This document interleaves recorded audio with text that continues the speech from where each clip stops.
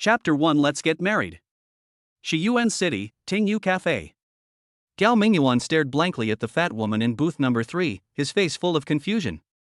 How come my blind date turned into a 200-pound fat woman?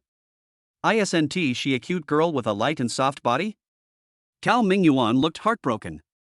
Yesterday, his landlord Aunt Wang introduced him to a blind date. Looking at the photo on her phone, she was a cute girl who was 1.7 meters tall, slim, and had a look that was at least 9 points. But when he arrived at the time and place, Aunt Wang said, what he saw was a fat woman with broad shoulders and a big waist, and a belly that looked like a swimming ring. Although the appearance of this fat woman seemed to be somewhat similar to the photo he saw yesterday, but with a weight of more than 200 pounds, who can withstand this?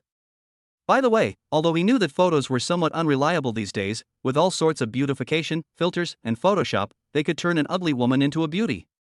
But he had never heard of someone photoshopping a 200-pound woman into a petite beauty weighing less than 100 pounds. This guy, compared to the photo, he has become twice as big, right? Slip away. Gao Mingyuan turned and tried to leave. Ding, the host triggers the blind date mission, and the God's Chosen system is officially activated. Please make your choice within 1 minute. Option 1, turn around and leave. After selecting this option, the host has a 75% chance of getting into a car accident within the next 3 days, with unknown consequences. Option 2, meet the woman and spend at least half an hour chatting with her. If you choose this option, the host will receive a bonus of 10,000 yuan. Option 3, propose to the woman directly. After selecting this option, the host will receive a BMW 7 Series luxury car. What?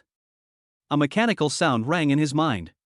Gao Mingyuan was stunned at first, and then he couldn't help but feel surprised, happy and angry. This system had inexplicably bound him 3 months ago, which made him quite surprised for a while. He thought that he had finally obtained the template of the protagonist and would soon be able to reach the peak of his life. But then there was no movement, so much so that he once doubted whether it was true that he was bound to the system. Now this mysterious system finally spoke, and he almost cried with joy when he heard it. But what the hell, what kind of task is this system issuing? Forcing people to go on blind dates? God damn it. Kill me and force me to go on a blind date with a 200-pound fat woman? The mind can bear it, but the body can't. 30 seconds remain for the selection. If the host fails to make a choice within the time limit, this system will randomly make a choice for the host. Holy crap! There's even a time limit. Gao Mingyuan was stunned for a moment, then he didn't dare to waste any more time and quickly analyzed it carefully. The first option has a 75% chance of a car accident. Who would dare to bet on that? There is no doubt that this item must be excluded. The third option, get married directly? Gao Mingyuan imagined a 200-pound fat woman calling him husband in a delicate voice, and he couldn't help but shudder. This cannot be considered at all and must be ruled out. In this case, it seems that the second option is the only one available. It's just a meeting anyway. If I can deal with her for half an hour without any conscience, I can get a reward of 10,000 yuan. This seems not bad. Thinking of this, Gao Mingyuan even felt a little proud. By using the process of elimination to eliminate the options he couldn't accept, the remaining ones would naturally be the best choices. It seemed that even his indecisiveness was improving after being forced by this divine selection system. System, I choose the second one. However, just as Gao Mingyuan had made up his mind and before he could finish communicating with the system in his mind, he heard the mechanical voice suddenly ring out again. Ding, time to choose. Because the host failed to make a choice within the allotted time, this system will randomly select on their behalf. Randomly completed, default to the third option, directly propose to the woman. Congratulations, host. When you formally propose to Xiao Yajing in a system-approved manner, you will receive a BMW 7 Series luxury car. What? When Gao Mingyuan heard this prompt tone, he felt as if 10,000 alpacas were running across his face. He was completely stunned. Do you have to be so deceptive? Was it easy for him to make a choice so quickly? But in the end, he was still a step too late, and was randomly selected by the system. And if it was option 1, it would be fine. Even if he got into a car accident, he wouldn't necessarily die, right? But option 3. Wouldn't that be the end of him? When he thought about the fact that he would be marrying such a fat woman in the future, it would be better for him to be hit by a car and die. Gao Mingyuan was stunned for a few seconds, then tried to discuss with the system in his mind. Brother system, What will happen if I don't follow option 3? The mechanical voice immediately replied, if the host does not comply with the system rules, this system will automatically uninstall. Since this system has been embedded in the host's soul, the uninstallation process is somewhat dangerous. There is a greater than 90% chance that the host's soul will be damaged and become a vegetable. Oh my god. Gao Mingyuan almost vomited blood when he heard this. Damn, do you have to be so cruel? Well, now I have no choice but to propose. Although Xiao Yajing is a little fat, but she seems to be in good shape. Maybe that photo of Aunt Wang really is what this fat woman looked like before. Doesn't the internet say every fat person has potential? Hopefully, this one has potential too. Gao Mingyuan comforted himself in his heart, then walked over with gritted teeth. The fat woman heard the footsteps and raised her head at the right moment. She looked Gao Mingyuan up and down and asked casually, "Are you the Gao Mingyuan that Aunt Wan was talking about?" "Yes, it's me." Gao Mingyuan hesitated for a moment, but still gritted his teeth and said secretly, "Xiao Yajing, right? What do you think of me? If you are satisfied, why don't we get married?" Chapter 2 Another Mission. Gao Mingyuan was in no mood to argue with this fat woman, but the system's task had to be completed, so he might as well get straight to the point. Xiao Yajing's eyes widened upon hearing this. She carefully looked at Gao Mingyuan again before saying, "I'm quite satisfied with your image, but are you sure we don't need to get to know each other for a while first? Also, you don't have any opinion on my image?" Gao Mingyuan couldn't help but smile bitterly. He also wanted to understand delay at first, but the problem was, he hadn't received the notification that the task was completed yet, so it was obviously not going to work. So he could only pretend to be carefree and said, "I think if the goal is marriage, then the other person's appearance doesn't really matter. No matter how beautiful a face is, you'll tire of it eventually, but two people's hearts will grow closer over time. Anyway, I think you're pretty, and I wanted to marry you right away. We're all adults, so why not just be straightforward?" "Good." Xiao Yajing responded with shining eyes, and at the same time slammed her fat hand, which weighed more than 20 kilograms, on the table, causing the coffee in front of her to splash out. "That's so refreshing. I like straightforward men like you." At the same time, the system prompt sounded in Gao Mingyuan's mind. "Congratulations to the host for completing the God's Chosen mission for the first time. You have received a BMW 7 Series luxury car parked outside the cafe.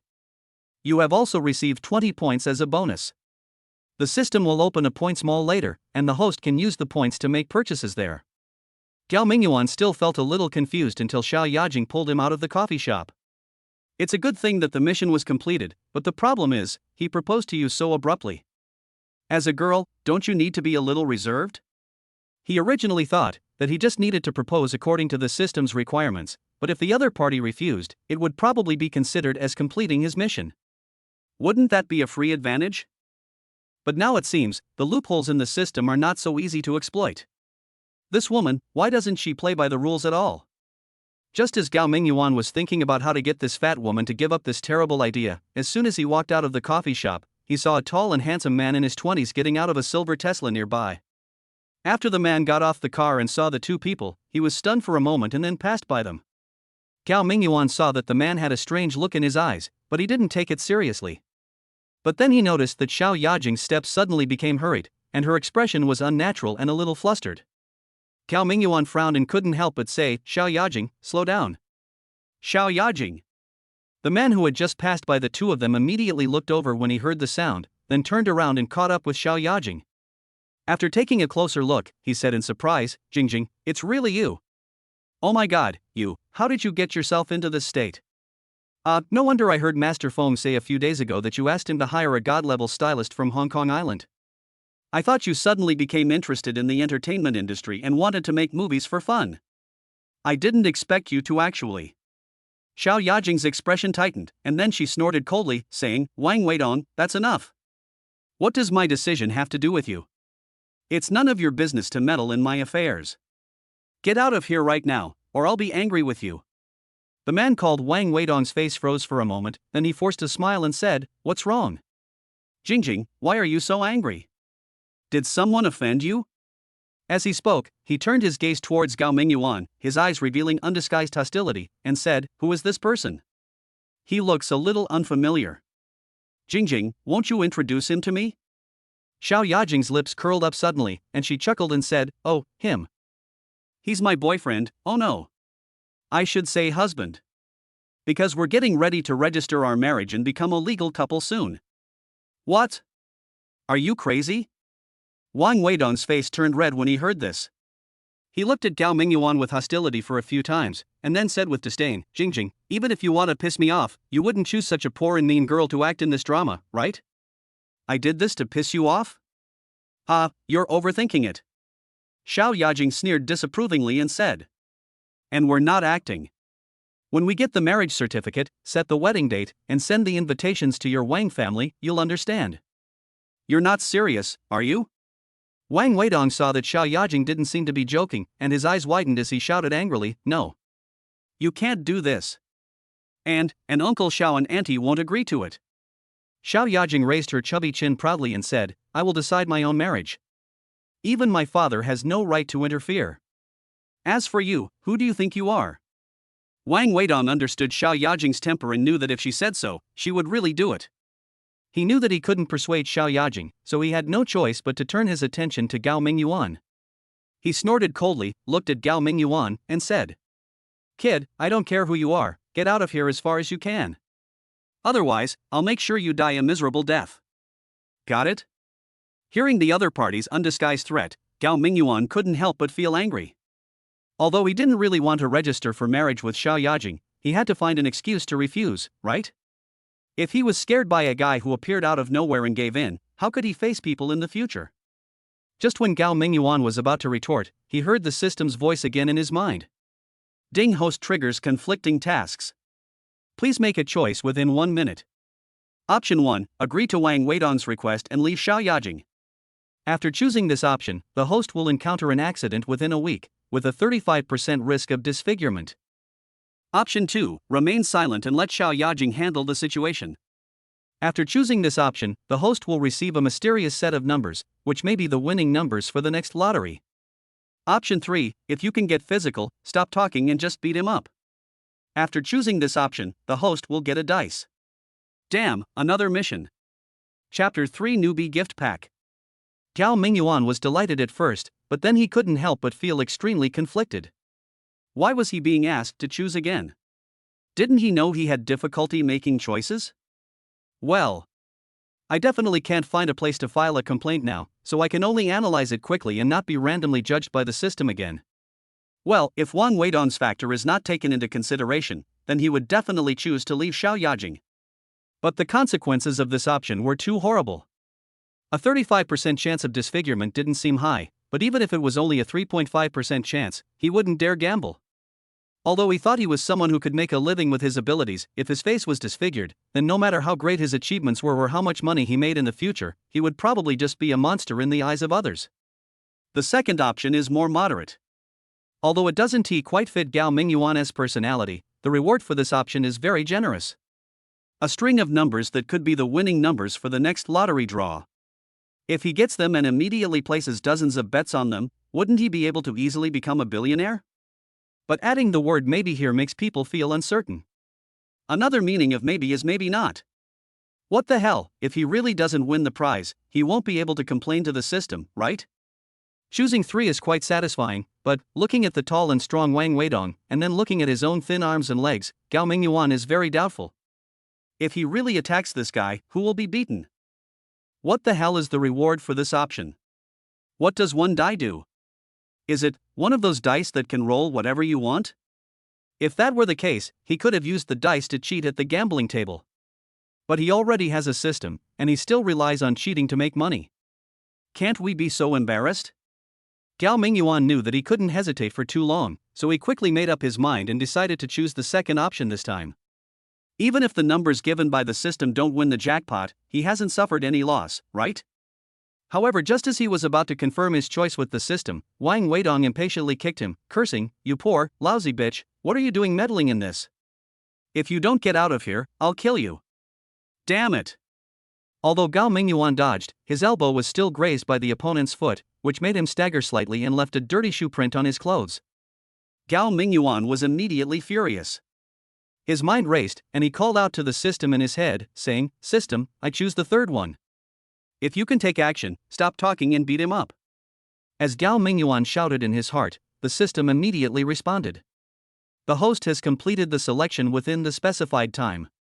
Once the host successfully completes the task, he will receive the corresponding reward. Because the host has actively selected a task for the system for the first time, the system will reward the host with a novice gift pack. Please check it out. Hey, there's even a newbie gift pack. It feels like the online game's public beta has just launched. Gao Mingyuan was delighted, and then he saw a colorful box suddenly appear out of thin air in front of him. Oh my god, how come this big gift package just appeared like this? Others will be scared if they see it.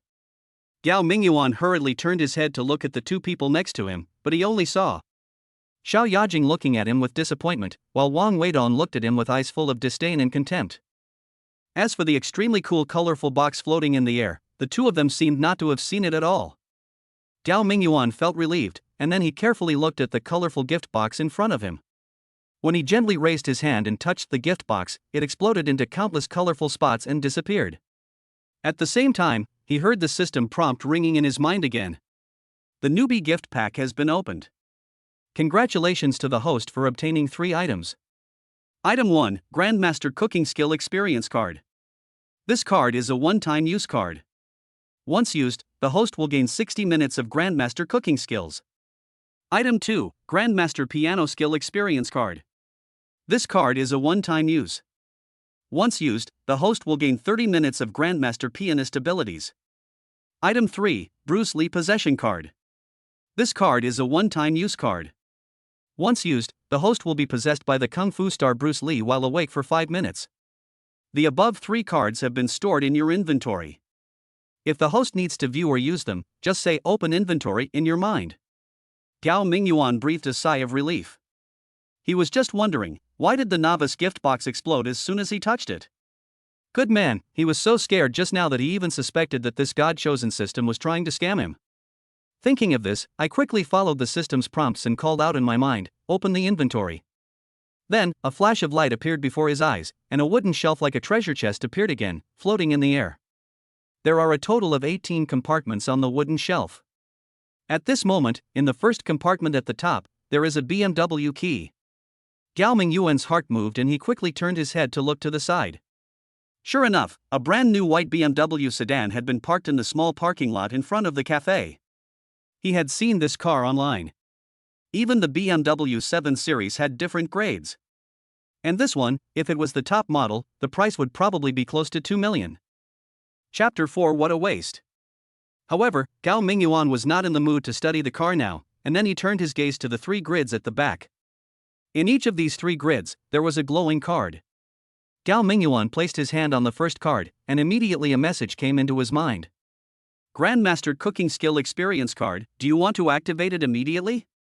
Gao Mingyuan shook his head, quickly moved his hand away, and placed it on the second and third cards, feeling each one. At this moment, Wang Weidong, who had always disliked him, finally lost his patience and took a few steps forward, pointing his finger at Gao Mingyuan's nose and cursing, Boy, are you stupid? What are you doing making gestures in front of me?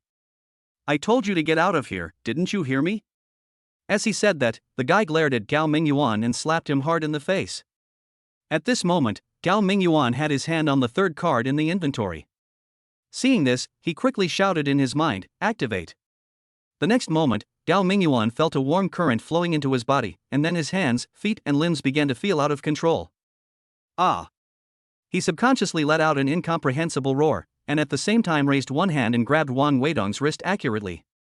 At the same time, the other hand swung out like lightning, slapping Wang Weidong's face more than a dozen times, with a series of crisp papa sounds.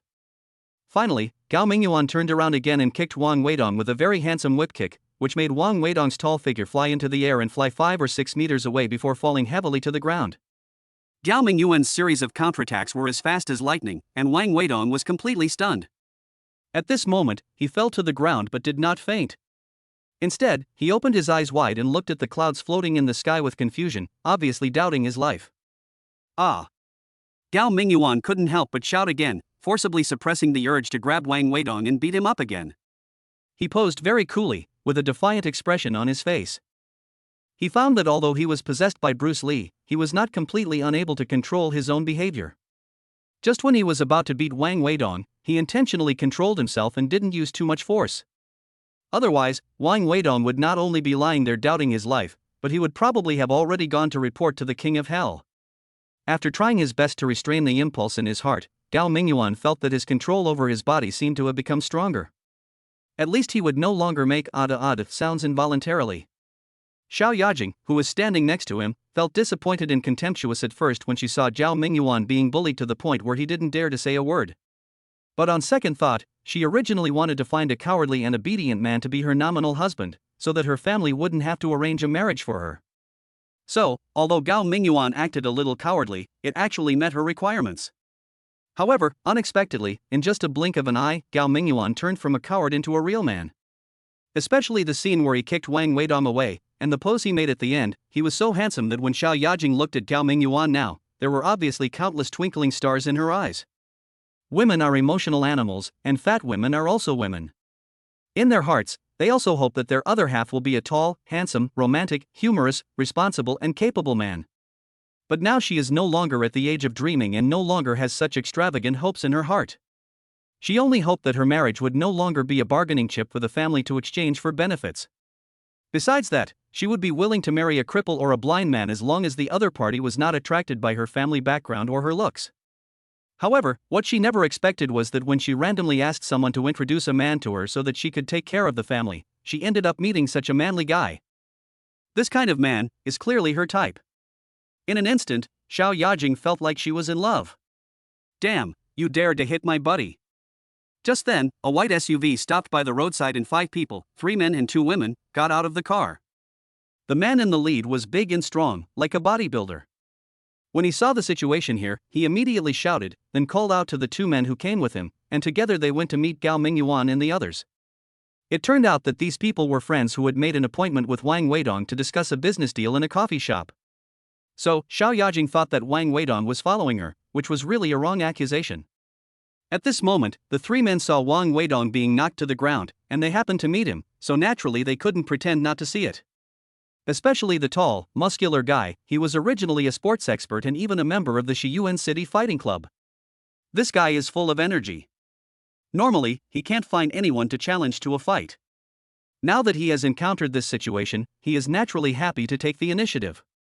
As for the other 2 people with him, they both have similar personalities to him. Moreover, this time they were planning to get Wang Weidong to invest in a business, but the deal hasn't even been discussed yet, and the financier they were targeting was beaten up first. How could they agree to this? Gao Mingyuan was feeling a little regretful. His possession card could have lasted for 5 minutes, but when he dealt with Wang Weidong, the battle was over in less than 5 seconds. Therefore, he still felt sorry that this card was wasted. But I didn't expect that 3 guys would suddenly jump out to stand up for justice at this time, so let's make the best use of them. Chapter 5. Let us get the certificate. The 3 who came later didn't even ask about the cause of the conflict, and just came up to beat Gao Mingyuan up. Naturally, there was no need for Gao Mingyuan to reason with them. And, until now, the system has not yet prompted him whether the task is completed. You know, the task he chose was, don't talk if you can just do it. So what else is there to say? Just do it. Gao Mingyuan released the suppression on the possession card, and began to roar involuntarily again. At the same time, his hands and feet were like motors, and he punched at the 3 people who surrounded him at the speed of at least 9 punches per second like lightning. Puff, puff, puff. The fists hitting the 3 men sounded like beating drums, and the sounds were pleasant to the ears. But the experience of those 3 people was a bit bad. They felt like a lonely boat drifting on the vast ocean, struggling desperately in the strong wind and huge waves. Unfortunately, no matter how hard they struggled, it was in vain. Less than 5 seconds after the 3 of them rushed forward, they followed in Wang Weidong's footsteps again, falling head over heels one by one, like 3 flip-flop turtles left on the beach. Then, they were just like Wang Weidong, staring blankly at the sky above their heads, silently doubting their lives. Oops, the opponent is still too weak. I feel like I'm using a dragon-slaying sword to kill a chicken. What a waste of talent. Gao Mingyuan still felt a little regretful, but there was nothing he could do. His card was a one-time item, and it would be gone once he used it. He could have used 5 minutes, but now he had to fight 2 groups of people and wait for a while in between, and it didn't even take a minute. The rest of the time was wasted. How could he not feel bad? Ding! Congratulations to the host for successfully completing this conflict mission. You have received the reward, a magical dice, which has been automatically stored in the host's inventory. In addition, you have received 30 points as a bonus. The system will open a points mall later, and the host can use the points to spend in the mall. Gao Mingyuan felt helpless when he heard the system prompt coming from his mind. It seems that this matter should have come to an end. There probably won't be any more blind guys jumping out to get beaten, right? Thinking of this, he looked up at the two women who had just gotten off the bus. These two women are with those three guys. If they dare to try to make their presence felt here, Gao Mingyuan doesn't mind continuing to use the power of the possession card.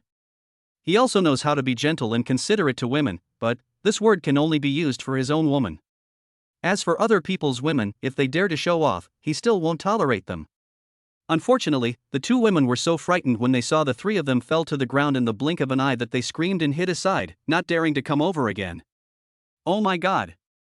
At this time, Xiao Yajing on the side finally couldn't help but exclaimed, her chubby round face flushed red, and her eyes were watery as she looked at Gao Mingyuan, as if little pink hearts were appearing in them. You're so handsome. I found a treasure. If Gao Mingyuan had slapped Wang Weidong a few times at the beginning, it might have been because Wang Weidong was too careless and was stunned by the blow. So, this time Gao Mingyuan was outnumbered 3 at once and knocked the three men to the ground cleanly and efficiently. That was his true strength. Xiao Yajing is a rather rebellious woman, so naturally she admires men with strong fighting power. At this moment, seeing Gao Mingyuan's cool look when he made his move, her heart fluttered. She immediately took a step forward, grabbed Gao Mingyuan's arm again, and said happily, "Dear, let's go get the certificate." I wipe. Gao Mingyuan, who had been full of vigor just now, suddenly turned pale. Why can't I get around this? He really didn't want to get a marriage certificate with Xiao Yajing. Not to mention that Xiao Yajing's image was a bit overwhelming for him. Even if the other party was really as beautiful as the one in the photo, he didn't think about getting married right away. Anyway, the blind date mission has been completed, so if I regret it now, I wonder if it's okay. As soon as Gao Mingyuan had this thought in his mind, the God-chosen system had already given him a prompt. It is impossible to go back on your word unless the other party gives up voluntarily. Otherwise, if Gao Mingyuan unilaterally goes back on his word, it will be regarded as a violation of the system rules, and the system will forcibly unbind him immediately. Another forced unbinding. Slamming the table. Gao Mingyuan felt like he was on a pirate ship, and this time he couldn't get off even if he wanted to. He won't let this fat girl depend on him for the rest of his life, right? Gao Mingyuan went to the Civil Affairs Bureau in Xiao Yajing's car. Although he had just gotten a BMW luxury car worth nearly 2 million, Xiao Yajing herself was only driving a red Beetle worth more than 300,000. But when Gao Mingyuan thought about the BMW he had bought with his life's happiness, he suddenly felt disgusted. And he didn't want to show off his luxury car in front of Xiao Yajing at all. Come on, he was just forced to transform into a kung fu star and beat up a few guys, and this 200-pound fat girl seemed to have turned into a little nymphomaniac. If he lets her see that he has such a luxury car again, then it will be even more difficult for him to escape. So, when Xiao Yajing asked Gao Mingyuan if he minded riding in her car, Gao Mingyuan naturally said that there was no problem. Chapter 6. Not very reliable. In fact, it was a very well-mannered behavior of Xiao Yajing to ask this question when inviting Gao Mingyuan. Because according to the information obtained by Xiao Yajing, Gao Mingyuan's family background is not good, and his hometown is a small fourth-tier city in the northeast. Gao Mingyuan is a graduate of a second-tier university. After graduation, he worked in many jobs, but there was no improvement. He was considered a small person working hard at the bottom. Of course, Xiao Yajing deliberately chose such a tool, so naturally she would not despise the other party for having no money. But for a tool like her, she was willing to take care of his feelings, which was quite rare. But Gao Mingyuan obviously didn't want to appreciate it. When the car arrived at the entrance of the Civil Affairs Bureau, Gao Mingyuan suddenly remembered a question. He looked at Xiao Yajing excitedly and said, "By the way, did you bring your household registration booklet?" Household registration booklet? Xiao Yajing shook her head in confusion and said, "No.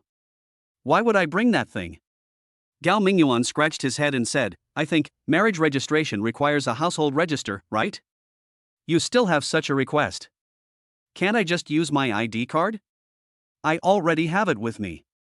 Gao Mingyuan spread his hands and said, "I've brought my ID card, but I guess it won't work without my household registration booklet.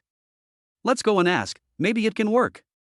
Xiao Yajing was obviously unwilling, so she dragged Gao Mingyuan into the Civil Affairs Bureau. 5 minutes later, the two came out again. But what was different was that Xiao Yajing, who was walking in front, had a look of loss on her face, while Gao Mingyuan, who was following behind, had a look of secret joy on his face. Unexpectedly, the problem that had been bothering him was solved by a household registration book. Although it seems that Xiao Yajing has not given up the idea of marrying him, this kind of thing, if it is delayed any longer, it might fall through. Isn't it just the household registration book? I'll go home and get it right now. No matter what, I have to get married today. Xiao Yajing, who had just walked to the car, suddenly turned around and said something harsh to Gao Mingyuan, which frightened Gao Mingyuan so much that the smile on his face froze. Xiao Yajing seemed to see the smile on Gao Mingyuan's face that had not yet disappeared, and her eyes suddenly seemed to be filled with murderous intent. Gao Mingyuan waved his hands awkwardly upon seeing this, saying, "It's impossible today. Even if you can get your household registration booklet right away, I can't. My family is in the Northeast, and my household registration is also there. Even if I want to go home to get my household registration booklet, it won't be done in a day or two, right? Well, since your household registration is in your hometown, then, what did you just say to me about registering for marriage right away?"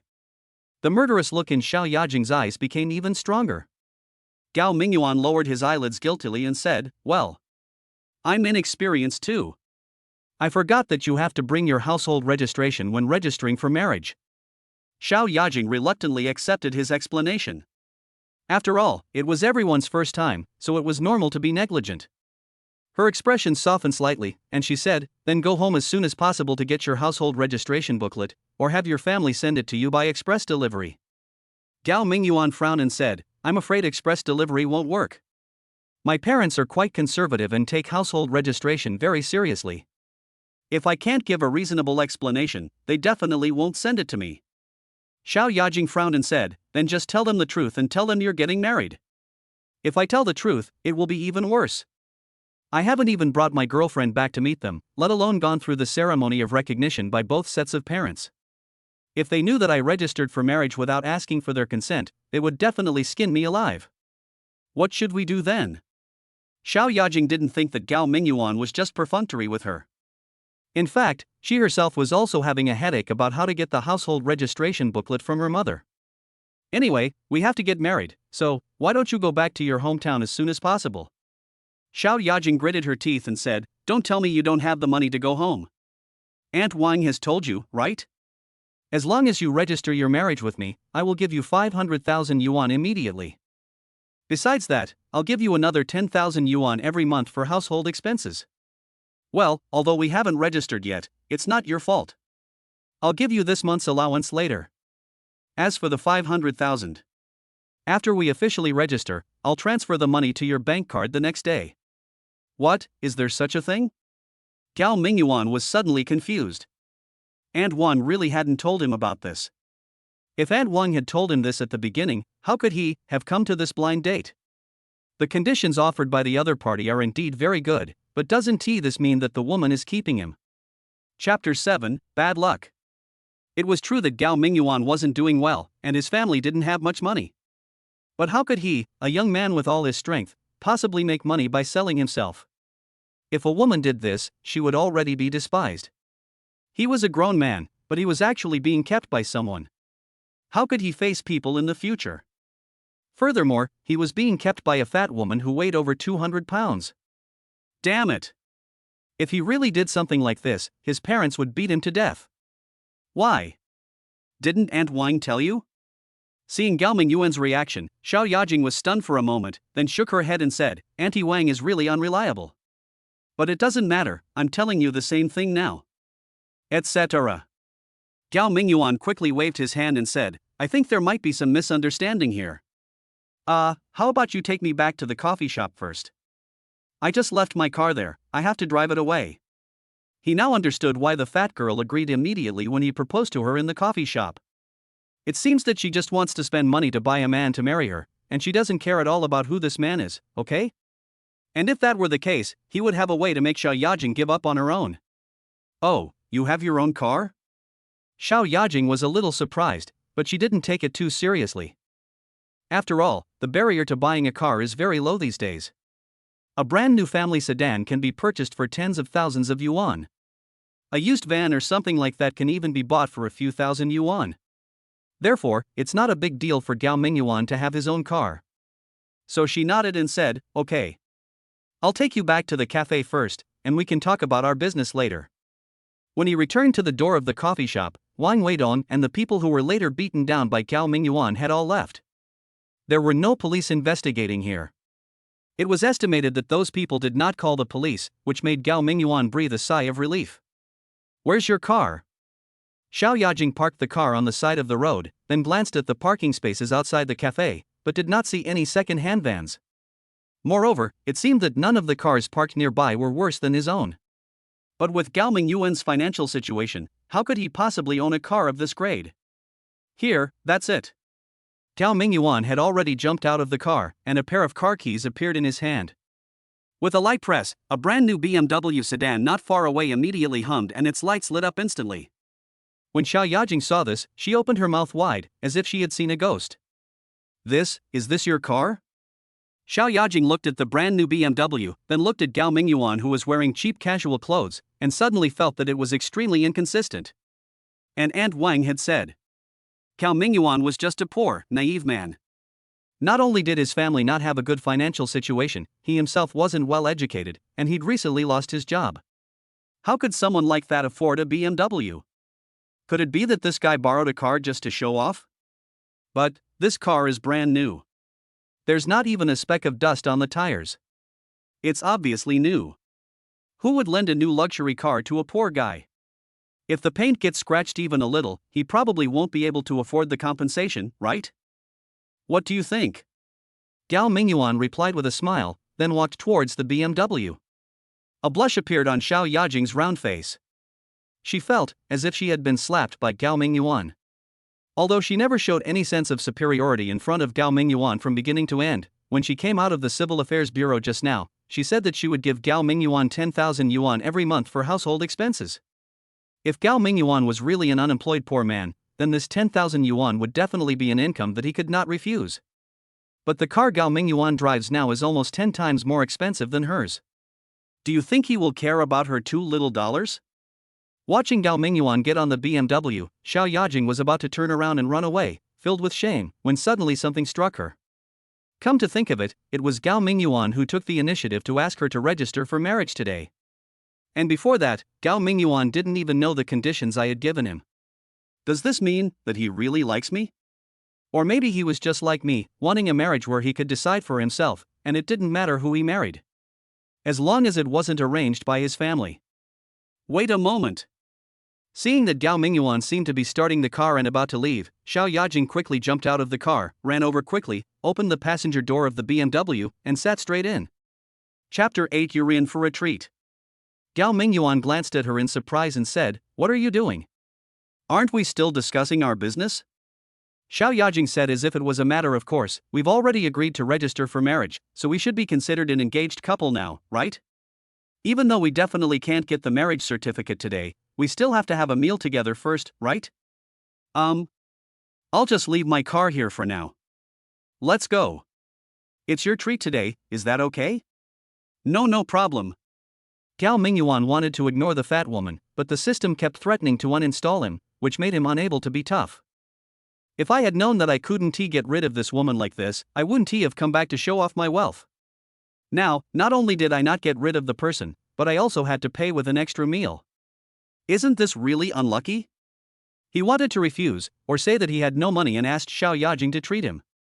But the problem was, he came back so ostentatiously and drove a brand new BMW 7 Series, and then turned around and said that he didn't even have money for dinner. Isn't this a joke? Well, I have to pay for this meal, so let us try to save as much as possible. So, Gao Mingyuan acted impatient, glanced at Xiao Yajing, and said, "Okay. I'll treat you to a meal, but since it's my treat, you have to follow my instructions. I say go wherever I want, okay?" "Of course, no problem, I'll do as you say." Xiao Yajing responded happily, then lowered her head shyly and leaned towards Gao Mingyuan. Gao Mingyuan's scalp tingled when he saw her so adorable.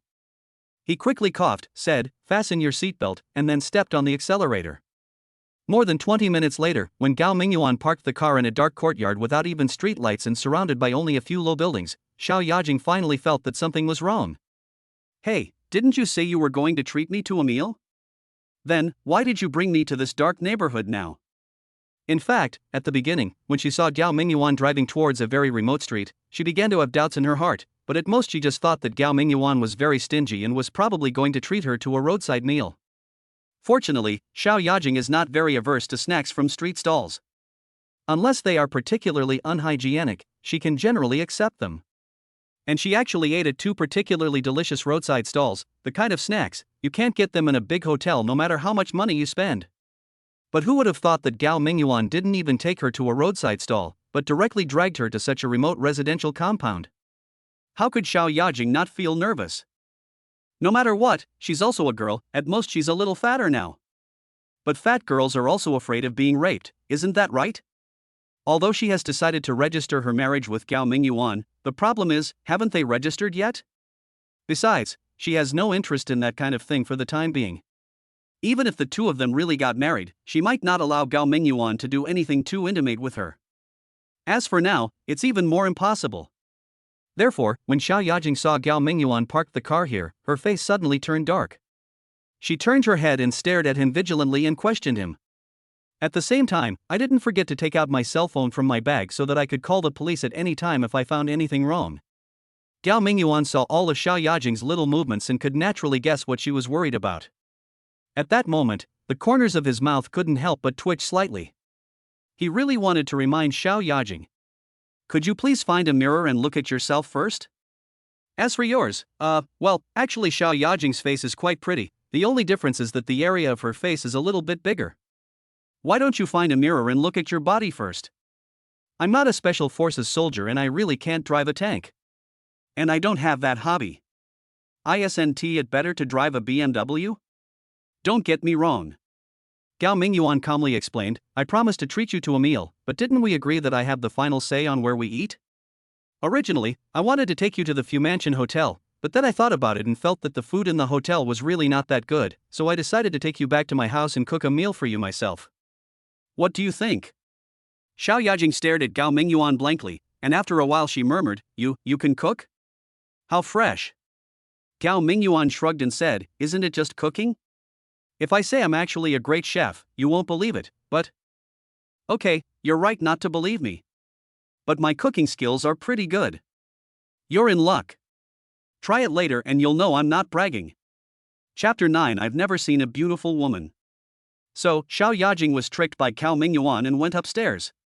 Then she discovered that Gao Mingyuan lived in a very old studio apartment, and it was the kind of small apartment with no kitchen, only 1 bedroom and 1 bathroom. Only then did she remember that Aunt Wang had told her that Gao Mingyuan was a young man who rented an apartment below her house and that his family probably didn't have much money. She had been shocked by the high-end BMW that Gao Mingyuan was driving, but she almost forgot all this. Now when I saw the dirty and small house, my memory came back to me. At that time, Xiao Yajing's face turned a little dark. She thought that Gao Mingyuan probably wanted to save face in front of his blind date, so he borrowed a car from somewhere. But it doesn't matter. But if you don't have money, just say so. It's okay if you don't want to treat me, but why did you trick me into coming to your house and say you would cook for me? You said you don't even have a kitchen at home, how are you going to cook for me? When Xiao Yajing saw Gao Mingyuan bring the meal he had personally prepared and placed it on the desk in front of her, she almost got so angry that her nose became crooked. It turned out to be 2 bowls of instant noodles, and they were made in the broken bowls from Gao Mingyuan's home. One of the bowls even had a crack on it. Gao Mingyuan did not neglect the goddess's consciousness at all. He tore the instant noodle bag in the middle and covered the broken bowl with it. Then he fished out a sausage from the desk drawer, tilted his mouth, and tore the plastic wrapper with his teeth, saying with a smile, You're in for a treat. I've been keeping this sausage for 2 months and haven't been willing to eat it yet. I'm just giving it to you today. You won't mind, will you? As he spoke, he broke the freshly peeled ham sausage into 2 pieces, threw 1 piece into the broken bowl in front of Xiao Yajing, and stuffed the remaining half directly into his own mouth. Xiao Yajing's cheeks trembled slightly, and after a moment she forced a smile. How could it be? This is really good. I don't know how long it has been since I last had instant noodles. I'm really craving it. This smells so good. As she spoke, she took the chopsticks from Gao Mingyuan's hand, and without caring that the noodles had just been soaked and had not yet softened, she picked up the bowl, opened the packaging bag covering it, and ate up the bowl of half-cooked instant noodles and half a sausage like a whirlwind. In the end, there wasn't even any soup left in the bowl, as if it had been a long time since I had eaten such a delicious meal. Gao Mingyuan held half a sausage in his mouth and looked at Xiao Yajing, who wolfed down a bowl of noodles with a confused look on his face. He finally understood why this woman was so fat. She really has a good appetite. She can actually enjoy eating instant noodles so much, it would be a waste of her talent if she doesn't become a food streamer. What are you looking at? Eat your noodles quickly. Seeing Gao Mingyuan's dazed look, Xiao Yajing felt secretly pleased with herself. However, on the surface, she glared at him impatiently and said, "Hurry up. Have you never seen a beautiful woman before?" Okay. Gao Mingyuan curled his lips and thought to himself. I've seen beautiful women, but it's rare to see such a fat beauty. Here, take this bank card. The password is 66s. When Gao Mingyuan had just stuffed the last chopstick of instant noodles into his mouth and hadn't even waited to swallow it, Xiao Yajing had already slapped a bank card in front of him and said in a condescending manner, "From now on, before the 10th of every month, I will transfer money to this card on time. Please take good care of it. Also, if there's nothing else, I'll go back to my hometown tomorrow to get your household registration booklet. As for the travel expenses, I'll reimburse you for whatever it costs when I get back." Looking at the fat girl in front of him who was full of the aura of a domineering female CEO, Gao Mingyuan felt like crying but had no tears. Is it easy for me? Why is it so difficult for this woman to take the initiative to part ways with me? You can't pretend to be a rich young man. Then I'll just expose my stingy nature and ask you to go home with me to eat instant noodles. But why is that not okay? What on earth do you like about me? Can't I change it now? What on earth do I have to do to break your heart and make you point your finger at my nose and say, "Get away from me, you scumbag"? I'd rather marry a dog than you. Oh, it's really too difficult for me. Gao Mingyuan looked at the bank card in front of him, then at Xiao Yajing, who had already picked up her bag and walked to the door. He really wanted to try whistling at the door again, and then said in a very flirtatious tone, "Beauty, how about we spend the night in the bridal chamber?" But he opened his mouth, but in the end he didn't dare to say this. Gao Mingyuan was really afraid that Xiao Yajing would not play by the rules and would agree to it without any hesitation. What should he do? Although he has been single for a long time, sometimes he feels that driving a tank occasionally is not completely unacceptable. But the problem is, even if he can accept it, he probably can't accept that broken bed in his house that squeaks loudly when he sits on it. And the most important thing is, if something really happens between the two of them, then it would be impossible to get rid of this fat girl in the future, right? Well, stop talking nonsense. Chapter 10 Warning Warning. Seeing Xiao Yajing had already opened the door, Gao Mingyuan quickly put down the broken bowl in his hand, reached out and grabbed the BMW car keys on the table, and said, "Wait, I'll take you home." No. Xiao Yajing turned around, glanced at the car keys in Gao Mingyuan's hand with disdain, and said, "Hurry up and return the borrowed car tomorrow. This car is very expensive. If you accidentally bump into it, you won't be able to compensate them even if you sell yourself. Don't worry. When I first arrived, I sent my location to my assistant and asked her to drive over to pick me up. She should be downstairs by now." Gao Mingyuan was stunned. So she was also on guard against him. She had actually sent her assistant her location as soon as she arrived. If I really had any plans for her, then that would be. Ugh. How could I possibly have plans for her? I'm not a tank soldier. Okay, then I'll take you downstairs. Since the girl didn't need him to send her off, Gao Mingyuan naturally wouldn't be so attentive. However, out of courtesy, he should still send the girl downstairs. The two of them walked down the dark, narrow staircase.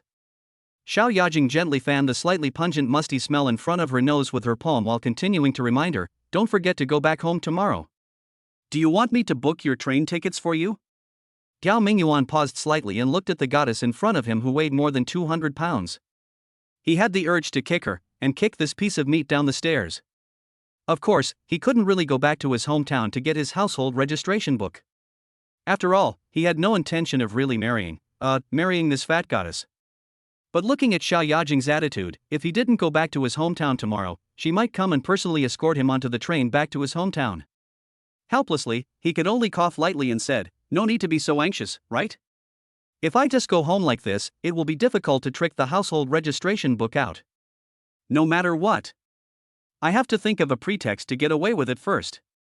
Xiao Yajing paused when she heard that, and suddenly turned around, glaring at Gao Mingyuan angrily, saying, "What do you mean?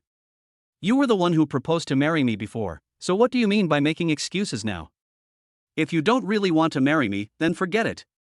It's not like I'm really unmarriageable, and I wouldn't force anyone to marry me." Gao Mingyuan's eyes lit up, and he was about to agree and say forget it, and then everyone would go their separate ways. But at this moment, a shrill alarm suddenly sounded in his mind. Warning! Warning! Xiao Yajing has begun to doubt the host's sincerity in proposing to her. Her suspicion has now reached 45%. If Xiao Yajing's suspicion of the host reaches over 51%, it may cause the host to fail in the first divinely chosen mission. If the mission fails, the God-chosen system will forcibly unbind itself from the host. Please be mentally prepared. I'm ready for you, sister. When Gao Mingyuan heard the shrill alarm, he subconsciously covered his ears and almost burst into cursing. Hey! I'm talking to you, what do you mean by covering your ears? Seeing Gao Mingyuan's reaction, Xiao Yajing was so angry that she stomped her feet and her face became even uglier. Warning! Warning! Xiao Yajing's suspicion of the host has reached 49%. Once Xiao Yajing's suspicion of the host exceeds 51%, it may cause the host's first divinely chosen mission to fail. Oh my god, it can't be that cruel. Gao Mingyuan's face changed immediately, and he quickly put down his hand. He quickly ran a few steps to Xiao Yajing and said with a smile, "Don't get me wrong, I'm proposing to you sincerely. But I'm worried that if I go back and ask my parents for the household registration book, they won't give it to me. How about this, why don't you go back with me? Then I'll say, you've been dating my girlfriend for over a year, and, well, you're pregnant, so we have to register for marriage soon, otherwise, it will be difficult to register the child after he's born. My parents haven't urged me much, but I know, they actually want to have a grandchild soon. As long as you can go back to my hometown with me and do what I just said, they will definitely not refuse. They will definitely give me the household registration book immediately. So, what do you think, is this okay?" This. Now it was Xiao Yajing's turn to panic. Although she wanted to get married immediately, she didn't even care who the person she got the marriage certificate with was. It was precisely because of this that she could face Gao Mingyuan calmly, and she didn't even care when she followed Gao Mingyuan to his house. But if I were to meet Gao Mingyuan's parents as a future daughter-in-law, the feeling would be completely different. Meeting the parents was always a daunting challenge for a girl, no matter the time. Even if their relationship was a bit special and not a true couple, if they actually got married, it would seem their relationship would be even closer than a real couple. So, when it came to meeting the parents, her heart began to beat with fear. No, I can't. Xiao Yajing hesitated for a moment before quickly denying the idea. Then, with a fierce look in her eyes, she said, "I don't care, how you get your household registration is up to you. Anyway, you must get this done within a week. I'm leaving now. We'll call each other later." After saying that, Xiao Yajing turned around and hurried downstairs. Chapter 11, Roommates. Gao Mingyuan did not follow her downstairs, but stood at the corner of the stairs on the second floor, watching Xiao Yajing downstairs get into a black Mercedes-Benz and slowly drive away from the community. He couldn't help but sigh inwardly, it seems that she is a real rich person. He had just sold his marital happiness in exchange for a BMW. When he saw Xiao Yajing driving a Beetle, he felt a vague sense of superiority. But now that I think about it, that Beetle is probably just for fun, and there are probably dozens of other luxury cars parked at home gathering dust. And aside from this one BMW, I have practically nothing. So what is there to be proud of? Gao Mingyuan didn't hear the system alarm sound in his mind until the Mercedes-Benz drove out of the community, and he finally breathed a sigh of relief. Anyway, this crisis was finally overcome. But then Gao Mingyuan felt a headache again. This lousy system, why does it even include after-sales service? The previous mission was already completed, and I got the reward, so why is it still not over? What the hell, why does it even include after-sales service? Does that mean I really have no choice but to marry this fat woman? Otherwise, if I change my mind, the system will unbind me. This is forcing me down a path of no return. Boom boom boom boom boom boom. Gao Mingyuan was awakened by a sudden knock on the door early in the morning. So many things happened yesterday that he didn't sleep well that night. He fell asleep in a daze at dawn. As soon as he closed his eyes, he heard someone knocking on his door. He sat up with a flutter, and was dazed for a moment. He heard the knock on the door still bombarding his nerves. He scratched his messy hair in a bit of frustration, put on his slippers, walked over and opened the door. Standing outside the door was a girl who looked tired, wearing a denim outfit, carrying a guitar on her back, and whose hair was not much longer than Gao Mingyuan's. Seeing Gao Mingyuan in his pajamas, shirtless, and looking sleepy, the girl immediately glared at him and said angrily, "Gao Mingyuan, what's wrong with you? Look at the time, why are you still lying here? Ah, you're off work. Sorry. I didn't sleep well last night. Wait a minute, I'm leaving now." Gao Mingyuan rubbed his eyes, realizing he had overslept. He quickly turned around and headed to the bathroom, ready to wash up quickly and then vacate the room for the girl. In fact, this simple studio apartment does not entirely belong to Gao Mingyuan. The short-haired girl Hoing also lives here. However, they weren't exactly living together as a couple, they were more like roommates. But their sharing style was different from others. While other people might share a 2 or 3 bedroom apartment, they were sharing a 1-bedroom studio apartment. The specific method is: between 7 p.m. and 7 a.m., this room belongs to Gao Mingyuan.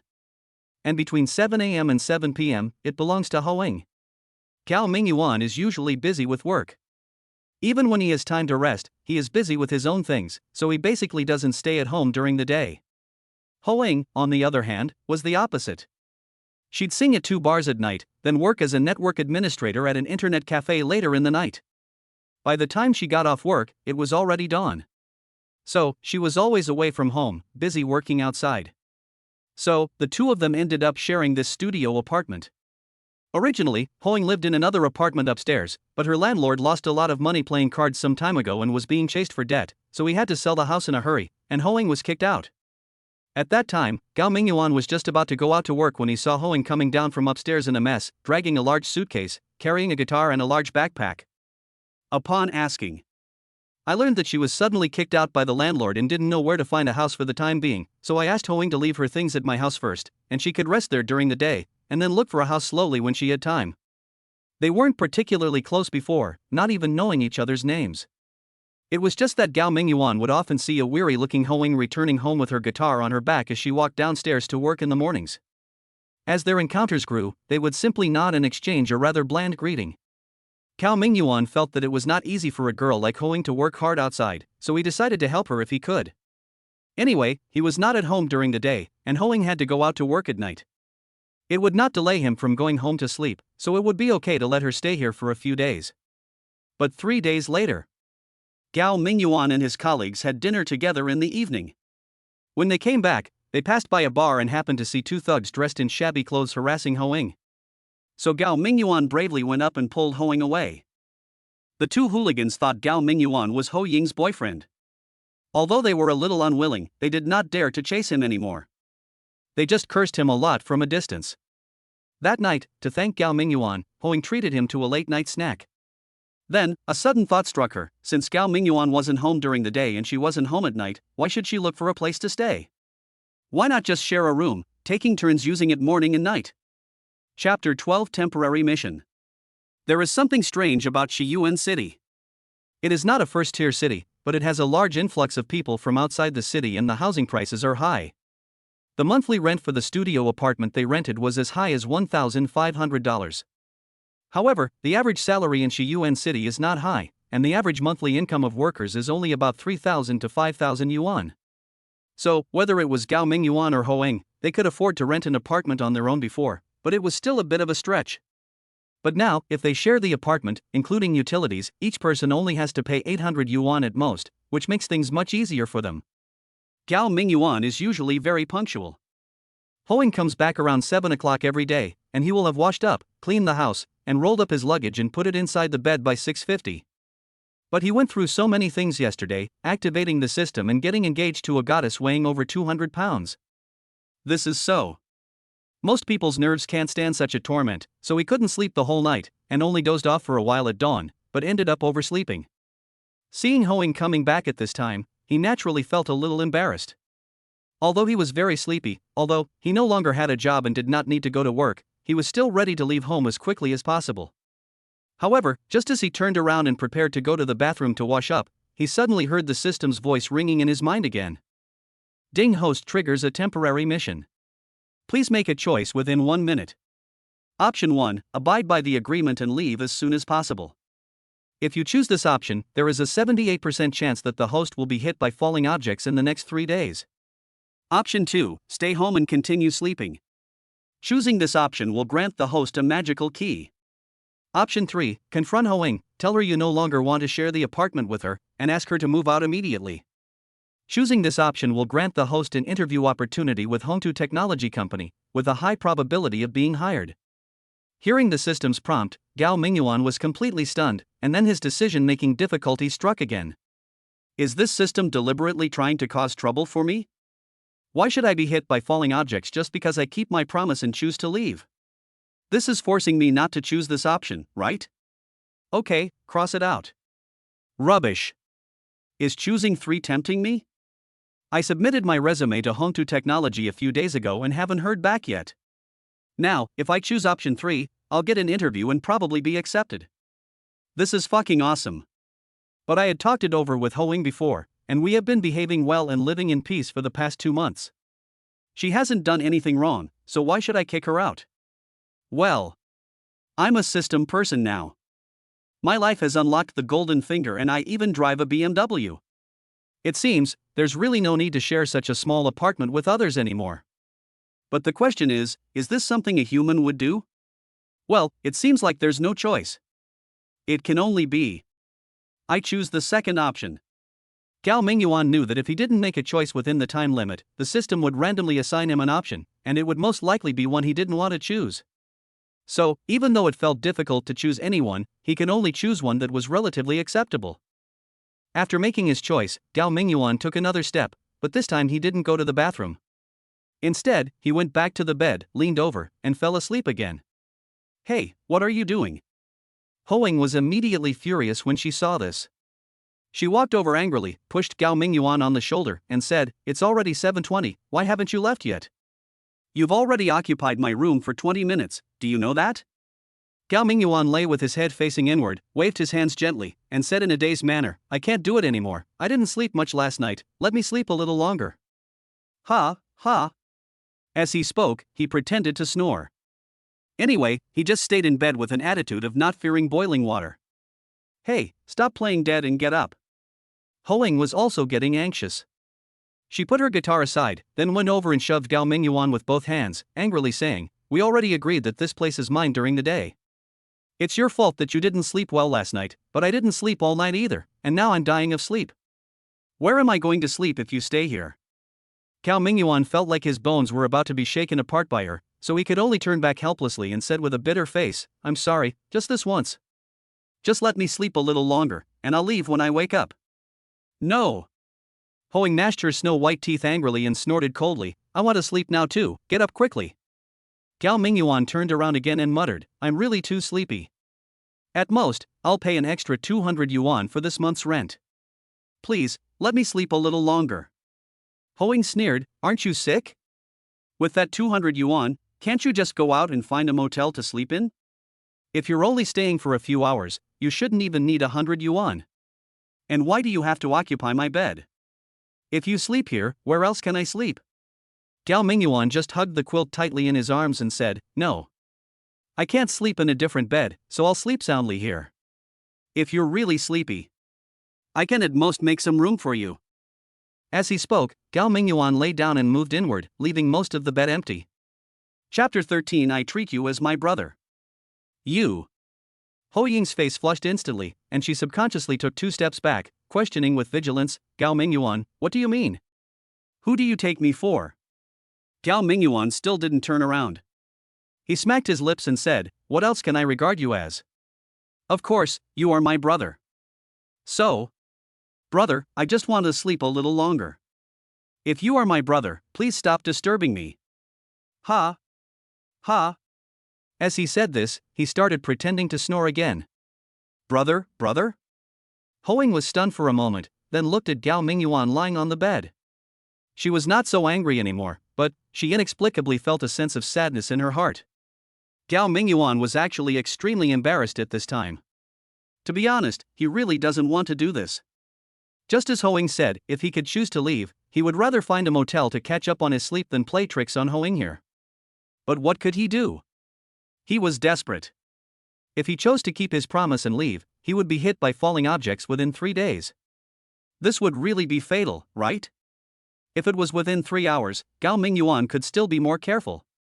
Within these 3 hours at most. After he left this door, he waited in the corridor for 3 hours. He didn't believe he could be hit by falling objects in the corridor. Then it wasn't falling objects, it was an earthquake, right? But if it was 3 days, he couldn't possibly stay in the corridor for 3 days, right? So, for the sake of his life, he could only shamelessly play dirty with Ho Ying. He originally thought that Ho Ying would continue to fight with him, probably no one would be able to sleep well from now on. But what he didn't expect was, after he said he and Ho Ying were brothers, Ho Ying suddenly fell silent. Then he heard a rustling sound, and he couldn't tell what she was doing. Then he heard the bathroom door open and close, and then the sound of the door locking. He guessed Ho Ying was either going to the bathroom or taking a shower. It seemed that he had fooled the crowd for the time being, and Gao Mingyuan couldn't help but breathe a sigh of relief, but at the same time, the snoring sound in his mouth continued. In the end, he was still pretending to be asleep at the beginning, but he really fell asleep while pretending. Gao Mingyuan didn't know what time it was when he woke up. He turned over in a daze, still with his eyes closed, and stretched out his arms, preparing to get the mineral water bottle from the bedside table to drink a few sips of water. As a result, when I waved my hand, I touched a soft thing. He thought it was a quilt at first, but then he felt something was wrong, because it felt very slippery and warm. He was stunned for 2 seconds, then suddenly opened his eyes and saw Ho Ying lying curled up beside him, with drooping eyelids and long breathing, apparently sleeping soundly. Oh my god! Is this girl crazy? She actually slept in the same bed with me? It's true that I treat you like a brother, but you can't stop treating yourself like a woman. Aw. What should I do? Isn't this forcing me to make mistakes? Looking at Ho Ying's pretty face right in front of him, and her beautiful figure with curves, Gao Mingyuan felt his blood rushing up, and his mind seemed a little confused. Just as Gao Mingyuan unconsciously raised his upper body and slowly leaned towards Ho Ying, he suddenly heard the system's voice in his mind. Ding! Congratulations, host, for completing the temporary mission. You have received the reward for this mission, a magical key. It has been placed in your inventory. Please check it carefully. Well. Frightened by the system, Gao Mingyuan suddenly came to his senses. Then he looked at the pretty face that was less than 10 centimeters away from him, and he couldn't help feeling ashamed. Oh no! I must have been still asleep. This isn't me. It definitely isn't me. Gao Mingyuan shook his head, then quietly got up and prepared to go to the bathroom to take care of a personal matter. Since the system has indicated that the task is completed, there is no need for him to stay any longer. Well, it seemed like it was already afternoon, and it didn't really matter whether he left or not, because in a few hours, the house would belong to him again. But the problem is, he was afraid that if he stayed any longer, he might make mistakes again. Because Gao Mingyuan was sleeping against the wall, if he wanted to get down, he could only step over Ho Ying.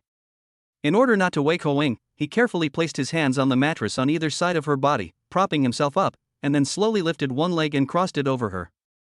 However, at this moment, suddenly, there was a rapid knock on the door. Ho Ying heard a knock on the door, murmured softly, and then suddenly opened her eyes. In an instant, the two of them looked into each other's eyes at a distance of less than 10 centimeters. The moment she saw Gao Mingyuan, Ho Ying's eyes immediately widened, and then she opened her mouth, as if she wanted to scream. Gao Mingyuan was startled. Someone was knocking on the door outside at this time. What would people think if a woman's scream suddenly came from the house? Startled, he subconsciously reached out to cover Ho Ying's mouth. As a result, he did successfully cover Ho Ying's mouth, but because most of his body was hanging in the air, suddenly pulling out a hand to block Ho Ying's mouth naturally made his body lose support, and then he couldn't help but fall down, landing firmly on Ho Ying.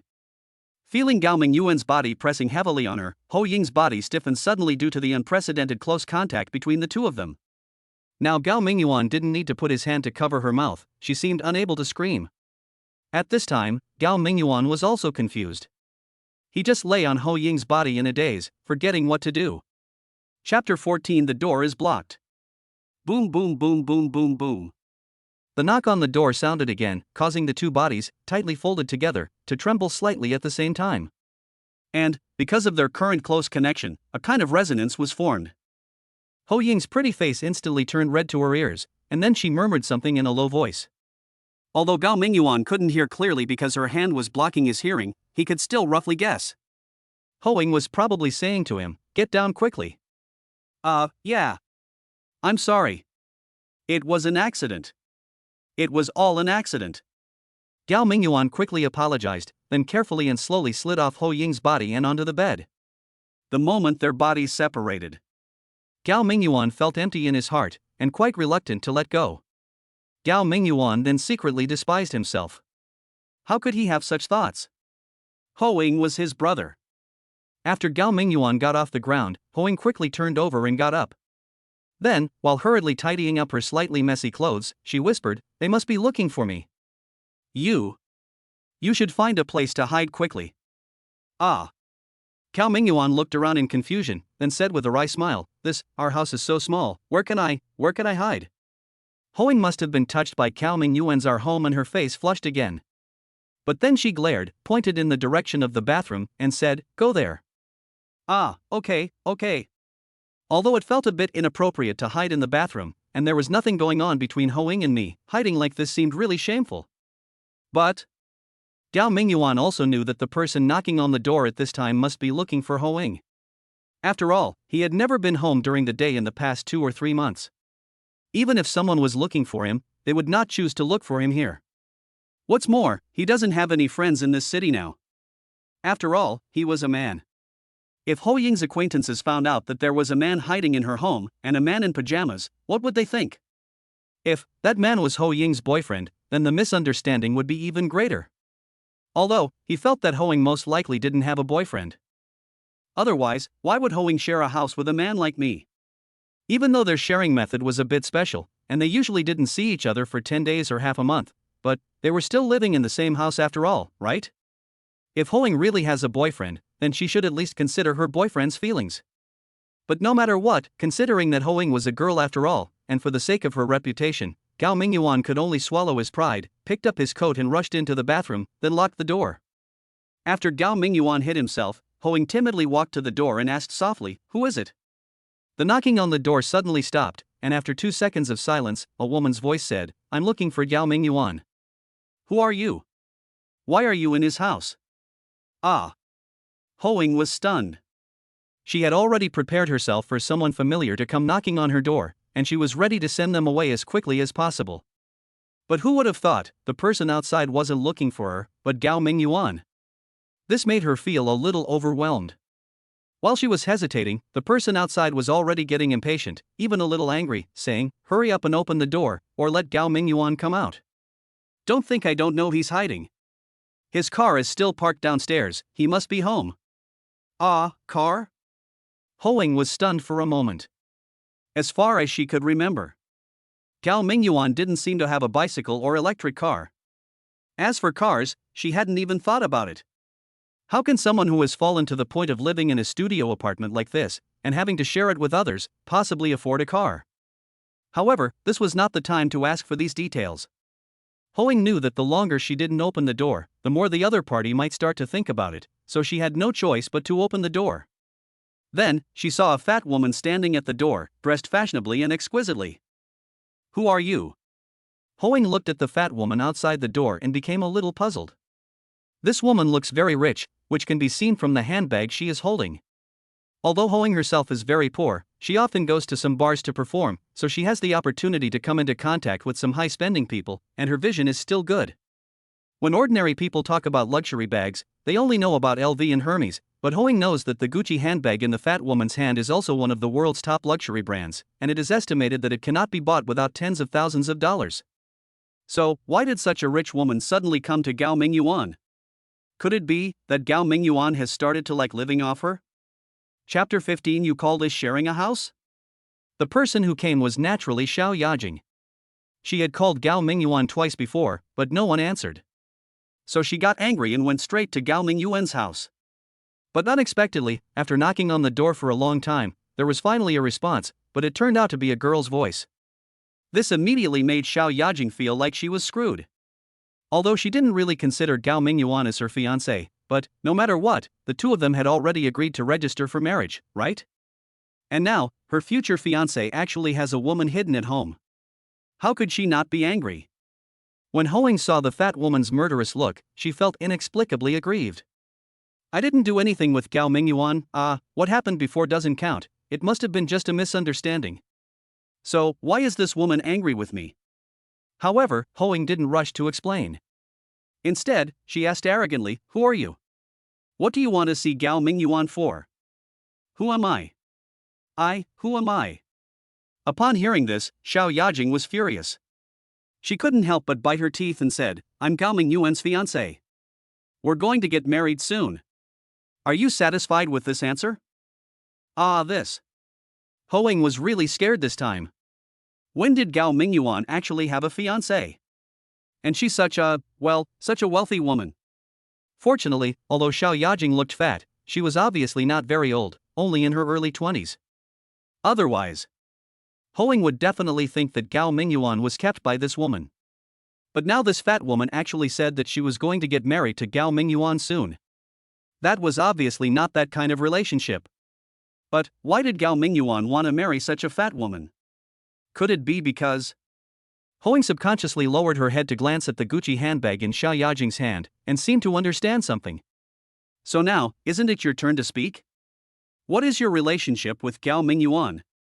Why are you in his house? As Xiao Yajing spoke, her eyes glanced at the slightly messy bed inside. It was obvious that someone must have been sleeping on the bed before. But she didn't see Gao Mingyuan. But even if Gao Mingyuan wasn't there, and only this girl was sleeping, that still doesn't make sense. You, a girl, running to a man's house to sleep, what does that mean? Hearing the questioning tone in Xiao Yajing's voice, Hoing quickly raised her head and said coldly, who am I? I just live here. I'm sleeping in my own home, how does that bother you? Is this your home? Xiao Yajing was stunned for a moment when she heard this, and she thought she had come to the wrong door. However, when she glanced at two broken bowls of instant noodles that had not been washed on the desk, she immediately confirmed that she had not come to the wrong door. So she said angrily, this is impossible. This is clearly where Gao Mingyuan lives. I was here last night. How did it become your home?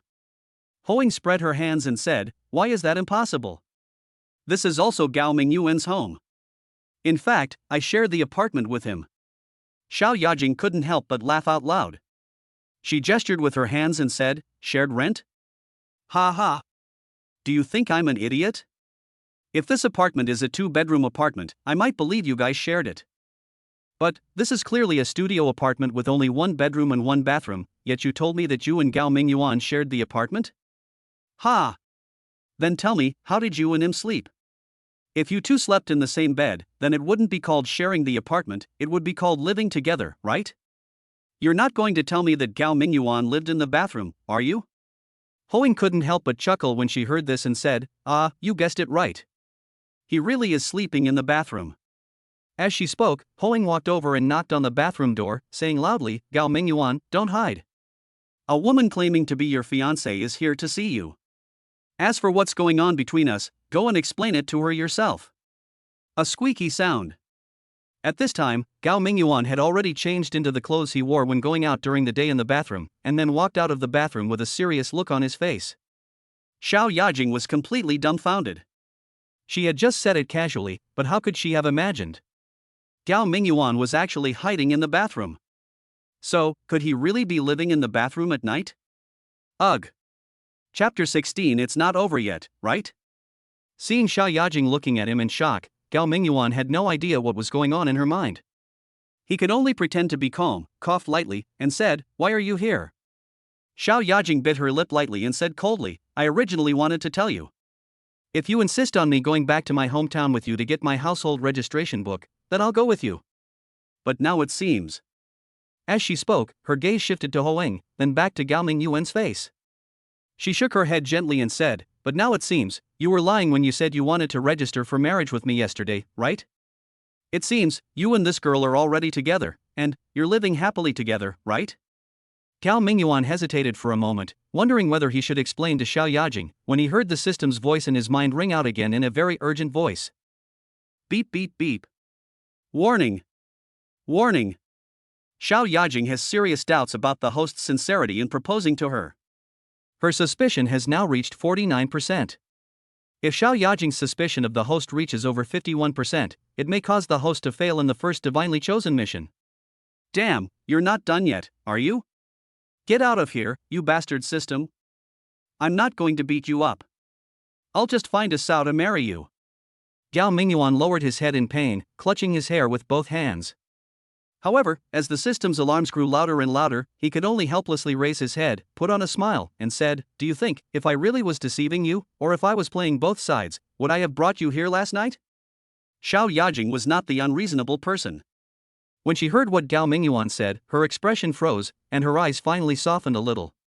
However, when she saw Hoing standing next to her in casual clothes and the only bed in the room was a mess, she just couldn't believe that Gao Mingyuan and Hoing really had no special relationship. Gao Mingyuan sighed, knowing that no matter how he explained, it was useless. In order to prevent the mission from failing and the system from being untied, he had no choice but to turn around and open the drawer of the desk.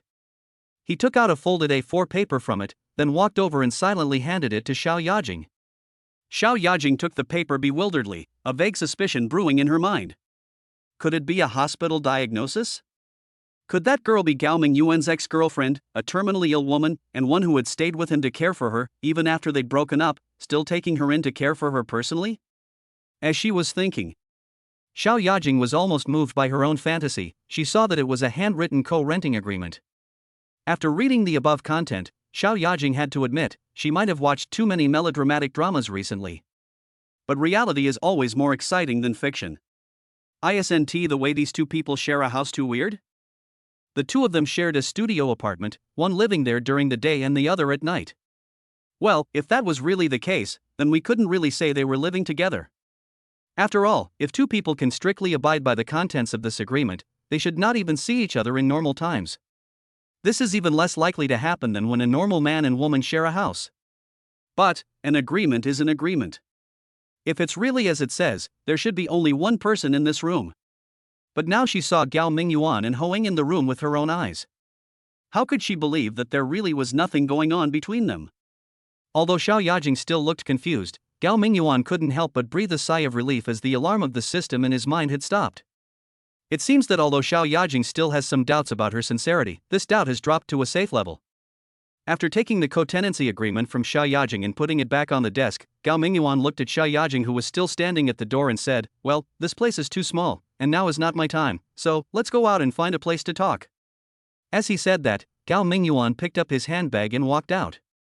Xiao Yajing hesitated for a moment, looked at Hoing in the room again, then turned around and followed Gao Mingyuan. Hoing waited for the two to leave and immediately came over to close the door. But before the door was shut, she couldn't help but say loudly, "Gao Mingyuan, come back early tonight. We need to settle our accounts." Gao Mingyuan couldn't help but stiffen when he suddenly heard Hoing say such a deep meaning words. He turned his head slightly to look at Xiao Yajing beside him. Sure enough, he saw that Xiao Yajing's eyes were full of murderous intent, and he secretly groaned. As expected, it is only women and villains that are hard to offend. Wasn't it just that I didn't leave home in the morning as agreed this time? Was it necessary to hold such a grudge against me? And even if you really want to settle accounts with me, can't you wait until later to talk it over? What do you mean by saying this in front of Xiao Yajing? Then all my long explanations just now were in vain. Chapter 17. Let us get serious. Don't get me wrong. Hearing the system alarm sound again in his mind, Gao Mingyuan could only hurriedly explain, "She wanted to settle the rent bill with me. She paid 200 yuan for me last month's rent. Sigh. What's there to settle? I'll make up for it when I pay the rent this month." After saying that, Gao Mingyuan turned around and winked at Hoing, with a look of pleading on his face. Seeing this, Hoing snorted inwardly, and without continuing to embarrass Gao Mingyuan, she slammed the door shut. When the system alarm sounded silent again, Gao Mingyuan had already broken out in a cold sweat without realizing it. It's so torturous.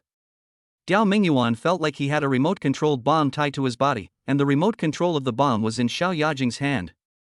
As long as she was unhappy, she could blow him to pieces at any time. Originally, he thought that saying "let's get married" to Xiao Yajing was just to complete a task, and that would be the end of it. But now, it is equivalent to handing over the power of life and death to Xiao Yajing, and it will not be so easy to get rid of it. The two of them went downstairs and saw the brand new BMW parked in the courtyard. Xiao Yajing frowned slightly and said, "Why haven't you returned your car yet? A luxury car like that would cost a lot of money to rent for a day, right? You're already so poor that you're sharing a house with someone else, and you're still wasting money on this?" Gao Mingyuan took out the car keys from his handbag and gently pressed the unlock button. Then he turned to look at Xiao Yajing and said, "If I say that this car is really mine, would you believe it?" Xiao Yajing was stunned for a moment after hearing this, and once again looked at Gao Mingyuan with doubt, then shook her head slightly and said, "I don't know. It's not that I don't believe what you said, but I feel a little bit unbelievable." Gao Mingyuan shrugged his shoulders and didn't explain anything. He really couldn't explain it clearly. "Do you still want to take my car?" Gao Mingyuan asked, looking at the red Beetle parked not far away. Xiao Yajing shook her head and said, "No need. You decide where to go, and I'll drive there myself. Then let's go to Tingyu Cafe. We all know that place anyway." "Okay then, see you later." After saying that, Xiao Yajing got into her own car and slowly drove out of the dilapidated community before Gao Mingyuan. 20 minutes later, the two of them sat in the booth of Tingyu coffee shop again, still in the same seat as yesterday. "About me and Hoing." The two were silent for a while, and it was Gao Mingyuan who broke the silence first, wanting to explain the innocence between himself and Hoing. Although he had never really thought about marrying Xiao Yajing, but this lady was someone he couldn't afford to offend. As soon as Xiao Yajing had any doubts, the system would unbind her. Who could stand that? Besides, he and Hoing really had nothing to do with each other, so he naturally didn't want to take the blame. But as soon as he opened his mouth, Xiao Yajing interrupted him with a wave of her hand. "Okay, you don't have to explain so much to me." Xiao Yajing sneered as she said, "Because no matter how plausible your explanation is, it might not be true. Besides, even if everything you say is true, I might not believe it. So, why bother?" Gao Mingyuan was speechless and could only spread his hands and said, "All right. As long as you're happy." I heard you say before that you agreed to go back to my hometown with me, to get your household registration booklet?" Xiao Yajing glanced at him and said hesitantly, "Yes, originally I decided this, but now I feel that this decision seems a bit hasty. So, let's talk about it later." Xiao Yajing placed her hands on the table, leaned forward slightly, and looked at Gao Mingyuan seriously. "If you really want to marry me, then I think we should spend some time together first, get to know each other better, and then consider registering and becoming a legally recognized couple. What do you think?" It seems like she is serious about this. After hearing what Xiao Yajing said, Gao Mingyuan didn't know what emotions he was feeling for a moment. Before, he was still worried. If Xiao Yajing really wanted to accompany him back to his hometown to meet his parents, he didn't know what to do. Now it seemed that he didn't have to worry about this for the time being, and he was indeed relieved. However, the previous situation of getting a marriage certificate right after meeting seemed like a child playing house, so even when Xiao Yajing urged him to get the household registration booklet, Gao Mingyuan didn't take it seriously. But now, Xiao Yajing actually proposed to spend some time with him to get to know each other better.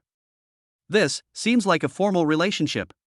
But the problem is, I really don't want to. Why, you don't want to? Seeing Gao Mingyuan's hesitation, Xiao Yajing's eyes changed slightly, and her body naturally shrank back. She said lightly, "Of course. If what you said yesterday was just a joke, then just pretend I didn't say anything. From now on, we will go our separate ways." No. I couldn't possibly be joking. Actually, I also think it would be better if we spent some time together and got to know each other better. Before Xiao Yajing finished speaking, Gao Mingyuan's face was almost green. He was frightened, because at that moment, the system prompted that Xiao Yajing's suspicion of his sincerity had reached 51%, and the system was about to start the unbinding process. Thinking that once the system was untied, not only would he lose this magical golden finger, but he would also likely become an idiot. How could he dare to take the risk, so he quickly agreed. Fortunately, the system prompts that, if Xiao Yajing's suspicion of him exceeds 51%, the mission will be judged as failed and the system will unbind her. But just now, Xiao Yajing's suspicion of him just reached 51%, not more than. So after he said this, the alarm sounded again. Chapter 18 Strange Focus. What's that look in your eyes? Why do I feel like you seem scared? Although the alarm from the system disappeared, Xiao Yajing found that something was wrong with Gao Mingyuan. Gao Mingyuan quickly explained, "Scared? A little bit. It's just, when you said that we'd go our separate ways from now on, I don't know why, but I suddenly felt a little scared. Maybe I was afraid of losing you. While saying these sweet words, Gao Mingyuan wanted to slap himself in his heart. It's so corny. But in order to avoid becoming an idiot or a vegetable, I have no choice but to risk my old face. Xiao Yajing felt a little caught off guard by Gao Mingyuan's words that sounded like a confession, and her expression suddenly became very shy. But the strange thing is, she looked extremely embarrassed, but there was not even a trace of blush on her chubby face. In this regard, Gao Mingyuan could only think that she was fat and probably thick-skinned enough. Xiao Yajing shrank back a little shyly, then returned to her normal sitting position. She coughed lightly and said, "Okay, since you're willing to date me, then I'll reintroduce myself." She hesitated for a moment before continuing, "My name is Xiao Yajing, and I currently work in administrative management at Hongtu Trading Company.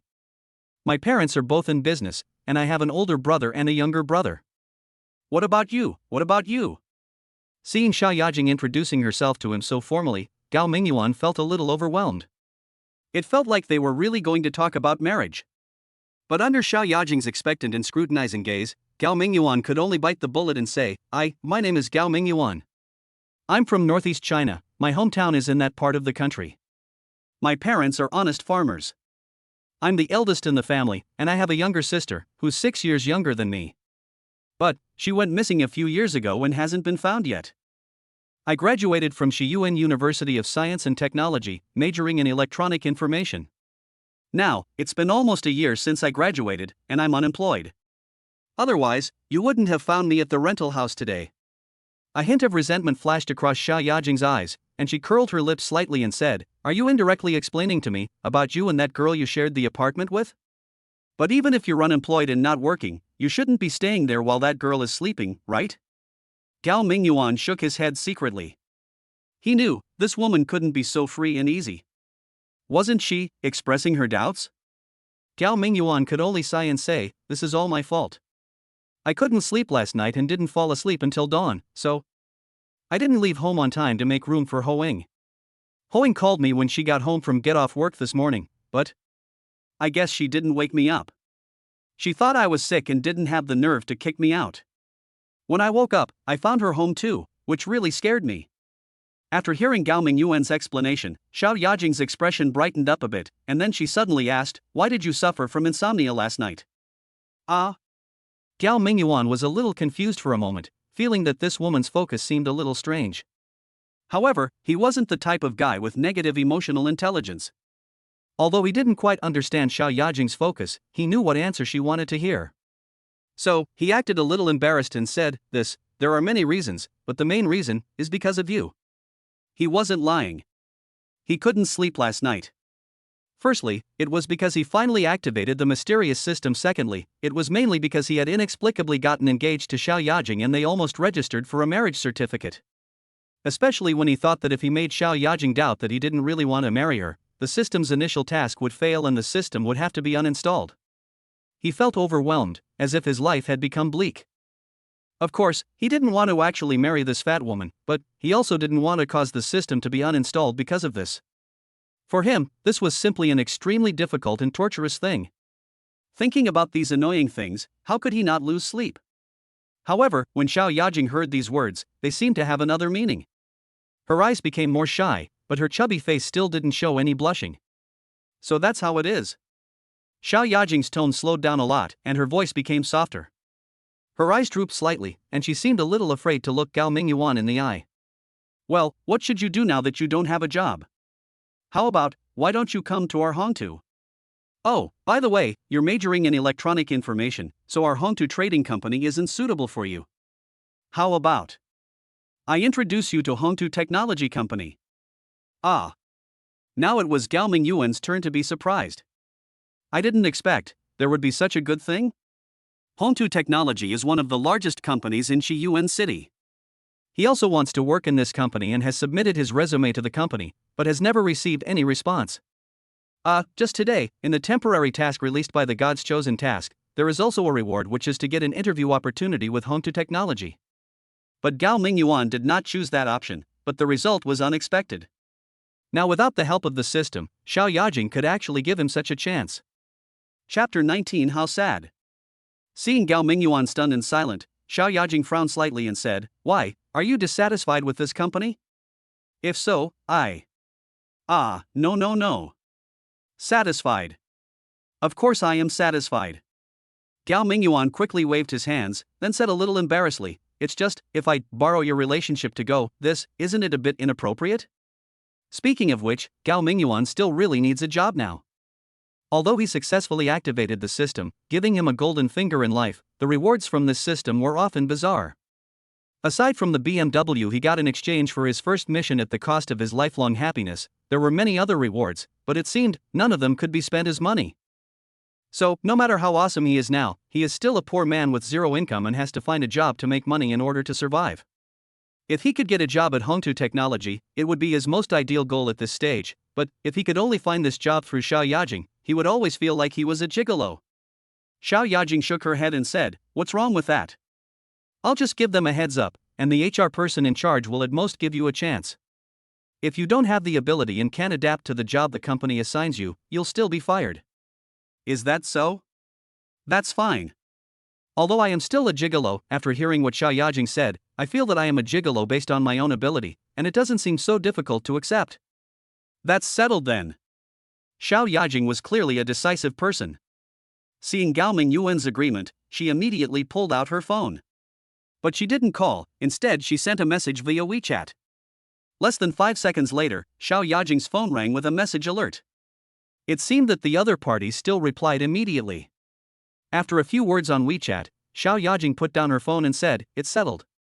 You can report now, or you can wait until after 9 a.m. tomorrow. Since you didn't join through the normal recruitment interview process, it's difficult to give you a high-ranking position right now. You'll have to start from the bottom. After you arrive at Hongtu Technology, go see Director Zhou of the Human Resources Department. He'll then assign you a specific position." Gao Mingyuan immediately stood up excitedly upon hearing this and said, "Then I'll go over and report in now. You know, I share a house with others. If I don't go to work during the day, I'll just be wandering around outside without a place to stay. In that case, I might as well report in early." "Ah, is that so? That's fine too." Xiao Yajing suddenly felt a little lost.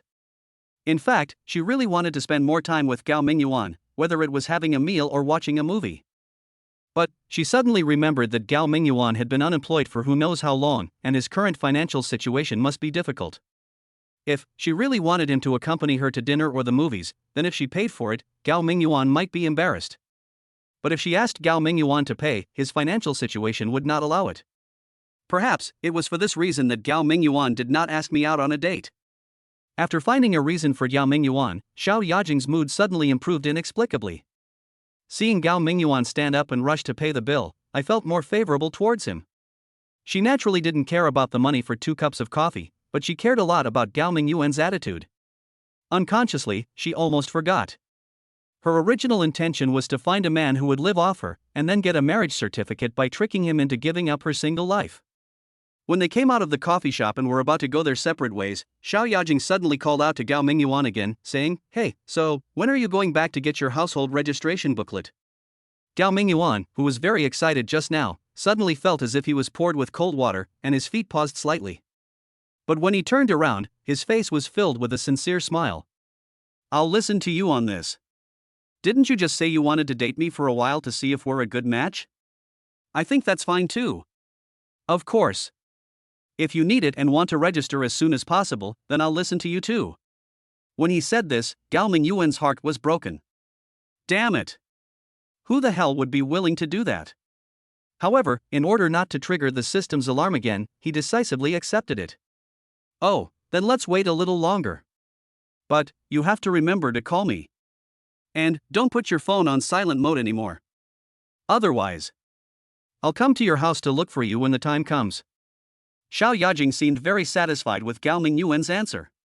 She waved at Gao Mingyuan and walked towards her beetle. Okay. Gao Mingyuan wiped the cold sweat from his forehead, then got into the BMW as if escaping. Oh, right. Gao Mingyuan had just backed his car out of the parking space when Xiao Yajing, standing beside him, popped her head out of her beetle again. Frowning slightly, she said, "Also, you'd better return this car now. And don't drive it to work." After all, your wealth doesn't even match this car. Driving it to work could easily cause misunderstandings. And, the president of your company doesn't even drive a car any better than this. If you show off like that, you'll be really offensive in your new workplace, okay? Ah, okay, got it. Gao Mingyuan felt that what Xiao Yajing said made sense. But think about it. I sacrificed my marital happiness to get this car, but in the end, I don't even dare to drive it openly. How sad is that? Chapter 20, Getting a Good Job.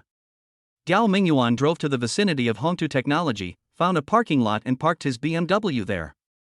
Then he found a noodle restaurant nearby, had a bowl of ramen to fill his stomach, and then walked to the building where Hongtu Technology Company was located.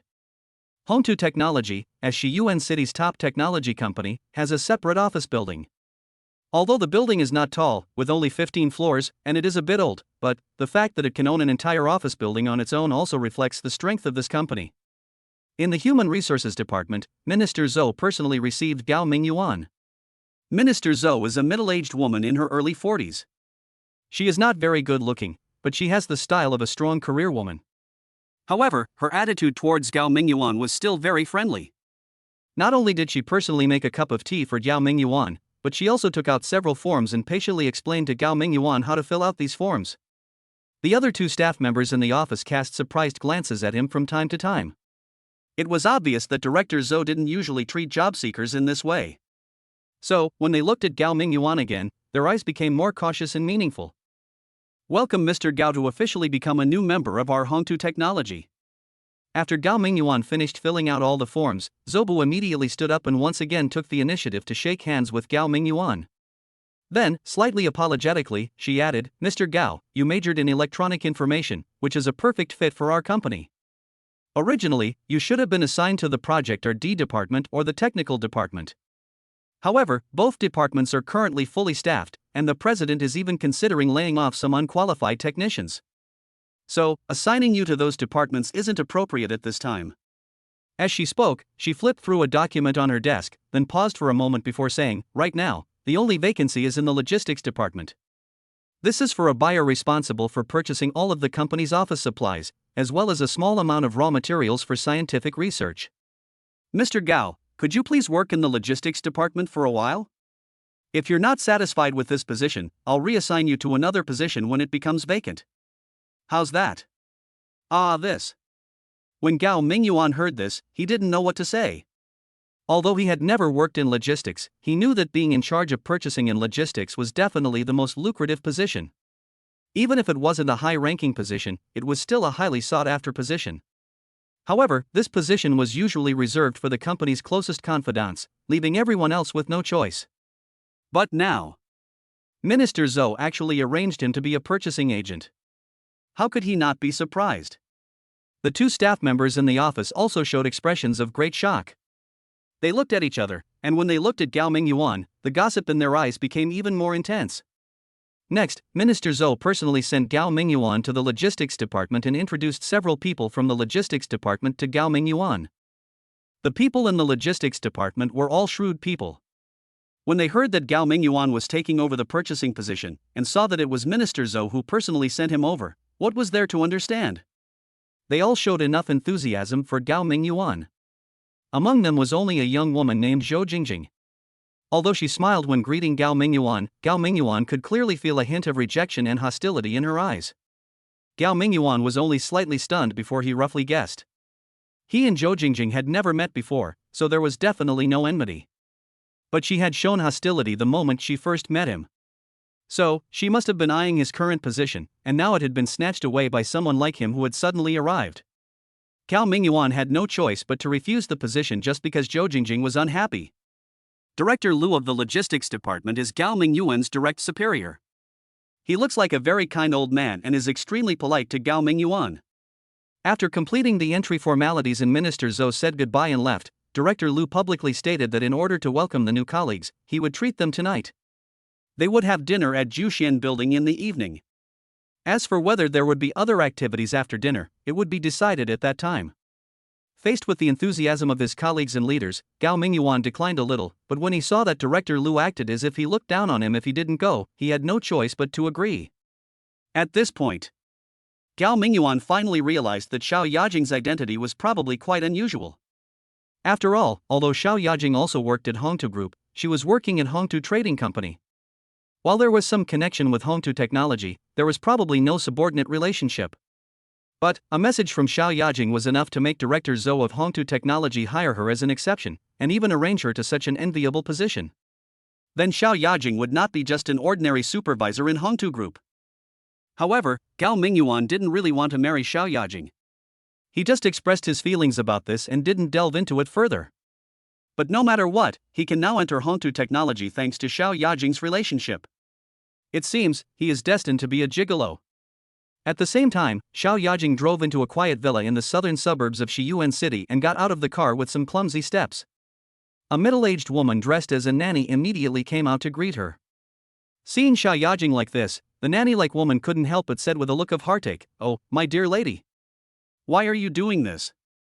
I thought you dressed up like this just for fun yesterday.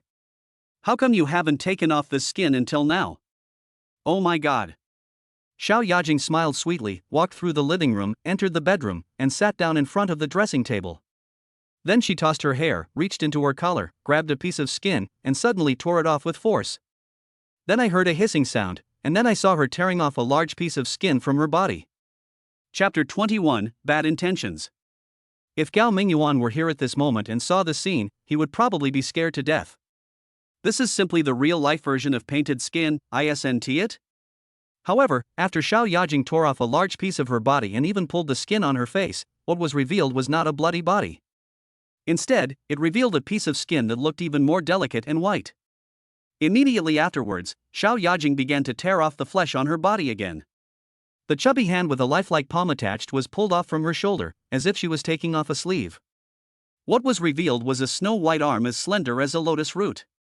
In a blink of an eye, Xiao Yajing torn off her entire body and removed a layer of something like silicone. Then, when she changed into a set of light pajamas and stood in front of the dressing table, she saw that the fat woman who looked at least 200 pounds was gone. At this moment, she is clearly a tall, slender and graceful beauty with skin as white as snow and delicate features. Looking at herself in the mirror, who had regained her original appearance, Xiao Yajing couldn't help but smile. She couldn't help but think, if one day, Gao Mingyuan saw her true appearance, I wonder how shocked he would be. It's fun to think about. On Gao Mingyuan's first day at work, Director Lu didn't assign him any work and just asked him to get familiar with the working environment first. But what was so familiar about this environment? Gao Mingyuan simply wandered around the logistics department, then returned to his workstation with a cup of coffee, turned on his computer, and began browsing online gossip. After get off work, Director Lu immediately emerged from his office, smoothing his Mediterranean hair to prevent it from sliding down the side after being spun halfway around the office. Then, he announced with high spirits, "Let's go. I've already booked a private room at Juxian Building. Xiao Gao, are you driving yourself? If not, take mine." I didn't drive. Thank you, Director Lu." Thinking of Xiao Yajing's instructions, Gao Mingyuan decided not to drive his BMW, otherwise, it might really affect his relationship with these new colleagues. Director Lu immediately laughed triumphantly and said, "It's okay. We're all colleagues. My future work depends on your support." Ha ha ha. It was not until he arrived at the private room of Juxian Building that Gao Mingyuan realized that there were more than just the few people in the logistics department whom he had met in the afternoon. Also attending the dinner were a woman in her 30s, wearing a light gray business suit and delicate makeup, and a spirited young man who looked about the same age as Gao Mingyuan. Director Lu quickly introduced the intellectual beauty. Her name was Suyu and she was the deputy director of the logistics department of Hongtu Technology. The energetic young man was called Deng Zhongxing, also a new employee who had joined the company only a month earlier than Gao Mingyuan. The reason why Gao Mingyuan didn't see them in the company was because they went out to do business in the afternoon. Upon learning that Gao Mingyuan was the new buyer for the logistics department, Suyu immediately warmed up to him. Deng Zhongxing, on the other hand, was a bit colder towards him. Seeing Suyu constantly talking to Gao Mingyuan, and even sitting right next to him, his expression grew even more grim. Gao Mingyuan also saw this and could only feel helpless. It seems, this Deng Zhongxing, like that Zhou Jingjing, is very hostile to me. But this Deng Zhongxing probably didn't hate him just because he was a buyer. Judging from his expression, it seemed like he was just jealous because Suyu was so close to him. But the problem is, although Deputy Director Sue is quite pretty, she is obviously 10 years older than you. At the same time, Deputy Director Sue has probably already been married, so why are you so jealous? However, Deng Zhongxing just looked at Gao Mingyuan with a strange look in his eyes, but he didn't say anything excessive. Even though Gao Mingyuan clearly felt his hostility, he didn't know how to say anything. Soon, after everyone arrived, the food and drinks were served like flowing water. Juxinlu is an old restaurant in Shiyuan City with a history of at least nearly 30 years. If a restaurant can be open for so many years, it must have its own unique features. However, it was Gao Mingyuan's first time to eat here. After trying it, he praised it highly. Although Gao Mingyuan's position was not high, Director Lu had invited everyone to dinner today to welcome him, so, even though Gao Mingyuan was the guest of honor today, Director Lu was naturally very happy to see Gao Mingyuan enjoying his meal. He raised his glass repeatedly, making the atmosphere very lively. Except for Zhou Jingjing and Deng Zhongxing, everyone else, at least on the surface, seemed very happy. But at this moment, there was a sudden knock on the door, and before Director Lu could say anything, 3 well-dressed middle-aged men walked in with a strong smell of alcohol. "Hey, Xiao Su, it's really you. I saw someone who looked just like you in the corridor." The leader, a middle-aged man wearing glasses, came in and glanced around the dining table. He quickly locked his eyes on Su Yu and then walked over excitedly. Director Lu was stunned at first, but then his expression turned serious. He quickly stood up and said respectfully, "Director Ma, it's you. I didn't expect you to be dining here too. If I had known, I would have gone over to toast you." The man called Director Ma frowned slightly when he saw an old man talking to him and said, "Who are you?" Director Lu smiled awkwardly and quickly introduced himself, "Director Ma. I'm the director of the logistics department at Hongtu Technology. I work in the same department as Director Su. I even reported to you during the last meeting at the head office." "Ah, ha, it's you." Director Ma laughed, then shook his head and said, "It's time to get off work now. Let's not talk about work. We can talk to you later if there's anything." After that, he approached Su Yu with a sly grin and said, "Xiao Su, last time I asked you to go to the hot spring villa together, you said you didn't have time. This time, you should have time, right?" As he spoke, he probably felt that he wasn't close enough to Su Yu standing there talking. He glanced around and saw a young man sitting next to Su Yu. He immediately felt a little jealous. He waved at Gao Mingyuan beside him as if shooing away a fly and said, "You stand up first. I want to have a couple of drinks with your Director Su." Gao Mingyuan was stunned for a moment, and probably guessed that this person should be a leader of the Hongtu Group head office. Seeing that the leader of the head office ordered him to give up his position, Gao Mingyuan, a small employee, naturally did not dare to refuse. Although he knew that this guy probably had bad intentions towards Su Yu, but what could a small employee like him do? However, just as he was about to stand up and give up his seat, the system's voice suddenly came from his mind. "Ding host triggers a temporary mission. Please make a choice within 1 minute." Chapter 22: A Disagreement. Gao Mingyuan was stunned when he heard the system prompt. "What's going on?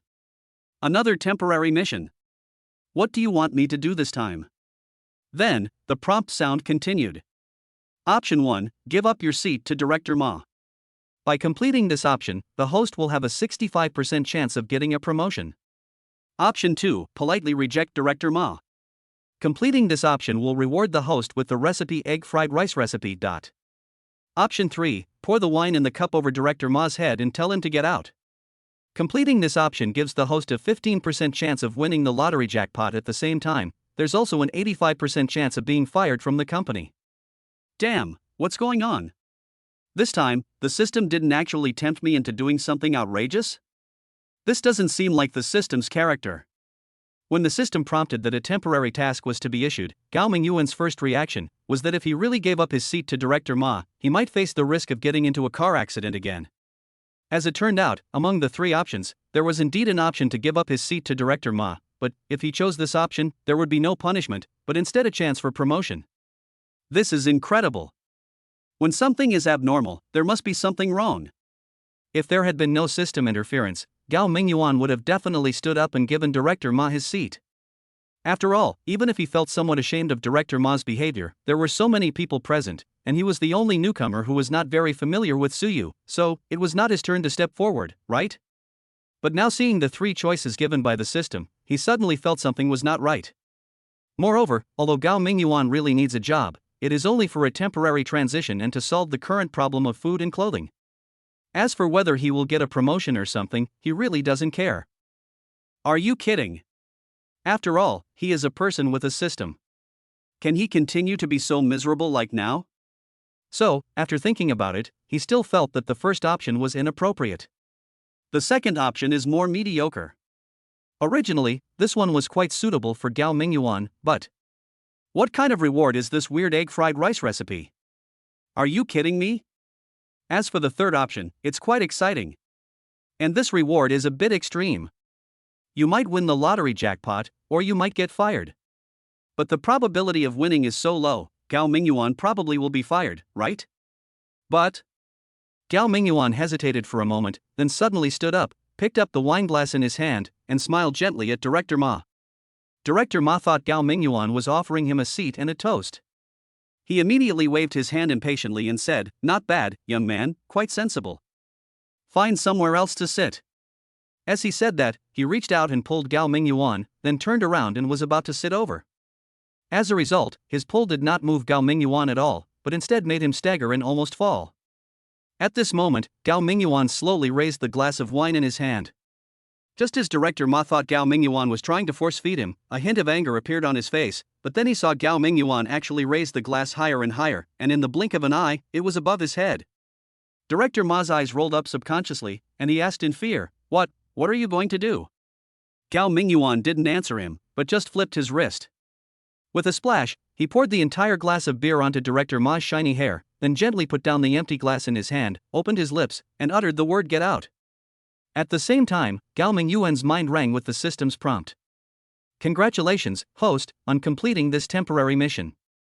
Based on your choice, don't forget to buy a few lottery tickets tomorrow. Of course, the probability of winning is too low, so it's best not to hold your hopes too high. Also, be prepared to be fired." Hearing the system's prompt, Gao Mingyuan immediately felt like he was being tricked. Well, actually, he had thought of this result. But, thinking about the feeling of pouring a glass of wine on that guy's head just now, it really felt good. The whole room was so quiet that you could hear a pin drop. Not only Director Ma and the two people he brought were stunned, but even Director Liu, Suyu, and others never expected that a new young man in the company would be so aggressive and pour a glass of wine on the head of the leader of the head office without saying a word. Who is he? Finally, Director Ma wiped the wine off his head. He wanted to question Gao Mingyuan, but, after taking a look at Gao Mingyuan's expressionless face, he suddenly felt guilty, so he simply vented his anger on Director Liu, the highest-ranking official present. Director Liu was stunned for a moment before he reacted. He quickly stepped forward and said with a smile, His name is Gao Mingyuan, a newcomer who just arrived today. Director Ma, please don't be offended. He may not know you, so, please bear with me if there is any offense." Young people are ignorant. Director Ma sneered and said, "You don't know me, so you can pour wine on my head? Fine, you people from Hongtu Technology are really arrogant. His name is Gao Mingyuan, right? I remember it. Now, kick him out. I don't want to see this person again." Director Liu felt embarrassed when he heard this. Speaking of which, today's party was organized to welcome Gao Mingyuan. But Director Ma, an uninvited guest, showed up, and then he, the host of the party, had to drive the main guest away. This is just unacceptable, right? But the problem is, Director Ma is someone he can't afford to offend. Doesn't this put him in a dilemma? As if noticing Director Liu's embarrassment, Gao Mingyuan glared at Director Ma again and said coldly, "Why? I told you to get out, didn't you hear me? Do you want me to give you a ride? You, just wait for me." Director Ma was about to say something harsh, but when he saw Gao Mingyuan had already raised the bottle of wine, he immediately backed down. If it were someone else, he might still suspect that the other party was just pretending, but the boy in front of him really poured the wine on his head without any hesitation, so it didn't seem impossible that a wine bottle would hit him on the head next. Watching Director Ma and the two people from the head office saunter away, Gao Mingyuan calmly put down his bottle of wine, then sat back down. He glanced at his petrified colleagues and said, "Everyone, keep going. Why are you all staring at me?" Director Liu was the first to come to his senses. He quickly picked up his glass and politely stepped forward, saying, Okay, come. Xiao Gao, I'll toast you. I'll drink it, whatever you want. Then, the others also toasted Gao Mingyuan enthusiastically. It seemed as if the atmosphere of the banquet had been further elevated. However, Gao Mingyuan clearly noticed that each of them had hidden anxiety and fear in their eyes. Chapter 23 What's going on? The dinner ended quickly in a peaceful atmosphere. Naturally, no one mentioned the after-dinner program that was originally planned. Director Liu had been drinking, so he naturally could not drive Gao Mingyuan home. So he asked Deng Zhongxing, who had not drunk any alcohol at all, to drive Gao Mingyuan home. Just when Deng Zhongxing was thinking about how to refuse, Su Yu suddenly smiled and said, "Don't bother Xiao Deng. I'll drive Xiao Gao." Deng Zhongxing's expression suddenly changed, and he quickly said, "How can we trouble Director Su? I'll go and see him off." "No." Su Yu waved her hand and said, "I just have something to say to Xiao Gao, so you don't have to worry about it. Xiao Gao, let's go." As he spoke, Su Yu took the initiative to step forward, took Gao Mingyuan's arm and walked out. Deng Zhongxing, who was behind him, saw the scene and was immediately jealous to the point of blazing fire in his eyes. Although Gao Mingyuan didn't turn around, he could sense Deng Zhongxing's hostility and couldn't help but secretly shake his head. Although Su Yu is very beautiful, and compared with girls like Ho Ying, she has a more mature charm, and her whole body exudes an aura that can make men fall in love with her. But, she really wasn't Gao Mingyuan's type. He wouldn't say he had no interest in her at all, but she was his superior, and they would be working in the same department. He naturally wouldn't want to create any ambiguous relationship with her. If he did, how could they get along normally in the office? But even though he knew that Deng Zhongxing had misunderstood him, Gao Mingyuan was too lazy to explain anything to him. That guy was so petty, no woman would probably like him. So he just let him be jealous. After going downstairs, he got into Su Yu's white car, and then Su Yu asked Gao Mingyuan where he lived. Gao Mingyuan hesitated for a moment. He originally wanted to go back to the company building and drive his BMW away. But then he thought that he had already drunk a few beers and couldn't drive now, so he just gave up and told the address of the rental house. Hearing Gao Mingyuan's remote address, Su Yu didn't say anything.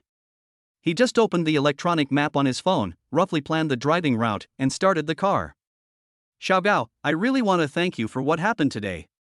While driving, Su Yu glanced at Gao Mingyuan sitting in the passenger seat and said, "If you weren't here today, Director Ma would definitely continue to pester me. He might even touch me in front of so many people.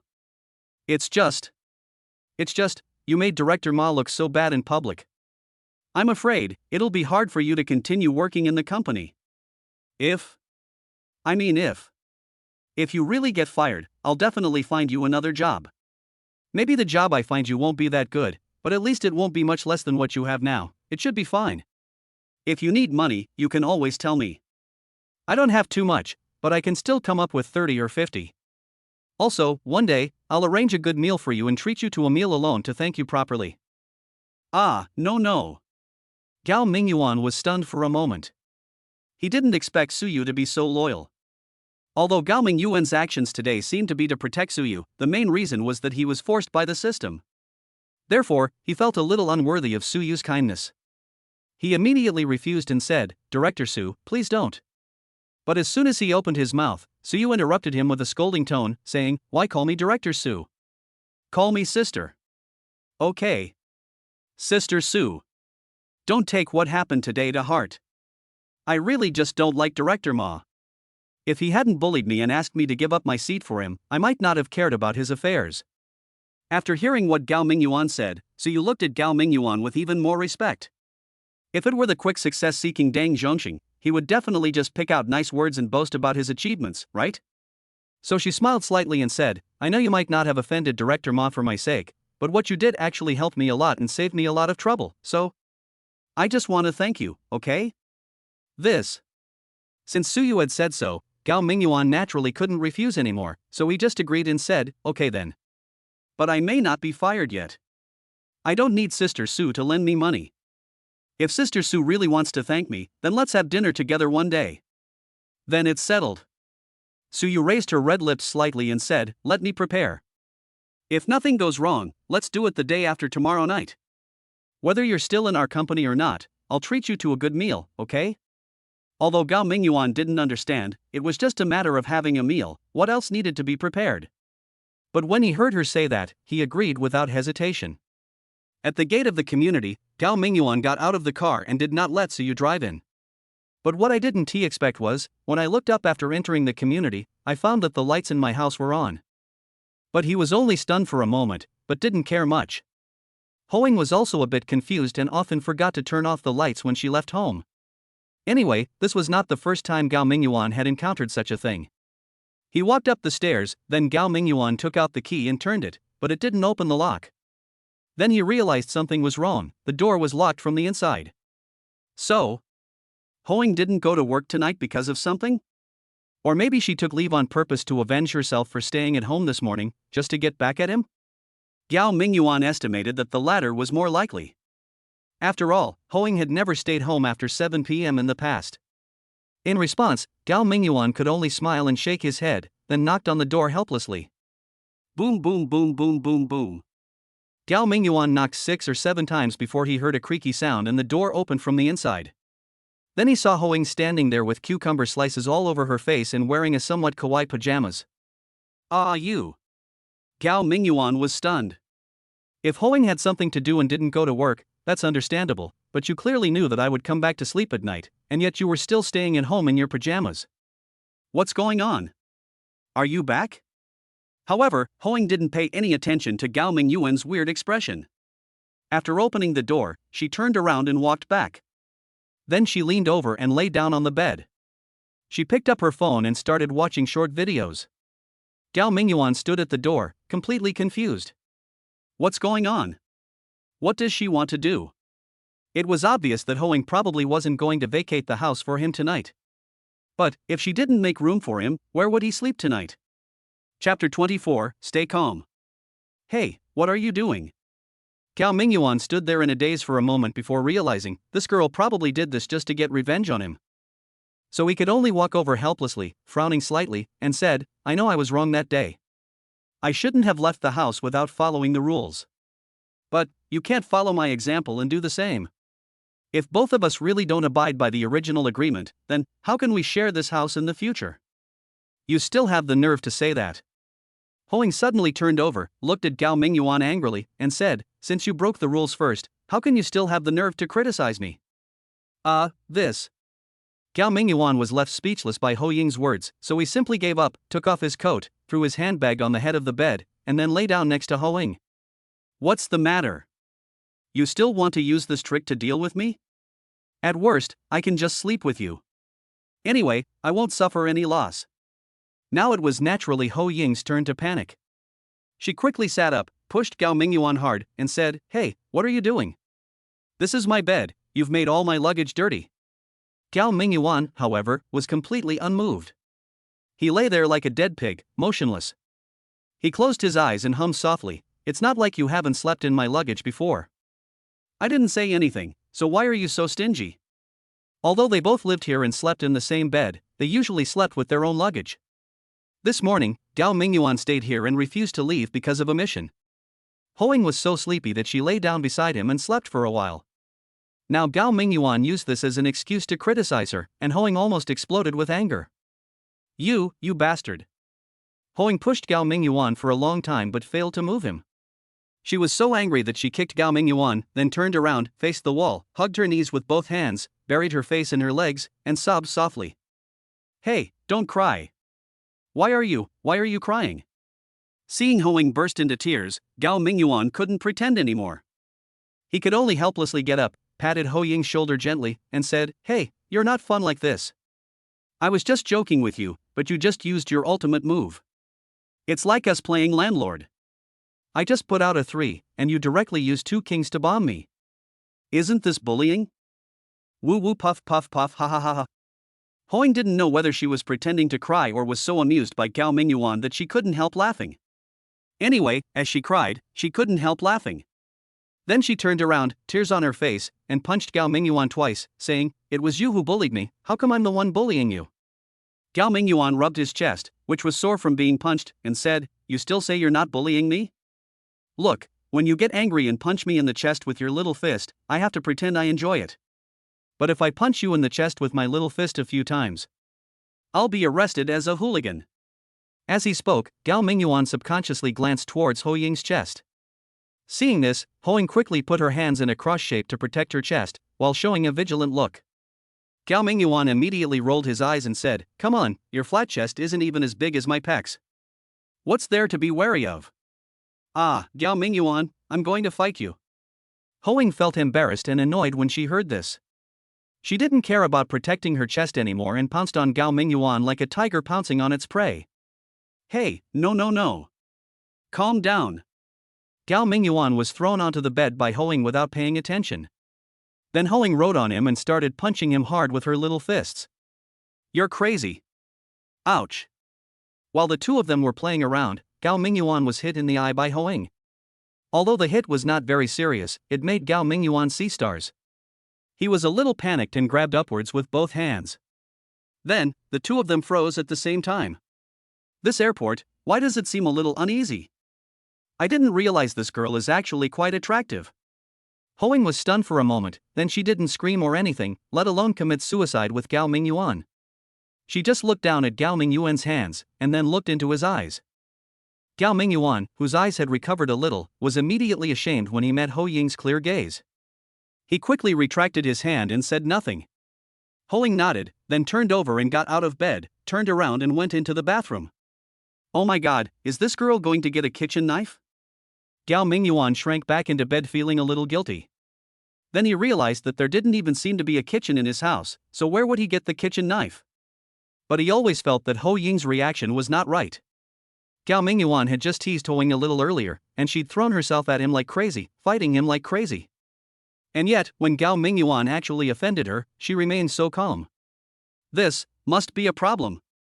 Just when Gao Mingyuan was feeling suspicious, he saw Hoing changing out of her pajamas and walking out of the bathroom neatly dressed.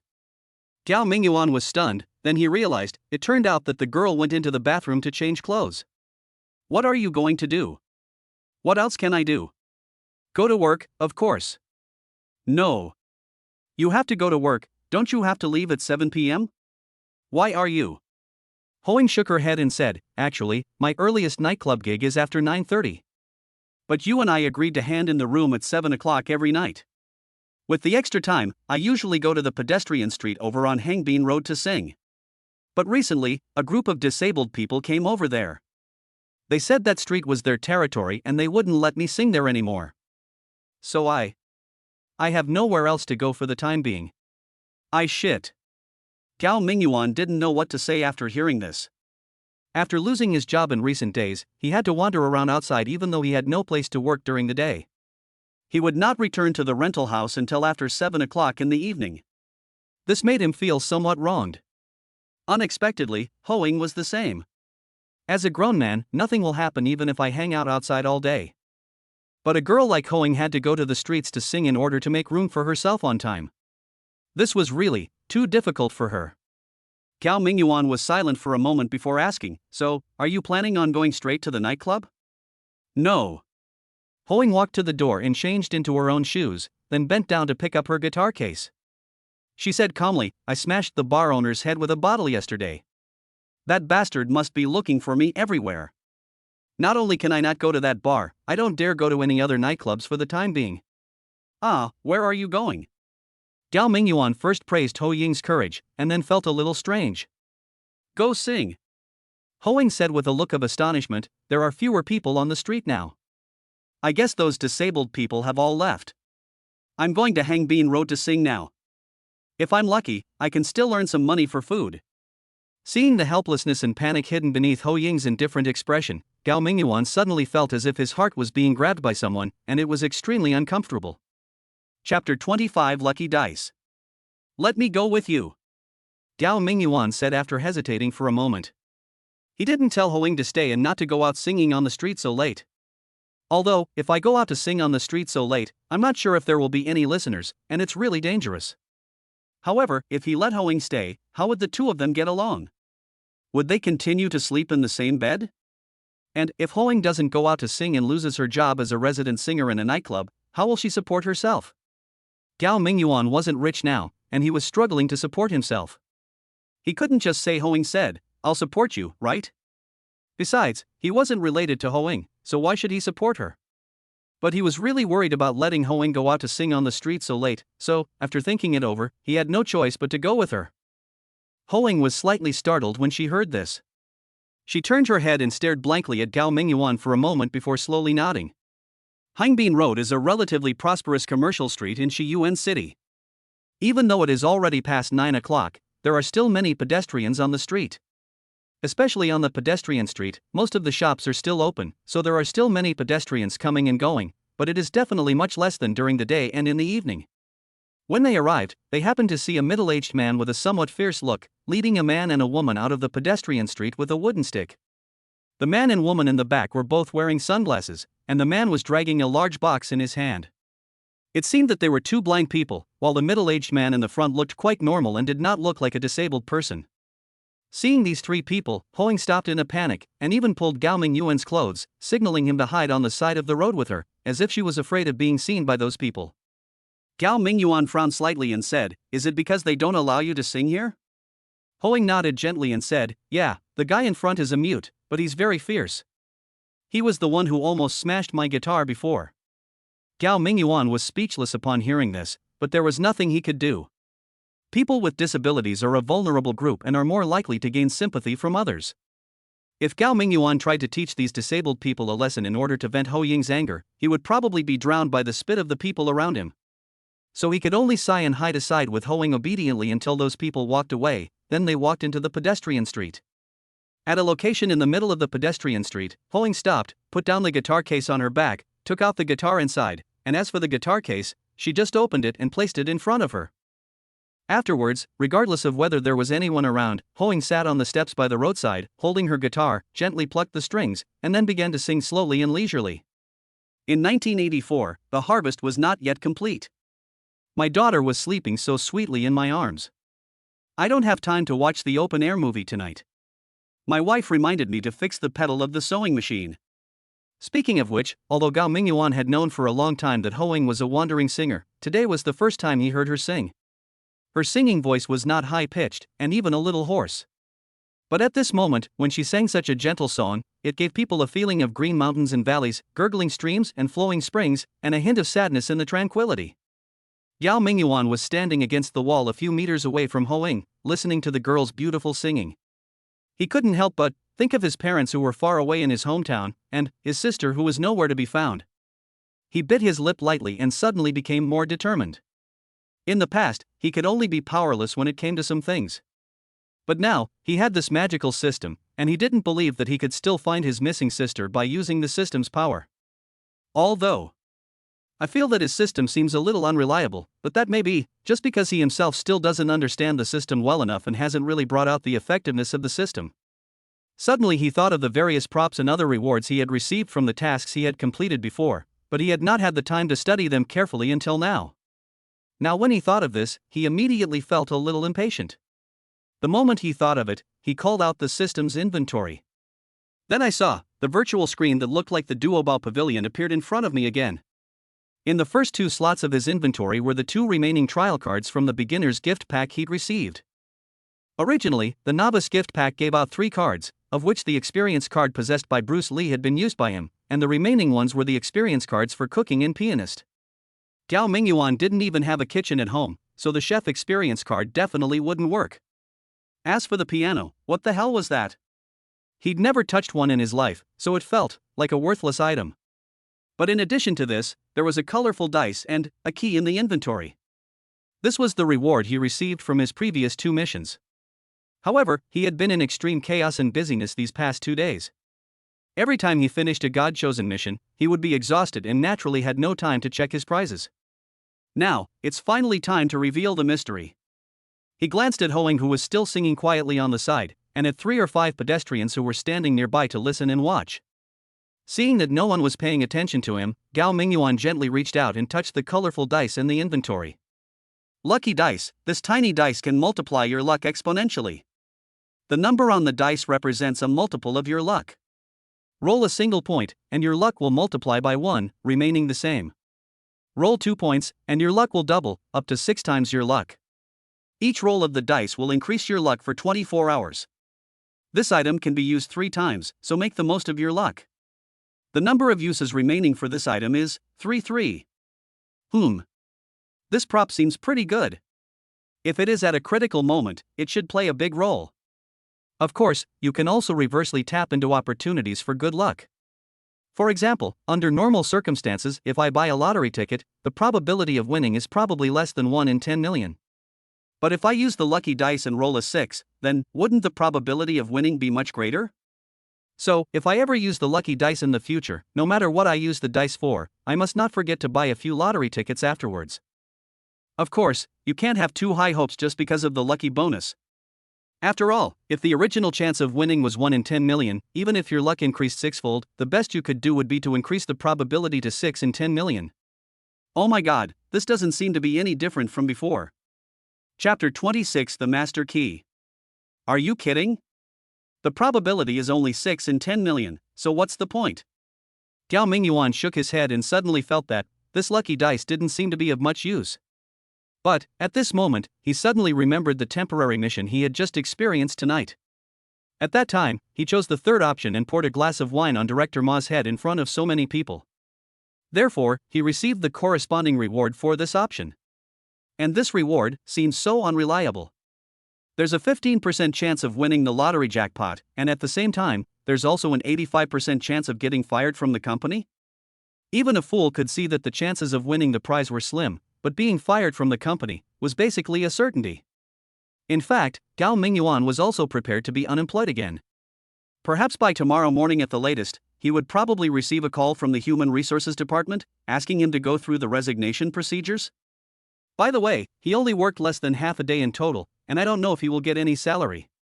But now that he saw the effect of the lucky dice, he suddenly had an idea. If he uses this lucky dice now, as long as he can roll a number of 4 or above, he will have 4 times more luck than normal. Doesn't that mean that the probability of winning the lottery will reach 60%? On the contrary, the probability of being fired by the company will be reduced to only about 20%. Although the probability of winning the jackpot is still not 100%, but at least, it's better than the usual probability of only 0.6 in 10 million, right? If you're lucky and roll a 6, your chances of winning the jackpot increase to 90%. The chances of getting fired are practically zero. Oh my god, so, this is the correct way to use the lucky dice, right? When you encounter something unpredictable, roll the lucky dice to make the outcome more favorable and avoid bad things from happening. And even if you're not very lucky and only get a 2 or 3 the first time, it doesn't matter. Because after the dice are rolled, your luck will begin to change within 24 hours. As long as you are willing to use up one more lucky dice and continue rolling the dice, the probability of getting a high number the second time will increase exponentially. Of course, if his luck is too bad and the first point rolled is 1, then his luck will not change at all, and he will just be wasting one use of the lucky dice. But if that's the case, there's nothing we can do about it. Thinking of this, his heart suddenly became hot. He is a person with a system, but he is extremely poor. I have done several missions before, and apart from getting a BMW car, which was considered a benefit, I didn't make any other money. Although the BMW is quite valuable, unless he is willing to sell it, otherwise, this thing will not only not bring him any benefits, but will also require him to spend a lot of money. But now, if it's done right, we'll finally see the benefits. So Gao Mingyuan quickly took out his mobile phone to check. The lottery draw for this issue will be tomorrow evening, around 9 p.m. And now it is 10 o'clock in the evening, which means, as long as he rolls the lucky dice now, his luck will last until the lottery draw tomorrow night. So, do it. After making up his mind, Gao Mingyuan no longer hesitated and immediately clicked on the lucky dice in the inventory again. Would you like to roll the lucky dice? Yes, no. After Gao Mingyuan selected yes, he saw the colorful dice in the inventory suddenly fly up, and then fell to the ground in a rapid roll. 5 points. Haha, not bad. Although not the highest 6 points, but with 5 times the luck, there won't be any problems, right? 5 times the luck meant his chances of winning the lottery jackpot tomorrow were 75%, while his chances of being fired from the company were only a few percent. Brush. The lucky dice had already fallen to the ground, but when Gao Mingyuan was about to bend down to pick it up, it disappeared. Gao Mingyuan was startled. When he reopened the system's inventory, he saw that the lucky dice had automatically returned to the inventory. It seems that this lucky dice must be a special type of prop that cannot exist in reality. Come to think of it, if Gao Mingyuan put the lucky dice in his bag after throwing it once, and the dice rolled inside the bag while he was walking, then, does it count as another throw? Therefore, such items will automatically return to the inventory after being used once.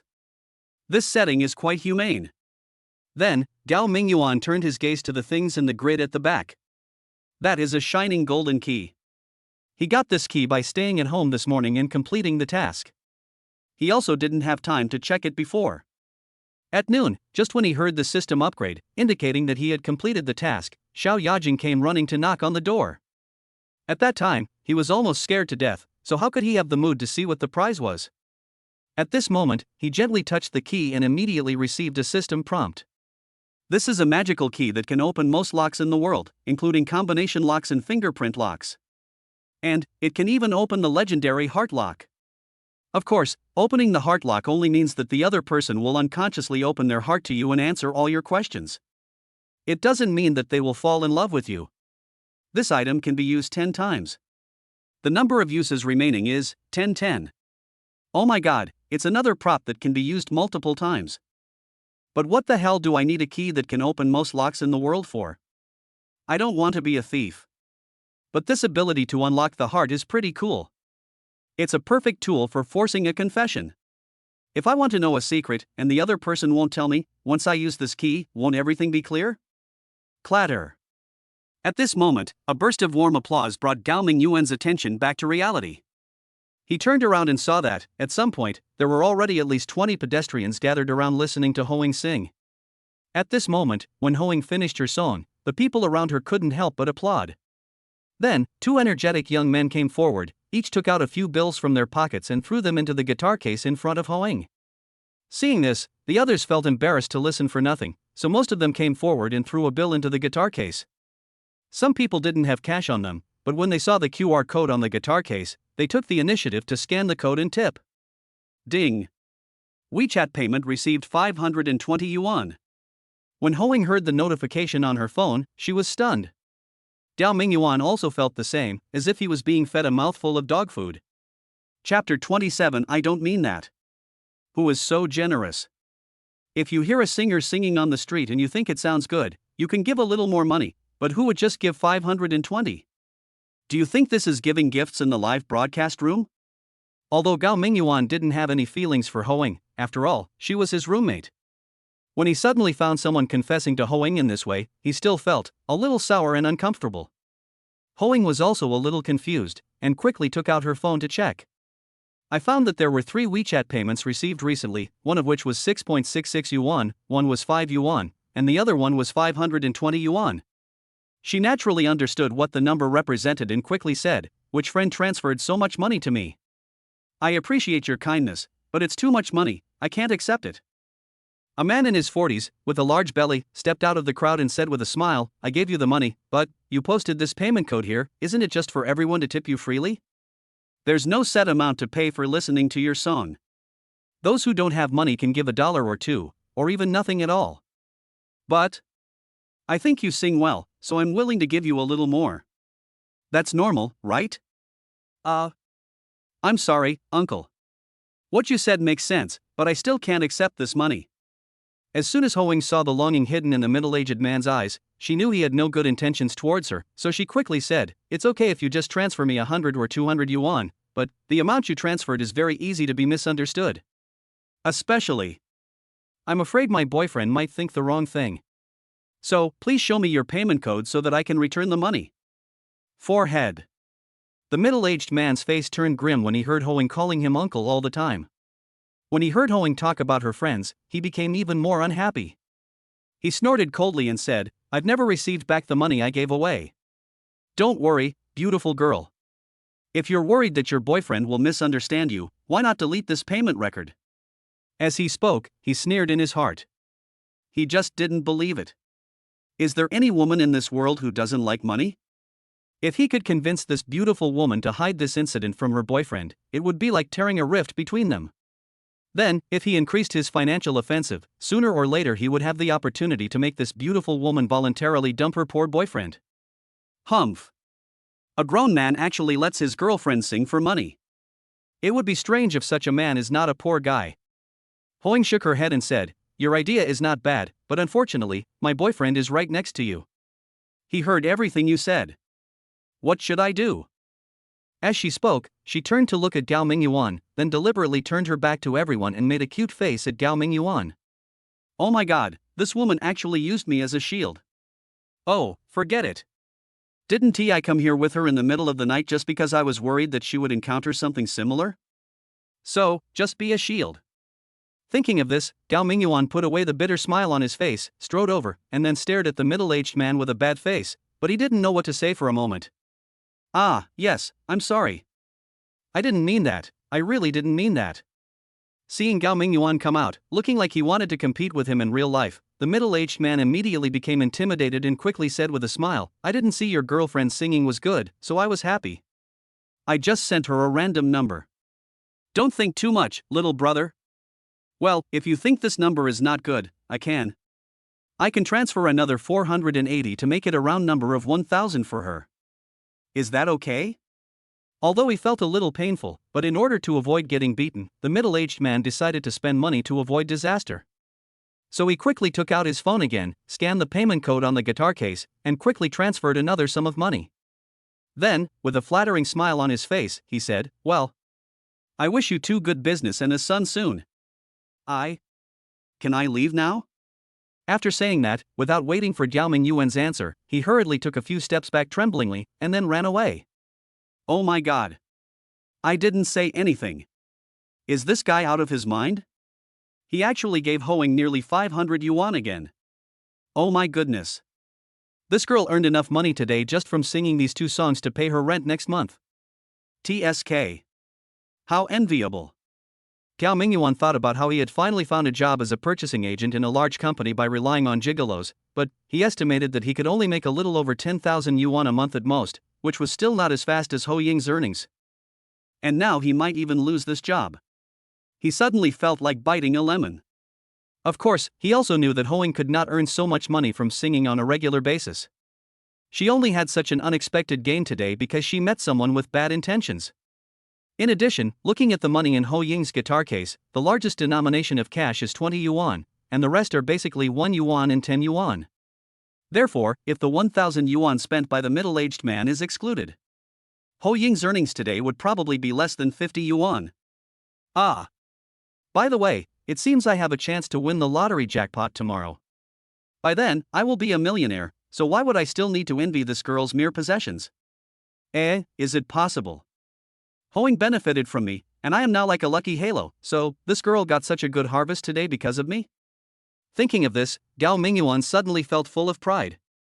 My friend has 5 times the luck in 24 hours, so Ho Ying must have borrowed my luck, otherwise, looking at her like this, she wouldn't have such good luck.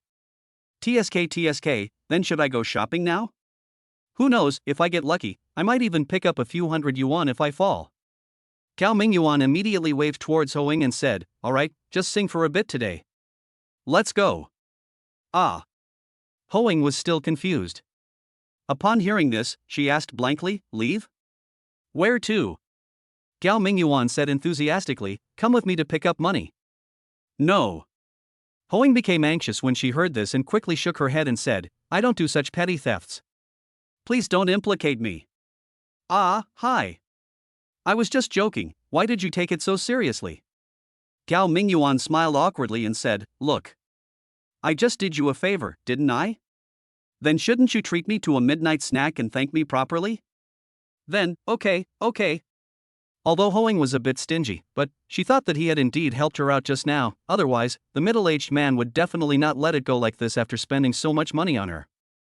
She had used up all the money Gao Mingyuan had, so it would be bad to not express anything? If she was asked to give Gao Mingyuan half of the money, she would be even more reluctant, so she should treat him to a midnight snack. Chapter 28 I picked up money again. Hey, you really found some money. The two left the pedestrian street and walked towards the snack street. As a result, in just a few hundred meters, Gao Mingyuan actually picked up money 3 times. The first thing I picked up was a $100 bill. The second time I picked up a US dollar bill with a face value of $100. The third time was even more outrageous. Gao Mingyuan tripped over a protruding brick on the road while walking. He took a step or two forward and hugged a big tree. Then, when he calmed down a little, he found that a piece of bark on the big tree by the roadside seemed to be moving. He subconsciously peeled off the bark and saw a tree hole as thick as his wrist. Then he reached into the tree hole and pulled out a large roll of banknotes. Damn, is this okay? Although Gao Mingyuan expected that he would be extremely lucky in the past 24 hours and might even pick up money while walking, he never expected that he would pick up so much money at once in this way. As for Hoing, who was following Gao Mingyuan, she was even more confused. Gao Mingyuan said he was going to pick up money, and she thought he was joking. Unexpectedly, he actually found some. And he did it repeatedly.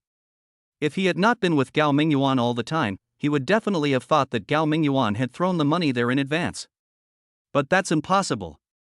This street is always busy at night. If Gao Mingyuan had thrown money on the street beforehand, wouldn't someone have picked it up long ago? But now Gao Mingyuan actually has a large roll of banknotes in a tree hole, which is a bit outrageous. Seeing Gao Mingyuan stunned for a moment, he stuffed the large roll of banknotes into his own bag. Hoing frowned slightly and said, "Hey, isn't this a good idea? The 2 banknotes we picked up on the road the last 2 times were fine, each time it was only one, and it was hard to determine who lost it, and there was no way to wait for the owner to come. But this time, it's such a large bundle of banknotes. If someone lost it, they would definitely be very anxious. I think we should wait here for a while and see if the owner comes back to look for it. If we just leave it like this, it seems a little." "What is it?" Gao Mingyuan rolled his eyes and said, "Who do you think would leave a roll of banknotes in a tree hole?" How would I know that?" Gao Mingyuan pouted and said, "It's obvious. Even if an ordinary person accidentally lost money, they wouldn't lose it here. The only possibility is that a thief stole someone else's money and hid it here because he was afraid of being caught and having the money found on him. So, this money is 100% ill-gotten gains. It's okay for me to keep it." Okay, you have a point." Hoing thought about it and realized that this was indeed the case, so she stopped insisting. Otherwise, if Gao Mingyuan really had to wait here, the person who would eventually arrive would most likely be a criminal. As for waiting for this criminal and then sending him to the police station, that is not appropriate either. After all, you have no way to prove that the money was hidden by that person. Even if you can prove that the money was hidden by that person, you have no way to prove that the money was stolen. Moreover, these criminals are not good people. If Gao Mingyuan is really hurt by the bad guys, how can Hoing feel at ease? So she can only shake her head and give up her original idea, but then she snorted and said, "But you have to treat me to tonight's midnight snack. And you have to treat me to a lot of delicious food. Humph, it's your fault that in just a short while, you picked up several times more money than I just found." Although neither of them counted the roll of banknotes that Gao Mingyuan took out of the tree hole just now, judging from its thickness, there must be at least 3,000 or 4,000 yuan, so Gao Mingyuan really earned more money by picking up money twice than she did by her luck tonight. Hoing was originally a stingy person. Just now, because Gao Mingyuan helped her and allowed her to earn more than 1,000 yuan from singing today, she had to bite the bullet and prepare to let Gao Mingyuan rip her off. But now, seeing Gao Mingyuan picked up several $1,000s in such a short time, he wanted to rip Gao Mingyuan off for 3 or 5 times to relieve his hatred. No problem, I'll treat you, just order whatever you want later, it's all my treat today." Gao Mingyuan was not as stingy as Hoing. After all, the money was picked up by accident, so he didn't feel bad about spending it. Although Hoing shouted loudly, when she really arrived at the snack street, she only ordered cheap and affordable food. Besides, she didn't have a big appetite to begin with. After trying only 3 or 4 kinds of snacks and spending less than 100 yuan, she couldn't eat anymore. Gao Mingyuan didn't have to pretend to be rich. Since Hoing was full, the two of them strolled out of the snack street. Next, Hoing had to go to the internet cafe to work, but it was still about an hour before her start time, so the two were not in a hurry. When I walked to the entrance of the snack street, I saw a ring-tossing stall that had been set up there since some time ago. A spirited young man was diligently soliciting customers. "Don't miss this if you're passing by, the latest model of the genuine Apple phone worth over 8,000 yuan, it's yours if you buy it." Many passers-by stopped and watched when they heard the young man shouting. The ring toss game is common in parks year-round. However, the prizes are usually just stuffed animals, rarely anything truly valuable. This ring-tossing stall in the snack street actually uses mobile phones worth more than 8,000 yuan as prizes, which makes it hard not to attract people's interest. Gao Mingyuan and Hoing also stopped and peered through the crowd. Hoing then shook her head and said, "Forget it. It's impossible to find the phone in the trap. It turned out that although there were indeed mobile phone prizes on the ring tossing stall, there were only 3 mobile phone packaging boxes, which were placed at the farthest location, about 6 or 7 meters away from the starting line of the ring tossing. The remaining prizes are mostly small toys the size of a palm, as well as prizes such as go bang and puzzles, which don't look very valuable at first glance. Although, even if the distance is 6 or 7 meters, there is still a chance of hitting the target. But, the ring that the boss provided to the customer was very small, probably just enough to fit the phone box. The rings were made of very elastic bamboo, so even if you were lucky, you might be able to get them right on the phone case. But, at such a distance, the force of the rings would be immense, and they would bounce back after landing, ultimately bouncing off the phone again. So, those 3 mobile phones are placed there probably just to attract attention. It is almost impossible to catch them. Chapter 29. Do you think I'm stupid? Although anyone with a discerning eye can see it, it is extremely difficult to put the phone in the cover. However, some people at the scene still didn't believe it and immediately paid for the ring, wanting to put it on a mobile phone. When asked, the energetic young man actually said that a ring would be sold for 20 yuan. When I asked him about it, he was stunned. He said, "You're selling it too expensive. Usually when I go to the park to play this, it's 10 yuan for 10 or 5 circles. Yours is dozens of times more expensive than others." The spirited young man, however, said that other people's prizes weren't as high as his own. Even if he sold hundreds of rings, as long as one person won a phone, he would still lose money. If the rings were sold too cheaply, wouldn't he lose a lot of money? The pedestrians seemed to think it made sense. After all, that phone costs over 8,000 yuan. As long as you keep putting it on, and you can get a phone within 400 rings, it's worth it. Although those 3 phones look difficult to fit, if you just buy dozens or 100 rings and scatter them out, you never know, you might get lucky and fit one of them. But the pedestrian would definitely not do such a stupid thing. Buying 100 or so rings and scattering them all out does have a chance of hitting the target, but if he doesn't, wouldn't he have wasted more than 2,000 yuan? He didn't need his cell phone anyway, he just saw that the prizes were great, so he tried his luck and had fun. Then he took out 200 yuan and prepared to buy 10 circles to try it out. But before that, he still expressed his desire to see whether there were really mobile phones in the 3 mobile phone boxes of his boss. How frustrating it would be if I really won the prize and then got only an empty box. The boss had anticipated that someone would be suspicious, so he didn't hesitate at all. When he heard that the man wanted to check, he took the initiative to take all 3 boxes, opened the lids himself, took out the mobile phones inside, and turned on the screens so that everyone could check to make sure that what was inside were indeed new Apple phones, and not models or something like that. After the man was satisfied with the inspection, he put the 3 mobile phones back into the box and placed them back to their original positions. However, after the first pedestrian who was ready to try paid for 10 rings, the boss gave him a serious reminder, saying that no matter what was caught, the ring had to completely cover the item to be effective. If it is only partially connected, or even half connected, it does not count. Everyone thought, well, this is going to be even more difficult. The length of the phone box is probably only slightly smaller than the diameter of the bamboo ring. Not to mention it's so far away. I guess even if it's right in front of you, it would be difficult to just cover the phone box if you throw the bamboo ring down from the air. However, strict rules also have their advantages, as they can avoid any disputes later. The first pedestrian who bought the ring was obviously going for the Apple phone. All 10 hoops were thrown towards the 3 cell phone boxes. It was just a shame it was too far away, and his hooping skills weren't very good. After throwing 10 hoops, not even one of them could touch the edge of the phone box. Seeing this, the passerby simply shook his head. He hadn't held out much hope to begin with, and now, after trying, it only proved that catching the phone was incredibly difficult. He had no chance anyway. Unless, he could be so ruthless as to buy 100 or 200 rings at once and throw them all in that direction. Perhaps there would even be a glimmer of hope. But, forget it. Seeing this, other pedestrians were also eager to try. But most people only buy 5 rings at most, and if they don't get the right one after trying, it's fine. Almost all the people who tried were going for the 3 phones. As for the small toys and other small things in front, no one tried to get them. Are you kidding?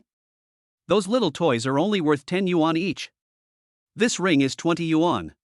They bought such an expensive ring to put on that little toy. They must be crazy. But in this way, the boss will naturally be happy. After all, in just a short while, he had earned 500 or 600 yuan for nothing, but not even a small toy was taken away by anyone. These hundreds of yuan were all pure profit. Let's go. This is boring. This is simply taking advantage of people's luck and defrauding them of their money. When Hoing first heard the prizes for the ring tossing game included phones worth over 8,000 yuan, she was quite tempted. But now, looking at it, it seemed impossible to win a phone. 20 yuan per ring, buying that would be a rip-off, right? 20 yuan would usually buy her a meal. Gao Mingyuan quickly grabbed Hoing and said, "Come on. Your phone seems pretty old, doesn't it? Why don't you take this opportunity to replace it?" Hoing rolled her eyes at him and said, "Are you crazy? You don't really think that phone can be used as a scam, do you? If you have money and know where to spend it, you can treat me to dinner tomorrow. I don't mind." Gao Mingyuan chuckled and said, "Don't disbelieve me, I'm really sure I can get it right." "Real?" Hoing couldn't believe it. She looked at Gao Mingyuan suspiciously and said, "Could it be that you've practiced this before? But even if you have, it wouldn't be of any use, right? After all, the size and weight of these bamboo rings might be different. Even if you could hit the target every time before, you might not be able to do it with this boss's bamboo ring." Gao Mingyuan shook his head and said, "Why would I practice that? But I'm sure I can hit the target. Hey, just tell me if you want to change your phone? If you do, you pay 100 yuan for the bamboo ring. If you can hit the target, I'll give you the first one later. How about that? You think I'm, Hoing originally wanted to say, "Do you think I'm stupid?" but suddenly she remembered that after singing in the pedestrian street over there, Gao Mingyuan's luck along the way was simply unbeatable. He could even take out several thousand yuan from the tree hole after tripping. As for the ring tossing game, it depends on both technique and luck. But it's incredibly difficult to hit a phone with the right hook these days, so it doesn't matter whether you have the skills or not. And if it comes down to luck, who could possibly have Gao Mingyuan's luck? Thinking of this, her heart was moved. She remembered that she had just earned more than 1,000 yuan from singing, and she had originally wanted to treat Gao Mingyuan to a meal. But it turned out that this meal was paid for by Gao Mingyuan. Now, he asked her to take out 100 yuan to buy a ring toss, which seemed not unacceptable. So, she took out a 100 yuan bill with some reluctance, and handed it to Gao Mingyuan, saying, "Here, just buy this one. If you don't win, forget it, but don't gamble too much. Rest assured." Gao Mingyuan immediately took the bill with a smile, handed it to the boss, and said, "Boss, 5 circles." "Okay." Chapter 30 Circle out the must-have. The boss reached out to take the 100 yuan that Gao Mingyuan handed over, but Gao Mingyuan didn't let go at this time. Gao Mingyuan took out his phone, turned on the video function, and said, "Boss, let me confirm. If I can use your bamboo ring to fit the phone box, I can get a genuine Apple phone worth over 8,000 yuan, right?" The boss understood what Gao Mingyuan was doing as soon as he saw his attitude. He knew that this guy was afraid that he would steal the phone and then refuse to pay him, so he recorded a video in advance as evidence. He didn't care about this at all. After all, he knew in his heart that it was not that easy to have his phone stolen. He has used this method to travel all over the country and has already swept through several cities. Every time, he has made a lot of money. Only once, when I was in Hangzhou, a veteran stole my cell phone. But he didn't pay any money that time, because many people saw with their own eyes that the veteran took away an Apple phone by slinging the rings. The tourists present almost went crazy and rushed to buy the rings. The 200 bamboo rings he prepared were not enough to make ends meet. Therefore, after losing a mobile phone, it didn't take long for him to earn back the money he spent on it, and even had some surplus. So, when Gao Mingyuan wanted to record a video as evidence, he didn't care. You can't trick him anyway. So the boss said to Gao Mingyuan's phone camera, "That's right, as long as you can fit the phone box, the iPhone will be yours. And I guarantee that all the iPhones here are genuine, brand new. Of course, you have to completely fit the box with the bamboo ring. Just pressing it down doesn't count." Gao Mingyuan nodded and asked, "What if I just happened to do it by sheer luck, if the bamboo ring didn't hit the phone case directly, but bounced twice on the ground and then just happened to catch it, would that count?" "Yes. It definitely counts." The boss replied, "As long as you can catch the phone with the bamboo snare, it doesn't matter how many times the snare bounces on the ground." "That's fine." Gao Mingyuan said as he handed his phone to Hoing, who was standing beside him, and said, "Come, take a picture of me putting the ring on." Hoing also understood what Gao Mingyuan meant, so she quickly took the phone and took a few steps back so that she could capture the entire process of Gao Mingyuan putting the ring on the phone. The guy who had bought the 200 yuan hoop at the beginning couldn't help but curl his lips when he saw this. He said, "Brother, what are you doing? As if you can really put it on. Let me tell you, this is too difficult. Even if you ask an ancient master of hidden weapons to come, he won't be able to do it. So, just save your energy. Gao Mingyuan smiled faintly and said, you know what? Although my skills are not very good, I have very good luck. So I think I should be able to win today, and more than one. Oh, if you say that, I really don't believe it. Upon hearing this, the man immediately said angrily, how about we make a bet? Oh, what do you want to bet with me? If you can catch even one phone with these 5 bamboo snares, I'll give you 10,000 yuan. If you can't catch one, then just give me 1,000 yuan. How's that? I didn't take advantage of you, did I? Although Gao Mingyuan felt that if he agreed, the 10,000 yuan would be a sure win, he thought about it and shook his head, saying, no, gambling is boring. So what do you want to bet on? Or, are you afraid? You know you're going to lose, so you don't dare to bet? Hearing the passerby say this, Gao Mingyuan could only say helplessly, I just don't want to gamble with you here in public. Since you say so, then whoever loses gets to call the other big brother, right? And if we never meet again, that's fine, but if we do, the other person can't avoid it. And no matter how many people are in front of us, we have to call each other big brother. In other words, the loser has to call the winner big brother for life. Do you dare to bet? Oh my god, you're taking advantage of me. The passerby couldn't help but laugh. He was already in his 30s, clearly much older than Gao Mingyuan. Normally, there was nothing wrong with Gao Mingyuan calling him brother. So the bet Gao Mingyuan mentioned sounded fair, but if Gao Mingyuan lost, he wouldn't have lost anything, right? On the contrary, if he lost, it would be a bit embarrassing to call a guy 10 years younger than him big brother. But he was convinced he couldn't lose, so he gritted his teeth and said, all right. I'll make a bet with you. But I'll add one more thing. It's boring to just call the other person big brother when you lose. It's better for the loser to also promise the other person something. As long as this thing is not illegal or unethical, then the other party must agree and promise to do their best to do it. Do you dare to agree? Gao Mingyuan thought about it and felt that he had a better chance of winning. Even if he lost, it wouldn't matter. This guy was so much older than him, so calling him big brother wouldn't be a big deal. Even if it was the condition he mentioned, well, as long as it wasn't illegal, it wasn't unacceptable. So he nodded and said, no problem. Then let's establish this bet, right? Then get out of the way. Today I'll show you what it means to be trapped. The pedestrian rolled his eyes speechlessly and then stepped aside. Gao Mingyuan estimated the distance between himself and the 3 mobile phone boxes, and then, in the spotlight of everyone, he turned around, raised the 5 bamboo rings in his hands high, and shouted loudly, go. As he said that, he turned his back to the prize area and threw 5 bamboo rings over his head. Oh my god. What kind of operation is this? Is this guy crazy? Seeing Gao Mingyuan's actions, the onlookers were stunned.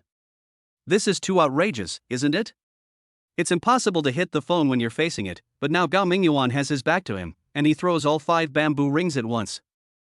What kind of magical operation is this? Have you given up already? Under the gaze of the crowd, they saw that the 5 thrown bamboo rings all deviated very far away, and none of them went towards the mobile phone box. Well, this $100 is just a waste. Hoing saw this. If she hadn't been holding Gao Mingyuan's mobile phone to record the video, she would have wanted to cover her face with her hands. This scene was really unbearable to watch. However, at this moment, one of the bamboo rings fell to the ground, then suddenly bounced high, flew a long distance, and landed on a blind box. However, the force of the bamboo ring was still there, and it was bounced out again, and changed direction, landing on a box of gobang. However, the bamboo ring still didn't stop. After being bounced off again, it landed on an open space. Then it was bounced up a 4th time, and finally, it spun in the air and rolled around before landing directly on the surface of a mobile phone box. Chapter 31, Double Hits. Boom. When seeing this scene, everyone present couldn't help but exclaimed at the same time. It actually worked. Got a mobile phone worth more than 8,000 yuan? Damn. I can actually hit the ring even with my back to it? The stall owner felt a black screen before his eyes, but then he forced a smile. Well, I'm trapped, so be it. But with this live advertisement, I think there will be a lot of people trying to take advantage of it. It's just that, this time he's not setting up his stall in a park or other crowded places, so the customer flow is very limited. I'm afraid there's no hope of making back his investment. However, as long as he keeps setting up his stall here for the next few days, I think he can slowly make back his losses." After everyone exclaimed, they couldn't help but discuss. "I really got it right. Oh my god, what kind of incredible luck is this? Yeah, he can even hit it with his back to the box. I'd never believe it's all down to skill. There are too many coincidences." So, is this the correct way to put the phone on the hook? It's useless to aim at the phone case and throw the hook. It's better to close your eyes, or throw it at random with your back to the box. Maybe you'll actually hit it. Look, there's still one that hasn't stopped yet. Is there going to be another miracle? Sure enough, the 5 hoops Gao Mingyuan threw out had not yet all come to a stop. The bamboo ring that was thrown the farthest kept rolling after it landed. At the beginning, the bamboo ring did not roll towards the 3 mobile phone boxes, but, because there were many small toys placed in the venue, after the bamboo ring rolled a distance and hit a small toy, it would immediately change direction. After changing direction several times in a row, it finally rolled in front of one of the mobile phone boxes. And, at this time, the rolling force of the bamboo ring had become very small, but after the front of the bamboo ring hit the mobile phone box, it suddenly deviated in direction, but did not roll out again. Instead, it slowly fell down and just happened to be wrapped around the mobile phone box. At the same time, because the bamboo ring fell down very slowly, it did not bounce up after landing, and it just firmly wrapped around the mobile phone box and did not move at all. This time, no one screamed, and no one made a sound. Everyone who saw the scene was so shocked that they seemed to lose their voices. I got it right at once, maybe I was lucky. But Gao Mingyuan only threw out 5 bamboo rings in total, and 2 of them hit the cell phone box. What kind of incredible luck is this? And this can only be luck, it absolutely cannot be any tricks or techniques. But the question is, if it was really just luck, then why was this guy so sure before that he would be able to snag the phone, and even said that he would snag more than one? When they heard Gao Mingyuan say this before, no one took it seriously, thinking that he was just bragging. It even led the first passerby who was playing the ring toss to make a bet with him. But now it seems, he seems to be truly confident? Otherwise, why would he make a bet with that passerby? And if this guy is really that sure, can this still be luck? Anyway, no matter how you put it, it's incomprehensible and terrifying when you think about it carefully. Seeing the strange atmosphere at the scene, Gao Mingyuan slowly turned around, and then saw 2 bamboo rings wrapped around the phone box, and immediately grinned. As expected, the lucky dice is unbeatable. 5 times the luck value is also quite powerful. He estimated that if he had rolled a 6 before, he might have won all 3 phones by now. But it's not bad like this now. It just so happens that my phone is already very old, and I have been thinking about buying a new one after I get rich. Although, he is confident that he will become a rich man after the lottery is drawn tomorrow night. But, the money hadn't even been deposited into his account yet, hadn't he? So, right now, he was still poor. Getting a phone for free, which was considered quite high-end for ordinary people, wasn't that something he was happy about? What's more, this time I hit 2 targets with one move. I can get 2 mobile phones directly, and I can also help Hoing get a new phone. This is definitely worth it. Hee. Boss, I think I won 2 phones. Look, now those 2 phones belong to me, don't they? The boss is about to cry now. Yes, if it was just one phone that was stolen, he could barely accept it. But 2 phones were stolen at once, that was over 16,000 yuan. His efforts in the past 10 days have basically been in vain. Next, even if someone wins the jackpot and attracts some people to come and play the game, it is impossible to make a profit based on the customer flow here. Seeing that he was going to lose everything at once, it would be strange if he could be happy. Seeing the boss's bitter face and his silence, Gao Mingyuan chuckled and said, "Why? Boss, please say something. You were speaking perfectly well just now, and the video is still being recorded. If you want to go back on your word, I advise you to think it over carefully."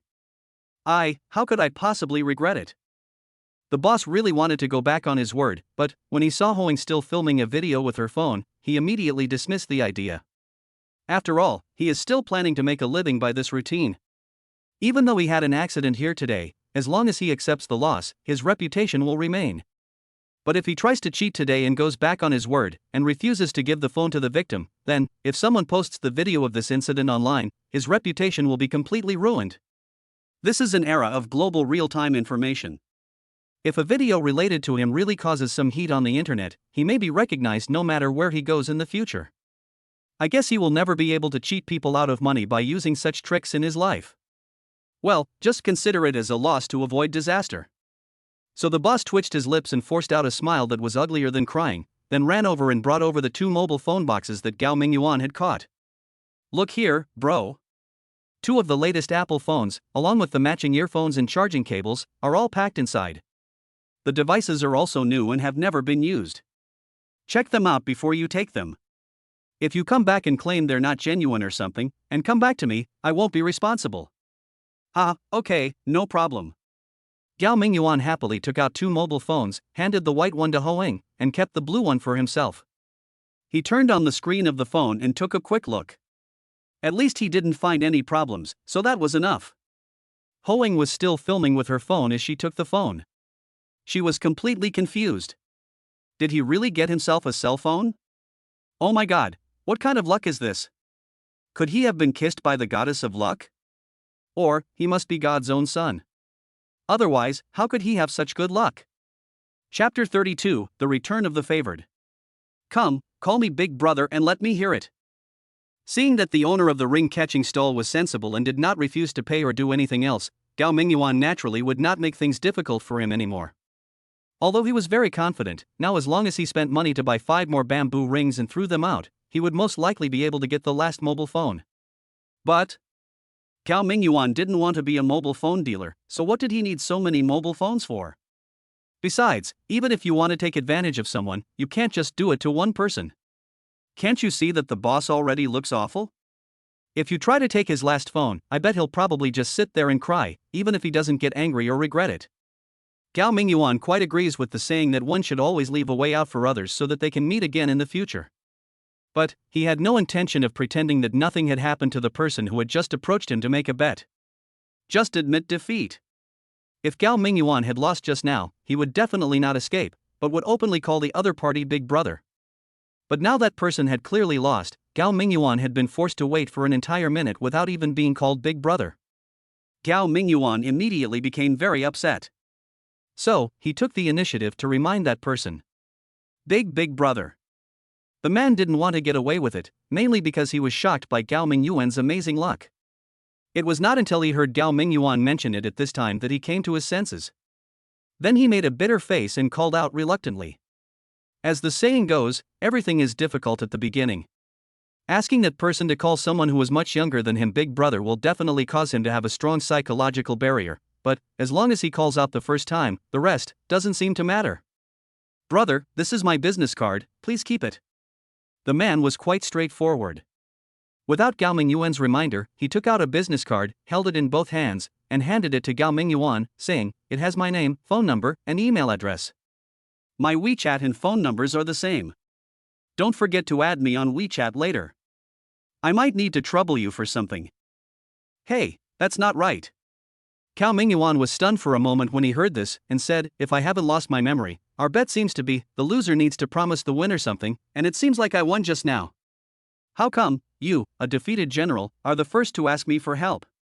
The man said with a bit of a smile, "Don't worry, Big Brother. I haven't forgotten about the bet. I'm going to tell you about this later.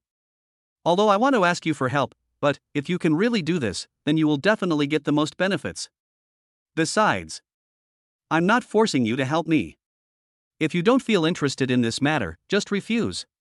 On the contrary, if Big Brother wants me to fulfill the bet and ask me to do something, as long as it's not illegal or immoral, I have no right to refuse." Is that so? Fine then. Gao Mingyuan lowered his head and glanced at the business card. He saw that it was quite simple. There was nothing on it except a name, a phone number, and an email address.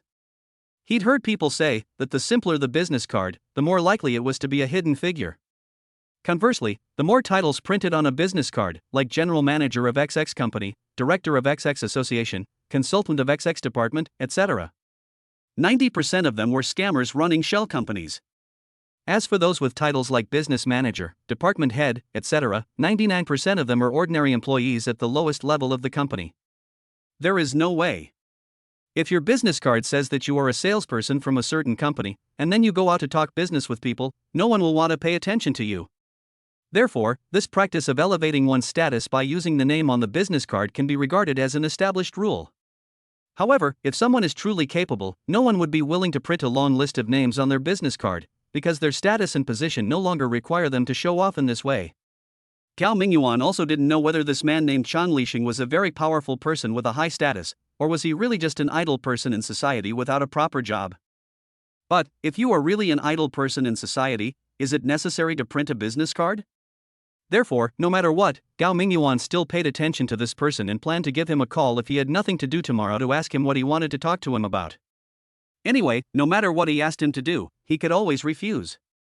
Seeing that it was almost time, Gao Mingyuan and Hoing walked out of the snack street, and then took Hoing to the internet cafe where she worked.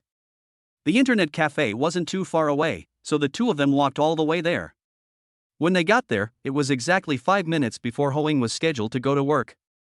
This internet cafe is quite large, with 2 floors, more than a dozen private rooms and more than 100 computer stations. Hoing is in charge of the second floor. There are fewer customers on the second floor during the day, but in the second half of the night, there are obviously more customers here than on the first floor. Although Hoing only works the second half of the night, from 12 a.m. to 6:30 a.m., but she is both a bartender and a network administrator, and she also needs to stay up late, so her income from this job is pretty good, so she has never quit this job. After all, although performing in bars can earn more money, it is not stable. Especially for a female singer like her who doesn't like to please others, she never knows when she will offend the customers or the boss, and then lose her job. Therefore, it is very important for Hoing to have a relatively stable job. Otherwise, if she can't find a nightclub to perform in for a long time, she will be out of money. Hoing originally said that she didn't need Gao Mingyuan to send her off, but Gao Mingyuan said that he wanted to visit her workplace, so Hoing didn't refuse.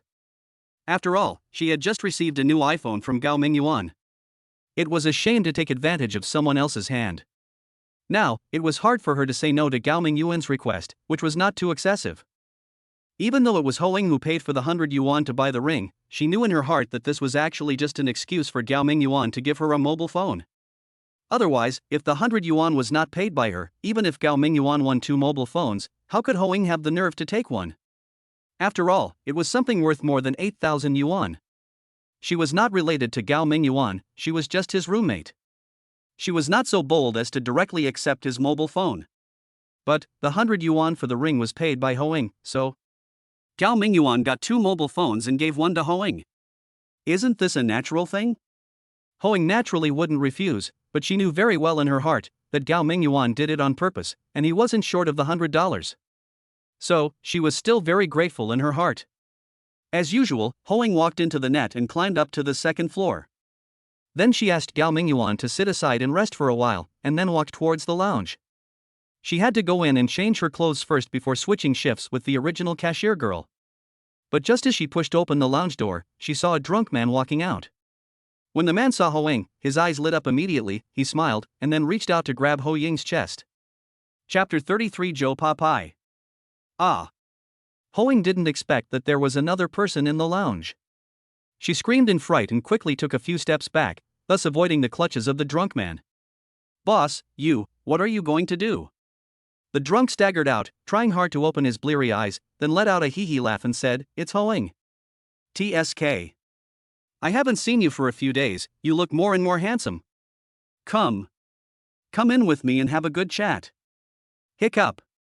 I heard you want to be a singer, right? But you should also know. There are so many people who sing well, why can't everyone be a singer? You need someone to support you. Got it? You're a girl from the countryside, with no background. You want to be famous, you want to be a big star. Are you dreaming? Come on. Let me tell you, if you want to be famous, you have to pay first. As for what to pay, do I need to tell you? We're all adults. I think you should understand. As long as you're willing.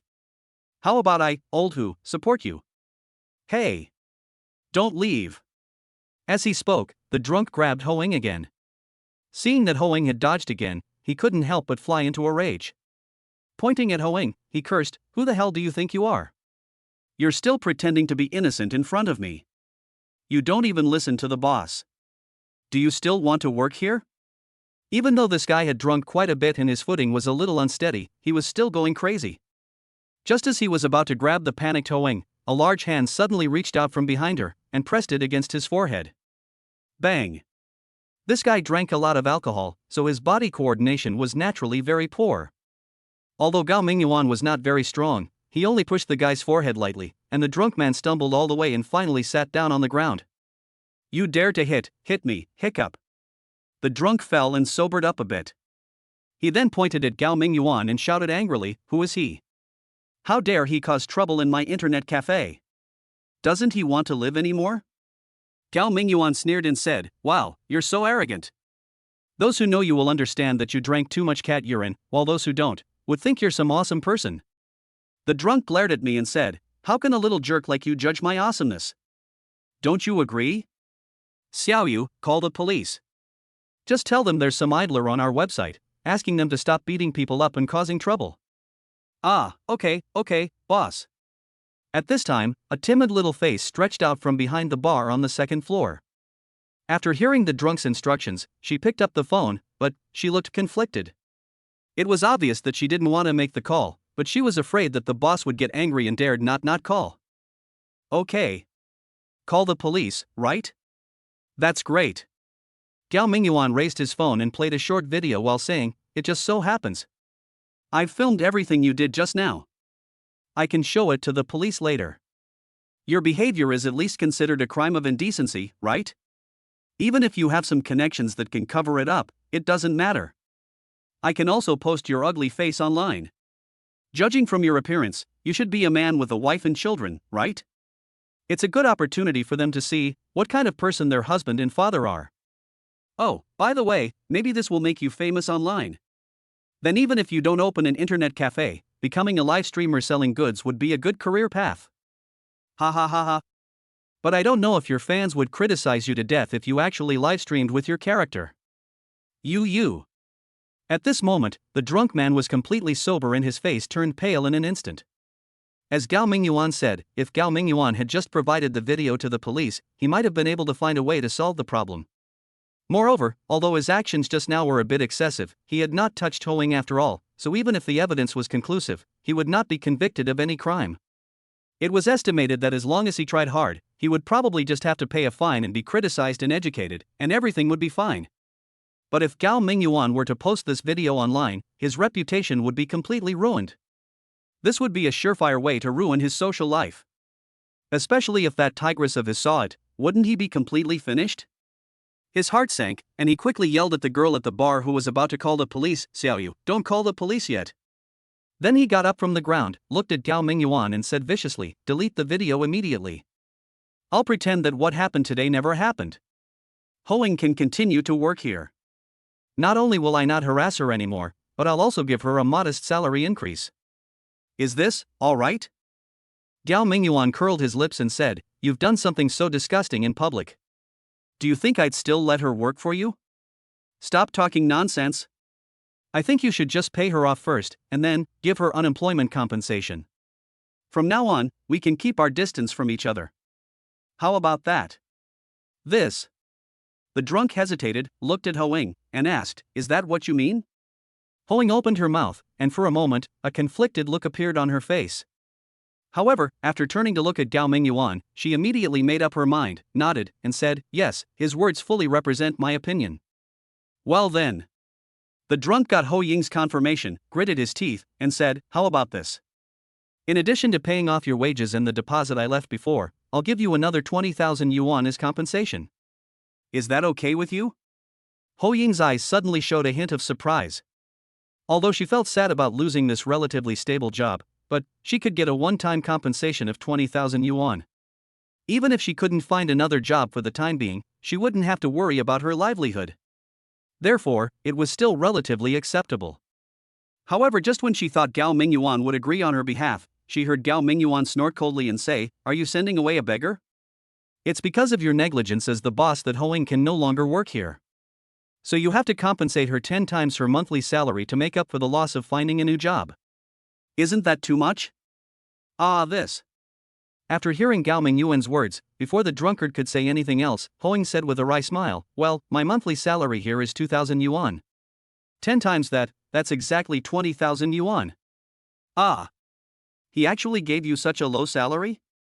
Gao Mingyuan was shocked when he heard this. Although he didn't earn much from working before, he didn't expect that Hoing came here to work in the middle of the night every day and worked so hard, but only earned 2,000 yuan a month? This is so fucking. It's definitely a modern version of Joe Popeye. Chapter 34. Nothing to say. In the end, Gao Mingyuan still asked for an extra 10,000 yuan for Hoing. The reason was that Gao Mingyuan felt that the internet cafe owner was exploiting Ho Ying's labor. In fact, the internet cafe owner was also quite wronged. After all, the salary level in Shiyuan City is roughly like this. If Hoing worked from 7 p.m. to the next morning, she would earn about 4,000 yuan a month. But since Hoing only worked half the night, wouldn't it be normal to pay her 2,000 yuan? However, the internet cafe owner had the leverage in Gao Mingyuan's hands, so he didn't care too much. He obediently paid Ho Ying's salary and transferred an additional 30,000 yuan. The matter was settled. Gao Mingyuan also deleted the video he had just recorded in front of the internet cafe owner. At this time, the internet cafe owner was completely sober and no longer did anything irrational. After coming out of the internet cafe, Gao Mingyuan and Hoing looked at each other, and suddenly, they felt the atmosphere became a little tense. Because they all realized a problem at this time, that is, what to do tonight. It was already 1 o'clock in the morning, and both of them were a little sleepy. If Hoing still had to go to work, then there would be no problem. But now she has lost her job, so we can't just let her wander around the streets alone, right? Even if she wanted to find another job, she wouldn't go around looking for a job in the middle of the night. So, it seems that the two of them can only go home at this time. But the problem was, the rental house only had 1 bedroom and 1 bed. How were they going to fit in? Were they going to have to roll around in the same bed like they did this morning? Gao Mingyuan was sleeping soundly at that time and was even snoring, and Hoing was really sleepy. At first she just dozed off while sitting on the edge of the bed, but then she fell asleep unknowingly and rolled onto the bed. But now they were both wide awake. If they really returned to that cramped rental house, what would they do? Sleep or not sleep? If not, what else could they do? If they slept, they weren't boyfriend and girlfriend, so why would they sleep in the same room? Just as the two were still staring at each other in a daze, neither of them knowing what to do, a taxi stopped in front of them. The driver leaned out and asked, "Do you want to go?" "Let's go, right now." Gao Mingyuan hesitated for a moment, then opened the back door of the taxi, waved to Hoing, who was still hesitating, and said, "Get in." Hoing made a series of incomprehensible noises, and after hesitating for a while, she finally got into the car. "Hey, well, why, you go upstairs by yourself?" After the two got out, the taxi turned around and drove away from the dark residential compound. Gao Mingyuan opened the door of the building and was about to walk in when he heard Hoing say in a low voice behind him, I'd better not go up. Just help me take the guitar home." Gao Mingyuan stopped and looked back at Hoing, whose face was almost drooping on her chest. He said, "Where are you going if you don't go up? It's the middle of the night, where can you, a girl, go? There are so many places to go." Hoing raised her head slightly upon hearing this, and looked at Gao Mingyuan with a very stubborn look, saying, "For example, an internet cafe, a train station, no, I have money now, I can find a hotel and book a room to stay overnight. I can afford it." Gao Mingyuan touched his nose, was silent for a moment, and then said, "You don't trust me that much?" "What?" Hoing looked up in surprise and looked at Gao Mingyuan innocently, as if she really didn't understand what Gao Mingyuan was saying. "Why are you pretending to be confused?" Gao Mingyuan rolled his eyes at her and said, "Aren't you just afraid that I'd sleep with you? Otherwise, this is clearly your rented house, so why would you run out to an internet cafe or a hotel in the middle of the night? Aren't you just afraid that I'd lose control and do that to you?" Ho Ying's pretty face flushed, and she spat softly, saying, "Bah, you dare." "Yeah, I don't dare." Gao Mingyuan spread his hands and said, "But you know I don't dare, so why don't you dare go upstairs?" "So, am I the one who doesn't dare, or are you the one who doesn't dare? Are you the one who doesn't dare to trust me, or the one who doesn't dare to trust yourself?" Hoing was almost confused by his "you don't dare, I don't dare" rhetoric. She couldn't help but chuckle at first, then, suddenly lowered her head, snorted softly, and said, "Who knows if someone, well, we'll get wild. This morning, well, you even climbed on top of me, okay?" Gao Mingyuan's face flushed red at what he said. He scratched his head awkwardly and said, "That was a misunderstanding, okay? That, woke up and found you sleeping next to me. I was so scared. And then, well, didn't I want to get out of bed? But you were lying outside, so I had to step over you. But just as I had one leg over, I heard a knock on the door. I was so scared that's why I fell over you. Ah, stop talking, it's so embarrassing. Although Hoing is usually a bit carefree, but when she thought about what happened in the morning, for some reason, she felt her body become a little weak, and her face became hot, as if it was about to be ignited by blood. Well then, since it's just a misunderstanding, then I'll believe you this time. After a moment, Hoing gritted her teeth, as if she had made a major decision. She looked up at Gao Mingyuan and said, but it's only for tonight. Wait until tomorrow. Tomorrow during the day, if I still haven't found a suitable job, then I will move out and no longer share the house with you. Ah, no. You don't want to share the house with me anymore? Gao Mingyuan was slightly shocked when he heard this, and his mood instantly became a little depressed. It wasn't like he really had any feelings for Hoing, well, at least he didn't have that strong desire to have something happen between them. But suddenly he heard that Hoing was moving away. From then on, the two of them might have a hard time meeting each other again, which made him inexplicably feel sad and reluctant. Yes. Hoing lowered her head and gently rubbed the corners of her clothes with both hands. She said in a low voice, after all, you already have a fiancé. If I continue to live in the same house with you, then I'm afraid your fiancé will be unhappy. That.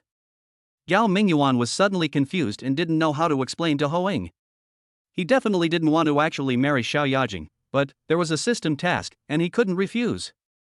If he really refused, the system might have to uninstall it again. If the system uninstallation didn't have any risks, he would accept it. At most, he would just become an ordinary person with nothing. But damn, uninstalling the system might turn him into an idiot or even a vegetable, so how could he dare to take that risk? Therefore, his marriage with Xiao Yajing can only be delayed for now, hoping that it will gradually fail. But the problem is, he can't tell Hoing all this. So, when hearing Hoing mention his fiancé, Gao Mingyuan had nothing to say except embarrassment and distress. Chapter 35 finally made up my mind. After returning home and putting Ho Ying's guitar case in the corner, Gao Mingyuan couldn't help but stretch himself, feeling a wave of fatigue. He was really a little sleepy. He didn't sleep well last night, and he just stayed in bed for more than 2 hours during the day. It was already the middle of the night, and he was so sleepy that he didn't bother to worry about how the two of them were supposed to sleep in the same room. He simply kicked off his shoes and put on slippers. Then he opened the simple wardrobe next to him, took out a set of pajamas, and walked to the bathroom while saying, "Don't fight with me. I'm so sleepy, I'm going to take a shower and go to bed. By the way, if you don't want to sleep on the same quilt with me, then help me get the quilt too." At this moment, Ho Ying's pretty face was so red that it seemed like blood was oozing out. She just leaned against the door blankly, as if she had lost all her strength. Only when she heard the sound of water splashing in the bathroom did she seem to breathe a sigh of relief. She quickly reached out and rubbed her burning cheeks, thinking to herself, Hoing, try to be more promising. He definitely wouldn't dare to do anything to you. What's with that faint expectation in your heart? It's over. Hoing, you're hopeless. After taking several deep breaths, Hoing finally calmed herself down a bit. Then, after hesitating for a moment, she began to make her bed. When Gao Mingyuan came out of the shower, he saw that both sets of bedding on the bed had been made by Hoing. They each have a quilt for the bottom and a thin blanket for covering their body. It doesn't matter if the quilt for the body is bigger or smaller, but, under normal circumstances, you can only have one quilt for the bottom, unless you stack two together. However, Hoing did not stack the two quilts together, but laid half of each quilt. In this way, the quilt would have an extra half width. As a result, Ho folded up the extra part and actually erected a quilt wall in the middle of the bed. Gao Mingyuan's eyes widened into buns at that moment. Can we still play like this? This reminded him of a joke. A long time ago, a scholar and a young lady fell in love. One day, they were traveling together, but they encountered heavy rain and sought shelter in an empty house, where they stayed the night. The house had only one bed, and although they were in love, they didn't commit adultery. The young lady, feeling sorry for the scholar, shyly invited him to sleep in her bed, but she placed a pillow between them and a note with the words, "Anyone who crosses the line is a beast." The scholar, however, was a gentleman, and he actually endured the entire night, avoiding any indignation. The next morning, the young lady woke up and vanished, leaving behind a note. Inscribed on it were 7 large characters, "You are worse than an animal." So, seeing the quilt wall erected on the bed, Gao Mingyuan couldn't help but think deeply. Should I be a happy beast? Or should I be a pure and honest gentleman, even worse than beasts? Just when Gao Mingyuan was still confused about this question, he saw Hoing, holding her pajamas and a bath towel, walk past him and rush into the bathroom, leaving a message, "You sleep inside." After saying that, he closed the door with a bang, and then there was the sound of the door lock being turned. Gao Mingyuan curled his lips and complained inwardly. How stingy. I didn't even lock the door. Really? Where's the trust between people? I wasn't even worried that you would rush in and take advantage of me while I was showering, but you're so wary of me. It's so sad. Well, he only dared to complain in his heart, and didn't dare to say it to her face. Well, he was afraid of being scolded to death by Hoing. Never mind, sleep.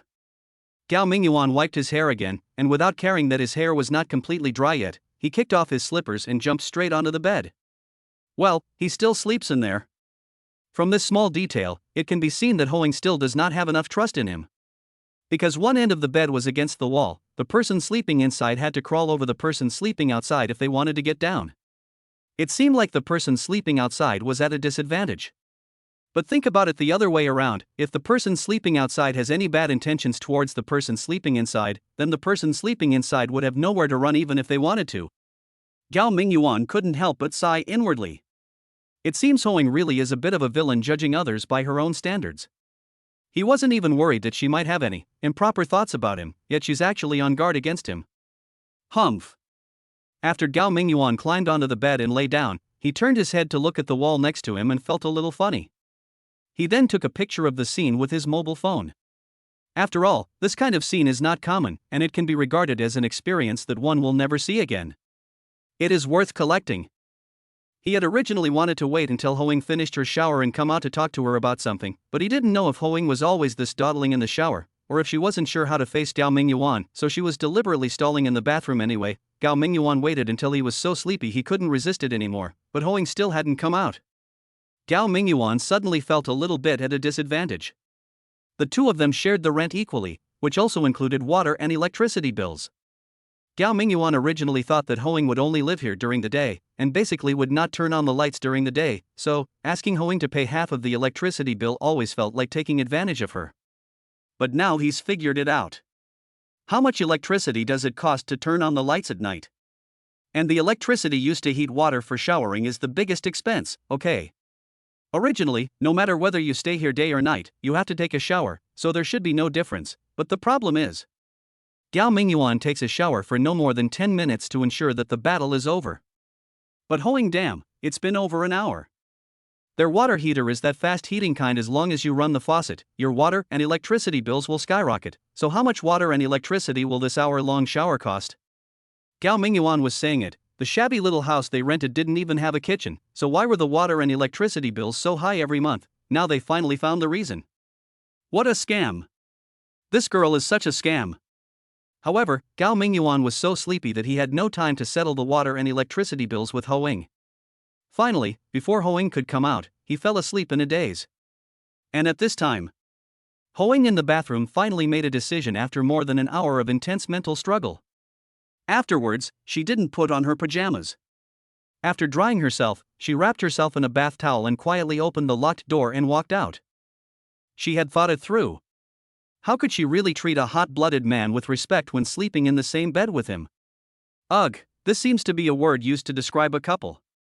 What she meant was, how could something not happen? And Gao Mingyuan had definitely invited her up with that in mind. Even though Gao Mingyuan already had a fiancé, just looking at his fiancé's figure, you could tell.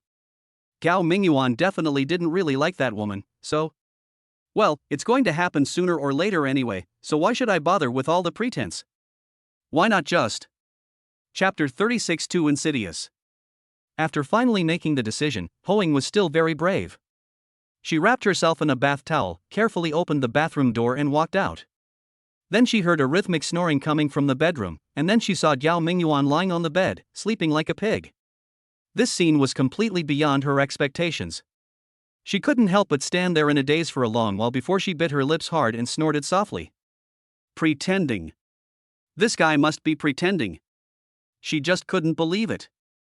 In such a small room, a beautiful woman was taking a shower and was about to sleep with him.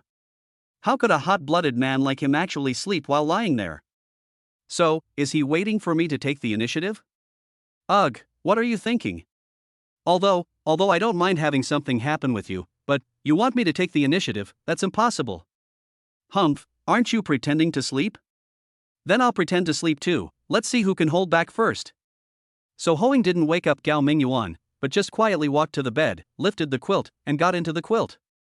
Then she waved her hand lightly, and pulled out a snow-white bath towel and threw it on the chair. Yes. Hoing usually doesn't like to wear clothes when sleeping, and she planned to do the same today, so that when that guy wants to do something, she won't have to take off her clothes again. That would be so troublesome. Well, but since he is still pretending to be asleep, let him pretend. Looking at the wall erected between the two of them, Hoing curled her lips slightly. She didn't believe that this thing could block a man's instinct. Actually, this thing is not so much a barrier to block the opponent, but more of a trick for girls to preserve their self-esteem. When a girl agrees to sleep in the same bed with a man, she has actually let down all her defenses. However, girls are still reserved. Even if they are willing in their hearts, they will never say it out loud. They will always show resistance. But if you take it seriously, you lose. After reaching out to turn off the light, the bedroom became dark. Hoing huddled in the quilt, not daring to even breathe, waiting for the guy next to her to reach out at any moment, or suddenly pounce on her, just like yesterday morning. Thinking of this, Hoing felt her heartbeat quicken. She tilted her head slightly, and, using the faint moonlight filtering through the gap in the curtains, she looked towards the person beside her. She saw Gao Mingyuan still lying there, his posture unchanged. His breathing was still heavy and steady. Keep pretending, go ahead and keep pretending. Humph. I wonder how long you can hold it in. Hoing turned around with some frustration, closed her eyes, adjusted her mood, and slowly began to breathe in a very light but rhythmic manner. She decided to pretend to sleep as well, she couldn't lose to that guy after all. But maybe it was because she didn't sleep well yesterday, and Gao Mingyuan's heavy breathing sounding in her ears seemed to have a hypnotic effect. Hoing pretended. She didn't know when, but before she knew it, she really fell asleep. 6 o'clock in the morning. Although Gao Mingyuan slept very late yesterday, but ever since he shared this studio apartment with Hoing, in order to be able to hand over the room to Hoing on time, Gao Mingyuan has developed a habit of getting up at 6 in the morning at the latest, regardless of whether he needs to go to work or not. If he needs to go to work, he usually doesn't eat breakfast in the morning, and even if he needs to eat breakfast, cooking is not something he would consider in a rental house that doesn't even have a kitchen. So, he only needs to get up at 6 o'clock, boil a kettle of water, drink some hot water, wash his face, then he has time to tidy up the house, roll up his bedding and put it in the cupboard, and then at about 6:45, he will leave home and go out. Because he kept this schedule every day, even on weekends, he didn't change it. So, at this time today, under the powerful inertia of his biological clock, he woke up on time. Although he was awake, he had only slept for more than 4 hours, and his mind was still a little fuzzy. When I turned over and was about to sit up along the edge of the bed, I suddenly found that there seemed to be something blocking my side. I reached out and touched it, and suddenly felt soft. Why does it feel familiar? Gao Mingyuan was stunned for 2 seconds, then his eyes suddenly widened, and he saw the wall erected in front of him. What the hell? What's going on? Oh, right, last night. Hoing lost her job. I brought her back home and asked her to sleep with me. So, am I sleeping in the same bed with her now? Probably after remembering what happened last night, Gao Mingyuan suddenly lost all sleepiness and sat up. Turning around, I saw Hoing sleeping quietly behind the wall, breathing steadily and slowly. Obviously she was sleeping soundly. Oh my god, you really don't treat me as a man. How dare you sleep in the same bed with me? Aren't you afraid that I will turn into a werewolf in the middle of the night and eat you? Moreover, Gao Mingyuan soon discovered another serious problem. So now that the weather is getting warmer, Hoing seemed to have gotten too hot during the night, and the quilt was not covering her tightly enough. Although Gao Mingyuan couldn't see too many exciting scenes, he could roughly judge from the scenery he saw so far, this girl seemed not to be wearing pajamas. What is going on? Do I make you feel safe? Why are you so confident in me? Honestly, I don't even have that much confidence in myself, okay? No. There must be a conspiracy here. Well, maybe she did it on purpose. She deliberately used this method to make me make a mistake. Then, as long as I did something slightly out of line, she might catch me and use my mistake as a bargaining chip to make me sign an unequal treaty with her, so that she can pay less rent in the future. Ah, women are truly scheming and terrifying creatures. Luckily, I saw through her ruse. Humph, you're dreaming if you want me to fall for it. Thinking of this, Gao Mingyuan took a few deep breaths and forced himself to suppress the restlessness in his heart.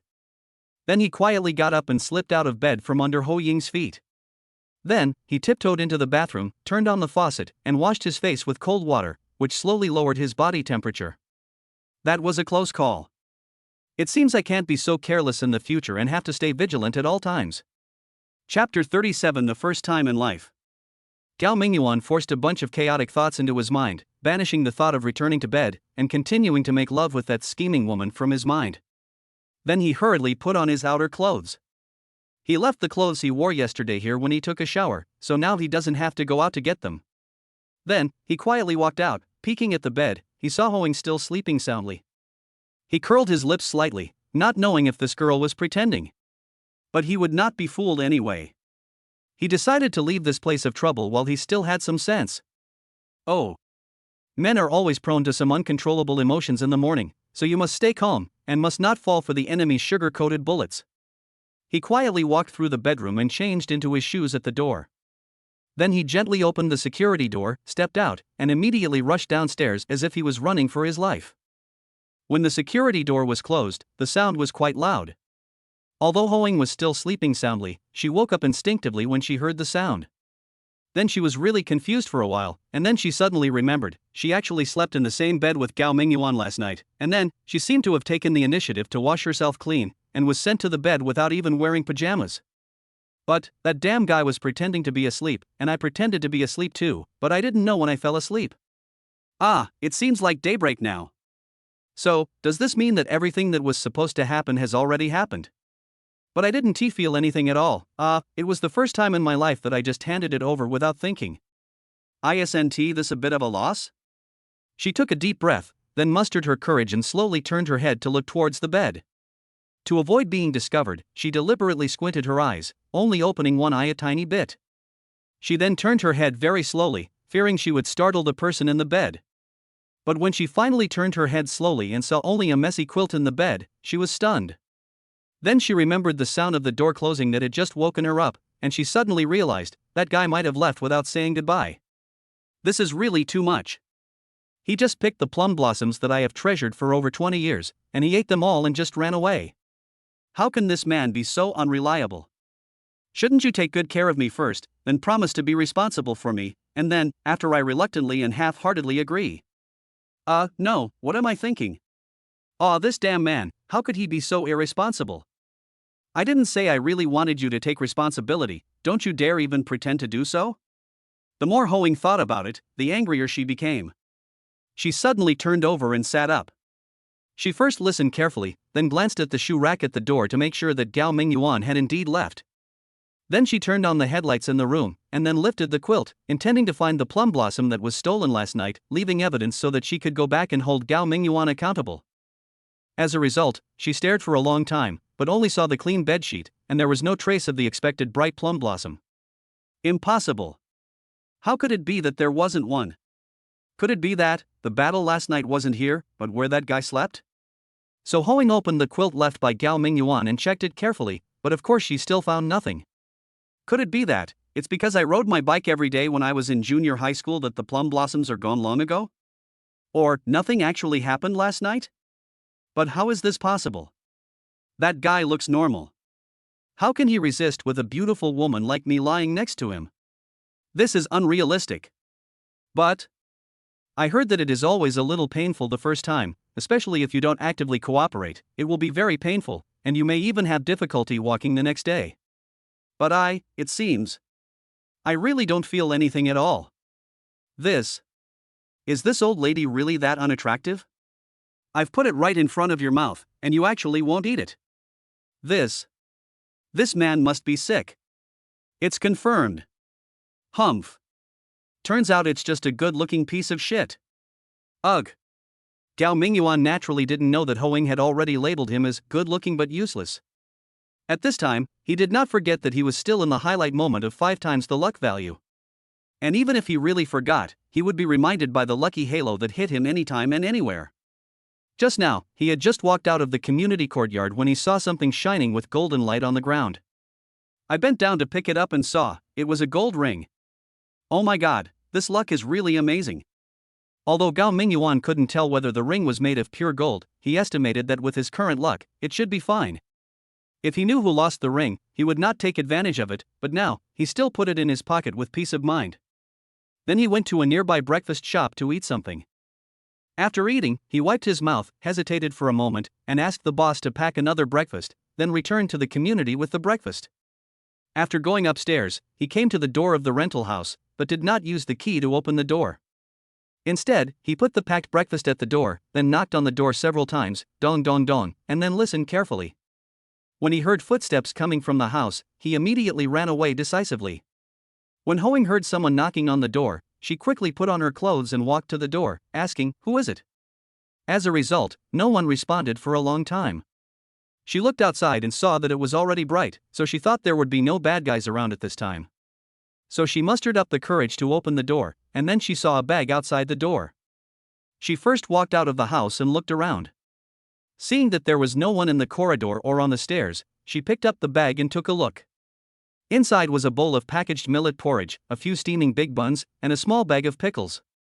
She was slightly stunned for a moment, and then the corners of her mouth slowly curved up. "Humph, you still have some conscience." He walked back into the house, put breakfast on the table, and then picked up his phone. He dialed Gao Mingyuan's number from the phone book, hesitated for a long time on the dial key, and finally shook his head, put the phone down, and happily ate breakfast. Chapter 38: Picking up things along the way. Because there were still about 2 hours before work time, Gao Mingyuan had nowhere to go for the moment, so he simply didn't even take the bus and just strolled all the way to the company. With the blessing of his incredible luck, he picked up money several times along the way. Speaking of which, these days, fewer and fewer people use physical currency, so it's really not easy to pick up money. If it were in the past, Gao Mingyuan estimated that with his luck index, he would have been picking up money along the way. Although the money I pick up each time is not much, the feeling of getting unexpected gains from time to time is really great. In particular, there was one incident where a $100 bill was blown over by a gust of wind and directly hit Gao Mingyuan's face. Gao Mingyuan stretched out his hand and grabbed it, and was about to throw it away, when he found that it was actually a banknote. At that time, an older sister next to him was so shocked that her eyes almost popped out of her head. "Is this okay?" She clearly saw a piece of paper flying past her and scratching her shoulder. Why didn't she reach out to catch it?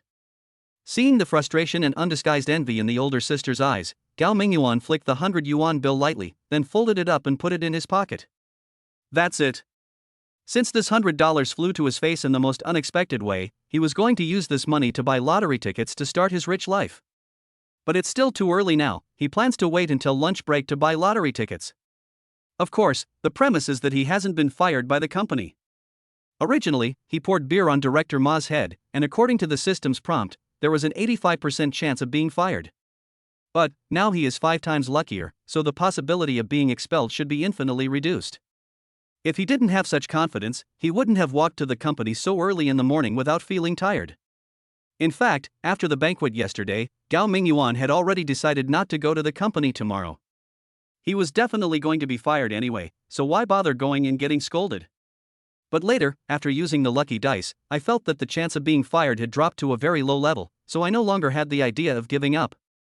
Although, he was a little confused. He had just offended a leader at the Hongtu Group headquarters, so how could he still work in this branch? But who cares? Anyway, the omnipotent system would definitely help him find a solution. After spending nearly 2 hours walking and stopping as if he were sightseeing, Gao Mingyuan finally arrived downstairs of the company. He had picked up a total of 835 yuan, a gold ring and a copper coin that looked very old. If the gold ring is made of pure gold, it would probably be worth at least 2,000 or 3,000 yuan. As for this ancient coin, its value is hard to say. Gao Mingyuan didn't know anything about this thing, but he did know that if the ancient coins were the kind that were sold on the street, one might only be worth 2 or 3 yuan. If it is a particularly rare one, it may be worth millions. But Gao Mingyuan estimated that his luck is on the rise now. Even if the ancient coins he picked up are not rare treasures, they should not be the kind that can be found everywhere. Anyway, he put it away first and will find a chance to identify it later. Because there was still about half an hour before work time, Gao Mingyuan did not go directly to the company. Instead, he turned a corner and came to the nearby parking lot and took a look at the car he parked there. He felt that maybe in a couple of days he would be able to drive his BMW out openly. After listening to Xia Yajing's words, he also felt that with his current financial resources and income, it was really not suitable for him to drive such a luxury car worth millions. But now he's going to be rich, if he really wins the lottery. Of course, now is not the time for him to let himself go. Although the probability of winning the jackpot is 75% is not low, sometimes, even with a 99% probability, there is still a possibility of failure. Therefore, although Gao Mingyuan was very much looking forward to winning the prize, he also considered the possibility of not winning. It doesn't matter if he doesn't win. His lucky dice can be used twice more. If the number thrown on the first roll is less than 4 the next time, he will definitely throw it again within this lucky time limit. That way, there is a high probability of throwing a 6. If he had 6 times the luck, he wouldn't necessarily have to buy lottery tickets, but even if he just traded stocks or made investments, under the aura of luck, he would definitely succeed.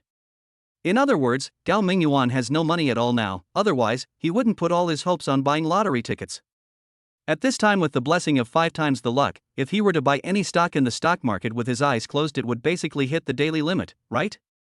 If he timed it well and made his lucky break span 2 trading days, then it wouldn't be a problem for the stock he bought to hit the daily limit for 2 consecutive days. But even if the stock price hits the daily limit for 2 days, the maximum profit you can make is about 20%. This requires you to have a large investment base to be able to obtain a sufficiently amazing profit. If you are just an ordinary small retail investor, investing only 100,000 or 200,000 in the stock market and making a 20% profit, that is only tens of thousands of dollars. It is estimated that it is not necessarily faster than Gao Mingyuan picking up money when he is wandering around the streets. Therefore, before Gao Mingyuan has sufficient capital, he can only hope to become rich overnight by buying lottery tickets. But he is a person who has a system after all, so he is not very worried, for fear that he will miss the 75% chance of winning the jackpot. It doesn't matter if he really misses it.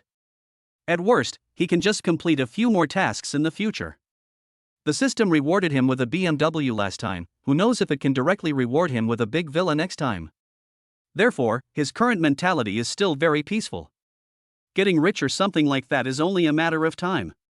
He just needs to be careful not to step on the landmine when choosing tasks released by the system, just accidentally choose an option that may cause a car accident or accidental death in some way. Seeing that his car was still parked there safely, Gao Mingyuan felt relieved.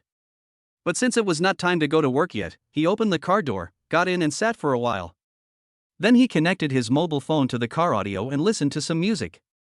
When he saw that it was almost time, he got out of the car, tidied his clothes, and prepared to go to work. Chapter 39: Make a Friend. After getting out of the car, Gao Mingyuan looked back at his brand new BMW. Thinking that he could drive away confidently after winning the jackpot, he felt a surge of anticipation in his heart.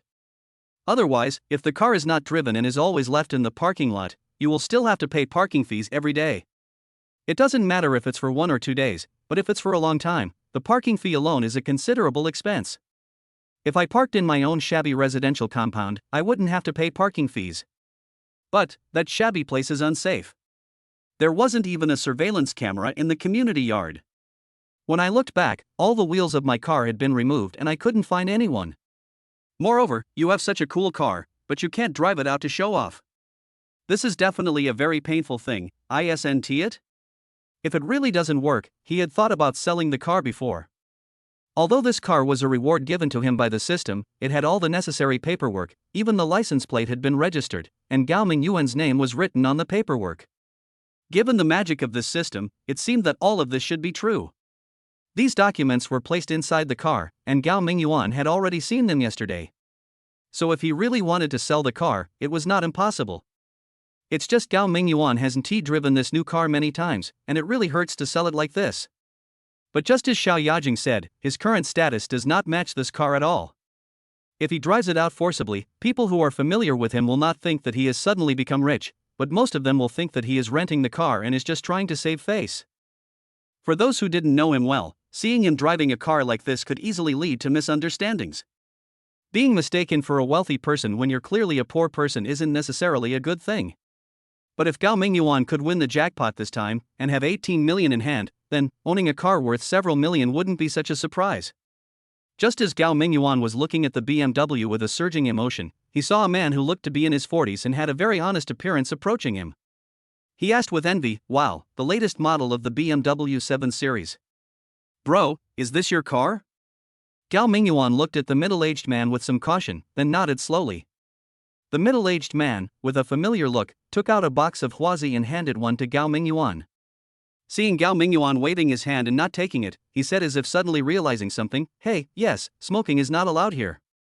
As he spoke, he naturally put the cigarette back into his pocket, and then continued, "Brother, do you rent out this car?" Gao Mingyuan was stunned for a moment, then turned to look at the middle-aged man with a puzzled look. The man quickly pulled out another business card from his pocket, held it between his fingers, and handed it to Gao Mingyuan, saying, "Brother, let me introduce myself. My name is Chao Guanyi, and I recently opened a car rental company. However, my store has only been open for a few days, so the number of cars is limited, and I don't have a good car that can be used as a brand. I've seen several rounds of business missed out just because I don't have a luxury car. It really makes me anxious. When I saw your car just now, I felt a little tempted. But don't get me wrong, brother. I know that since you can afford such a luxury car, you probably wouldn't care about the small amount of money for the rental. So, I just wanted to make friends with you, brother. Just think of it as a favor. If you don't need your car for a while, just put it in my rental shop for a few days. Then I won't charge you a penny for the rental, I'll pay you the whole thing. Besides, even if no one rents your car, I can't let you work for nothing. How about this, we'll charge you on a weekly basis. As long as you keep your car at my dealership for a full week, then even if no one rents it that week, I'll give you a guaranteed rental fee of 3,000 yuan, what do you think?" Oh my god, there is such a good thing. After hearing what the boss surnamed Chao said, Gao Mingyuan was immediately interested. If I don't rent it out for a week, they'll still give me 3,000 yuan? Doesn't that mean, as long as I keep this car at their dealership, I can make at least 12,000 yuan a month? Damn, this is more than what I earn working part-time. And never mind $3,000 a week, even if it's $1,000 a week, isn't that better than leaving your car at home gathering dust, or leaving it in a parking lot and paying parking fees? Out of caution, Gao Mingyuan was still a little uneasy about Boss Chow's sudden approach. He calmly took the other's business card, glanced at it, and said, "It's no problem to make friends. I like making friends. But I just got this car not long ago, and I haven't driven it many times. So, let's forget about renting it out. Hey, brother, don't be so quick to refuse." Seeing Gao Mingyuan wanted to leave, Chao Guanyi hurried forward, grabbed Gao Mingyuan's arm, and said, "My car dealership is not far ahead. Why don't you come with me to take a look? Lest you think I'm a liar. Of course, it's normal for you to be wary, brother. After all, we didn't know each other before. It's human nature. Brother, you don't have to drop your car off at my dealership right now. Go take a look first. Let's be friends. Also, if you could give me your phone number, that would be even better. If someone really wants to rent a luxury car, I'll discuss it with you in detail. If the price they offer isn't what you want, forget it. How's that?"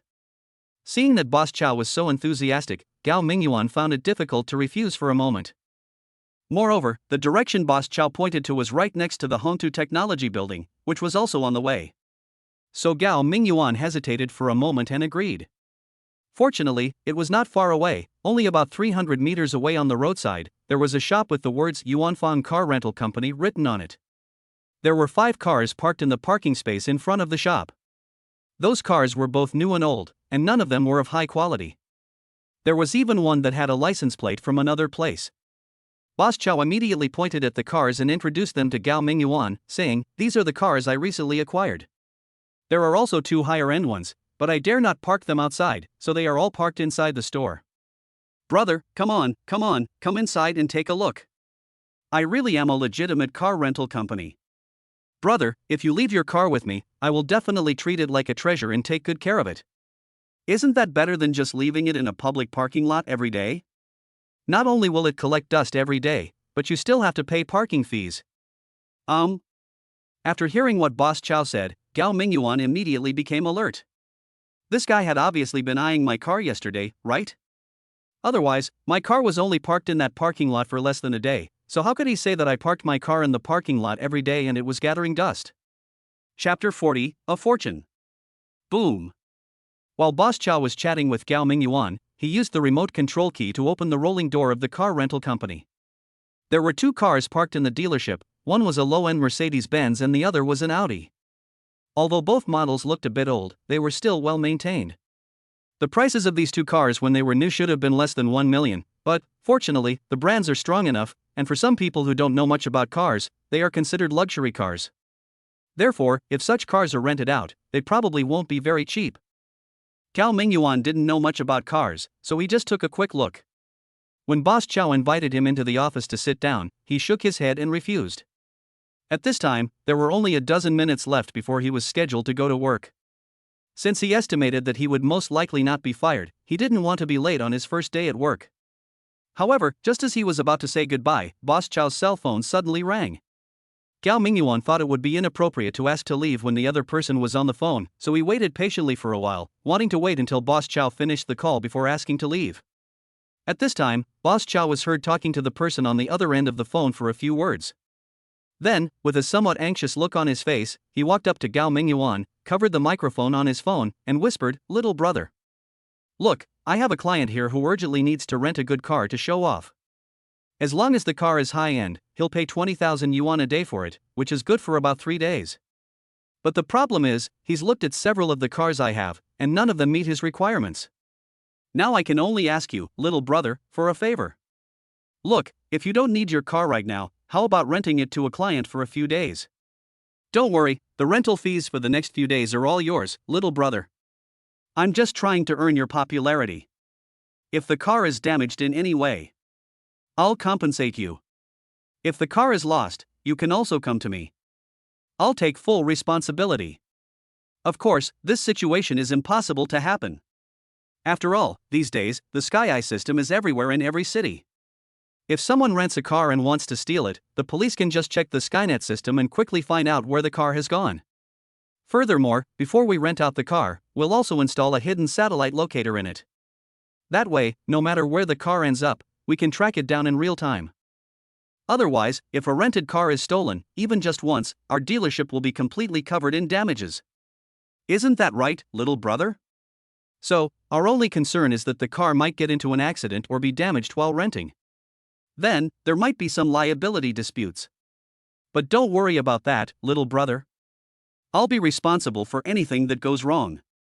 And if the other party wants to rent your luxury BMW 7 Series, I have to collect at least a 500,000 yuan deposit from him. If he doesn't pay enough, I won't let him drive away.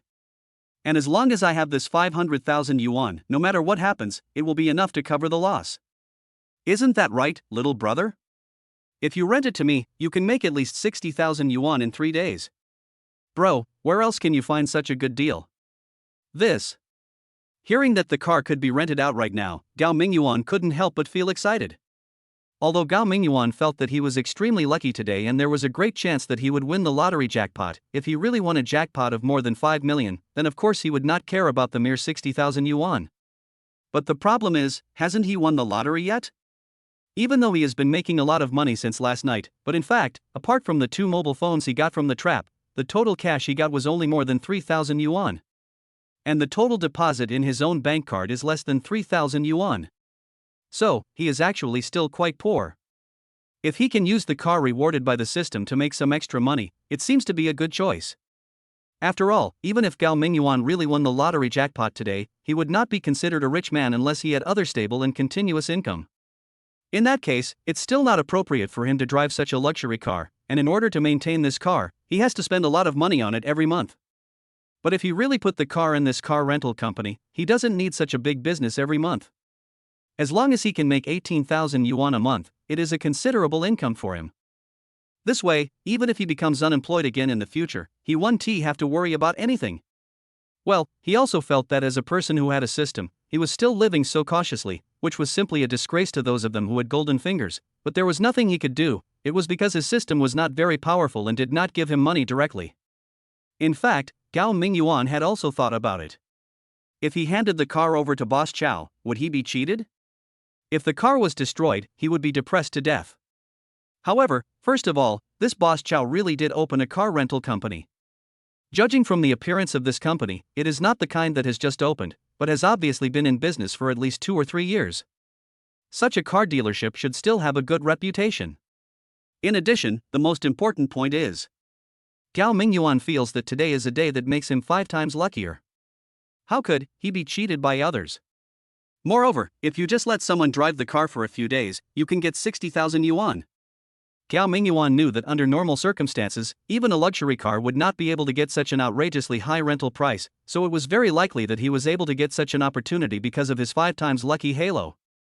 After thinking about it, Gao Mingyuan really couldn't find any reason to refuse, so he decided to agree. However, in order to avoid trouble, he naturally needed Boss Chow to pay him a deposit of 500,000 yuan before obtaining his authorization and taking the car away. Otherwise, if an accident really happens after renting the car out, and then you just return the car to yourself, it is very likely that 60,000 yuan will not be enough to repair the car. Boss Chow hesitated for a moment before saying, "Of course the deposit is fine. Brother, if you leave your car with me, I'll have to pay you a certain amount of deposit first. However, I usually don't pay more than 50,000 yuan for a deposit. You should understand, this car is unlikely to be lost if it's left here. Generally, a deposit is just to prevent the car from getting scratched, which would be difficult to deal with later. So, a 50,000 yuan deposit is usually more than enough. But, brother, this is a luxury car. A 50,000 yuan deposit? I'm going to scold you. But, you want 500,000 yuan directly. I really can't come up with it right now. How about this, let's sign the contract first. The car owner is rushing here now. When he comes over and gives me the 500,000 yuan deposit, I'll transfer the money directly to you. Is that okay with you?" Chapter 41 Help. Gao Mingyuan hesitated for a moment, then looked at his watch. Seeing that there were less than 10 minutes left before work time, he wanted to refuse. But at this moment, a white domestic car suddenly stopped outside the door, and then a man in his 40s, dressed in a neat suit and looking very respectable, walked down with a briefcase. "Hey, Boss Chun, you're here really fast." Upon seeing this, Boss Chow hurried over and introduced Yao Mingyuan, saying, "Little brother, this is Boss Chun who wants to rent a car. Come on, let me introduce you to him. This is the man I was talking about, the owner of a brand new BMW 7 Series luxury car. Boss Chen, the car you want to rent is his." Generally speaking, people in our business will never let the renter and the owner meet, but I don't care. Anyway, I'm not making any money from you, so there's no need to be so secretive. What do you think? I'm quite generous, aren't I?" Gao Mingyuan smiled when he heard this, but didn't say anything. Boss Chen was obviously in a hurry, so he hurriedly asked to go through the car rental procedures and drive the car away immediately. He said that he had to go to the airport to pick up a big client immediately, and whether his company could develop might depend on whether he could get this client this time. Upon seeing this, Boss Chow rushed into the office and brought out 2 contracts. One was a vehicle storage agency leasing contract, and the other was a simple car rental contract. Gao Mingyuan took a quick look and felt that there should be no problem with the contract. However, when he heard that Boss Chen required him to pay a deposit of 550,000 yuan before he could drive the car away, he immediately became anxious. "Boss Chow, didn't you always only require a 50,000 yuan deposit when renting a car from you? Why did it suddenly increase tenfold this time? I only have 50,000 yuan ready, what do you think we should do?" Boss Chow's face darkened. He said, "You've rented ordinary cars before, but this time, your BMW 7 Series is a brand new car, a limited edition worth millions, just a few days ago. And you want to leave with a deposit of 50,000 yuan? Aren't you just asking for trouble? But I really only brought 50,000 yuan." As Boss Chen spoke, he opened the briefcase he was holding, and sure enough, there were 5 stacks of $100 bills neatly arranged inside. "If you don't have cash, bank transfer will do." Boss Chow still refused to agree, obviously afraid that Gao Mingyuan would not accept it. Boss Chen spread his hands with a bitter face and said, "All my current working capital is tied up in this project. 500,000. I really can't take it out now." As he spoke, he turned around and pointed at the car he had driven, saying, "How about I mortgage this Daewoo to you as a deposit? Oh, I've only bought this car for less than 3 years, and all the paperwork is complete. The driving license and other things happen to be in the car. This car cost nearly 200,000 yuan when I bought it. Although I've been driving it for 3 years, it should be worth at least 140,000 or 150,000 yuan. Add to that the 50,000 yuan in cash I have. This is all I can take out for now. Little brother. Boss Chow, please help me. My matter today is very important, so just consider it a big favor to me. I will definitely thank you very much in return, and it will not only be the 60,000 yuan rental fee. In the future, if you have any problems, just tell me, and I guarantee it will be helpful. Boss Chow frowned and said, it's no use telling me, so, ask the little brother. Upon hearing this, Boss Chen quickly stepped forward, grabbed Gao Mingyuan's arm, and said, Brother, do me a favor. If you do me this favor, I promise not to treat you unfairly as long as I close this deal. Really, this client today is too important. And that guy is very particular about appearances. If he saw that I was driving a low-end domestic car, he wouldn't even talk to me. I think he would just buy a plane ticket and fly back to Shenzhen. So, brother. Excuse me. Although Gao Mingyuan heard Boss Chen's pitiful words, he was still somewhat unmoved. Because he noticed that Boss Chen didn't seem very wealthy. If he rented the car for 3 days, and if his business didn't succeed, he would probably only be able to use the 50,000 yuan deposit as rented most. What if his car was scratched by him during these few days? He definitely wouldn't be able to afford the repairs. So he shook his head and said, I think I'd better forget it. I won't rent this car without a deposit of 500,000 yuan. Oh, brother, don't be so heartless. Boss Chen said with a bitter face, I really can't come up with that much money right now. If you give me some time, I can still find a way to make ends meet, but time waits for no one. I have to go to the airport to pick up a client soon. What should I do? Boss Chow, how about you help me think of a way, help me raise some money? I'd be so grateful. Boss Chow's face darkened. He said, You're kidding me. I run a car rental company, and I collect deposits from customers like you. But now you're borrowing money from others to pay for a deposit. Don't you think that's a bit weird? Boss Chen immediately said with a smirk, This is not, the key is that we've been friends for many years. You know my reputation, old Chen. I'll lend you some money to tide you over temporarily. I'll pay you back by this afternoon at the latest, isn't that okay? This. Boss Chow seemed a little embarrassed. After hesitating for a moment, he could only frown and say, Well, it's not that I don't want to lend you the money, but I only have 100,000 yuan right now. Even if you add your car, it's still a long way from the 500,000 yuan deposit that little brother asked for. Well, how about, little brother, for my sake, just rent the car to him first. I can guarantee it for Boss Chen.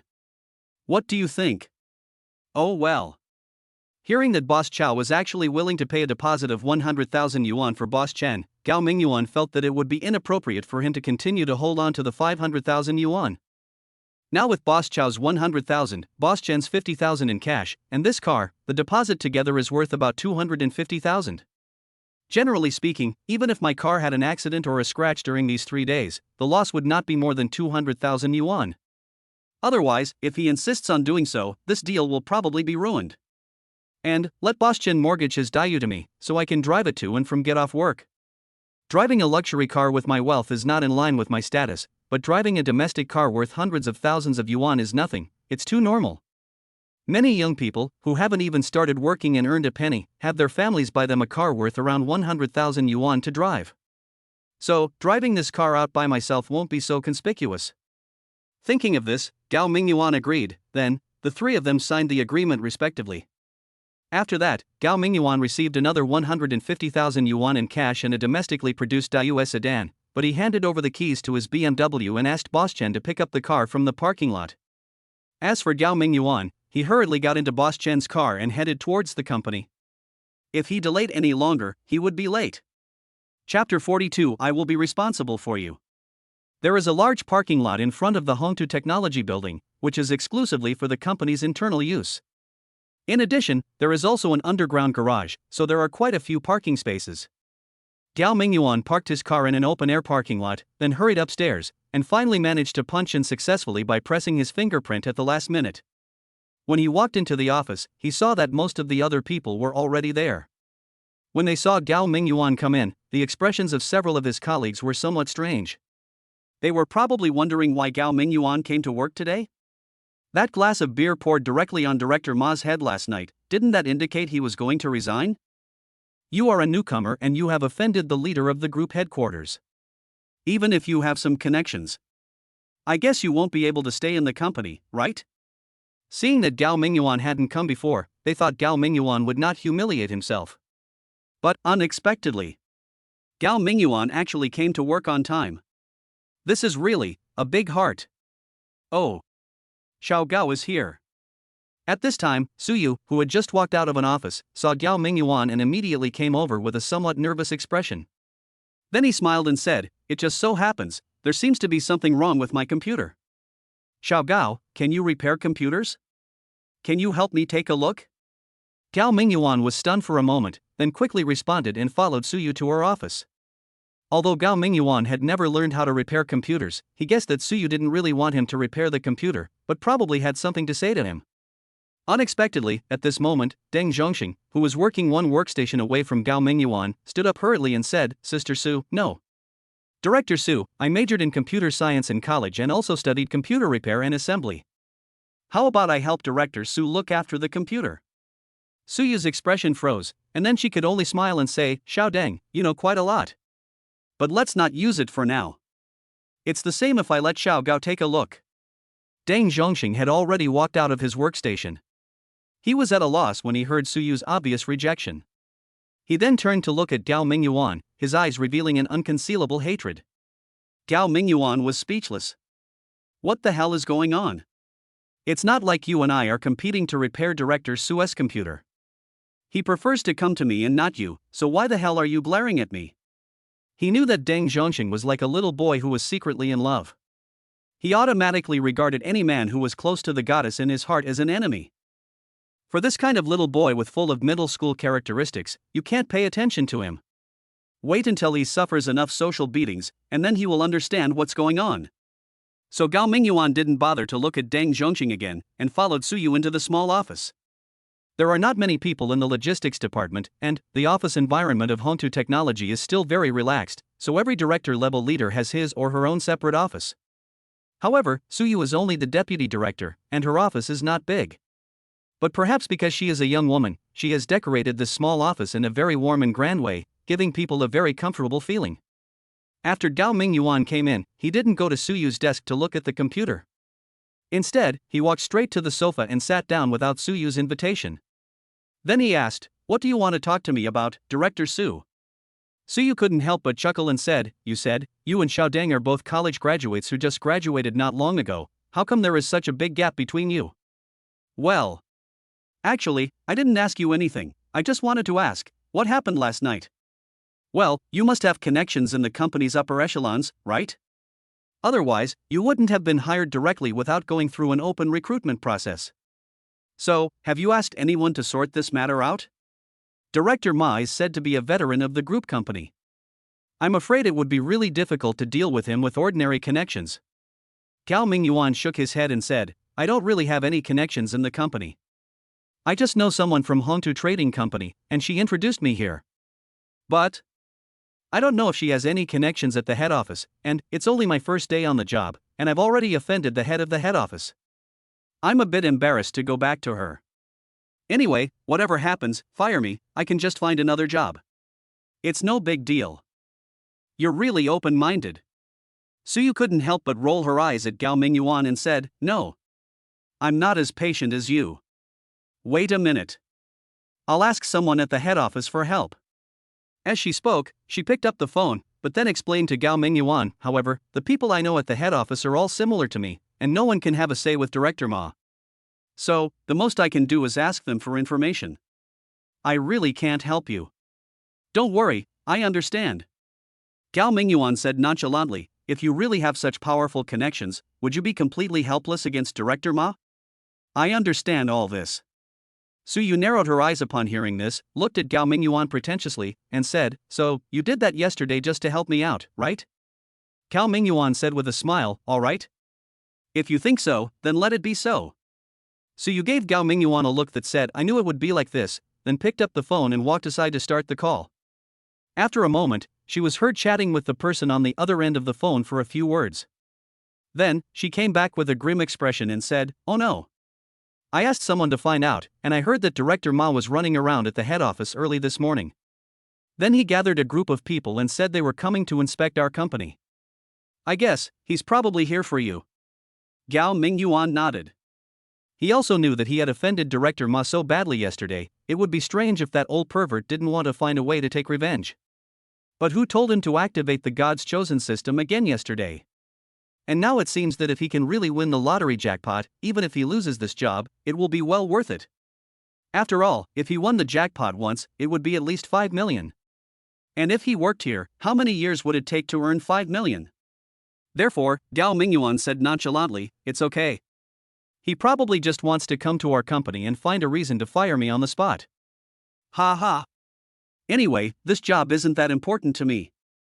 And I signed a contract with the company yesterday. If I get fired today, the company will have to compensate me anyway. I haven't even finished my shift today. I'm just making a fool of myself, doesn't seem like a big deal." Seeing that Gao Mingyuan really didn't seem to care, Suyu breathed a sigh of relief. Then she moved closer to Gao Mingyuan, suddenly hooked Gao Mingyuan's chin with a finger, and said, "Okay. If you really get fired, I will be responsible for you." Gao Mingyuan. Chapter 43 What a Sin. Gao Mingyuan was still a little confused until he came out of Suyu's office. "Before I knew it, I was teased by an older sister." Although Suyu didn't do anything out of the ordinary except hook his chin with her finger, but what she said, it was easy to make people have some messy associations. Of course, Gao Mingyuan also knew that when Suyu said she would be responsible for him, she actually meant that if he was fired from the company, Suyu would be responsible for finding him a better job. But the problem is, you are a beautiful woman, and you hook a man's chin with your finger and say that you are responsible for him. No matter who it is, they will definitely think of it wrongly, right? Well, let's stop overthinking it. After all, we already have a fiancé, so we shouldn't bother with such nonsense. This made Gao Mingyuan think of his fiancée who weighed over 200 pounds, and then he felt a pain in his kidneys again. What a sin this is. The system is committing a sin. You said you could force me to register my marriage with a woman like Suyu. Although Suyu was probably at least 6 or 7 years older than Gao Mingyuan, at least. Suyu was definitely at the most attractive age for a woman at this stage. She was not bad looking, and she was good at dressing up. Her speech and behavior were also very decent. Therefore, to a certain extent, Suyu can attract men's hearts more than those young and beautiful girls in their 20s. Otherwise, how could Deng Zhongxing be so fascinated by Suyu that if he saw Suyu talking to other men for a few more words, he would hate her like a love rival? But unfortunately, the system seems to be determined to bind Gao Mingyuan and Xiao Yajing together. Once Xiao Yajing finds out that Gao Mingyuan doesn't seem to be sincere about marrying her, the system will threaten to unbind them. So, is this system serving me or that fat woman? Seeing that Gao Mingyuan's face looked a little strange, the colleagues in the logistics department were cautious and did not communicate with Gao Mingyuan. Even when Director Lu came, he just glanced at Gao Mingyuan and then hurried back to his own office. He completely lacked the enthusiasm he had yesterday. I guess, he had received the news a long time ago and learned that Director Ma was about to bring people to their home to technology to cause trouble. No, it was an inspection. Then next, Gao Mingyuan will most likely be fired. In this case, even if Gao Mingyuan has some background, it will be useless. Director Lu has some understanding of Director Ma. Although he knew that the other party did not have much real power in the head office, he was one of the veterans of Hongtu Group and his words still carried a lot of weight. If the other party was determined to deal with an ordinary employee of a branch company, it would be too easy. Even if Gao Mingyuan knew the middle and senior leaders of the group company, they would most likely not be able to protect him. Director Lu was so attentive to Gao Mingyuan yesterday because he believed that there must be someone above Gao Mingyuan, so he wanted to build a good relationship with Gao Mingyuan first, and then see if he could get to know some high-level people through Gao Mingyuan. In that way, he might have a chance to move up a position. But now, for someone who has offended the veterans of the group company and is about to be kicked out, it would be better to draw a clear line with him as soon as possible. Gao Mingyuan could understand Director Lu's attitude, so he didn't care. But he was a little confused. In theory, he had already adjusted his luck value to 5 times, and the original 85% chance of being fired should have dropped to an extremely low level. But looking at the situation now, it seemed that he was still going to be fired? After a while, Director Lu, who had just entered the office, came out again and informed everyone that leaders from the group headquarters might come to inspect in a while, so he asked everyone to work hard and tidy up their desks if they were messy, so as not to be found fault with by the leaders later. After saying that, he looked at Gao Mingyuan meaningfully again, then turned around and went back to the office. The employees in the large office immediately got busy and started tidying up their workstations. Only Gao Mingyuan looked at the empty desk, but there was nothing to clean up. He had only just started working yesterday afternoon, and until now he hadn't been assigned any specific tasks. His desk didn't have as many documents and papers as others, so naturally, he didn't need to clean it up. Just then, a girl in her 20s walked in, gently knocked on the open office door, and called out, "Who's in charge of purchasing? Our equipment department just requested a batch of equipment consumables, some of which will be needed this afternoon. Could you help us purchase them quickly?" Gao Mingyuan was stunned for a moment, figuring that this was probably his job responsibility, so he stood up and said, "Hello. I'm the new buyer, this." Before Gao Mingyuan could finish, Deng Zhongxing suddenly stood up from his workstation and said, "Sister Zhao, leave this job to me." After saying that, he turned around and looked at Gao Mingyuan with disdain, saying, "Xiao Gao, why are you still taking on purchasing work when you're about to be fired? Are you planning to go to the finance department to collect the purchase money and then abscond with the money?" Holy shit. Gao Mingyuan didn't expect Deng Zhongxing to say such words directly. No matter how hostile that guy was to him before, as long as he didn't take any actual action, Gao Mingyuan didn't bother to argue with him and just treated him as a fool who was infatuated with love. But I didn't expect this guy would actually say in public that he suspected I was going to abscond with the money. Although I really don't want to pay attention to this, but, in this situation, if Gao Mingyuan continues to endure it silently, it will make people suspect whether he really intends to smuggle the money and run away.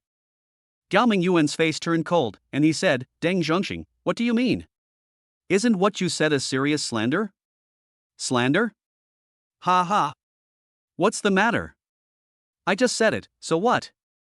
Deng Zhongxing said disapprovingly, "I just suspected you might have this idea, and I'm speaking up to avoid any losses for the company. So, am I wrong for always thinking about the company? And I wasn't wrong, was I? Aren't you going to be fired soon? Right now, you should either pack up and get out, or take on this procurement task. I suspect you have ulterior motives, right?" Gao Mingyuan sneered, "How did you know I was going to be fired? Was this decision made by the Human Resources Department, or by some other leader? Even I, the person involved, didn't receive any notification. How did you, an ordinary employee, know about this? Isn't it obvious? Yesterday." He suddenly stopped talking. Chapter 44. What's your attitude? Deng Zhongxing originally wanted to talk about what happened last night and mention Director Ma's position in the group company, so that Gao Mingyuan would stop harboring any illusions, accept reality, and prepare to be fired. But as soon as he said this, he suddenly realized that what happened last night could not be told in front of so many people. It would be fine if Director Ma made a fool of himself in front of them, but if this matter were to spread through his mouth and become known to everyone, then he would probably be the next person to be fired. Seeing Deng Zhongxing open his mouth for a long time but unable to speak, Gao Mingyuan didn't bother to pay attention to him. He turned to look at the girl and said, "Hello, my name is Gao Mingyuan, and I'm the new buyer in the logistics department. What do you need to buy this time? Please give me the list and the documents."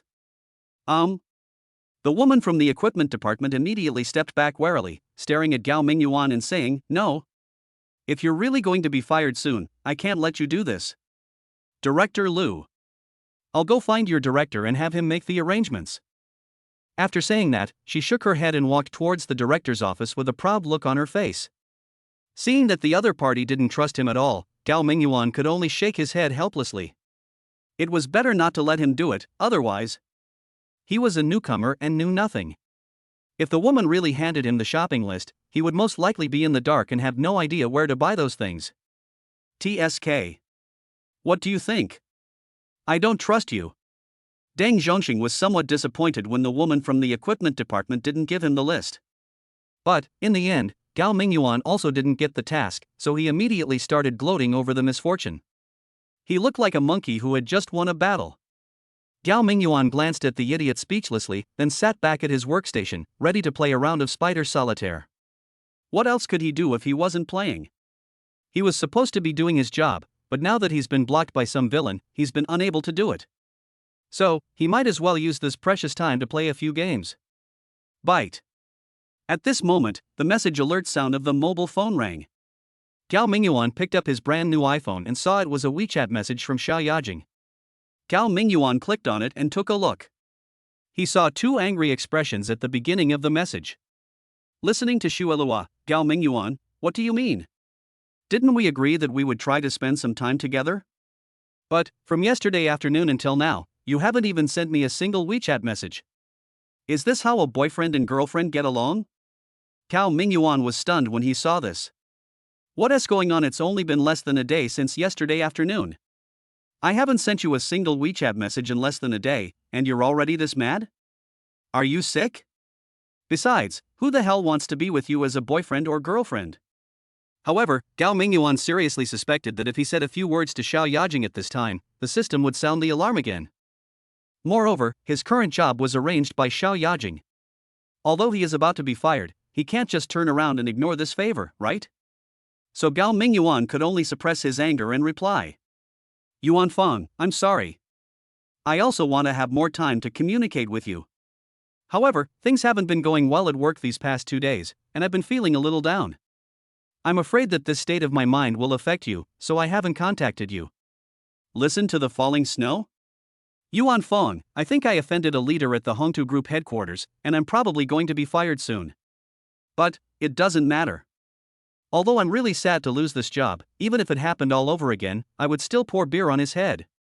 Listen to Shui Luo, what happened? Tell me in detail.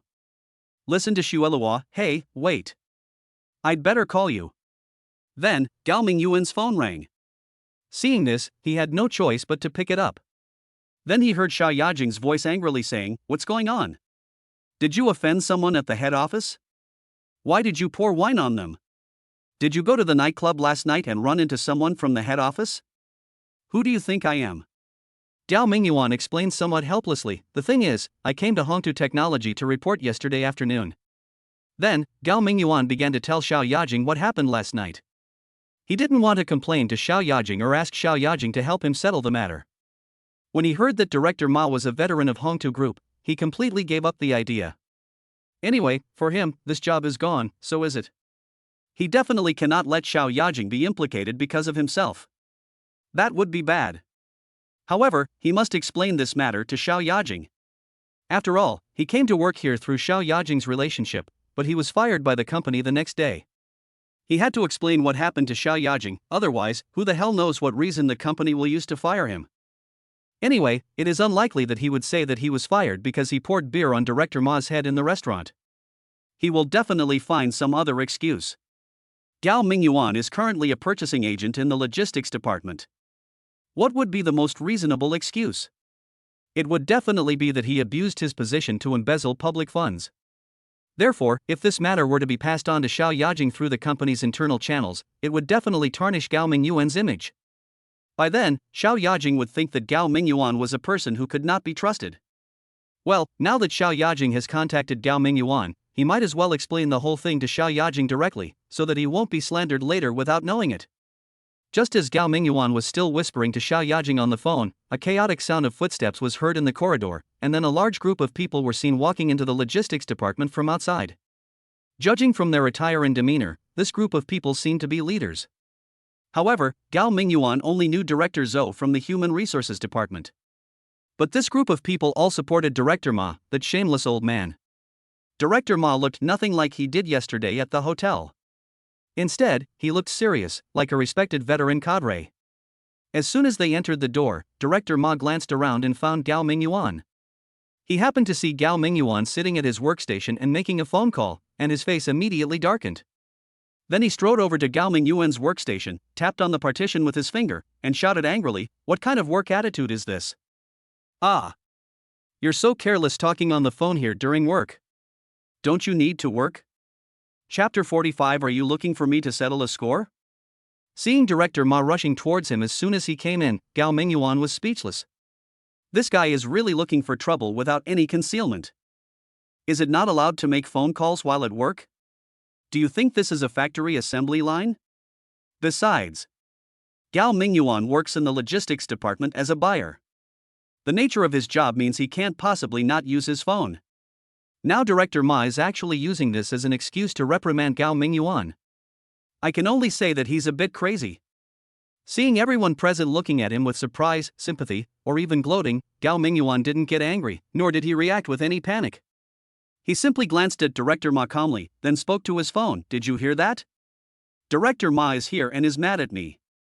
He's publicly accusing me of making phone calls during work. I guess he's going to use this as an excuse to fire me. Okay, I have to pack my things and get ready to leave, so I won't talk to you anymore. After that, Gao Mingyuan hung up the phone without waiting for Xiao Yajing to answer. After all, the leader of the head office is standing in front of him, waiting to lecture him. Gao Mingyuan can't just ignore him, right? You, what did you just say? At this time, Director Ma's face had turned ashen with anger. It was really those words Gao Mingyuan said on the phone just now. Although his voice was not very loud, it was very harsh in the silence at the scene. It was estimated that the nearly 20 people present should have heard it clearly. This is outrageous. He actually said that he would fire him for making a phone call during work. He had originally planned to do this, but now Gao Mingyuan had already said it in public, so many people had heard it. How could he use this excuse again?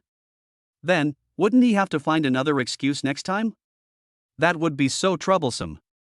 This kid really. How could he be so ignorant? He immediately looked around angrily. Seeing that everyone was looking at him as if they were watching a show, he coughed lightly and said, "How do you talk to your boss? Don't you know you should stand up when talking to your boss?" Gao Mingyuan put down his phone, but he didn't mean to stand up. He just looked up at Ma Jiaojin with disdain and said, "I'm sorry. I was just talking to my friend on the phone, not to my boss." "Oh, by the way, are you a boss? I don't seem to know you very well, and I don't know what you do. I just heard at the restaurant last night that you were a director. But I don't think you're the director of our Hongtu technology, right? Then even if you are a boss, you're not my boss." "Ahem, Gao Mingyuan, what are you talking about?"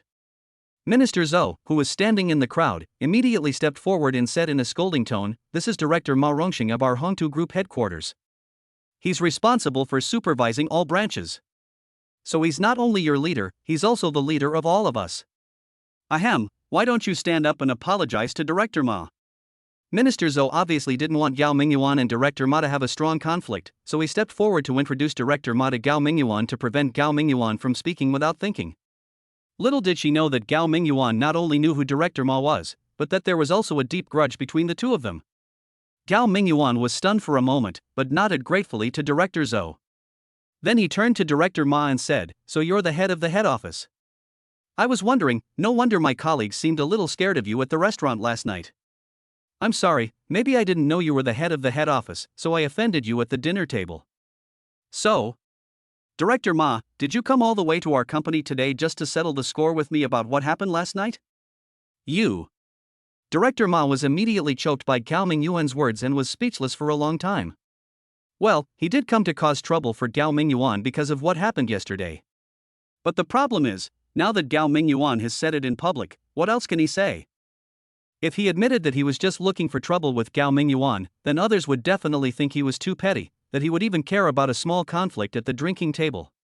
And if he said that he was not looking for trouble with Gao Mingyuan, then he would definitely not be able to deal with Gao Mingyuan again for a short period of time. Otherwise, others would think he was too hypocritical. This immediately put Director Ma in a dilemma. Although, he actually doesn't care too much about what the lower-level employees think of him, but there are many middle and senior leaders from the head office and Hongtu Technology watching on the scene. In front of these people, he still has to have some dignity. Otherwise, once someone catches him with some handle and makes a fuss about it, he will be in a passive position. At this moment, Director Liu from the logistics department and the woman from the equipment department walked out of Director Liu's office together. Director Liu was genuinely startled by the scene outside. He quickly stepped forward, smiling humbly and bowing, saying, "Welcome. Welcome Director Ma and all the leaders from the head office to visit us for guidance. I'm sorry, this young colleague from the equipment department just asked me to take care of something, so I wasn't able to come out in time to greet Director Ma. Please forgive me for that." Director Ma saw the girl from the equipment department who came out with Director Liu, and he couldn't help but narrow his eyes slightly, and his triangular eyes subconsciously looked down along the girl's slender waist. But, thankfully, he quickly realized this was Hongtu Technology, not a nightclub. So, he coughed lightly, feigned a casual demeanor, and asked, "Oh, this young comrade from the equipment department, what does he want to talk to you about? Have you taken care of it yet?" "This, not yet." Director Liu hadn't expected Director Ma to ask about this, so he could only bite the bullet and say, "Xiaohu wants to ask our logistics department for help procuring some equipment and supplies. I'll arrange for someone to take care of this shortly." Originally, we should have ended the conversation here. Originally, this was not a big deal, just a very ordinary job. Now that so many people from the head office are here, Director Lu naturally has no time to deal with this matter. But who would have thought, maybe Director Ma was just looking at Xiao Hu from the equipment department because she was pretty and wanted to please her, but he actually frowned and said coldly, "Then you better hurry up and make arrangements. I've always said that's the bad thing about you grassroots cadres. You're so slow and so unpleasant. Since we have work matters to attend to, then we should definitely prioritize work. Hurry and make arrangements for Xiao Hu first." Director Lu was completely bewildered, and could only say helplessly, okay. Then, he looked at Gao Mingyuan with some embarrassment. Chapter 46, a bit too much. Director Lu was really feeling very embarrassed now. In fact, when he learned that the equipment department had the task of purchasing equipment consumables, he was ready to let Gao Mingyuan do this work. Although he was also very clear that Gao Mingyuan had offended Director Ma and would most likely not be able to continue this job. But the problem is, isn't he still at work? Up to now, there has been no order from above to fire Gao Mingyuan. Since it is a purchasing job, of course it should be handled by Gao Mingyuan, the buyer. But when he came out of the office and wanted to ask Gao Mingyuan to do this, he saw Director Ma with a large group of people, scolding Gao Mingyuan aggressively. This made it very difficult for him. It was obvious that Director Ma was here for revenge. Although, as a director of the head office, he only had the responsibility of supervising the subsidiaries and did not have the power to appoint or dismiss the employees of the subsidiaries, but if the person he wanted to fire was just an ordinary low-level employee, who on the subsidiary side would not give him, the director, face? So, it seems like Gao Mingyuan's job is really going to be lost. So, can Gao Mingyuan still be assigned this procurement task for the equipment department? After hesitating for a moment, under Director Ma's already somewhat impatient gaze, Director Lu finally walked up to Gao Mingyuan, placed a list and signed purchasing documents on Gao Mingyuan's desk, and said, "Gao Mingyuan, these are the equipment consumables needed by the equipment department. You have to hurry and procure them. The equipment department will need them by this afternoon at the latest." Okay. Gao Mingyuan took the list from Director Lu, glanced at it, and then looked confused. Because he had no idea what most of the things listed above were. Plus, he had no idea where to buy them.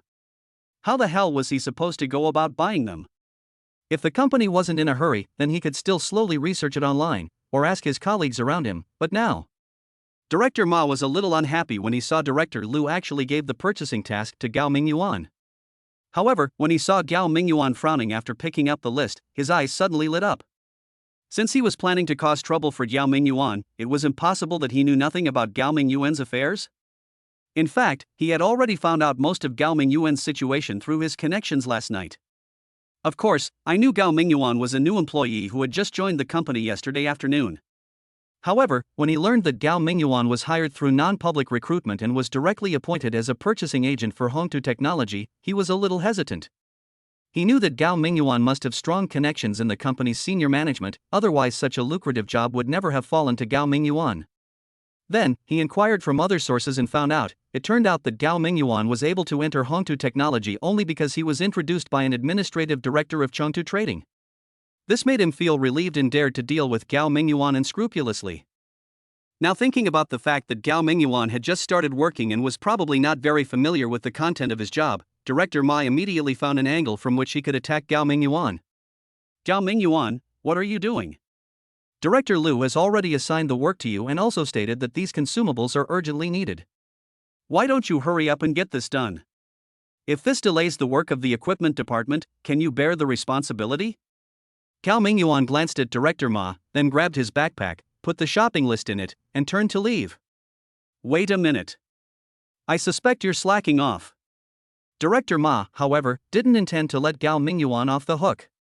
He quickly blocked the aisle at the workstation, blocking Gao Mingyuan's path and snorting coldly, "I want to ask you now, how do you procure these equipment and supplies?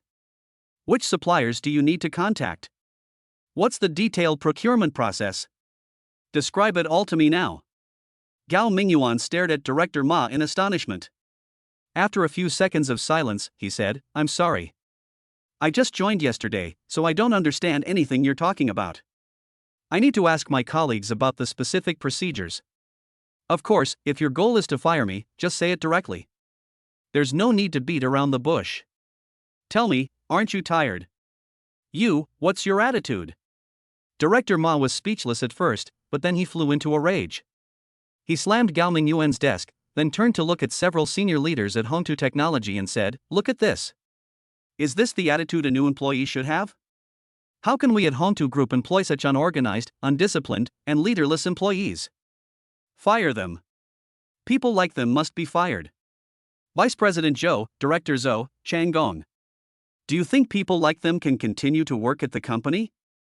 Vice President Zhou of Hongtu Technology also turned grim upon hearing this, and immediately echoed, "That's outrageous. Employees like that should be fired, absolutely no one should let them go unpunished." Another leader, known as a regular employee, hesitated and said, "That's outrageous. If it's just a new employee unfamiliar with the work process, that's understandable. But, how can you be so rude to Director Ma from the head office? This is simply smearing our Hongtu Technology." Only Director Zhou of the Human Resources Department opened her mouth, as if to offer some advice. However, upon seeing that Vice President Zhou and Engineer Chang had already expressed their opinions, it seemed inappropriate for her to contradict them. So, she decisively shut her mouth, deciding not to express her opinion. Director Ma didn't insist on everyone present expressing their opinions. Seeing that Vice President Zhou and Chang Gong had already agreed, he glared at Gao Mingyuan with a smug look on his face and said, "Well, are you satisfied now? Why don't you pack up and get out now? Are you waiting for security to kick you out?" Gao Mingyuan's chest rose and fell violently, and a nameless fire was slowly growing in his heart. Although, he doesn't really care whether he will lose this job. But, there is a huge difference between him not wanting to continue and being driven away by others. Seeing that the situation is irreversible, he couldn't help but feel annoyed. At the same time, he was also a little puzzled. Normally I was 5 times luckier today, so I shouldn't be fired again. What's going on? But since things had come to this point, there was no need for him to stay any longer, so he nodded, opened his backpack, wanted to take out the shopping list, and then left. After all, he just started working here and there are no personal belongings of his in the office.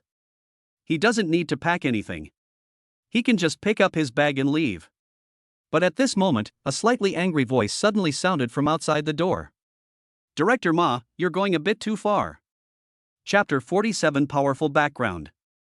Upon hearing this somewhat discordant sound, everyone involuntarily turned their heads to look at the door.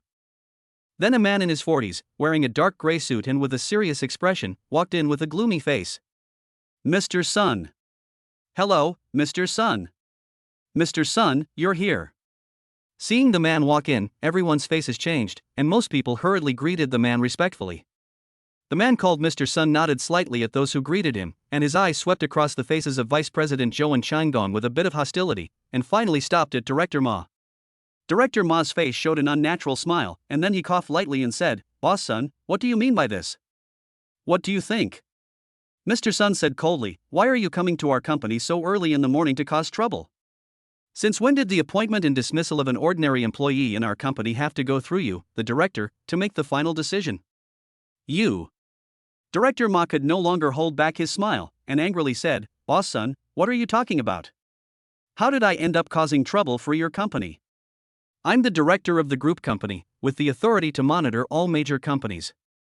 Is there anything wrong with me coming to your company to inspect and identify any shortcomings?" Mr. Sun curled his lips and said, "All right, stop putting yourself on such a pedestal. Do I need to remind you of what you're supposed to do as a director? The chairman appointed you director primarily to help monitor the senior management of each branch to see if they're engaging in favoritism, corruption, or betrayal. And even if you do discover any problems, you only have the right to report them to the head office. You have no authority or responsibility to handle any specific matters. When did the chairman ever let you meddle in the appointment and dismissal of specific branch personnel? Don't think I don't know. Aren't you just obsessed with Deputy Director Su from our company's logistics department? Not only have you pestered him several times, but yesterday you even went to the restaurant to get him drunk. And then your good deed was ruined by that righteous Xiao Gao, and now you're looking for revenge. Is that right? Oof. Director Ma, you're already so old, can you please have a bit of dignity? If I see you harassing our employees again, don't blame me for being rude. I'll expose all your little nasty deeds to the chairman, and I'll see if you still have the nerve to stay in Hongtu Group. Mr. Sun's words undoubtedly hit Director Ma's sore spot. making his old face flush red and his whole body tremble. Looking at him like this, people can't help but worry that he might not be able to catch his breath and his eyes will roll back and he will faint here.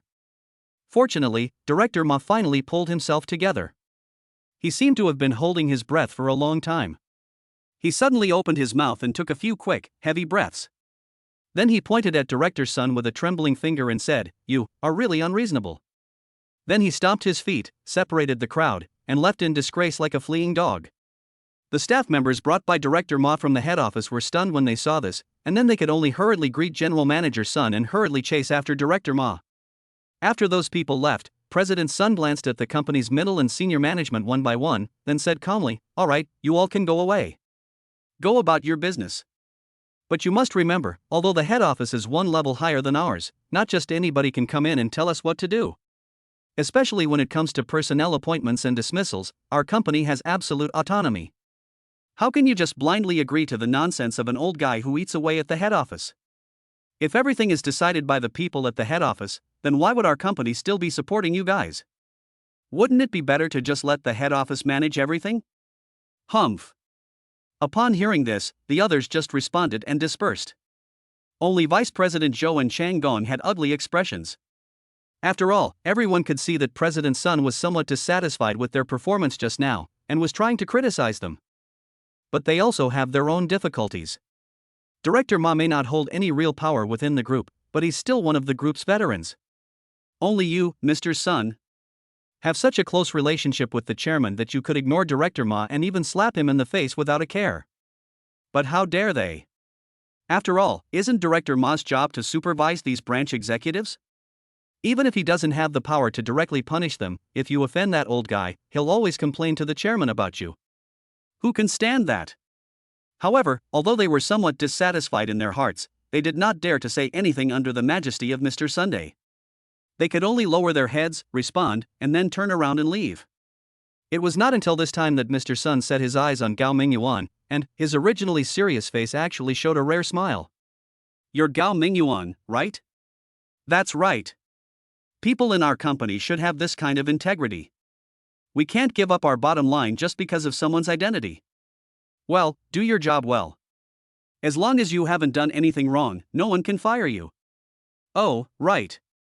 As he spoke, Mr. Sun took out a beautiful business card and handed it to Gao Mingyuan, saying, "This is my personal phone number.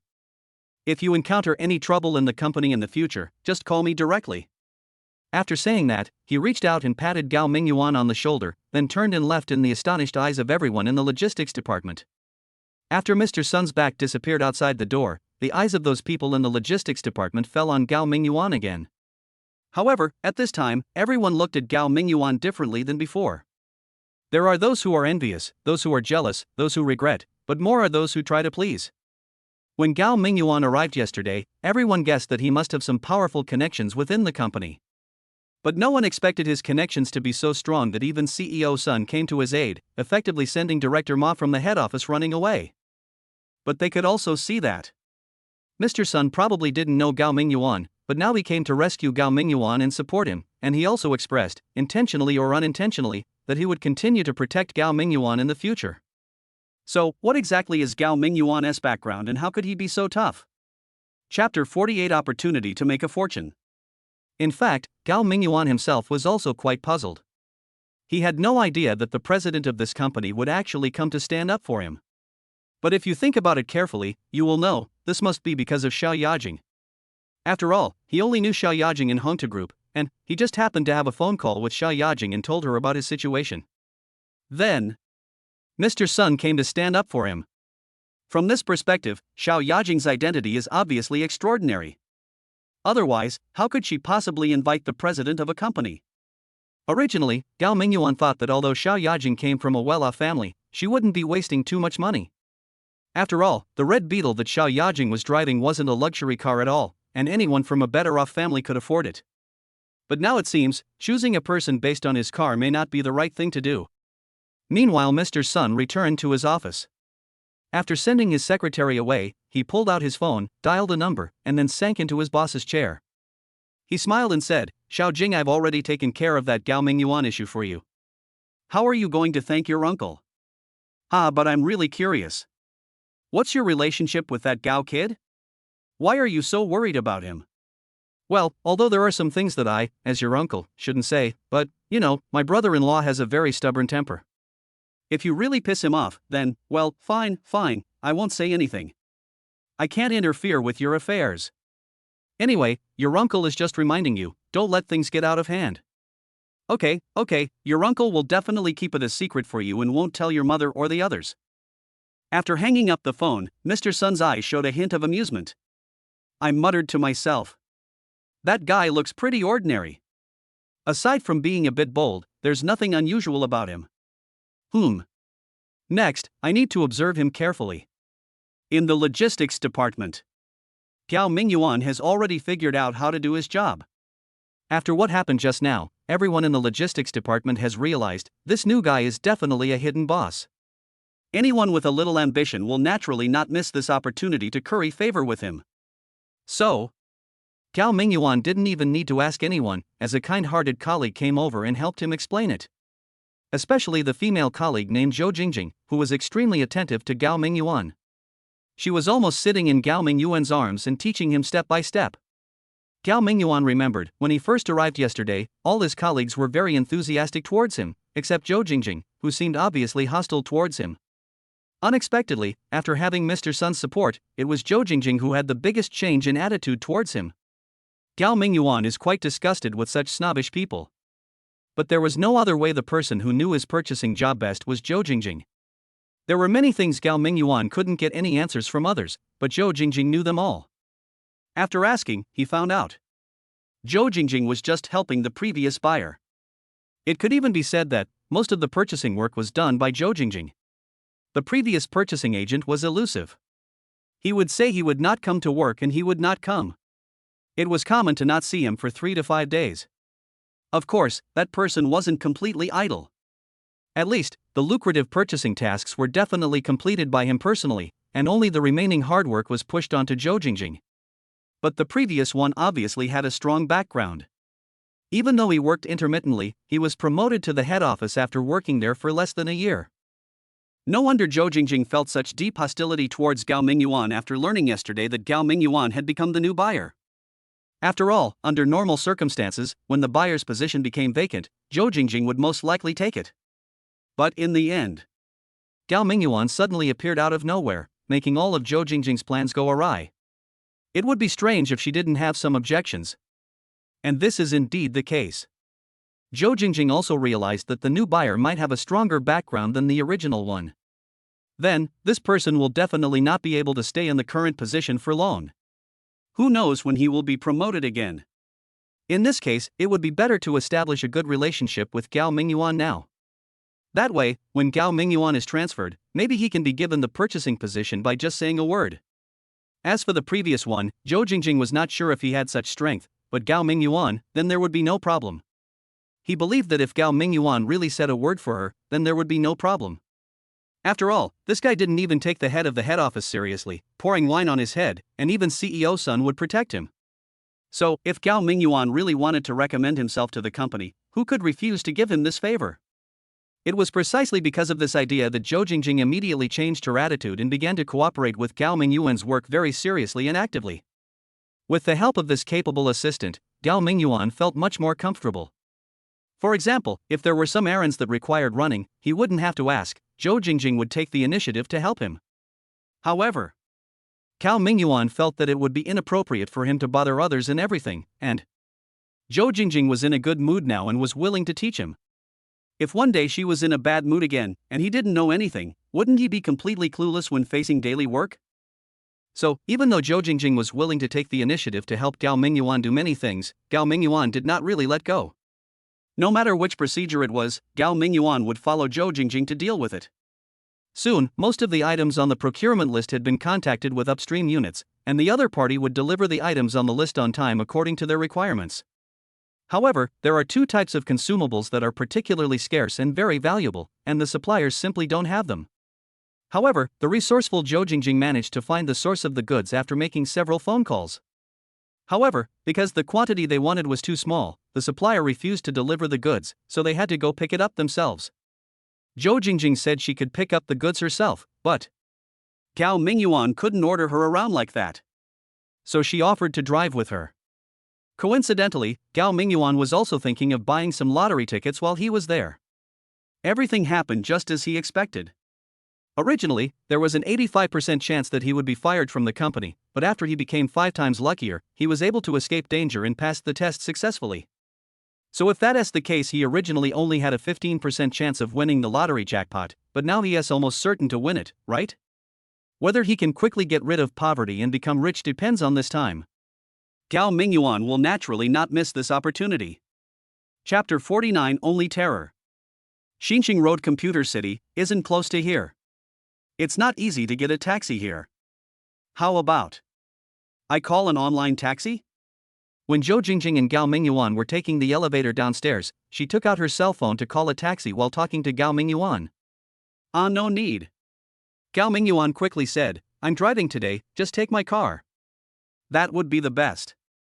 Zhou Jingjing remembered that Gao Mingyuan did not drive yesterday, and he still took Director Lu's car when he went to the restaurant in the evening, so she said she wanted to call an online car hailing service. Unexpectedly, Gao Mingyuan drove to work today. However, in a flash, I thought, Gao Mingyuan is most likely a second-generation rich man with a powerful background. Isn't it normal for him to have his own car? But when she saw that Gao Mingyuan was driving an ordinary domestically produced car, she couldn't help but be a little surprised. Because this car was too ordinary, even if she didn't know much about cars, just looking at the appearance of this car, she estimated that it would not be worth much money. It was clearly a poor man's car.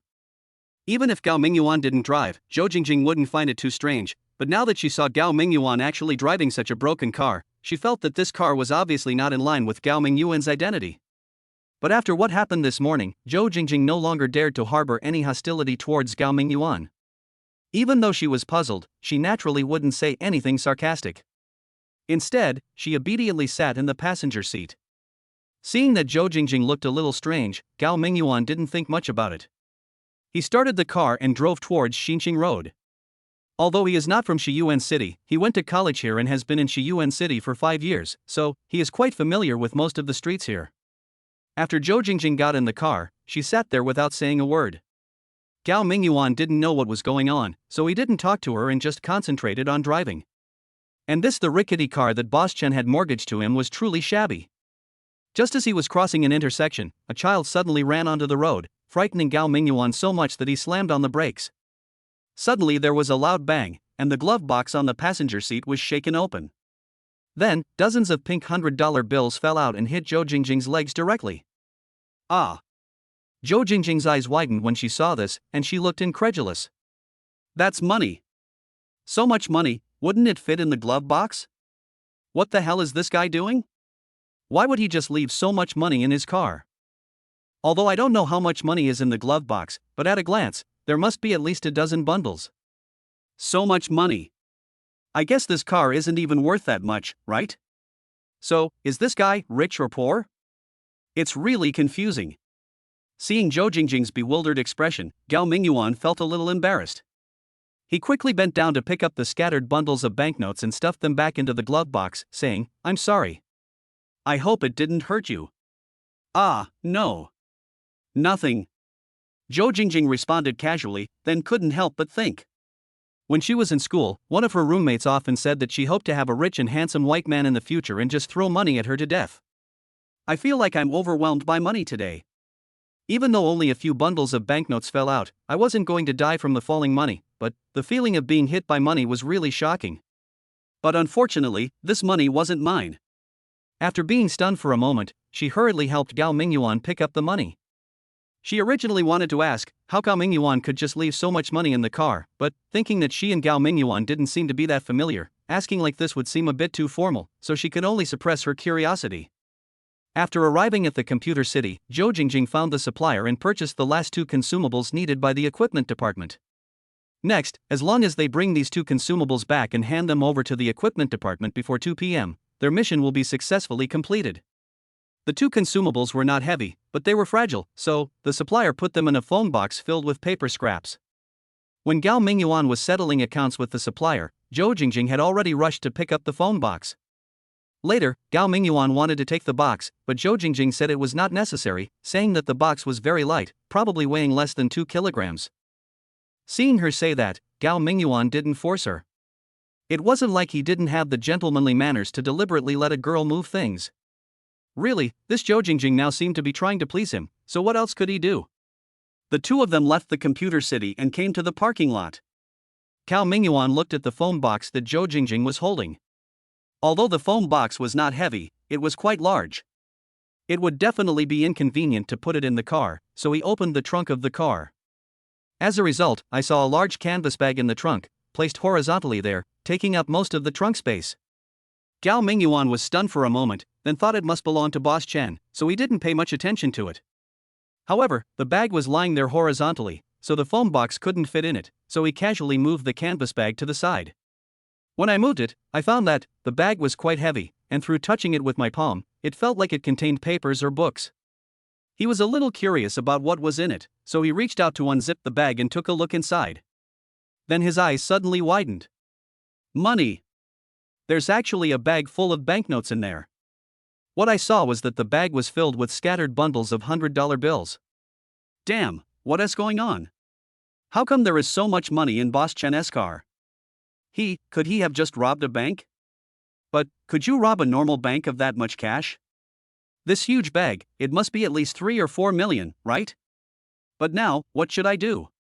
Gao Mingyuan has been lucky ever since he rolled the lucky dice yesterday. He has picked up money countless times. But this time, after picking up so much money, Gao Mingyuan didn't feel happy at all, but only terrified. The first thing he thought of was not to keep the money for himself, but whether he should call the police. I'm going to. He never thought that one day, when a big bag full of money was suddenly placed in front of him, he would be so scared. Chapter 50. Things are not simple. When Gao Mingyuan saw the canvas bag full of money, he was stunned for a moment. But thinking that this might just be the money that Boss Chen left in the car, it would not seem appropriate for me to rashly call the police. Then, he had an idea and waited silently for a few seconds, wanting to see if the God-chosen system would suddenly issue any temporary tasks at this time. According to his observations during this period, whenever he encountered something special in reality, the God-chosen system would suddenly pop up and assign him a task. And from the several options of these tasks, we can actually roughly analyze how to handle some things correctly. Of course, all the choices the system intentionally guides you to make are often not very reliable. However, the strange thing was, Gao Ming waited for several seconds, but did not hear the system's voice in his mind. The God-chosen system didn't even show up to make its presence felt. This is a bit abnormal. Could you please move aside so I can put the box in? While Gao Mingyuan was still in a daze, Zhou Jingjing's voice sounded behind him. It was obvious that she had been standing there waiting for a long time, and seeing Gao Mingyuan blocking the way and not moving, she couldn't help but remind him. Wait a minute. Gao Mingyuan finally came to his senses and quickly tightened the zipper of the canvas bag to prevent Zhou Jingjing from seeing the money in the bag. She was already scared to death when she saw the 150,000 yuan in cash in the glove box. If she saw this bag full of banknotes again, she would be scared to death. Well, she wouldn't be scared to death, but she would probably think I was some criminal, and she might be so scared that she would call the police. Although Gao Mingyuan also doubted the origin of this bag of money, but this kind of thing should be kept to himself, and it would be better not to make it known to everyone. Come, give me the box. Even though he had already closed the canvas bag, Gao Mingyuan still didn't dare let Zhou Jingjing put the box over directly. Otherwise, what if she suddenly opened the bag? And, I couldn't kill her to silence her, could I? Zhou Jingjing didn't think much about it. Seeing Gao Mingyuan reaching out his hand, she handed the box to him. Then Gao Mingyuan closed the trunk tightly. He was even worried that the trunk lock would not work properly and would suddenly open in the middle of the journey, letting the bag full of banknotes spill out. That would be terrible. So he reached out and tried again and again, and found that the trunk was locked very firmly and could not be opened at all. Only then did he feel relieved.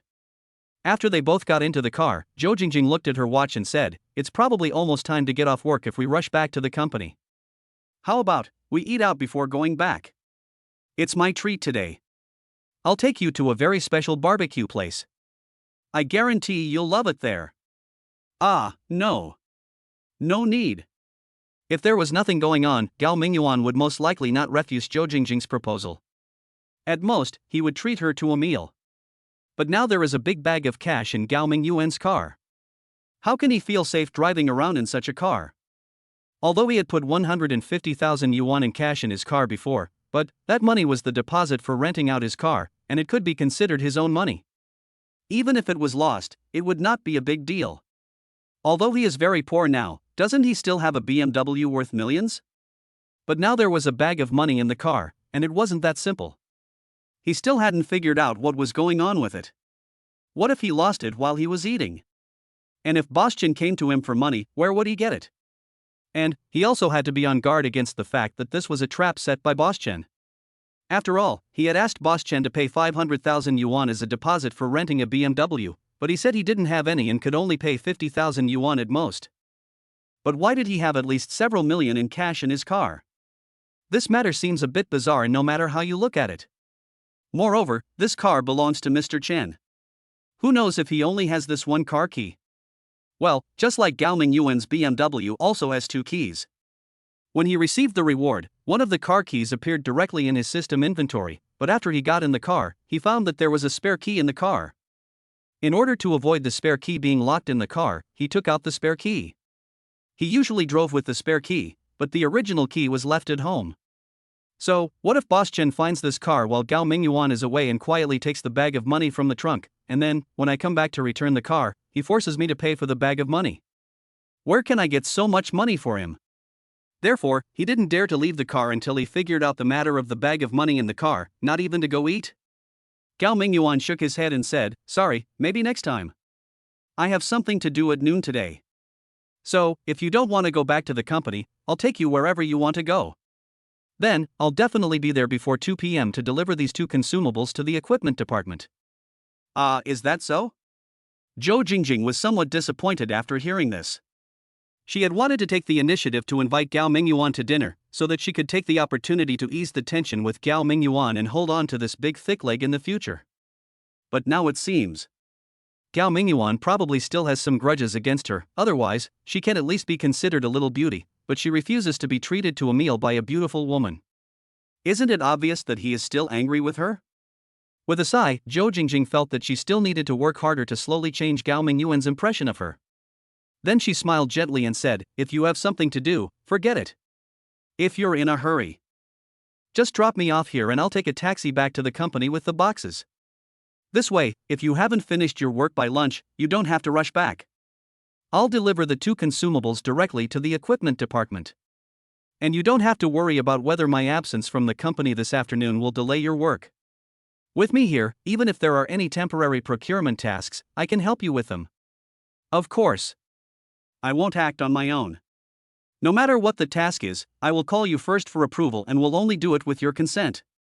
Look at how high Zhou Jingjing's realm is. She is clearly doing something for me, but she still has to ask for my permission first and get my approval before doing it. Oh. If everyone can be so self-conscious and proactive, wouldn't the world have become a beautiful world long ago?" Gao Mingyuan sighed, then smiled and said, "Thank you. But there's no need to drop you off here. I'll drive you back to the company first. I have something to do nearby, so it's on my way." Zhou Jingjing said obediently, "Well, then thank you for your help." "No trouble, it's my duty." Gao Mingyuan felt that his conversation with Zhou Jingjing was a bit silly, so he decisively shut up and drove seriously, and soon returned to the downstairs of the company. After parking the car, Zhou Jingjing wanted to go to the back to get the box herself. Gao Mingyuan still didn't dare let her do it herself.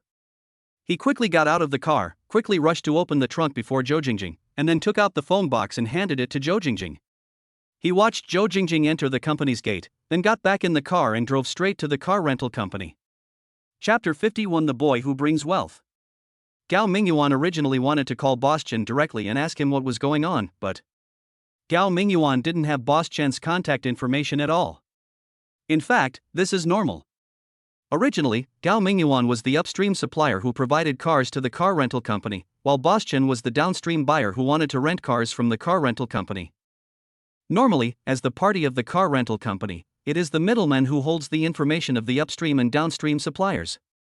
If the upstream supplier and the downstream buyer establish contact information, then the person who wants to rent a car next time can directly contact the upstream supplier, and the two can agree on a price and the deal can be done directly. Then what role does the car rental company have? Therefore, although Gao Mingyuan had met the car rental customer, Mr. Chen, before, he did not take the initiative to ask for the other party's contact information. In this case, if Gao Mingyuan wanted to find out what happened to the bag of money, he could only ask Mr. Chow from the car dealership first. He did have Boss Chow's business card, so he could call Boss Chow to ask, but this matter was of great importance and it was difficult to explain clearly over the phone. Anyway, they were not far away, so Gao Mingyuan decided to go to Boss Chow and ask him in person. But when Gao Mingyuan drove to the car dealership, he found that the shutter door had been closed again. Moreover, the cars that were originally parked in front of the door had also disappeared. Looking at the time, it's already past 11 in the morning. At this time, it's normal for Boss Chow to go out for dinner. Gao Mingyuan thought about it, then took out his cell phone and the business card left by Boss Chow, and called the number on it. Sorry, the number you dialed is unavailable. Gao Mingyuan couldn't help but look confused when he heard the prompt from his mobile phone. What's going on? How could the phone number Boss Chow left for me be unavailable? Gao Mingyuan thought he had pressed the wrong button and quickly checked it with the business card and found that the number he dialed was exactly the same. He suddenly felt that something was not right. What is going on? Isn't it possible that I've been cheated? Could it be that the owner of the car dealership and Boss Chen were in cahoots, and the two of them set a trap just to steal his BMW? You know what, this possibility is not impossible. After all, my BMW is brand new and it is a limited edition, so it can maintain its value. The junky car that Boss Chen had mortgaged to him was worth at most 100,000. Plus the 150,000 mortgage, that's only a little over 200,000. If they took Gao Mingyuan's BMW and didn't return it, they could make at least 10 times the profit from the resale. In fact, Gao Mingyuan had felt something was amiss ever since Boss Chow approached him, and he'd been feeling a bit wary. But then he saw that Boss Chow's car rental company was indeed there, and Boss Chen was desperate to rent a luxury car, and the price was so high. This made Gao Mingyuan, after letting his guard down, feel tempted again. In the end, he wasn't sure if he was trying to help or just trying to cash in on the 60,000 yuan rent, but he ended up renting the car out without a second thought. Now that I think about it carefully, I feel like there is something weird about this matter. If Gao Mingyuan had not found the bag of cash in the trunk just now, he would have been certain that he had been cheated. But if it was really as he thought, that Boss Chow and Boss Chen were setting up a trap to cheat him, then how did he explain that bag of cash? So someone had ripped him off of a car worth over 2 million, and then given him at least 3 or 4 million in cash? Could it be that both of those people had holes in their brains? Besides, the car dealership here doesn't seem fake. Boss Chow should come back, right? Or maybe Boss Chow simply misprinted the phone number on his business card? Or maybe Boss Chow later changed his phone number and forgot to reprint his business card. All of these are possible. Gao Mingyuan tried his best to think positively and found some excuses for himself. Then I suddenly remembered. I still had a car rental contract in my hand, and it seemed to have the car rental company's phone number written on it, right? So he quickly turned around and got back into the car, opened the glove box, and took out the car rental contract he had just signed that morning from under the banknotes. Sure enough, the contract had the dealership's phone number printed on it. One was a landline and the other was a mobile number. But he discovered the mobile phone number written on it was exactly the same as the one on the business card. He dialed the number again in desperation, but it still said that the number was invalid. Afterwards, Gao Mingyuan called the landline number listed above. Finally, this time there was no notification that the number was out of service. Gao Mingyuan felt relieved, but soon, someone answered the phone. The voice on the other end was clearly that of an elderly woman with a strong Dongshan accent. Excuse me, is this Yuanfang car rental company? What car company are you talking about? My family sells fish and seafood. Authentic Bohai Sea seafood. Crabs wholesale at 65 yuan per pound, scallops at 25, and oysters at 8 yuan per pound. What do you want to buy, young man? If your purchase is over 300 yuan, I'll give you a 10% discount. No. Auntie, isn't this the phone number for Yuanfang car rental company? I told you it wasn't true. What are you asking? Do you want to buy seafood? If not, don't waste my time. Humph. Then the call was hung up by the other party. Gao Mingyuan stood there in a daze for a long time, and finally he resisted the urge to call the landline number again. He also had to save his face, and it must be very unpleasant to be scolded like this. Now he is basically certain that he has been cheated. But that bag of money, it seems, my car isn't worth that much in total, right? Even if they wanted to use this method to force the purchase of my limited edition BMW, they wouldn't have to pay such a high premium. Could it be that the money is fake? Gao Mingyuan's heart skipped a beat and he looked around. Then he drove away from here and drove to a relatively secluded place with no surveillance cameras around. Then he pulled over and parked the car. Then he quickly got out of the car, ran to the back, opened the trunk, unzipped the canvas bag, took out a dozen bills from it, and carefully identified them. It seems to be true. Gao Mingyuan took out a few banknotes from the bundle, turned them over and over to check, but found nothing wrong. Anyway, from his point of view, there is absolutely nothing wrong with these banknotes. If this bag of money is really counterfeit, then it is so fake that it is indistinguishable from the real thing. This matter made Gao Mingyuan even more confused. If this bag of money is real, then aren't these people scammers? Instead, are they money-giving boys? Chapter 52. Then I'll wait for you. Thinking of the words, the boy who brings wealth, Gao Mingyuan couldn't help but feel something in his heart. Because he suddenly remembered, he was 5 times luckier today. So under normal circumstances, even if I might have encountered a scammer and lost all my money, but with 5 times the luck, it is possible that a bad thing could turn into a good thing, and not only would I not lose money, I might even get rich. So, is it possible that this bag of money appeared because of my 5 times luck? If he hadn't used the lucky dice on a whim last night and had been lucky enough to roll a 5, then maybe he would have been cheated out of all his money by the scammer today. No wonder the God-chosen system didn't issue any temporary tasks when he saw such a bag of money in the trunk. Does this mean that this bag of money is the windfall brought by my 5-fold luck? It's the same as when I fell last night and pulled out a few thousand yuan from the tree hole I was holding onto. Isn't it the same? It's just, the amount of money this time is a bit scary. Gao Mingyuan had no idea where the money came from or whether it was legal. Therefore, although he guessed that it was unexpected wealth brought to him by luck, it was difficult for him to take it for himself with a clear conscience like he did with the money he picked up from the ground while walking. In fact, you don't have to think too much to know that if Boss Chen and Boss Chow are both scammers, then the bag of money in the other party's car is unlikely to be obtained legally. If I just keep it for myself, will there be any consequences? For example, the police will track it down and find out about it? After all, his 5 times luck can only last for 24 hours. By tomorrow, his luck will return to normal, and he might be found by the police. Oh. Never mind, let's wait a little longer. Let's see if Boss Chun or Boss Chow will contact me first. Although the phone numbers on the contract were fake, Gao Mingyuan was a sincere man, and the phone numbers on the contract were real. Nonsense, he was the one who rented the car. If he wrote down a fake phone number, wouldn't people not be able to find him when they wanted to return the car to him? Therefore, if the other party wants to find him, he will definitely be able to find him. So, no matter why the other party put this bag of money in this car, there will always be a time when he will remember it, and most likely he will come back to find him.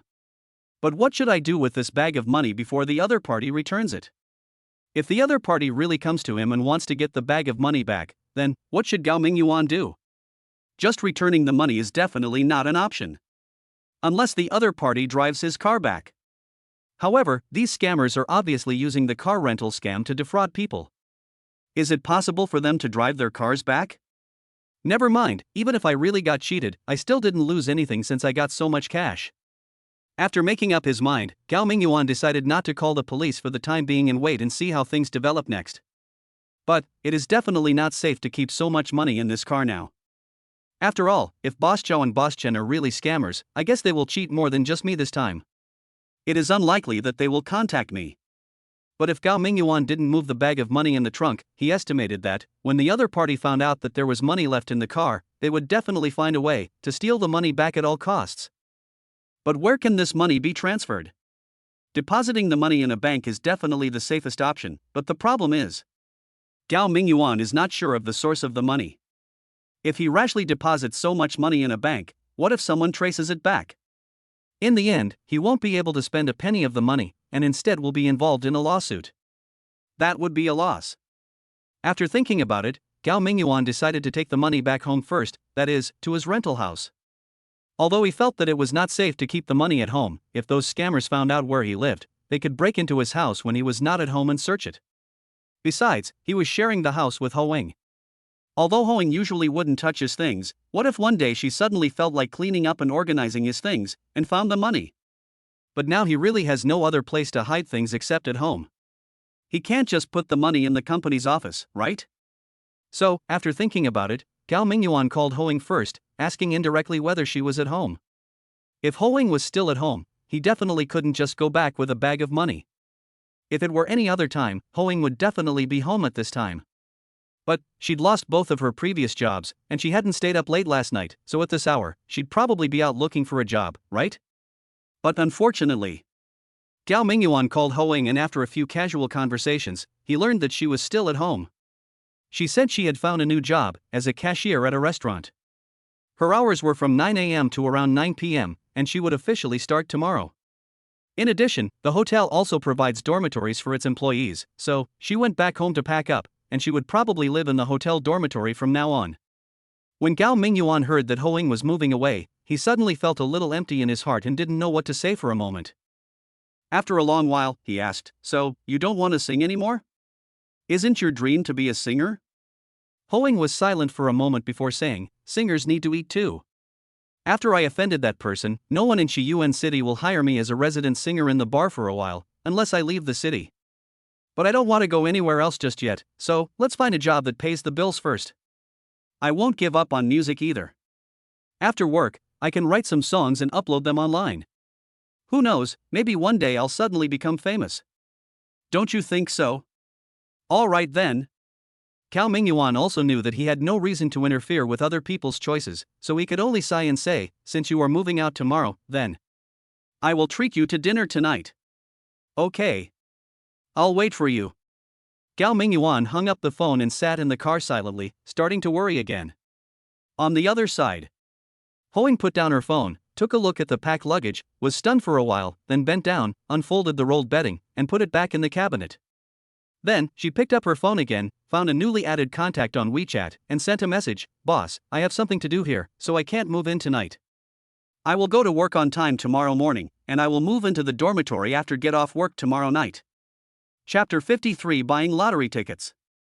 Hoing is still at home, so I can't take the bag of money back. What should he do next? With such a bag of money in the car, Gao Mingyuan didn't dare to get out of the car for a moment. But he couldn't just sit in the car and not get out. Just when he was having a headache about this, his cell phone rang again. I picked up the phone and saw that it was Xiao Yajing calling. Gao Mingyuan really had no way to deal with this fiancé who was forcibly bound to him by the system. Although he was feeling annoyed, he still quickly answered the phone. "Have all the company's affairs been resolved?" Xiao Yajing's voice sounds very magnetic, sweet, and natural. Gao Mingyuan couldn't help but sigh inwardly. If you only listen to the voice and don't see the person, you will feel that she is a great beauty.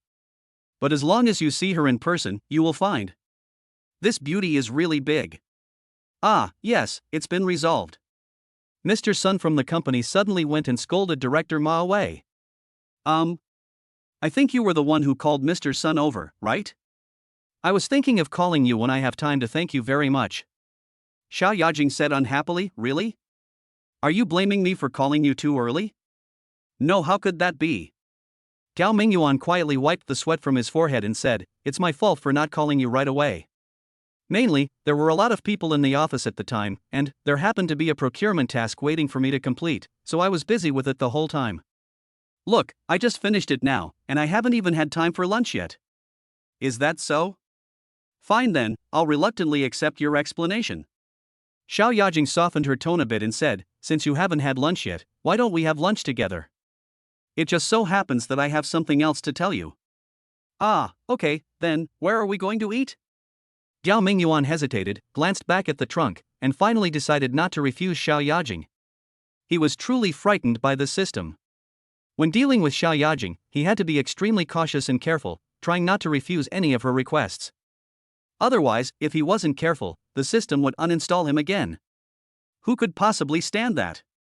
I know there's a private restaurant that makes some great food, but I'm not sure if they can still book a table at this time.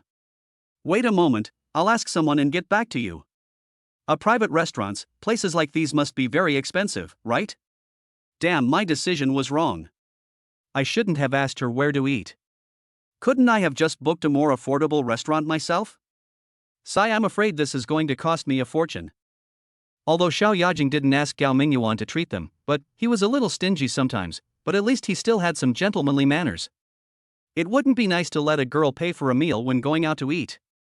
If he just went to an ordinary small restaurant and spent 100 or 200 yuan, it would not be a big deal. But if he went to one of those legendary private restaurants, he felt that he was afraid that he would go bankrupt just by eating a meal. However, when Gao Mingyuan turned around and glanced at the trunk, he suddenly felt relieved. Yes, he was no longer the wage earner who had no food to eat. He had money now. Although he couldn't use the big bag of money for the time being, he guessed that sooner or later, all this money would be his. And not to mention anything else, yesterday and this morning alone, he picked up a lot of money along the way. Although a few $1,000s is not money at all for truly rich people, I guess, even if a private restaurant rips off the customers, $3,000 or $4,000 should be enough. Besides, I'm about to win the jackpot, so why should I care about the money for a meal? Thinking of this, Gao Mingyuan slapped his forehead suddenly. Yes, lottery. I have been busy for most of the day, but I haven't bought a lottery ticket yet.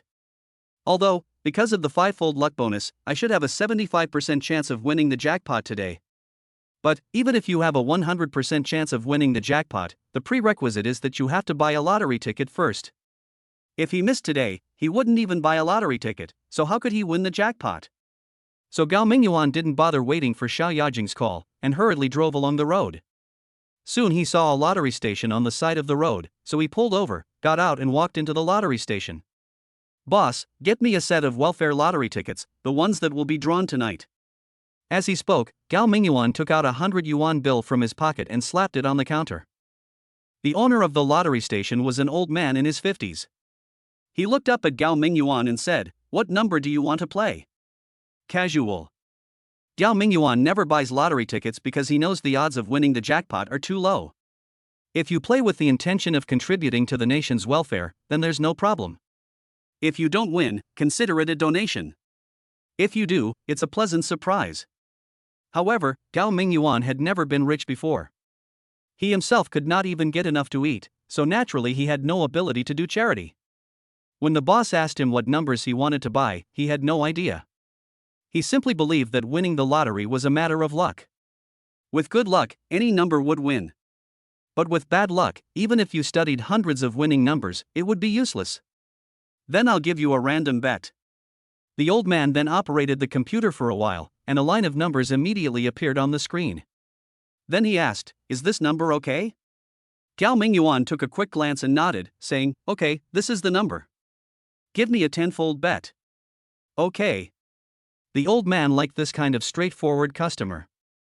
He quickly and skillfully printed out a lottery ticket for Gao Mingyuan, then collected the money on the counter and prepared to give Gao Mingyuan the change.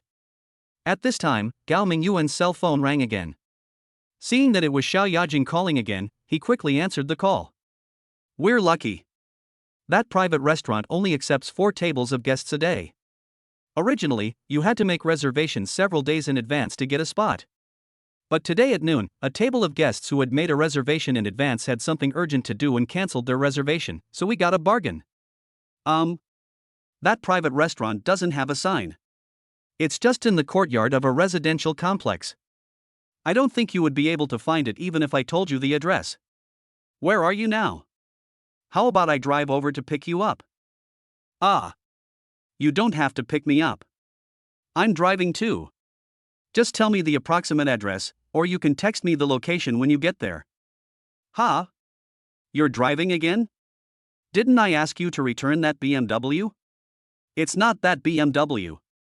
I got another car. You changed another one. You're really good. No, you're not with another woman, are you? Is that why you didn't let me pick you up? Is it your roommate? Gao Mingyuan was speechless and said with a wry smile, "How could that be? I was just buying lottery tickets at a roadside lottery station by myself." Chapter 54 Mind Reading. The old man at the lottery station had been silent after giving Gao Mingyuan his change, but then he heard Gao Mingyuan seem to be explaining something to his girlfriend, so he quickly and cooperatively said, "Here, young man. Here's your 80 yuan change and your lottery ticket. Keep it safe." Gao Mingyuan smiled and nodded to the old man to express his gratitude. After taking the lottery ticket and change, he said to Xiao Yajing on the other end of the phone, "I've bought the lottery ticket. Please send me the address of the private restaurant. I'll drive over right away." Oh, okay then. Xiao Yajing gave an address and then suddenly said, by the way, since you're at the lottery station, why don't you buy me a lottery ticket? The numbers are 0305. 16. Gao Mingyuan quickly agreed, okay, no problem. Just this number? I'll have the boss print it out for you. It seems you buy a lot of lottery tickets. This number seems to be something you've been chasing, right? Yes. Xiao Yajing smiled and said, I've been using my pocket money to buy lottery tickets since I was in junior high school. I've been chasing this set of numbers for years, and the most I've ever won is 5 yuan. Haha, but it's okay. I only buy one ticket at a time, so I just treat it as fun. Okay, as long as you're happy. After Gao Mingyuan hung up the phone, he asked the lottery station owner to issue a lottery ticket according to the number Xiao Yajing had just reported. After taking the lottery ticket and change, Gao Mingyuan went out and got in the car, and went to the address Xiao Yajing gave him. That place was really hard to find. If Xiao Yajing hadn't sent him a location message later, he really wouldn't have been able to find the place. Sure enough, this private restaurant has no official sign. It was just converted by connecting two residential houses on the first floor. There are no outdoor tables in the restaurant. There are only 4 private rooms and a kitchen. No wonder they only serve 4 tables of guests a day. If there are more, there will be no place to sit. But I have to say, the environment here is quite good, the decoration style is somewhat ancient, and each private room is quite spacious. The private room Xiao Yajing booked was called Shanheiju. When she followed the beautiful waitress in Cheongsam into the private room, she saw Xiao Yajing already sitting there, leisurely playing with her mobile phone. When Xiao Yajing saw Gao Mingyuan come in, she just looked up at him and then lowered her head to continue fiddling with her cell phone. Gao Mingyuan didn't know what to say, so he sat down next to her. Xiao Yajing continued to crackle and crackle on her phone, apparently chatting with someone on WeChat. However, she didn't completely ignore Gao Mingyuan. Although she didn't look at Gao Mingyuan again, she lowered her head and said, I just asked the waiter to order 4 signature dishes here. Whatever you want to eat, go and have a look yourself. You can order anything you want. It's my treat today. No thanks. Thinking of his own treat, he made Xiao Yajing a bag of instant noodles in a broken bowl. Gao Mingyuan blushed, a rare occurrence, and said, 4 dishes are enough for the 2 of us. No need to order more. Xiao Yajing glanced up at him, then continued fiddling with her phone while saying, whatever. If you feel like it's not enough later, you can always order more. Gao Mingyuan touched his nose and said awkwardly, I don't have a big appetite, so this is definitely enough. Didn't you say you had something to tell me? Xiao Yajing responded, then reached for her purse, pulled out a key, and placed it on the table. She then said, I have a 3-bedroom apartment in Fukan community. Here are the keys. See when you can move in. No way. Gao Mingyuan was so frightened when he heard this that the hairs on his body stood up. He stammered, this isn't a good idea. After all, well, we just met, and we haven't even gotten married yet.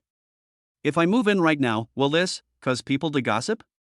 Xiao Yajing was stunned for a moment, then glared at Gao Mingyuan angrily and said, what are you thinking? Do you think I want to live with you?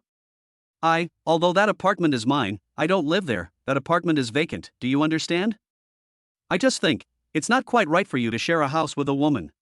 Even though one of you lives there during the day and the other lives there at night, you still sleep in the same bed, and sometimes it's inevitable that you will be in the same room, right? Originally, I didn't want to get involved in your affairs, but think about it, since you've already proposed to me, even if we haven't gotten married yet, we should at least be considered engaged, right? So, I still don't feel comfortable if you still live under the same roof with that woman, so I'll lend you my house for now. Of course. I'm just lending it to you now, but once we complete the registration and become a legal couple, it can become your official home. So you're just moving into your own home in advance, and there's nothing to be embarrassed about, right? Gao Mingyuan was stunned when he heard this and didn't know what to say for a long time. Good guy. Good guy is all he can say. If someone wants to get married, he not only has to buy a house and a car, but also prepare a betrothal gift of hundreds of thousands of yuan. He may even have to ask for a temporary increase in the betrothal gift on the wedding day if he encounters a mother-in-law who is greedy for money. As for me, not only did the woman not ask for a single cent in betrothal gifts, she even gave me a 3-bedroom house for free. Where can I find a wife like this? It's just that, this daughter-in-law's weight is a bit too scary. It would be great if she could be split into two. Gao Mingyuan turned his head and took a sneak peek at Xiao Yajing's burly figure, and suddenly felt a pang of pain in his heart. Why, you don't want to move there? Seeing that Gao Mingyuan hadn't put away his keys, Xiao Yajing finally put down her phone. She looked at him with a strange expression, snorted, and said, "Why, are you reluctant to leave your roommate? TSK, look at how slim she is. Compared to me, don't you think I'd look better if I could be split in half?" Gao Mingyuan couldn't help but be shocked. Damn, this woman can't read my mind, right? How come she knows everything I'm thinking? To avoid the system popping up another warning, Gao Mingyuan quickly waved his hands and said, "No. It's really not what you think. Actually, I don't have to move out, because Hoing found a new job. I think she's working as a cashier in a restaurant, and the restaurant she found even provides dormitories for its employees, so she's moving out soon, and I'll be living there alone from now on." That's not good either. After hearing what Gao Mingyuan said, Xiao Yajing felt a little relieved, but she still shook her head and said, "After all, the environment there is too bad. If I went to see you normally, you said there is not even a place to sit. How inconvenient. Anyway, my house is empty, so you should move in." Well, I asked the housekeeping company to clean up the house this morning, replace the bedding, and provide all the kitchen utensils. You can just bring some of your own clothes and move in. Chapter 55 Blinded by Light. Gao Mingyuan finally had to accept Xiao Yajing's kindness, although he felt more and more like a gigolo. But there was no way. When he refused again, the system warning popped up again. The warning was the same old story, stating that Xiao Yajing had begun to doubt his sincerity in proposing marriage, and if the level of doubt exceeded 51%, the system would forcibly unbind him from the host. What else could Gao Mingyuan do? He could only submit helplessly. But Gao Mingyuan then discovered that he finally had a place to store the bag of money. The problem with the bag of money had worried him so much that he was even considering renting a safe deposit box at the bank. Unexpectedly, Xiao Yajing had just dozed off when she brought him a pillow. I have to say, Xiao Yajing really has nothing to say about him. Not only did he find a job for him, but he also solved his housing problem, and by the way, he also solved his problem of having no place to hide his money. If it weren't for the fact that the figure of this fiancée was really unacceptable to him, or if it weren't for the fact that Gao Mingyuan was so moved, he would have wanted to really marry her. After having dinner with Xiao Yajing, Gao Mingyuan drove directly to his new home according to the address given by Xiao Yajing. Of course, he was not planning to move in right away. After all, Hoing had already said that she would move out tomorrow, but he hurriedly moved out today. What a mess! He was in a hurry now, so of course he had to find a place to hide the bag of money in the trunk first. He'd thought about renting a place temporarily to hide his money, but he also felt that renting a place wasn't safe. What if the landlord had a dirty mind and rented out the place, then found an opportunity to sneak into the tenant's house and steal things, or try to see their private lives? That would be troublesome. Well, under normal circumstances, these things are unlikely to happen. But now, people can find millions of cash in a broken car that they have mortgaged, so what else is impossible to happen? Xiao Yajing's own house was much safer, and Gao Mingyuan also believed that Xiao Yajing would not sneak in and rummage through his things when he was not at home. She could even control the president of her own company, so how could she do such a thing? The Fukang community is full of high-rise buildings, and the community environment is quite good. Compared to the place where he lives now, it is like the difference between a palace and a slum. Xiao Yajing's house was on the 21st floor. After taking the elevator upstairs, she opened the door with her key and took a look. Gao Mingyuan sighed helplessly. It looks really nice. This house is obviously finely decorated, and it is estimated that the cost of decorating the house may be higher than the value of the house itself. As soon as you enter the door, you will see a large living room of about 60 to 70 square meters. The living room is covered with solid wood floors, and in the middle of the living room there is a sofa and a coffee table, as well as a handmade wool carpet. If this carpet is really handmade, it is estimated that this carpet alone is worth more than 100,000 yuan, which is enough for an ordinary person to buy a small house in a fourth-tier city. There is an antique display stand at the door, decorated with bottles and jars and the like. But these things look quite new, they should be just modern handicrafts, not antiques. But the antique display shelf itself seems to be quite old, giving people a sense of age. Maybe the shelf itself is an antique. Gao Mingyuan stood at the door in a daze for a moment, then changed into slippers and walked in with the canvas bag. Then he took a good tour of this new home. He saw that there were 2 bedrooms and a study in it. They were decorated very luxuriously and all the furniture was made of solid wood. And the bathroom. There is a big bathtub in it, and I guess 3 people can go in without feeling crowded. The entire bathroom is about 25 or 26 square meters. The studio apartment Gao Mingyuan is renting now is not even as big as this bathroom. The entire house is about 170 to 180 square meters, plus the luxurious decoration.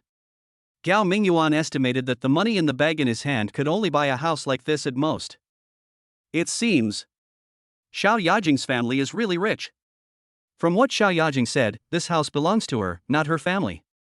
But such a house has been idle. Although Xiao Yajing has never lived in it, she has not rented it out. But think about it, they are so rich, why would they care about such a small rent? Gao Mingyuan thought about it for a long time and finally decided to hide the bag of money in the bed box in this room. But before putting it in, Gao Mingyuan opened the canvas bag again and roughly counted the banknotes inside. Gao Mingyuan took out bundles of banknotes and stacked them neatly together. 10 bundles were stacked into a pile. Finally, he counted them. There were as many as 3.25 million banknotes in this bag. Wow, I really made a fortune. Although his BMW is a new limited edition, its normal selling price is only about 2.6 to 2.7 million. By this calculation, he can still make an extra 500,000 yuan. Hey, that's not right. In addition to this bag of money, he also earned another 150,000 yuan in cash and a domestic car. Well, it's a big profit anyway. It seems that this 5 times luck is not given for nothing. It would be extremely difficult for others to cheat you out of your money on this day. Why is this bag still so heavy? After counting the banknotes, Gao Mingyuan was about to pick up the canvas bag and put the money back in, but he found that the money in the canvas bag had been taken out, but the bag was still very heavy. He was stunned for a moment, then reached into the bag again and found there was actually another cloth bag under the canvas bag. The cloth bag was obviously filled with something very heavy. He quickly took out the cloth bag and immediately felt that this small cloth bag weighed at least 20 or 30 kilograms. What the hell? Gao Mingyuan quickly opened the bag, and then he was almost blinded by the light. Inside the bag, there was a wooden box that looked like a chessboard. The wooden box was not deep and was divided into small grids. In each small grid, there was a piece of golden metal. No wonder the bag is so heavy. These metal pieces, even without testing, are definitely gold. Otherwise, no one would be bothered to put metal like brass in here, right? He picked up a rectangular block of metal with trembling hands. On the yellow metal block were cast characters, 99.99 gold 1 kilogram. Chapter 56 half and half. This piece is 1 kilogram of gold? Damn, this. I'm really going to make a fortune this time. When Gao Mingyuan saw the rectangular gold brick in his hand, his eyes kept shining. He was not very clear about the specific price of gold. After all, he would not buy any gold or silver jewelry, so he really didn't understand this. But I happened to hear someone mention it some time ago, that the price of gold is rising very fast now, and it is already over 400. So if we calculate it at 400 per gram, this kilogram would be worth 400,000. And there are 12 gold bars in this box, so that would be worth around 5 million. This is fucking like he has won the first prize in the lottery. So, the value of this small box of gold is actually more valuable than this full bag of banknotes. Gao Mingyuan picked up each gold brick and looked at it, then carefully put it back into the box. Then, he suddenly thought of something and hurried to the kitchen to find some paper towels. He wiped the surface of each gold brick to prevent his fingerprints from being left on them due to the turning over just now. His mind is a little confused now. He has no idea how to deal with these things. His BMW was stolen by a scammer, but the scammer left him a huge bag of cash and gold worth 5 million. Therefore, he definitely wouldn't return these things to the scammer. If Gao Mingyuan really had to hand these things over to the police, he wouldn't be willing to do that. After all, his car had been stolen by someone, and if he handed over this bag of stuff, wouldn't he lose everything? But what if these things were discovered? He had no way of explaining it. Those banknotes were actually still usable. He took a look. There were no new banknotes with consecutive numbers, but some that were half new and half old. He could have deposited the money slowly into different bank accounts over several installments. But it's not easy to deal with this gold. He just took a look and saw that the back of each gold brick had the name of the bank and an 8-digit serial number written on it. Therefore, every gold brick here can be traced back to its whereabouts. Once he wants to sell these gold bricks for money, it is very likely to attract the attention of the police and be traced back to him. Therefore, if there is no proper method, these gold bricks must not be used. Thinking of this, Gao Mingyuan calmed himself down and silently put the box of gold bricks back under the canvas bag, and then stuffed the bundles of banknotes back in. After packing up, I opened the bed box in the second bedroom and hid the bag inside. Then he took a few steps back, looked carefully, and seeing that there were no suspicious traces, he turned and walked out. Without staying in this luxurious house for too long, Gao Mingyuan hid the bag of money and went downstairs directly, got in the car and drove towards the company. When Gao Mingyuan arrived at the company, it was exactly 1:30 in the afternoon, and he was not late for work. But in fact, he doesn't need to punch in for a job like his. As long as he completes the company's procurement tasks, it doesn't matter if he doesn't come to the company for a day or two. He can even get some extra travel expenses reimbursed.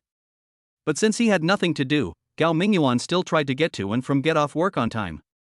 Gao Mingyuan had no other work that afternoon, and Director Liu didn't assign him any work, so he simply stayed at his workstation and continued playing Spider Solitaire.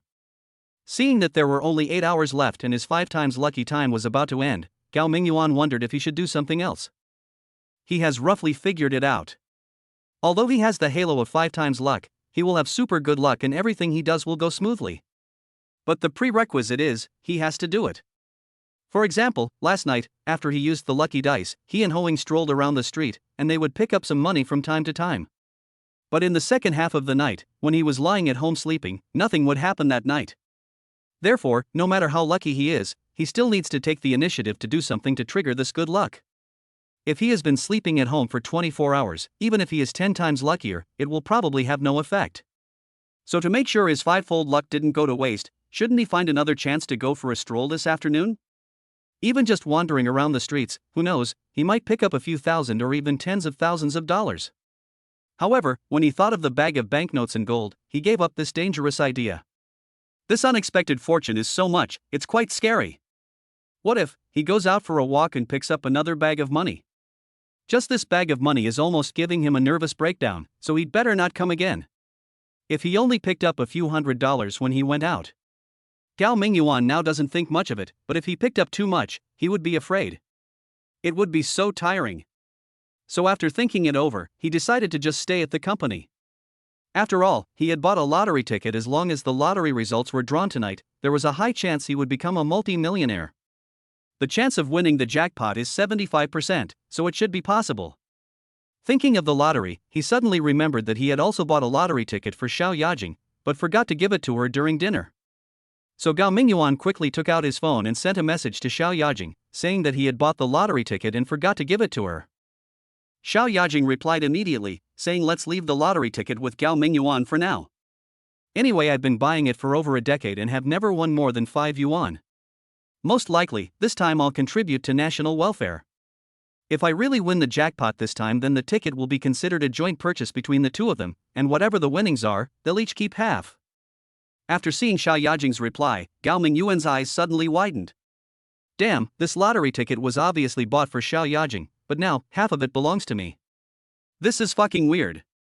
Is it possible that my 75% chance of winning the jackpot today will not be due to the lottery ticket with 10 times the bet that I bought, but will fall on the set of numbers bought by Xiao Yajing? If Xiao Yajing hadn't said that the lottery ticket won the prize and they would each take half, then Gao Mingyuan could be sure that this wouldn't have happened. After all, he is 5 times luckier today, and this kind of good thing will definitely happen to him. Before, if Gao Mingyuan had bought the lottery ticket on behalf of Xiao Yajing, and if Gao Mingyuan had not forgotten about it while eating and had directly given the lottery ticket to Xiao Yajing, then, that lottery ticket would have nothing to do with him, Gao Mingyuan. So, if Gao Mingyuan didn't win the lottery ticket he bought himself, but won the jackpot for someone else, then he wouldn't be 5 times lucky, but 5 times unlucky, okay? But now Xiao Yajing said that if this ticket won the jackpot, they would each get half, then this ticket would be equivalent to Gao Mingyuan's, at least he would have 50%, right? In this way, even if this single ticket won the jackpot, it would still count as Gao Mingyuan having won the lottery jackpot. Chapter 57, Be Content. Gao Mingyuan quickly opened his bag and took out the 2 lottery tickets he had bought at noon today. There was only one set of numbers on both lottery tickets, but the difference was, one set of numbers was unique to Gao Mingyuan, and he placed a tenfold bet. If this one wins the jackpot, it will be at least 50 million in prize money. But he only had one ticket with the other set of numbers, and according to Xiao Yajing, that ticket was still considered shared between him and Xiao Yajing. So, if that set of numbers won the jackpot, then Gao Mingyuan would probably only get a little over 2 million. After deducting personal income tax, that would only be 2 million, right? This gap seems quite big. Of course, if Gao Mingyuan wants to avoid this situation, he can also find a lottery station right now and place an additional 8 or 10 bets according to the numbers on Xiao Yajing's lottery ticket. In this way, no matter which of the two sets of numbers wins the jackpot, it makes no difference to Gao Mingyuan. But the question is, can he really win the lottery in this way? After all, according to his previous calculations, his chances of winning the jackpot are only 15%. Although this probability is already very high, as long as it is not 100%, there is definitely a possibility of failure. Besides, winning the lottery jackpot is actually quite mysterious. Gao Mingyuan seriously doubted if he didn't make any changes and just waited for the lottery draw tonight, then the set of numbers he had half-ticketed would most likely win the jackpot. But if he were to place 10 more bets now, maybe when the lottery is drawn, he won't even win the bottom prize of $5. So, we should be content and not be too greedy. Anyway, he already has a bag of cash and gold worth 5 million, so why should he insist on winning a jackpot of tens of millions at once? Although money is a good thing, no one would think it's too much. But, he already has a system, and it should only be a matter of time before he becomes successful. There is no need to limit his sights to the petty profits in front of him. After figuring this out, Gao Mingyuan felt much more relaxed. The ancients said it well, if I get it, I am lucky, if I lose it, it is my fate. If you can look at things in a positive way, things will be much simpler. So, Gao Mingyuan put all his worries and concerns behind him, and spent an afternoon completing the Spider Solitaire game 15 times, which immediately gave him a feeling of accomplishment. It was finally time to get off work. Gao Mingyuan had just turned off the computer and was about to leave when he suddenly heard the tapping sound of high heels tapping on the floor tiles behind him. Then, a familiar and gentle voice sounded, "Xiao Gao, are you free tonight? If you have nothing to do, we." Seeing that it was Deputy Director Suyu who took the initiative to find him, and it seemed that she wanted to invite him to dinner, Gao Mingyuan couldn't help but think of the words she said this morning with her chin raised, "I will be responsible for you," and Gao Mingyuan suddenly felt like a thorn in his back. Ah, tonight, something really happened. Gao Mingyuan interrupted Suyu before she could finish her invitation and said, "I have a dinner date tonight. Director Su, what can I do for you?" "Ah, no. Nothing." Suyu rolled her eyes at Gao Mingyuan and said, "Isn't this just to thank you for helping me yesterday? Since you have something else to do, forget it. Then, do you have a date tomorrow night? If not, then let's make it for tomorrow night as well." "Tomorrow, not yet." Seeing Suyu's determined attitude, Gao Mingyuan could only smile bitterly and said, "But Director Su, you really don't have to." Suyu didn't even give Gao Mingyuan a chance to explain. He just waved his hand domineeringly and said, "It's settled then.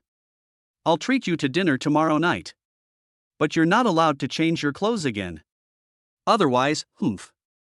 As she spoke, Suyu gently shook her black hair, smiled at Gao Mingyuan with her eyes slanted, and walked out with a proud look on her face. Gao Mingyuan touched his nose, and suddenly felt that his romantic luck seemed to be quite good recently. Does that mean that romantic luck is actually a form of luck? When he has 5 times the luck, it seems that not only is it easier to get rich, but it's also easier to attract romantic luck. Otherwise, why would all the beautiful women around him want to treat him to dinner today? Well, it's better to be careful about this kind of thing. Otherwise, your romantic luck might turn into a romantic disaster. Watching Suyu leave the large office of the logistics department, Gao Mingyuan waited for a while before getting up and going downstairs. He drove his own domestic car and leisurely returned to his original rental house. Hoing had already packed up at home and put on some light makeup. When Gao Mingyuan came downstairs, he called her and she immediately went downstairs with her bag. In fact, Hoing knew that Gao Mingyuan was not rich either, so the two of them agreed to have a farewell dinner in the evening. Hoing would rather buy some vegetables, cook a sumptuous dinner by herself, and spend some time with Gao Mingyuan as a two-person world. However, the studio apartment they rented didn't even have a kitchen. Although Hoing had good cooking skills, there was no room for her to show her skills. After going downstairs, Hoing looked around but did not see Gao Mingyuan. Just as she was wondering, she heard a horn from a car parked not far behind her. Hoing thought the car was about to drive away and felt that she was blocking the road, so she quickly moved to the side to make way. But who would have thought that the car would honk twice in a row, and Hoing immediately frowned slightly. She had clearly already moved aside, but this idiot kept honking his horn. Was he insane? Or was the person in the car teasing her? Hoing Ren is very beautiful and has a good figure. When she walks on the street, she often encounters men who try to chat her up in various ways. Among them was the kind that drove a luxury car behind her and honked the horn. Those who approach her in this way are often those who have little confidence in their appearance, so they only rely on luxury cars to attract girls' attention and show their financial strength. Hoing doesn't even look at this kind of person. But what she didn't expect was that it was fine for those people driving luxury cars to approach her in this way. But how could you, driving a shabby, low-end domestic car, have the confidence to approach her like that? So she turned around angrily and glared at the rickety car, but the next moment, she saw Gao Mingyuan sticking his head out of the car window, waving at her and saying, "Hey, what are you standing there for? Get in the car." Ho Ying's eyes widened upon seeing this, and she looked at Gao Mingyuan in disbelief. Even though this car is a bit worn and not very high-end, but when did Gao Mingyuan actually own a car? This matter is a bit abnormal. Chapter 58 The Son of the Goddess of Luck. Where did you get this car? Hoing walked over and circled the car, confirming it was an ordinary, mid-range domestic car, and quite old, so it was unlikely to be Gao Mingyuan's new car. Furthermore, from what she knew, Gao Mingyuan couldn't possibly afford a car. Gao Mingyuan scratched his head hesitantly and said, "Just think of this car as being borrowed from me." "Well, isn't it?" Hoing looked at Gao Mingyuan in surprise, then walked around to the passenger seat, opened the door and got in the car. Gao Mingyuan shrugged and didn't answer. Hoing was quite familiar with his previous financial situation, so there were many things she couldn't explain clearly. "So let's not explain it. Where are we going?" Seeing that Gao Mingyuan didn't say anything, Hoing took the initiative to ask. "What do you want to eat?" "It's my treat. Let's have something delicious today." Hoing tilted her head, thought for a moment, and said, "I want to eat Mr. Nyo's braised beef." Gao Mingyuan smiled and nodded, saying, "No problem. Let's go now." Gao Mingyuan started the car and was about to drive, but Hoing immediately said, "Don't be impatient. I haven't finished yet. I still want to eat barbecue skewers, dumplings from Tianfu Dumpling House, boiled fish from Sichuan Flavor House, and sweet and sour pork from Dongbei Restaurant." "Well, that's about it." Gao Mingyuan was completely bewildered upon hearing this. He turned to look at Hoing in astonishment and said, "Sister, are you kidding me? What you're talking about are all specialties from different restaurants. Do we have to drive around, order one dish from each restaurant, and eat our way through? How about you pick one you particularly want to eat today, and I'll treat you to the rest when we have the chance. I promise you'll try them all. How about that?" Hoing rolled her eyes at Gao Mingyuan and said, "Who are you calling big sister? I'm obviously 2 months younger than you, okay? Humph, are you stupid? Who says we can't try the specialties from different restaurants all at once? You don't know how to order takeout." "Ah, that's right." Gao Mingyuan scratched his head in embarrassment. He had forgotten that he could order takeout. However, he originally wanted to treat Hoing to a big meal today, as a farewell dinner after they had shared a house for such a long time. If you order takeout, although it may cost a lot of money, it always feels a bit low class. Hoing, however, said excitedly, "It's happily decided. You've remembered everything I just said, right? Just follow these instructions. Also, since you're driving, let's go to the supermarket and buy some drinks. Today is our last day living together, so we have to drink." "Well, just order takeout, and I'll pay for the drinks." Gao Mingyuan said hesitantly, "Ah, you still want a drink? You? Why, are you afraid that I can't drink more than you?" Hoing rolled her eyes at him and said, "Although I never drink, my alcohol tolerance isn't necessarily any worse than yours." Gao Mingyuan smiled bitterly and said, "I believe that. I can't drink much anyway." "Fine then, in that case, let's go buy some wine first." So the two of them drove to a large supermarket nearby. Gao Mingyuan parked the car in the parking lot in front of the supermarket. As soon as he got out of the car, he felt something on his feet. He quickly looked down, it was a stack of red banknotes.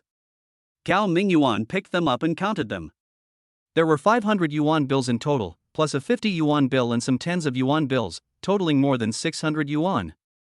Gao Mingyuan then waved the banknotes in his hand towards Hoing and said, "Okay, you don't have to pay for the drinks. I found a few hundred yuan, enough for us to eat and drink." Hoing couldn't help but open her mouth into an O shape when she saw this. She couldn't even remember how many times she saw Gao Mingyuan picking up money. If she hadn't seen it with her own eyes, and Gao Mingyuan said he could pick up thousands of dollars a day, she would probably have suspected that Gao Mingyuan was a thief. How could it be so easy to find money? She had only found a 50-cent coin when she was little.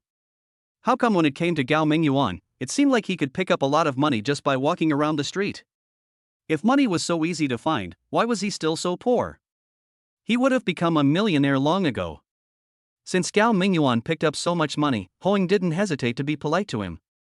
She bought 2 cans of beer, 2 bottles of red wine, a can of fruit, and a bunch of snacks. Although the shopping cart was full of things, when I checked out, it was only over 200 yuan.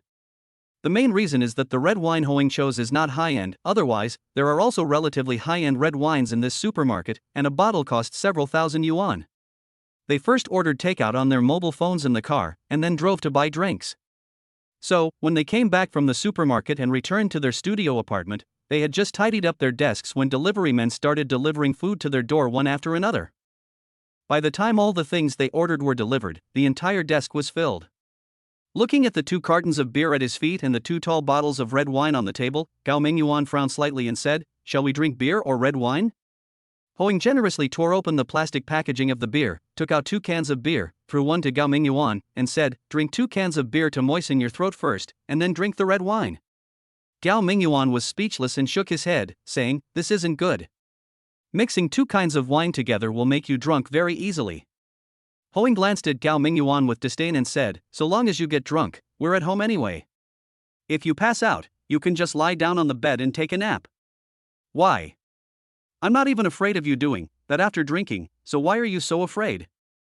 Gao Mingyuan suddenly didn't know how to respond. "Well, just drink it." So he reached out, grabbed the pull ring of the can of beer, and opened it with a snap. Just as he was about to throw the pull ring into the trash can beside him, he uttered a sigh and said, "There seems to be words on it. Hey!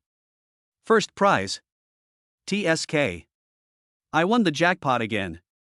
Ha ha. Is this true?" Hoing quickly snatched the pull ring from Gao Mingyuan's hand and took a closer look.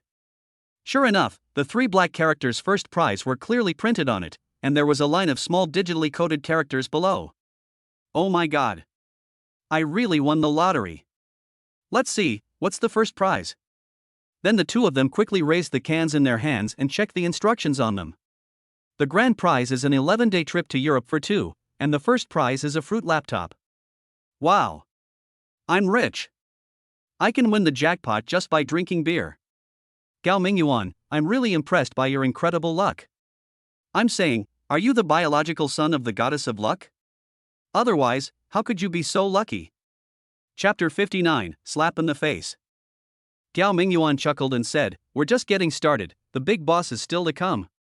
Thinking of this, he quickly took out his cell phone to check the time. He had checked again today and found out that the lottery draw time is 9:15 p.m., which is more than 2 hours away. He hoped that he would not be too drunk to pass out by then. Come on, come on. You're so lucky, help me open this jar too." Hoing excitedly handed the can of beer to Gao Mingyuan and said, "Who knows, you might get lucky and win another grand prize. But let's make a deal first. If you do win the grand prize, I'll get half. We have to go on this 11-person trip to Europe together. You're not allowed to bring your fiancé." Gao Mingyuan gave a bitter laugh and said, "How can there be so many big prizes? This is just a promotional tactic used by the merchants. I'd be lucky enough to win a laptop. And you want to win the special prize? You're dreaming. Who knows if they printed the special prize pull ring when they produced the beer?" "No way." Hoing said unconvincedly, "Isn't it written right here? This event is supervised by the local notary office. If they didn't offer the special prize, how could they approve it?" Gao Mingyuan said disapprovingly, "Let me tell you, there's a lot of trickery going on here. Even if the manufacturer really did print out a special prize, they'd probably know exactly which batch of beer contained the special prize, and they wouldn't just release it. Then, as long as they put the special prize beer in the sales outlets and then arrange for their own people to buy it up as soon as possible, then no one else would have to worry about it, right? As he spoke, he casually opened the pull ring of Ho Ying's beer can, then took a quick glance at it, and was suddenly stunned. What's wrong? Did you really win the jackpot again? Seeing that Gao Mingyuan looked unwell, Ho Ying quickly snatched the pull ring from his hand, and then she was stunned. Grand prize! Oh my god! I really won the grand prize! Ah! I'm sure, Gao Mingyuan, you must be the goddess of luck's biological son. Ha ha! Didn't you say there's no such thing as a grand prize? Now you've been slapped in the face. TSK TSK TSK, but it's a good slap. Wow, an 11-day trip to Europe for two. Now we can travel abroad. That's awesome. Ho Ying became happier as she spoke, and then she gulped down the can of beer in her hand. Drink, why are you just standing there? After finishing a can of beer, Ho Ying saw Gao Mingyuan still sitting there without moving, so she immediately kicked Gao Mingyuan's calf with her toes and said, "Drink up. You've won 2 big prizes in a row, isn't it worth it for us to celebrate with a good one?" Okay, I'll drink it. Gao Mingyuan had no choice but to tilt his head back and drink the can of beer in his hand. Meanwhile, in the large supermarket where Gao Mingyuan and his friends had just been shopping, 2 young men frantically flipped through cans of beer on the shelves. After they had looked through all the brands, they looked at each other and shook their heads simultaneously. Then the 2 of them gathered together and talked in a low voice. How could it be missing? Those 2 cartons of beer were clearly shipped in this batch. Could it be that the supermarket didn't display all of them, and some are still in the warehouse? No. I asked the supermarket manager, and all the goods from our factory are on display. They're not stored in the warehouse at all. And I just checked the quantity, and there are only 2 cartons missing. Even if the supermarket wanted to stock up, there's no way they could only have 2 cartons. Could it be that someone bought it? That shouldn't be the case. For this batch of wine, I specifically added 1.5 yuan to the retail price I quoted to the supermarket, and promised them a promotional price starting tomorrow. By then, the price will be 50 cents cheaper than other places. Usually, the people who come to the supermarket to buy wine are regular drinkers. If they see the prices here are so much higher than usual, who would buy it? This way, we should be able to avoid this batch of wine being sold out on the first day it's on the shelves. But now only those 2 packages are missing. What do you think happened? Could it be that they were bought by someone else? Or maybe the supermarket staff found out and deliberately withheld them? That shouldn't be possible. The markings I made on the 2 bottles of wine are very secretive, there's no way anyone else would notice them. How would they know which bottle contains the grand prize? So where do you think those 2 bottles of wine went? Could they have grown legs and run away? Forget it. I'd better ask the supermarket manager. So, the 2 of them went to the supermarket's manager on duty to ask about it. The manager was very considerate and asked the cashier to check the records. Sure enough, just half an hour ago, someone bought 2 cartons of this brand of beer. The 2 beer manufacturers almost fainted after hearing this. It's over. If someone really buys those 2 cartons of beer, there's no way they can get them back. So, even if they can sell all the beer, there won't be much profit. It was just hard for them to understand, our wine was so much more expensive than usual, how could anyone still buy it? And it was so cheap, so they marked it and bought up both cases of wine they were going to buy back. How could they know that Gao Mingyuan and Ho Ying occasionally drank alcohol, but at most they would drink a little when eating in a restaurant? They had never bought alcohol in places like supermarkets. How could they know how much a can of this brand of beer usually sold for? However, the alcohol ordered in restaurants or KTVs is charged extra, so when they saw the price of this beer, they thought it was quite cheap.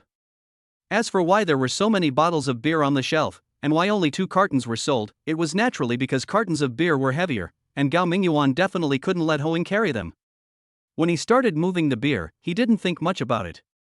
But under the halo of 5 times luck, he would naturally choose the 2 most valuable cartons of beer. There's no way lucky halo is just so awesome. 2 hours later, the 2 men who had finally finished the 2 cartons of beer were already staggering with drunkenness. As for the 2 bottles of red wine, they had not had time to touch them. There was no other way. There were 24 cans in the 2 cartons of beer, and each of them drank almost half of it. They were already very full, and they didn't even eat much of the steamed buns they ordered. There was really no room in their stomachs. However, the 2 of them were looking at the pull rings of 24 beer cans in a can on the table, and they both had silly smiles on their faces. Who would have thought that 2 cans of beer I bought at the supermarket would both win prizes? And the worst second place prize was 500 yuan in cash. In addition, there are 2 special prizes of 11-day trips for 2 people to Europe, and 12 first prizes of fruit laptops. After claiming the prizes, they can directly open a store to sell laptops. Chapter 60. Something is wrong. The 2 of them didn't plan to drink so much beer at first, but when they opened the 2 cans of beer for the second time and found that both cans had prizes, and there were 2 first prizes, they immediately became excited. It's like you bought a dozen instant lottery tickets, and you scratched a few at the beginning, and every one of them won the jackpot. Then, when you look at the pile of remaining lottery tickets, can you resist scratching them all and taking a look? Anyway, the 2 of them couldn't help it, so they opened all the cans of beer. But beer, once opened, will go flat if left unconsumed for too long. Both of them had lived through hardship, so naturally, they didn't want to waste it. So, they just drank all the beer they had opened, can after can. Gao Mingyuan's alcohol tolerance was very average.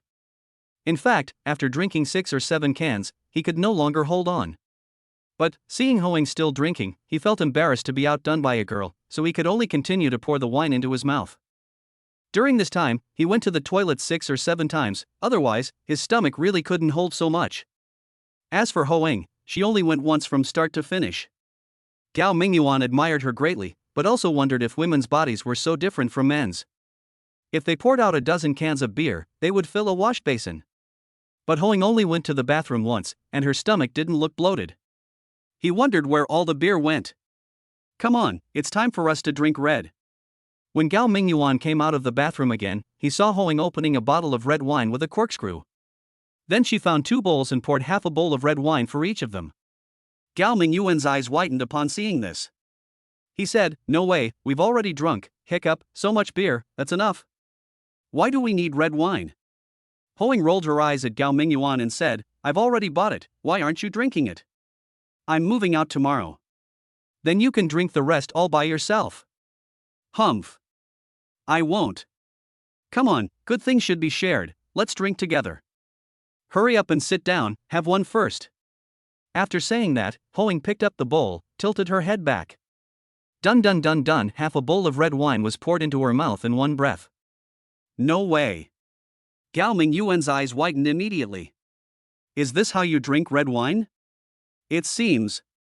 Hoang drinks wine more smoothly than water. What are you looking at? Have you ever seen a beautiful woman drinking? Seeing Gao Mingyuan staring at her blankly, Hoang immediately glared at him and said, "Hurry up, yours too." Can't I drink it slowly? Gao Mingyuan originally wanted to say that they should just stop here today, but, seeing that another bowl of red wine had been poured in front of Hoang, he knew that he couldn't hide it all, so he could only see if he could slow down the pace.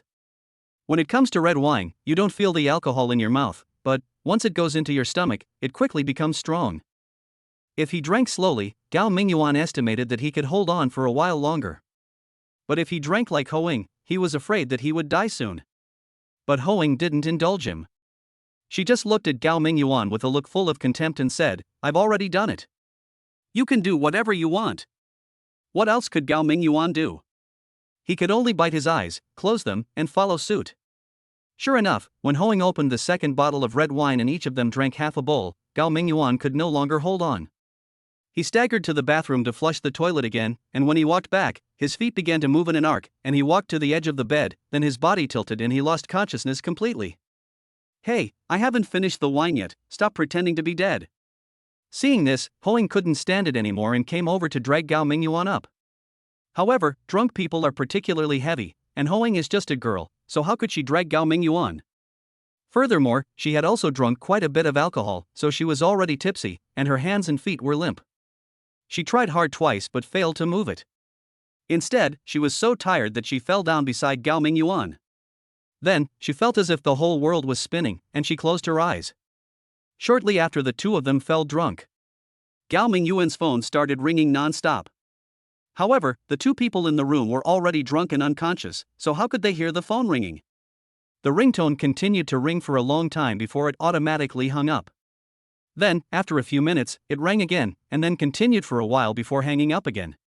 So, every few minutes, the phone would ring for a while, as if the person on the other end would never give up unless I answered the call. This went on for about half an hour. Gao Mingyuan's phone had very little battery to begin with, and after the ringing continued, the remaining battery was completely exhausted and the phone turned off. It's turned off. In a quiet villa in the southern suburbs of Shiyuan City, a slender girl with a beautiful face sat on the carpet in a daze, staring at her mobile phone in disbelief. Isn't it just 5 million? Are you really going to be like this? Men are truly the most unreliable creatures in this world. The girl opened the browser on her phone, found today's lottery results, and carefully checked the winning numbers. Sure enough, this was the number she had been chasing. She has been chasing this number for almost 10 years. Of course, she doesn't buy every lottery draw, but she will buy one whenever she passes by a lottery station. She wouldn't buy too many. After all, she wasn't short of money. Unlike those who dreamed of changing their lives and destiny by winning the lottery, she simply treated buying lottery tickets as a game. The numbers in the set she was chasing held special meaning for her, so she hoped her chosen numbers would win the jackpot, but if they didn't, that was fine. Today, she did the same as usual. After the lottery was announced, she checked the winning numbers immediately and unexpectedly found out that the numbers she had bought for so long really won the first prize. This made her really excited, but then she subconsciously rummaged through her bag, trying to find the lottery ticket, and then realized, today she did not go to buy lottery tickets as usual, but when she called Gao Mingyuan at noon, she learned that Gao Mingyuan was at the lottery station, so she asked him to buy a ticket for her. But during lunch, Gao Mingyuan forgot to give her the lottery ticket. Actually, it wasn't a big deal. It was just a $2 lottery ticket. I believe that neither I nor Gao Mingyuan would care much about these $2. But now this lottery ticket actually won the prize.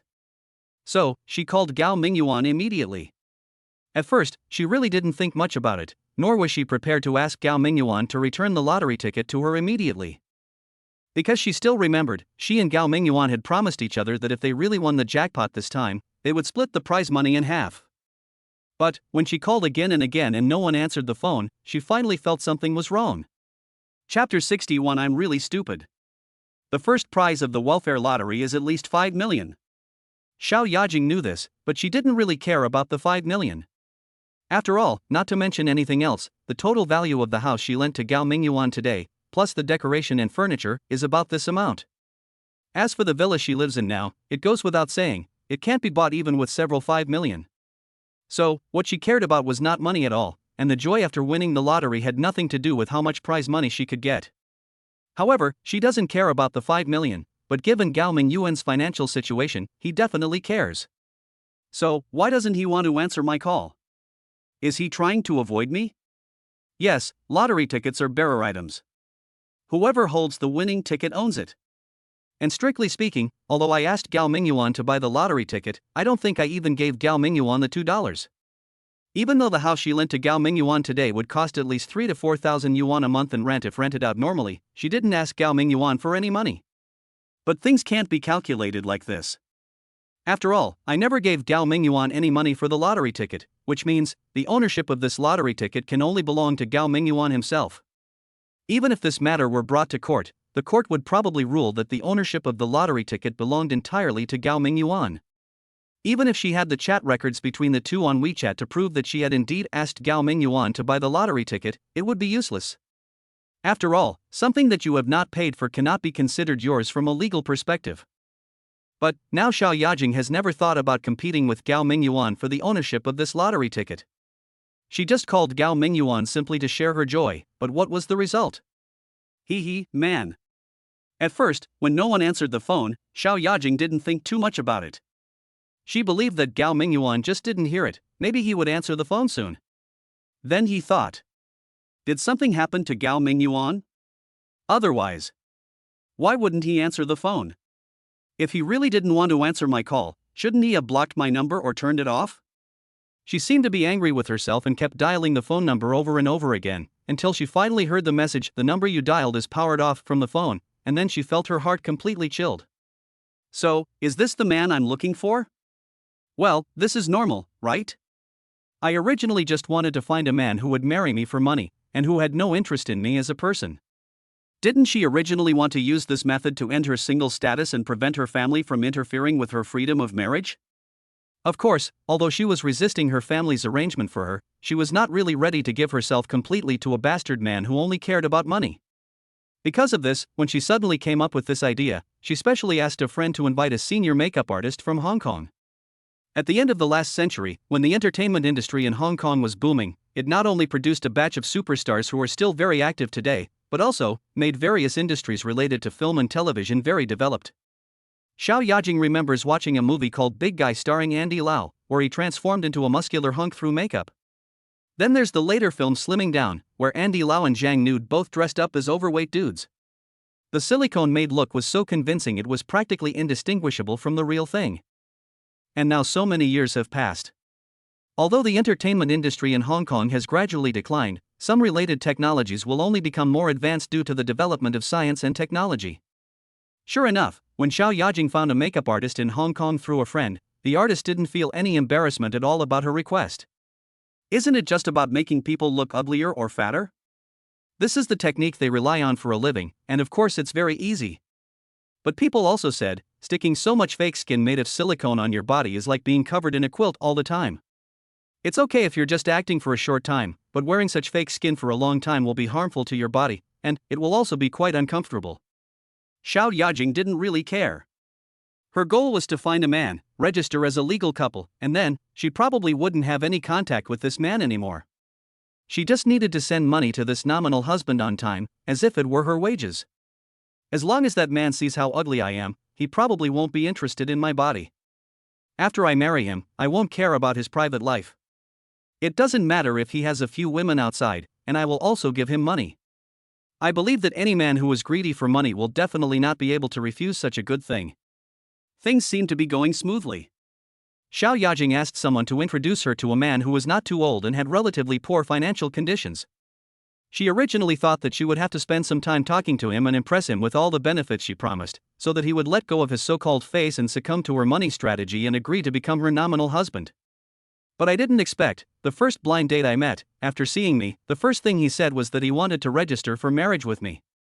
She thought that the matchmaker had already told the man about her conditions, so although she was a little surprised by the other party's straightforwardness, she didn't think much about it.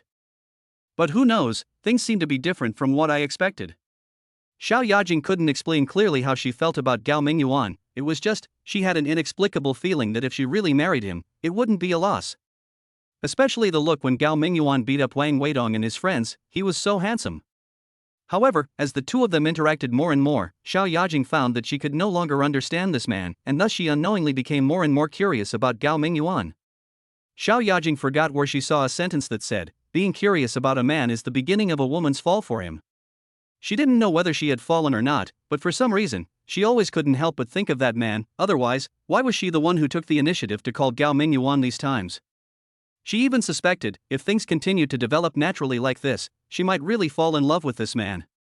However, today, she unexpectedly won a lottery jackpot, which finally allowed her to see the man's true face. So, it was a good thing that she hadn't given her heart to that man yet, otherwise? I was so stupid. I actually believed that love really existed in this world. Chapter 62, Drinking and Misbehavior. Xiao Yajing didn't know how she got through that night. At first, she just sat on the carpet, staring blankly at her phone and sneering non-stop. Then, she opened another bottle of expensive Bordeaux red wine and sat alone in the empty living room, shaking the goblet in her hand and repeatedly pouring the bloody red wine between her fiery red lips. Then, her heart was like a ball of fire burning, turning the emotions that had just been born in her heart into fuel, slowly burning them to ashes. In the end, Xiao Yajing, who was drunk and dizzy, curled up on the sofa and fell asleep unknowingly. Having a hangover is undoubtedly very uncomfortable. When Gao Mingyuan woke up, he not only had a splitting headache and a mouth so dry it felt like it was on fire, but also, it felt like a stone was pressing down on his body, making it almost impossible for him to breathe. Strange. A headache and thirst are fine after getting drunk, but why would I also have the illusion of a rock pressing down on me? Gao Mingyuan reached out his hand to his chest and abdomen in a daze, and touched the place that felt uncomfortable, and as a result, he felt something warm. What the hell? Gao Mingyuan was instantly frightened and alert. Before he could open his eyes to look, he heard a soft voice in his ears, stop it. It's annoying. What? Gao Mingyuan was now completely awake, and he opened his eyes and looked.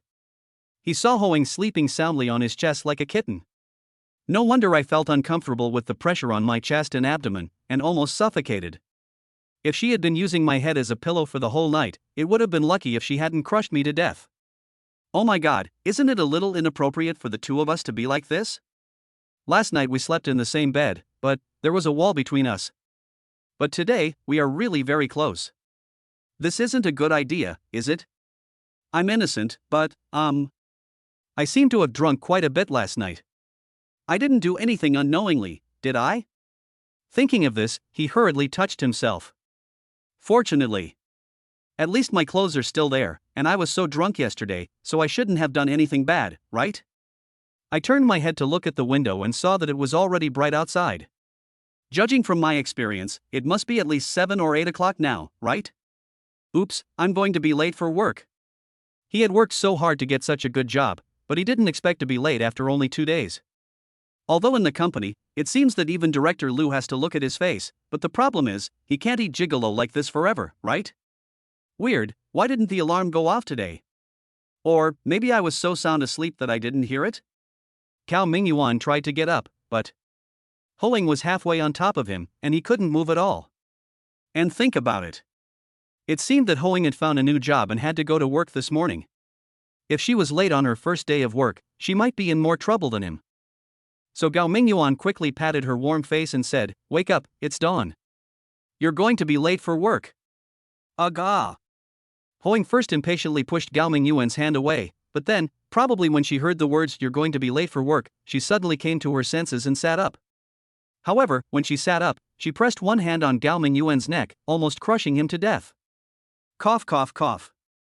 Gao Mingyuan quickly broke free from Ho Ying's clutches, coughing violently as he stared at her speechlessly. "Sister, it's all right if you just used me as a pillow all night. But why did you start strangling me the moment you woke up? Are you trying to silence me?" Hoing looked down at her clothes, which were wrinkled but clearly not undone, and curled her lips slightly. "I slept with you all night, and you didn't dare do anything. Why would I kill you to silence you? Idiot." After saying that, Hoing shook her ponytail and went into the bathroom in her slippers. Gao Mingyuan scratched his head and was speechless. "I feel like I'm being despised. Oh my god, what kind of person are you? I spent the whole night with you on my head, and I didn't do anything wrong? Are you saying I'm worse than an animal or a beast?" Thinking of this, Gao Mingyuan couldn't help but feel a little regretful. Why did he drink so much last night? He was so drunk that he was like a weak shrimp. Even if he really had the intention to commit a crime, he didn't have the strength to do anything bad under such circumstances.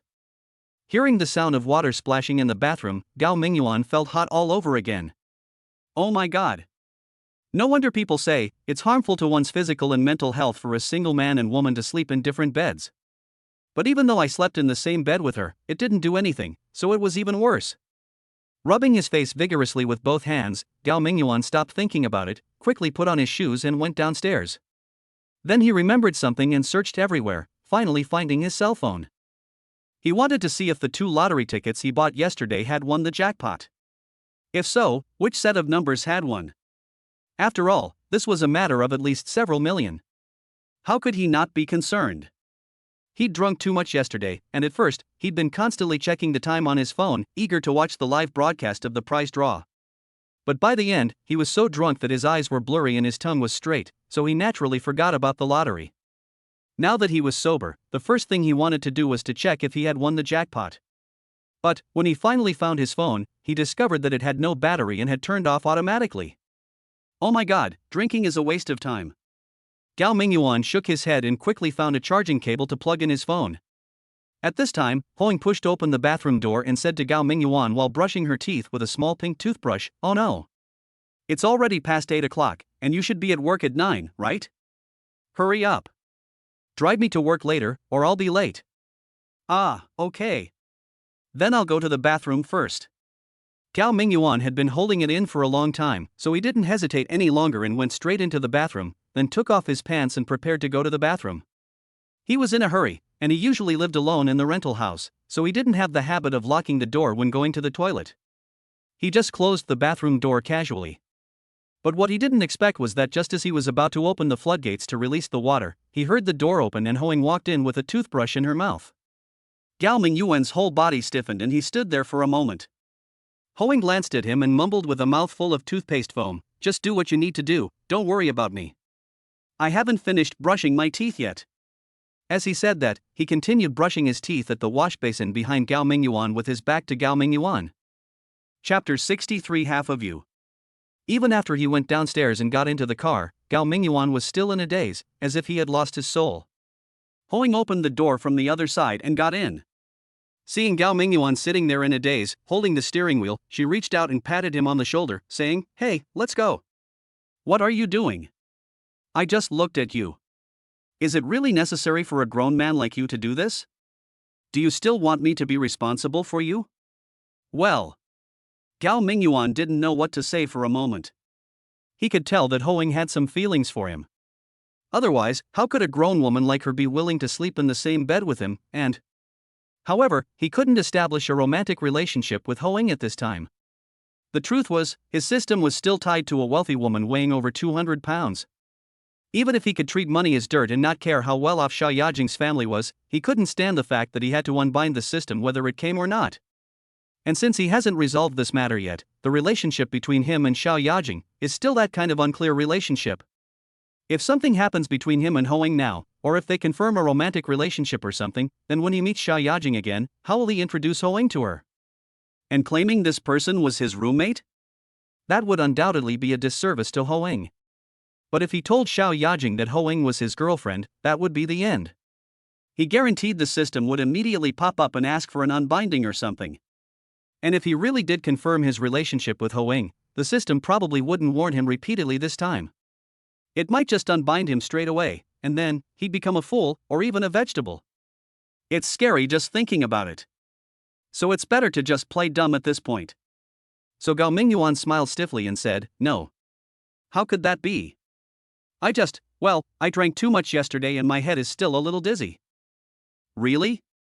Hoing didn't suspect anything and quickly asked with concern, "Can you drive now? If not, let's take a taxi to work. Don't let anything happen."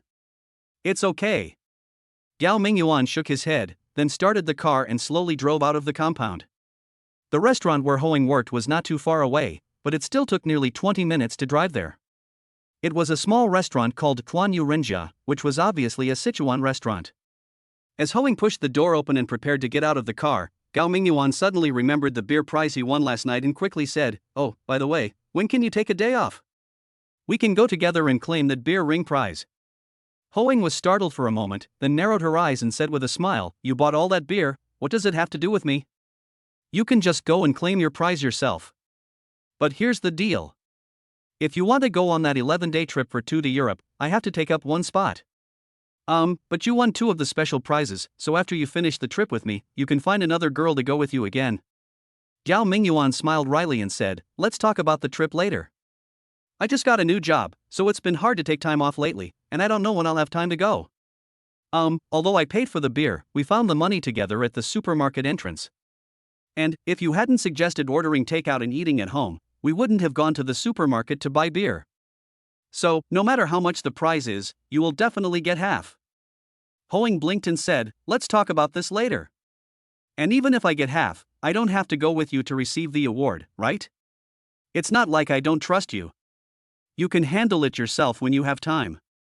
I won't go. My job isn't as free as yours.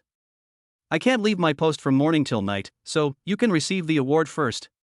Oh, just leave me one of the fruit notebooks, and as for the rest, you can handle it as you see fit."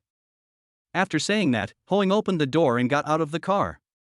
Then she suddenly turned around and said, "Oh, by the way, I have to go back to pack my things after get off work tonight. If you don't have anything to do, just wait for me at home. I'm counting on you to help me move."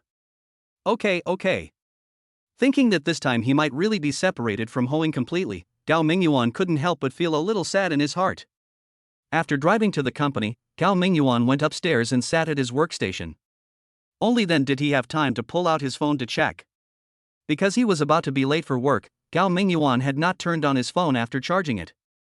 At this time, he pressed the power button and waited for a few seconds, and suddenly saw more than a dozen missed calls. Damn, it turns out that drinking was the cause of all this. When did this call come? I have no recollection of it. He must have been completely drunk. What he feared most was that his parents happened to call him last night.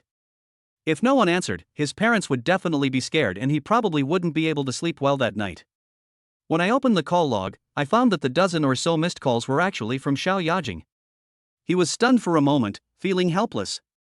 What was wrong with this fat woman? She called him in the middle of the night and called him so many times.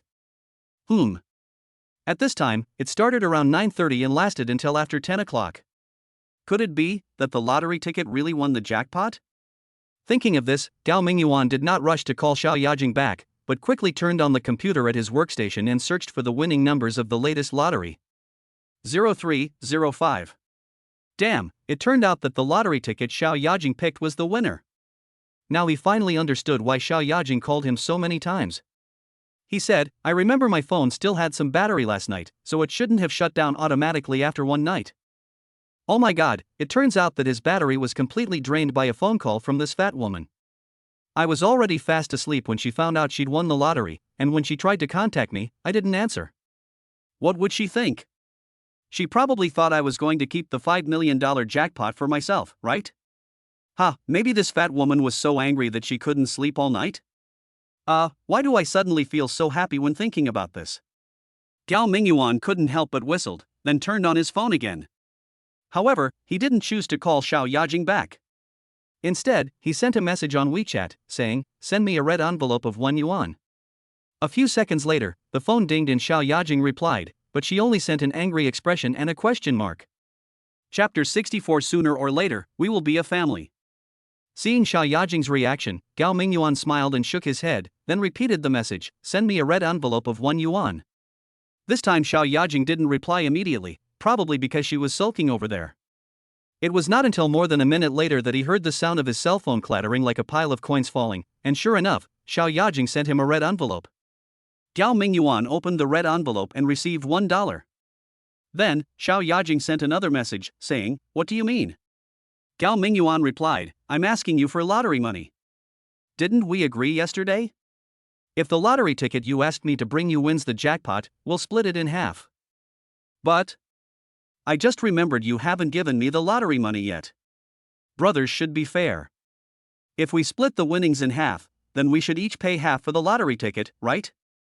Otherwise, I paid for the lottery ticket myself, so why would I give you half if I win the jackpot? This time, there was a long silence on the other end, but Xiao Yajing sent a voice message, I'm sorry, I misunderstood you before.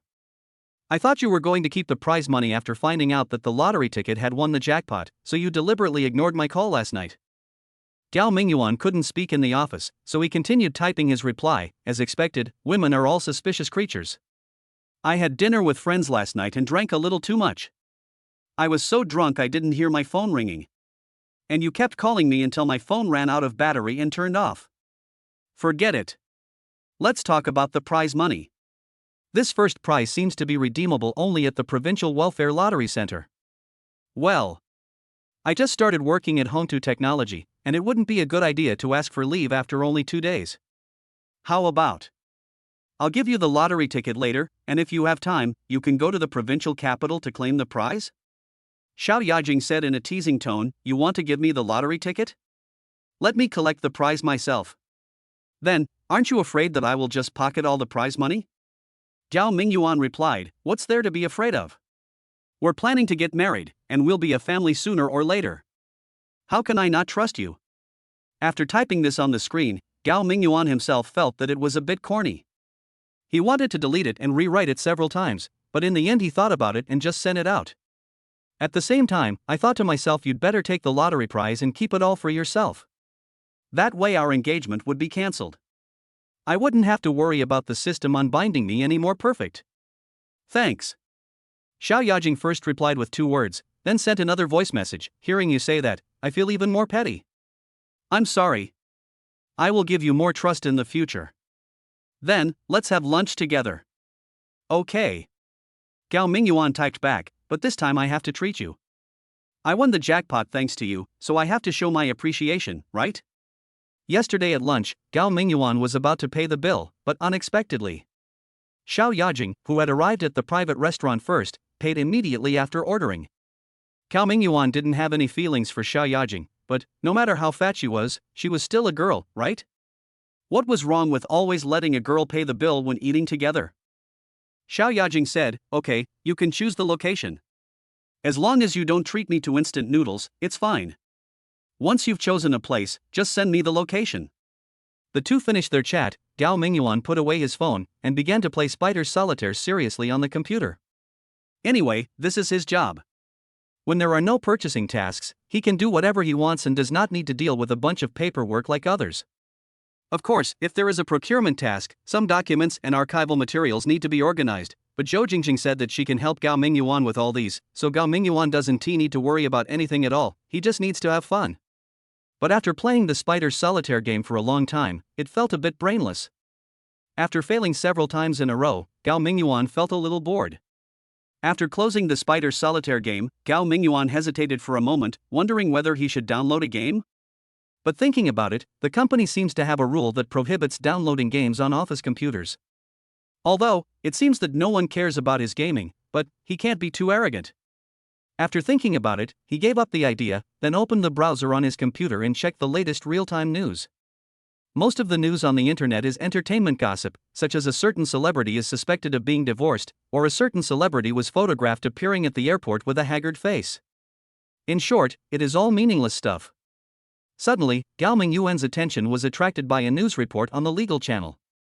The news mentioned that a fraud gang has been committing crimes in multiple cities recently, using car rental companies as a pretext and high-priced rental contracts as bait to deceive some car owners into renting out their idle cars to car rental companies.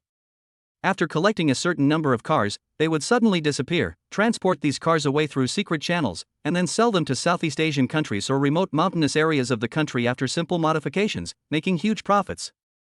At the end of the news, the editor reminds everyone that there is no free lunch in the world.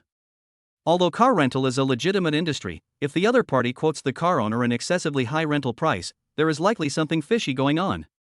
And remember, trying to save a little money can lead to a big loss. After reading this news, Gao Mingyuan couldn't help but smile bitterly. It's confirmed. He was indeed fooled by such a fraud gang. Fortunately, he was in a five-fold luck aura when he was scammed by the scammer. So, although he lost his car, the scammer actually gave him a bag of cash and gold worth millions. Therefore, Gao Mingyuan was able to escape the disaster and made a huge profit. The problem was this money was a bit risky. Although he didn't know how the other party could have put that bag of cash and gold in that car, there was still a high possibility that the other party would come back to find him.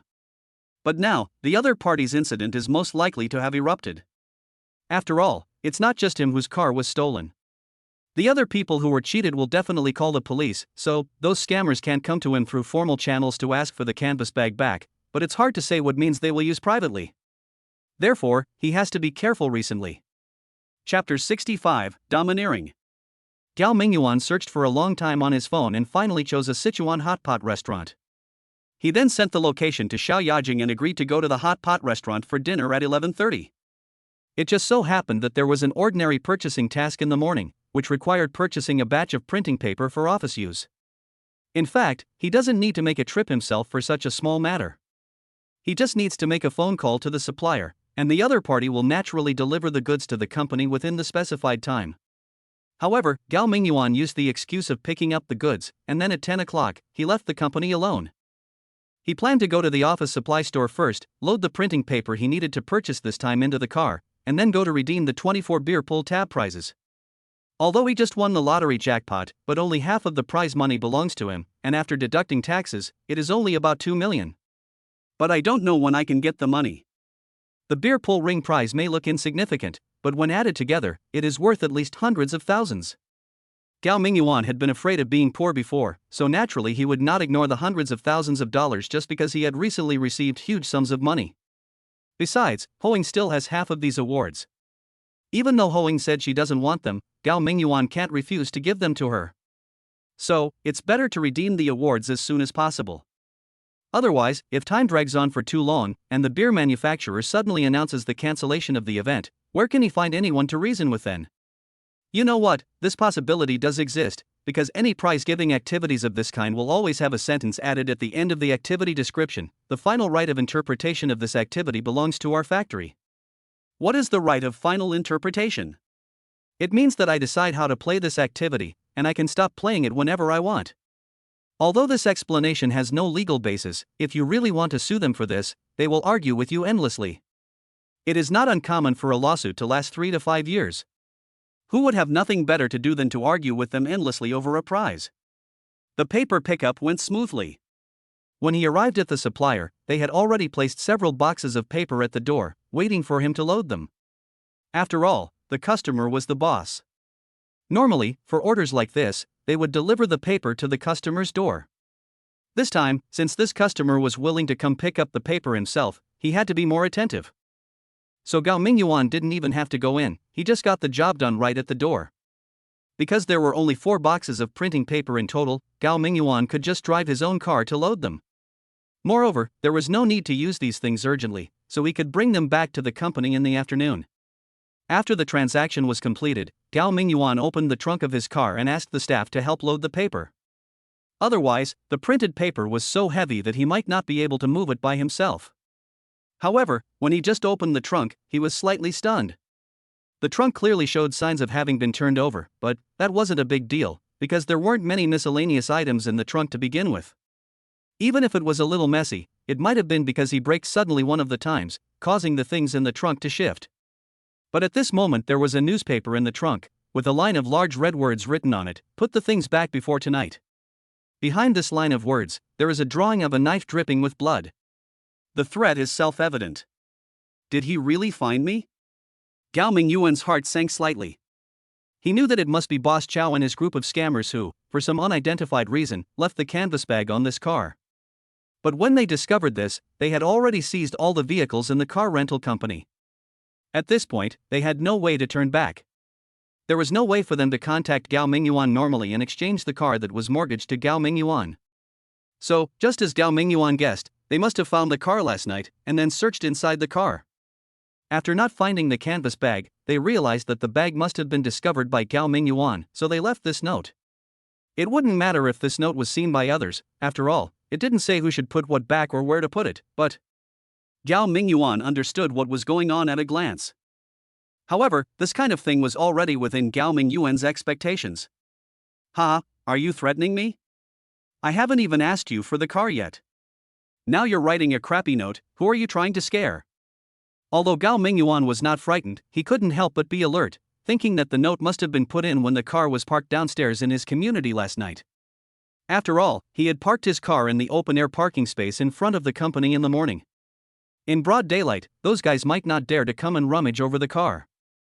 It's just that Gao Mingyuan was in a hurry to go to work in the morning and didn't check the trunk at all, so he didn't discover it in time. If this is what really happened last night, then Gao Mingyuan was so drunk last night. If someone really broke into his house, wouldn't it be very dangerous?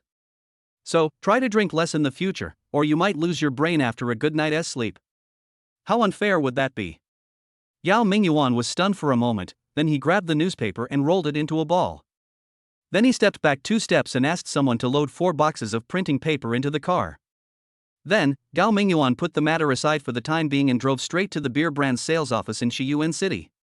The beer he and Hoing drank yesterday was not produced in Shiyuan City, but it was a brand from the province. This brand of beer had good sales in Shiyuan City, so naturally it had a special sales office. Gao Mingyuan had already found the location of the beer sales office on the electronic map, drove directly there, and arrived before 11 o'clock. The sales office here is actually a warehouse, which is full of various packaged beers of this brand. There is also an office at the outermost part of the warehouse. This is where the people in the sales office work. When Gao Mingyuan walked into the sales office, he saw 2 men and 1 woman sitting inside. Upon seeing Gao Mingyuan walk in, the woman, who was in her 30s, immediately greeted him warmly, saying, "Hello, this is the XX beer sales office. Are you here to buy some stock?" "No." Gao Mingyuan shook his head, took out a can, shook the dozens of pull rings inside, and said, "I'm here to claim my prize." "Redeem the prize?" The woman was stunned for a moment, then looked at the dozens of pull tabs in the can. She instinctively assumed they must contain some small prizes, so she shook her head and said, "For prizes below 3rd place, you can redeem them directly at major supermarkets and sales outlets using beer pull tabs." "Oh, what about 3rd place and above?" "Only prizes above the 3rd prize need to be redeemed here," the woman answered seriously. "That's right." Gao Mingyuan placed the cans in his hand on the desk and said arrogantly, "All of these are third-place prizes or above. Please help me exchange them." The woman was stunned. She looked at the cans on the table, then looked at Gao Mingyuan. She seriously suspected that this guy was mentally ill. At this moment, the two men who had been chatting at the desk inside suddenly stood up together. Chapter 66, Be on guard against others. A thin young man walked over quickly, grabbed a can on the table, and asked, "You said that all the pull rings in this can are third-class prizes or above?" "Yeah. So, I should redeem these prizes here, right?" Gao Mingyuan asked with a smile. "Let me take a look first." The thin man exchanged a glance with the other young man who followed him, then opened the can, poured out the 20 or so pull rings inside onto the desk, and then picked them up one by one to examine them. The middle-aged woman also picked up a few and took a look. Then her eyes widened and she said, "Really? So many first prizes. Ah, and even special prizes. How lucky are you? And how much beer must you have drunk to get so many first prizes?" Gao Mingyuan did not answer the middle-aged woman's words, but just looked at the three people with a smile, waiting for them to redeem the prize for him. After briefly looking through the pull rings, the skinny young man frowned slightly and said, "You won so many big prizes at once. We've never encountered anything like this before, so we need to investigate this matter thoroughly first. So, put these pull rings here first, and leave a phone number. We'll verify them later.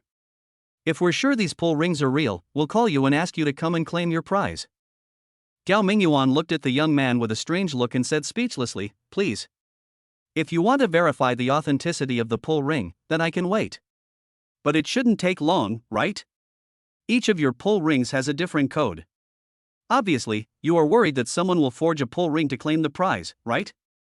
Then why don't you verify them one by one to see if there are any problems with the codes of these pull rings? You don't have to let me leave first, right? If I leave now, and later you say you didn't receive these pull rings at all, who will I turn to then?" The thin young man's face suddenly darkened. He said, "Sir, what do you mean by that? We're such a big company, how can we owe you such a small amount of money?" Gao Mingyuan shook his head and said, "My grandmother taught me since I was a child. You shouldn't have the intention to harm others, but you must always be on guard against them. Although I'd like to believe that your brewery won't cheat me, I still have to have the necessary evidence in my own hands. Let me give you an analogy. My friend, imagine you're going to a bank with 100,000 yuan in cash to deposit. But when the teller finishes counting your money, the power goes out. If the teller says they can't deposit the money into your account right now and asks you to go home and deposit it back when you come back, would you just leave the money in the bank and walk away? I believe anyone with a sound mind would take their own money with them and come back to deposit it later, right?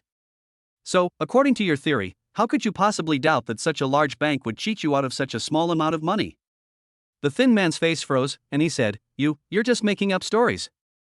Gao Mingyuan ignored him and simply reached out to put the ring pulls back into the cans. Then he said, "Since you don't have the authority to redeem my prize, I'll find an opportunity to redeem it directly at your factory." "Of course. I might have to bring my journalist friend with me then. Otherwise, if you continue to play Tai Chi with me at your factory, I won't be able to bear the consequences. I think my journalist friend would be happy to give him this opportunity to provide news material." After saying that, Gao Mingyuan picked up the can and turned to leave. "Wait a moment." At this time, the middle-aged woman hurriedly called out to Gao Mingyuan, then looked at the thin young man with a puzzled look and said, "This gentleman is right. Although he won a large amount of money, it shouldn't be that difficult for us to verify it, right?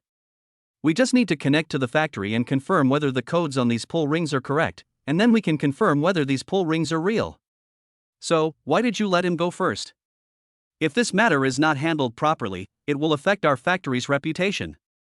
If Gao Mingyuan is prevented from claiming the prize here and has to go to the factory to claim it, and has to bring a media reporter with him, then no matter whether the factory will immediately redeem the prize for Gao Mingyuan, once this matter is reported, it may bring bad negative impact to their factory.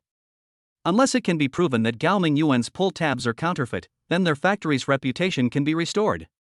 But the question is, if these pull tabs are really counterfeit, is it possible that they would run to the factory and fall into the trap? Furthermore, even if this guy was truly daring enough to forge winning pull rings, he couldn't possibly have forged so many at once, right? Perhaps someone, hoping for a lucky break, might have forged 1 or 2 winning pull rings to see if they could get away with it. But if he forged over 20 winning pull rings at once, unless the factory staff were completely clueless, How could they possibly have been fooled? Therefore, the middle-aged woman was quite puzzled. They could handle the matter right away, so why did her colleague want to delay the matter? The skinny young man could only smile bitterly when he heard this. He originally came from the factory and was ordered to deal with the matter of these winning beers. Because their event was supervised by people from the notary office, so the beers with the grand prizes printed on them were all checked by people from the notary office and then sent to various places according to the normal process. Of course, the notary office staff can only ensure that the beers containing hidden prizes are shipped out normally, and then it is impossible to track them further. He planned to buy the 2 cartons of beer with the most prizes as soon as this batch of goods arrived at the supermarket and take them back to the factory. But who knew they were a step too late? By the time they arrived at the supermarket, the 2 cans of beer containing the grand prize had already been bought, and someone had come to claim the prize today. This immediately left them at a loss as to what to do, so they decided to delay and see if there was a better solution. But Gao Mingyuan didn't buy his tricks at all, and the middle-aged woman who was in charge of the office immediately started to ruin his plans, which made him even more helpless. Helplessly, he coughed lightly and said with a smile, "Sir, please don't worry." "Well, please wait a moment. I'll contact the factory and see if we can review and redeem your prize as soon as possible. After all, this office only seems to have prepared 2 first prize fruit laptops. Redeeming so many prizes at once is going to be a bit difficult for us." Chapter 67. People are afraid of being famous. Seeing that the thin young man no longer looked at him sternly, as if he owed him money, Gao Mingyuan didn't feel the urge to leave. He nodded and said, "I have no objection if you want to call for instructions. As for not having so many prizes here, that doesn't matter. 2 laptops will be enough. Please help me cash out the remaining 8 first prizes. After all, I have no use for so many laptops. As for the 2 special prizes, if possible, keep one and give me cash for the remaining one." "Okay, sir, please wait a moment. I'll ask you something right away." The thin young man responded helplessly, then took his phone and walked into the warehouse to make a call. 5 or 6 minutes later, the thin young man returned and immediately said to Gao Mingyuan enthusiastically, "I've already checked with the factory leadership, and they've asked us to always prioritize protecting consumer rights. So, Sister Chu and I are here to help you redeem your prize, and your request has been approved. If everything is verified correctly, we'll keep 1 grand prize and 2 first prizes for you, and the rest will be cashed out. But, our boss hopes you can cooperate with our factory and find a media reporter to report that you won 24 big prizes." "I don't know, sir." Seeing that the other party stopped playing Tai Chi, Gao Mingyuan felt relieved. Otherwise, he would have to go to another city for these prizes, which would have been really speechless. As for the other party's accompanying request, Gao Mingyuan could understand it. He also roughly understood that the reason he won so many big prizes at once was most likely because the beer manufacturer originally wanted to recycle the prizes themselves, but somehow a problem occurred, so he bought them all at once. Of course, this was mainly because he had a 5-fold luck aura yesterday, which led to this misunderstanding. As a result, the beer manufacturer suffered a loss because of this lucky guy. Now they have admitted the loss and just wanted to use this opportunity to promote themselves, which is understandable. However, Gao Mingyuan still frowned slightly and said, "But I have something else to do at noon. I'm afraid I won't have time to accept interviews from reporters." The thin young man quickly said, "Don't worry about that, sir. We need to contact the media reporters, which will take some time. So you can accept the award now and then give interviews later." "All right then." Gao Mingyuan thought about it and agreed, "I can accept the interview, but I can't show my face, and my real name can't be published in the news. As long as you can agree to these 2 points, then I will accept the interview." "No problem at all." The skinny young man had anticipated the 2 requests raised by Gao Mingyuan. It's like this these days. People are afraid of being famous, just like pigs are afraid of being fat. It would be fine if you were famous in other ways, such as getting the top scorer in the local college entrance examination, or getting a good ranking in some competition, etc. Then being famous is also a good thing, but no one who has won a big prize wants to be famous, because once you become famous and your relatives and friends know about it, troubles will arise one after another. Either they will ask you to borrow money or ask you to treat them, which will definitely be very annoying. Of course, the jackpot they won from drinking beer cannot be compared with the jackpots of welfare lottery and sports lottery. Even if Gao Mingyuan won more than 20 jackpots, the total value would only be tens of thousands of yuan. But when this kind of thing gets reported, people won't think that way. They'll just remember that this person won 24 major prizes all by themselves. Even if no one asks Gao Mingyuan for money, once people who know him find out, there's no doubt he'll be the one to treat them to a meal. And you can't refuse that offer, or else people will think you're too stingy. People's mindsets are so strange sometimes. When someone wins a prize or some other unexpected windfall, they think, I'm being very kind by just treating you to a meal. You've got so much unexpected money, shouldn't you share it with me? On the contrary, if you rely on your own hard work, or through business, even if you earn 10 times more than the lottery, no one will think you have to treat me to a meal just because you've made so much money. There's even a huge income gap between the two of you, and you might even drift further and further apart, not even being friends anymore. In short, the thin young man readily agreed to Gao Mingyuan's 2 requests. Then, he and the middle-aged woman examined the 24 pull rings that Gao Mingyuan took out one by one. Specifically, take a photo of each pull ring and record the code printed on it, and then send it back to the factory. The factory will then register and verify it, and compare it with the record when these pull ring awards were originally printed. Naturally, it can be confirmed that these pull rings are authentic. Although there were a total of 24 grand prizes, it took less than half an hour to complete the verification. Then, after calculating and deducting the 2 first prizes and the special prize, the remaining prizes were discounted. Of course, the second prize was originally a cash prize of 500 yuan, so there was no need to discount this. In the end, in addition to the grand prize of 2 laptops and an 11-day trip for 2 to Europe, Gao Mingyuan also received a cash reward of nearly 130,000 yuan. This was slightly lower than Gao Mingyuan had expected, but that was understandable. After all, when promoting prizes, they often advertise their value. But once it was discounted, they certainly wouldn't give you the retail price. They'd definitely have to give a significant discount. After all, the winners were receiving unexpected money, so they wouldn't worry about these minor discrepancies. After receiving the bank transfer notification, Gao Mingyuan loaded the 2 unopened laptops into the car. It was almost 11:20. In this case, he estimated that he would definitely not be able to make it to the hot pot restaurant within the agreed time, so he hurriedly called Xiao Yajing again, saying that he was delayed by something and might be late, and if Xiao Yajing had not arrived yet, she should not rush over.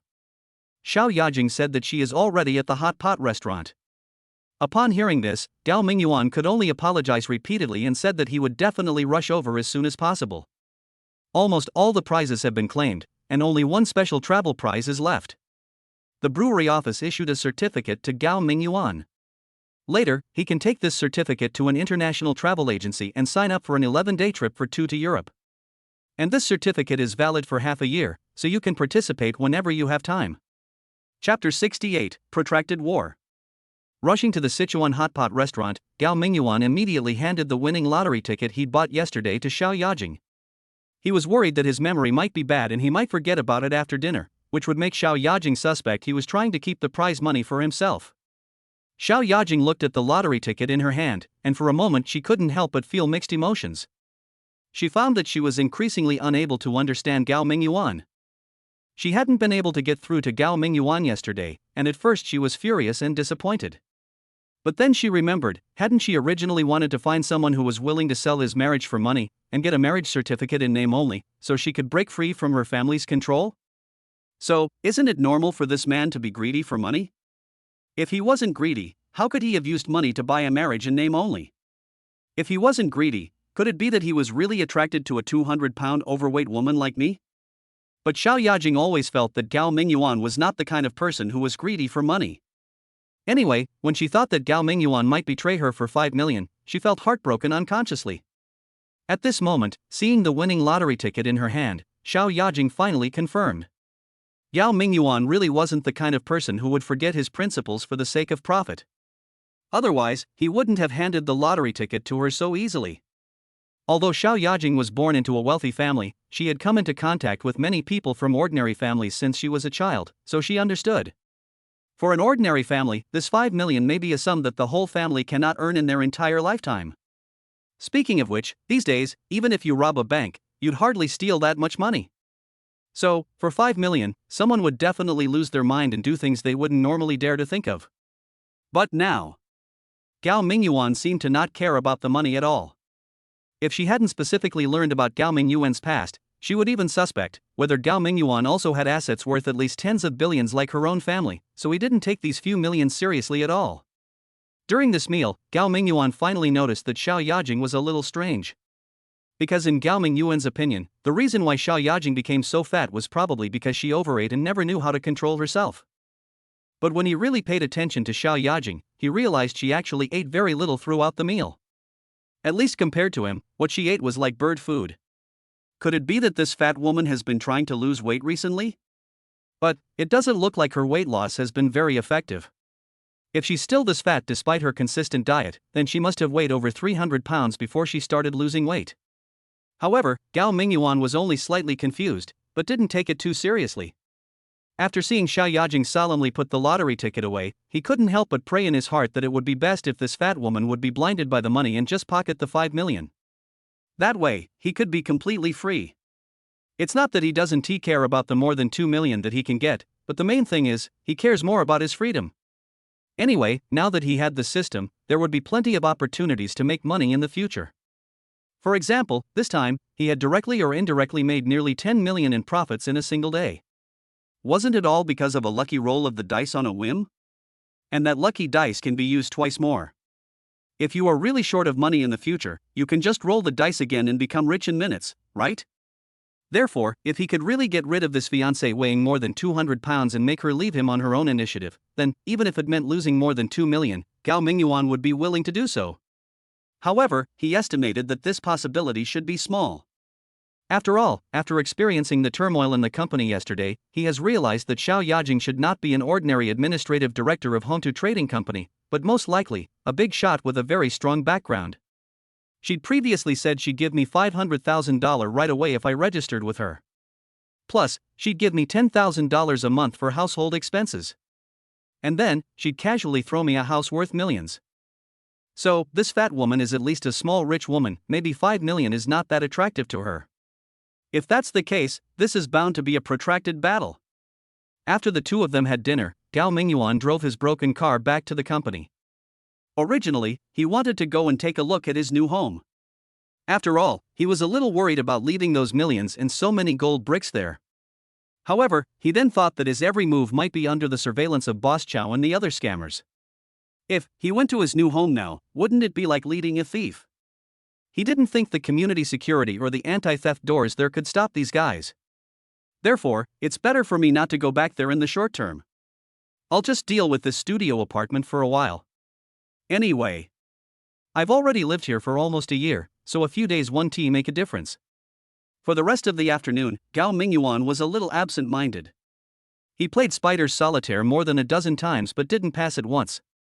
There was a purchasing task in the afternoon to buy disinfectant, but Gao Mingyuan didn't pay much attention to it and directly gave it to Zhou Jingjing to handle. As a purchasing agent, he is even more awesome than Director Liu. Zhou Jingjing is like his personal assistant. He can order Zhou Jingjing to do most of the work, and he just has to have fun. And Director Liu doesn't even have an assistant. Just as Gao Mingyuan was waiting for the end of his shift, wondering what kind of revenge Boss Chow and his gang of scammers would take when they discovered he hadn't returned the canvas bag to the car, he suddenly heard a commotion coming from the office across the street. Gao Mingyuan has never liked to join in the fun. Although he was a little curious about what was going on in the office opposite, he didn't pay any attention to it. However, the girls in the logistics department were more curious than each other, and upon hearing the noise, they all ran over to see what was happening. A short while later, Zhou Jingjing hurried back, her face filled with fear as she said to Gao Mingyuan, who was still calmly playing Spider Solitaire, "This is terrible. The building across the street is on fire. It's such a huge fire. Oh my god, I wonder if the fire will spread to us." A fire? Gao Mingyuan was stunned when he heard this. At the same time, he suddenly heard the system prompt sound in his mind again. Chapter 69 Wing Chun. Ding host triggers an emergency mission. Please make a choice within 15 seconds. Option 1, sit quietly in the office and go home after get off work. Choosing this option increases the host's chance of encountering a bloody disaster within the next 24 hours. Option 2, actively participate in disaster relief and help evacuate the affected people. Choosing this option will reward the host with a very precious bead. Option 3, venture into the 9th floor, where the fire is most severe, and rescue the 2 children trapped in room 916. Choose this option, and upon completing the mission, the host will receive the skill book Wing Chun Kung Fu. Oh my god, oh my god, oh my god. After hearing the God-chosen mission issued by the system in his mind, Gao Mingyuan's eyes lit up. Although the time for choosing the task this time was only 15 seconds, which was the shortest time he had ever had to consider, Gao Mingyuan did not have to think about it at all and made his choice directly. System, I choose the third option. Gao Mingyuan had always felt a little regretful before. He already had the system, but why was he still so weak and had to worry about the threats from a few scammers? This is because, although the system has issued him several tasks, it only gave him a Bruce Long experience card in the novice gift package, allowing him to experience the feeling of a kung fu master. But, that experience card is a one-time item, it's gone once used. But this time, the chosen quest actually gave away a skill book. And it was Wing Chun. You know, Bruce Long's Jeet Kune Do was actually created based on Wing Chun and several other boxing styles. Wing Chun is considered a very powerful boxing style in modern times.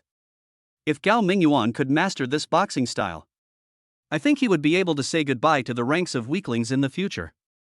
Although this third option certainly carried significant risks, Gao Mingyuan also understood that the rewards were proportional to the effort. If he wasn't willing to put in the effort, if he wasn't willing to take the risk, then he'd never truly obtain anything truly good. Furthermore, sometimes the God-chosen system would offer him tasks that he simply couldn't refuse. If he remained such a weakling and didn't improve, then if the God-chosen system gave him a dangerous task in the future, and all three options were extremely dangerous, what would he do?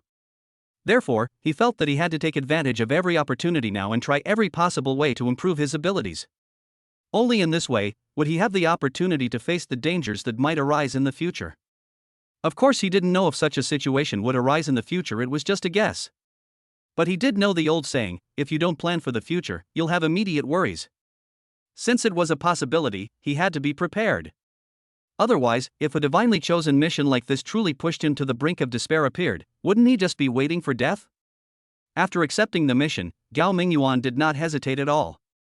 The mission clearly stated that he had to rush to the 9th floor, where the fire was the biggest, and rescue the 2 children trapped inside before the mission would be completed. If he had arrived too late, the 2 children would have been burned by the fire or choked to death by the smoke, and his mission would undoubtedly have been deemed a failure. Speaking of which, until now, Gao Mingyuan still doesn't know what the consequences will be if he fails in the task issued by the God's chosen mission. That's not right. The system had warned him before that if Xiao Yajing suspected that she was not sincere in proposing to him, it would cause his mission to fail, and then, the system would forcibly unbind her. Then, wouldn't the other missions be just as ruthless, requiring the system to unbind them immediately after they failed? If that were the case, wouldn't he become an idiot sooner or later? After all, judging by how often the God's chosen system has been triggered these past few days, it's been triggering almost once a day on average. Sometimes it might even trigger several times a day. If the God-chosen system continued issuing tasks at this rate, then within a year, he would receive hundreds of tasks. Within 2 or 3 years, he would receive thousands of tasks, and among them, if he failed to complete even one task, he would be punished by being unbound by the system. Wouldn't he be dead sooner or later? But thinking about it, it shouldn't be possible. He remembered that when the system warned him, it seemed to mention some initial mission. Yes, he was tricked into getting on board by that initial mission, thus activating the God-chosen system.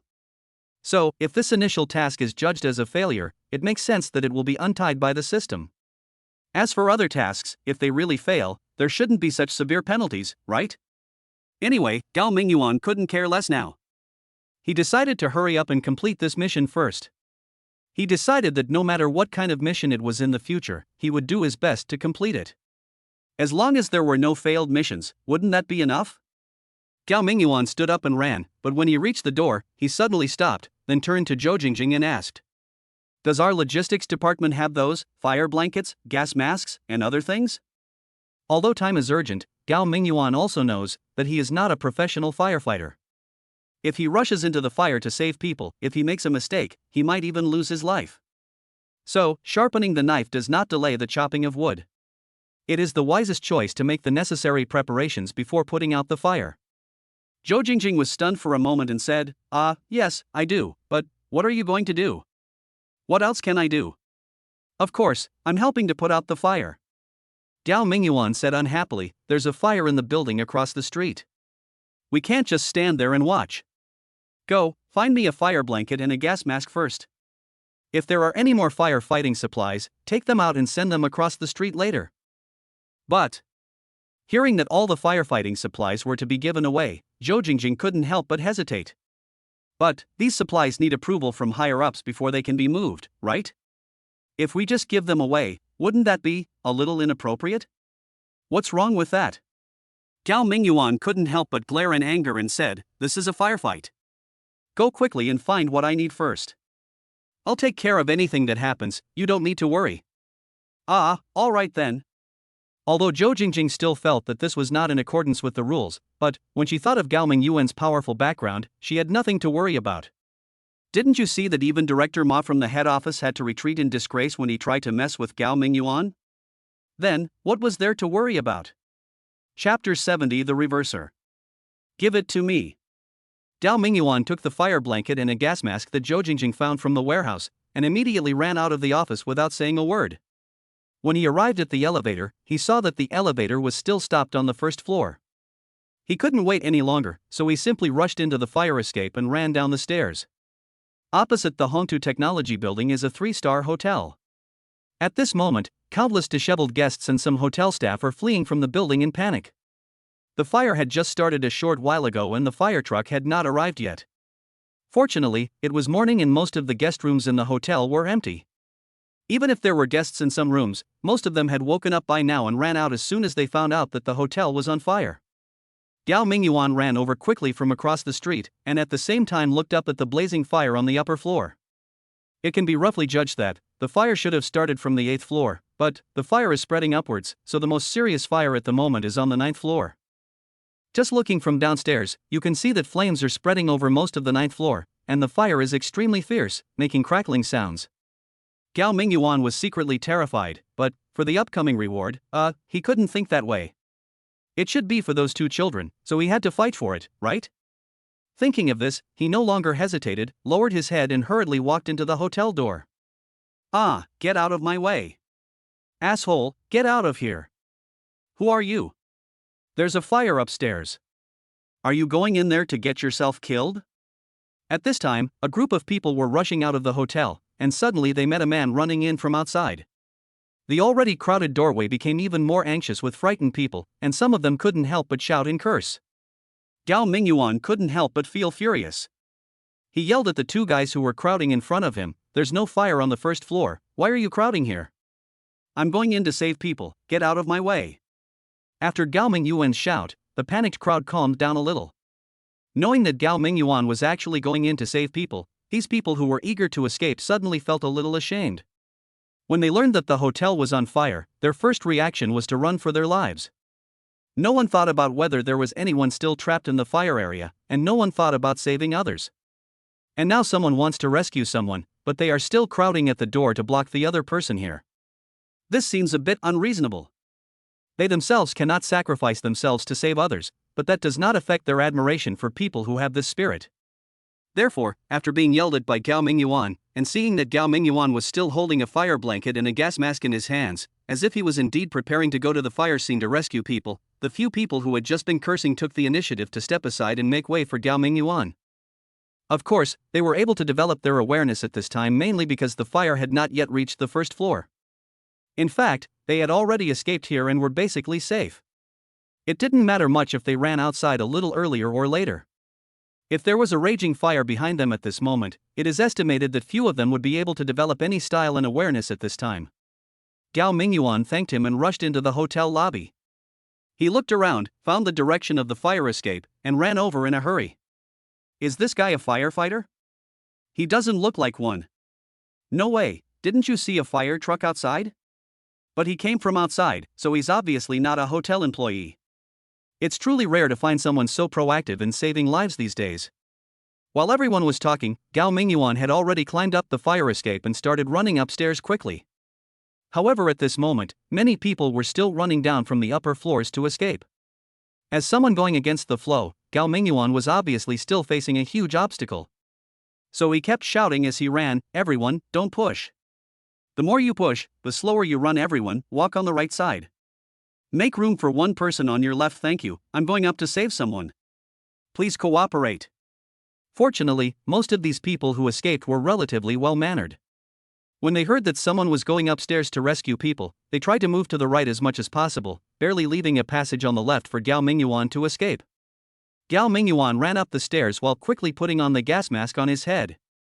When he ran all the way to the 6th floor, a thin layer of smoke could be seen in the corridor. And in the corridor here, basically no one was seen running down. It has been nearly 10 minutes since the fire broke out, and anyone who has not fallen asleep must have run down. When Gao Mingyuan ran to the 7th floor, he could no longer see anyone going downstairs to escape. Those who had not yet run downstairs at this time were most likely those who could not escape at all. He couldn't help but sigh inwardly. Based on the task's prompts, he could probably guess that the 2 children in room 916 were most likely brought by their parents to live in the hotel. The adults in the children's family probably had to go out to do something during the day, so they left the 2 children in the hotel. This hotel is a 3-star hotel after all. Under normal circumstances, it should be relatively safe to leave the 2 children in the hotel temporarily. If the 2 children want to leave the hotel by themselves, the hotel staff and security will definitely stop them when they see them. Therefore, as long as the parents are not away for too long, there will definitely be no problem. But who knew that at this time, a fire suddenly broke out in the hotel? At this time, most people's first thought was to escape quickly. Even the hotel staff could only call each room to notify them at this time, which was already good enough. It was impossible to expect them to check every room to see if there was anyone still stranded in the room. If the 2 children stayed in the room, even if the waiter called the room, they might not answer the phone. Then, the hotel staff would probably think that the guest in that room had gone out and it was empty. In this way, if no one is informed, even if the fire truck arrives in time, the firefighters will most likely only prioritize extinguishing the fire, and may miss the last chance to rescue the 2 children. So, if there hadn't been this mission issued by the God's Chosen system, those 2 children would most likely have died in this fire today. Chapter 71 What's Going On? Call. When Gao Mingyuan rushed to the 8th floor, he was already exhausted and out of breath. The smoke here is already quite thick and visibility is very low. If Gao Mingyuan had not put on a gas mask in advance, he probably wouldn't even be able to open his eyes here. When he climbed to the 9th floor in one breath, he felt as if the air here was boiling, burning his exposed skin. This was just the situation in the corridor. What would it be like if a fire broke out in a room? Gao Mingyuan couldn't even imagine it. When he came out of the stairwell and into the hotel corridor, he immediately saw fiery red flames popping up from time to time all around him, and the air around him became even hotter. Gao Mingyuan quickly covered himself with the fireproof fur, leaving only his head exposed. However, this fireproof hair can only block the flames and prevent his clothes from being ignited, but it does not have much effect in isolating heat. But Gao Mingyuan can no longer care about these things. In the thick smoke, Gao Mingyuan found that he had no idea which room was 916. How could he find it? So he rushed to the nearest room, trying to read the room number on the door, while shouting as loudly as he could, "Is anyone there? Is anyone else still here?" But his voice became vague and weird after being filtered through the gas mask, and he didn't know whether others could hear it. When Gao Mingyuan rushed to the door of the first room, he was almost burned on the face by a fire snake that jumped out of the room. He was so scared that he squatted down and endured the flames that came out from the door from time to time. He put his face almost against the door and observed it carefully. He finally found the sign with the room number. It turned out to be on the wall next to the door handle. Fortunately, the room number was not written directly on the door, otherwise once the door was burned, Gao Mingyuan would not be able to find anything. He finally saw. This was the first room he found, with a number plate next to the door that read 909. It's useless to just find the number of a room. Gao Mingyuan has no idea how the room numbers are arranged, so he can only follow this room and continue to feel his way forward. Crash. Gao Mingyuan had only taken a few steps when he heard a loud noise overhead, and then saw a large piece of plasterboard falling from the ceiling. Fortunately, it didn't fall directly on Gao Mingyuan's head, otherwise it would have knocked him unconscious. If he fainted in a place like this, he would basically be dead. Seeing this dangerous situation, Gao Mingyuan's heart couldn't help but beat nervously, but he had no choice at all. Since he had already chosen this mission, he could only try his best to complete it, otherwise, once the mission failed, who knew with the nature of this God-chosen system, it would directly uninstall it again. So, since turning back would likely result in death, he might as well take the risk. A chance, maybe his bicycle would turn into a motorcycle. If he retreated now, not only would he risk being uninstalled by the system, but also, the 2 children trapped in room 916 would essentially be dead. Therefore, Gao Mingyuan did not hesitate at all. After dodging the fallen plasterboard in front of him, he continued to move forward, stepping on the plaster fragments on the ground and the flames that occasionally jumped out from the rooms on both sides. After walking a few meters, I finally found the door of another room, but I found that the number plate next to this door had been burned at some point and I didn't know where it fell. Gao Mingyuan was stunned for a moment, then he could only grit his teeth and continue looking forward. Finally, when I touched a door again, I finally found another room number plate.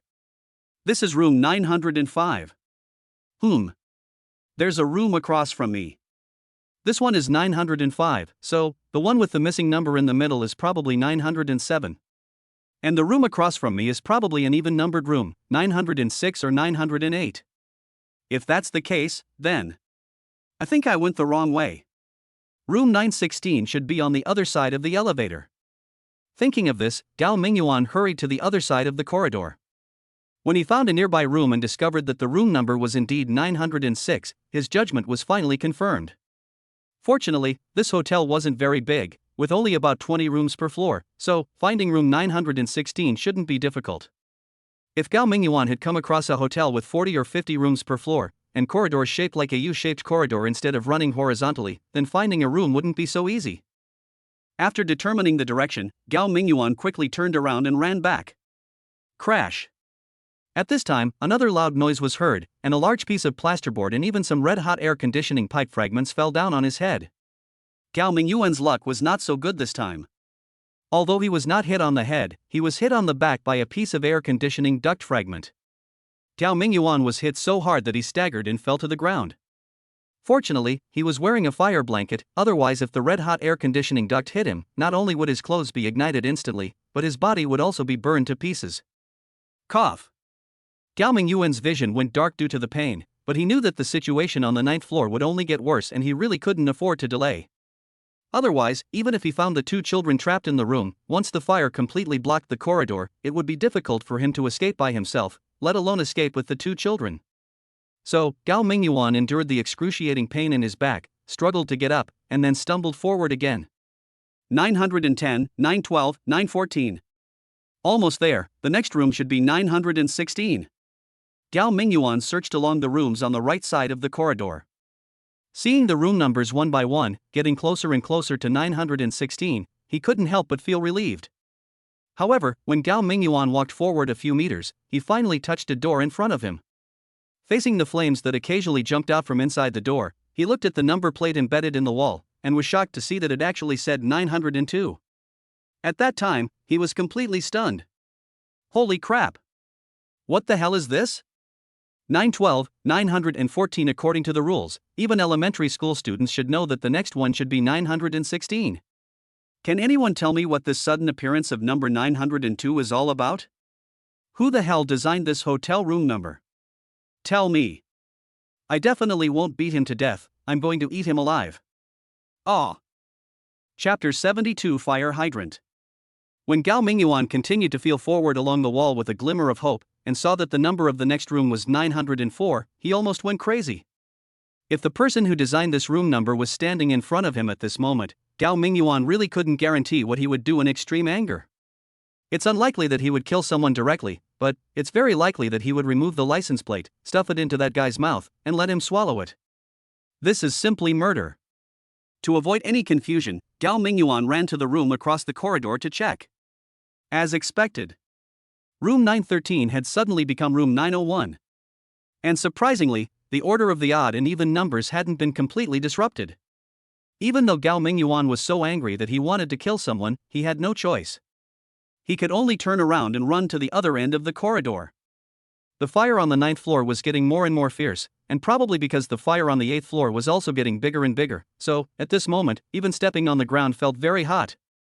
The plasterboard above the corridor would fall off from time to time, and Gao Mingyuan had to keep an eye on the top of his head to avoid any fatal crisis that might occur at any time. Finally, when Gao Mingyuan returned to the other end of the corridor and touched room 906 again, he walked a few meters forward and found that the room number here had suddenly become 920. Damn, what kind of train of thought is this? Gao Mingyuan was too exhausted to complain, but he finally saw some hope. Although the corridor was filled with thick smoke, he could still vaguely see that there were probably two more guest rooms in front. If nothing unexpected happened, they should be rooms 918 and 916. Of course, Gao Mingyuan no longer held out much hope. What if the next room number jumped to something completely different? After all, the person who designed this room number might be a psychopath. It's best not to try to understand a psychopath's mental circuitry, otherwise your own brain might start to go haywire too. Fortunately, the lunatic didn't have any more wild ideas this time. Gao Mingyuan walked forward about 10 meters in one breath and came to the last room in this corridor. Sure enough, when he saw the number plate next to the door with 916 written on it, he couldn't help but breathe a sigh of relief. He was afraid that when he finally found this place, he would suddenly see numbers like 816 or 1011 on the license plate. That would drive him crazy. So, should he thank that lunatic for not killing him? Gao Mingyuan couldn't help but feel secretly happy when he found that room 916 was at the end of this floor. Although the fire on this floor was very fierce, it had not yet spread here. At least, there were no flames shooting out from the door of this room. But soon Gao Mingyuan was no longer happy, because he found that he couldn't open the door at all. The door was obviously locked tightly. Gao Mingyuan knocked on the door for a long time but received no response. He didn't know whether the two children inside were so scared that they dared not move, or whether they had been choked by the smoke and passed out. Although the fire had not yet reached this room, the entire 9th floor was engulfed in flames, and the thick smoke had basically penetrated every corner. It was estimated that this room had already been filled with smoke. If the window of this room hadn't been closed before, it would have been even worse. The thick smoke rising from the 8th floor would quickly fill the room. So, Gao Mingyuan was hoping that the child inside would open the door for him, but the possibility was slim. Bang, bang, bang. Gao Mingyuan saw that knocking on the door was useless, so he simply stood up and slammed his shoulder against the door. In the movies, the protagonist sees things going badly and simply slams his shoulder into the door, and it blows open. But now he realizes, all those movies are lies. This door is incredibly strong. He's already banged half his body until it's numb, but the door still won't budge, showing no sign of opening. Then he thought of a possibility. If the door opened outwards, then there was no way he could break it open. If it was a door that opened inward, he would only need to knock the lock loose, but if it was a door that opened outward, if he wanted to knock the door open, he would probably have to knock down the entire door frame. Damn it, why didn't I ask the hotel staff for a universal room card before I came up just now? Generally speaking, hotel cleaning ladies all have universal room cards. After all, they have to clean many rooms a day. If they have to find a spare room card for each room they clean, it would drive them crazy. So the room cards they have can at least open most of the rooms in this hotel. But in this situation, Gao Mingyuan wanted to go downstairs to ask for the room card, but it was obviously too late. If the two children in the room were really unconscious, their lives would be in danger at any time. Going up and down like this will waste at least 5 or 6 minutes. Maybe the child inside cannot be saved. His mission is to rescue the two children trapped in the room, not to collect the bodies of the two children, so, whether he can save the lives of the two children is obviously the key to this mission. And even if there was no mission, when he knew for sure that there were two unconscious children trapped in the room, he would do everything possible to save them. Suddenly, Gao Mingyuan remembered. There seemed to be a fire hydrant opposite the stairwell. If the hotel had complete fire protection facilities, there should be a fire axe inside the fire hydrant. The reason why a fire axe is equipped in a fire hydrant is so that when a fire breaks out and you encounter a door or window that cannot be opened, you can use a fire axe to violently break it open. Thinking of this, Gao Mingyuan quickly turned around and rushed towards the location of the fire hydrant in his memory. Finally, they rushed to the fire hydrant amidst flames and thick smoke, only to see that the glass mirror on the fire hydrant had been smashed by debris falling from the roof at some point. Looking in the light of the surrounding fire, I found a fire axe lying horizontally inside. Gao Mingyuan's eyes lit up and he quickly grabbed it, but then he couldn't help but cry out in pain. It turned out that the room behind the fire hydrant should be the hardest hit area by the fire, so the fire axe, which was only separated by a wall, had become like a red-hot iron under the constant burning. Gao Mingyuan grabbed it, and the feeling was of course extremely sour. Chapter 73 Grit your teeth and hold on. Fortunately, although Gao Mingyuan was not wearing gloves, he was wearing a fire blanket. He found that the fire axe was too hot, so he quickly cushioned it with the fire blanket before he could pick up the fire axe. Then, Gao Mingyuan used both hands to switch the fire axe repeatedly, and finally brought the fire axe back to the door of room 916. Gao Mingyuan then took a deep breath. Well, wearing a gas mask, he had been having trouble breathing. He needed to unleash his strength now, so he quickly took a deep breath before gripping the fire axe with both hands, through the fireproof hair. He suddenly swung it high and chopped it down fiercely towards the door lock. Click, click, click. After several consecutive swings of the axe, Gao Mingyuan almost used up all his strength. In the end, because he swung the axe too high, even the fire blanket draped over him was almost swung away by him. Then he heard a click and the door lock was finally chopped open by him. Then he pulled with his hand and the door was finally opened. Is anyone there? Gao Mingyuan finally broke open the door and rushed into the room. I saw that this should be a king-size room. The room was quite large. There was a bathroom with a shower room at the entrance, and then a bedroom of about 30 square meters. There was also an enclosed balcony with a circle of sofas. After Gao Mingyuan entered the room, he first glanced into the bathroom. Seeing no one in the bathroom, he rushed into the bedroom. Sure enough, although the room had not yet been burned, it was already filled with thick smoke and the visibility inside was very poor. Gao Mingyuan could only shout and grope his way into the room. He first felt a big bed, but when he climbed onto the bed and felt around, he didn't feel any figure. Then he jumped over the big bed, half-squatted, and reached out to feel around on the ground. Finally, when he was about to reach the balcony, he finally touched a warm body. Child, wake up. Gao Mingyuan couldn't see the people on the ground at all, so he quickly fanned the fire blanket on his body a few times to try to disperse the thick smoke around him. Then he saw 2 children, one big and one small, lying side by side in front of him. The older one should be a girl. Judging from her figure, she should be no more than 7 or 8 years old. The younger one is a boy who is only 3 or 4 years old at most. The 2 children were lying on the ground motionless, and no one knew whether they were alive or dead. Gao Mingyuan knew that in this situation, it was pointless to give the 2 children first aid, so he quickly threw the fire blanket aside, picked up the older girl first, and carried her on his back.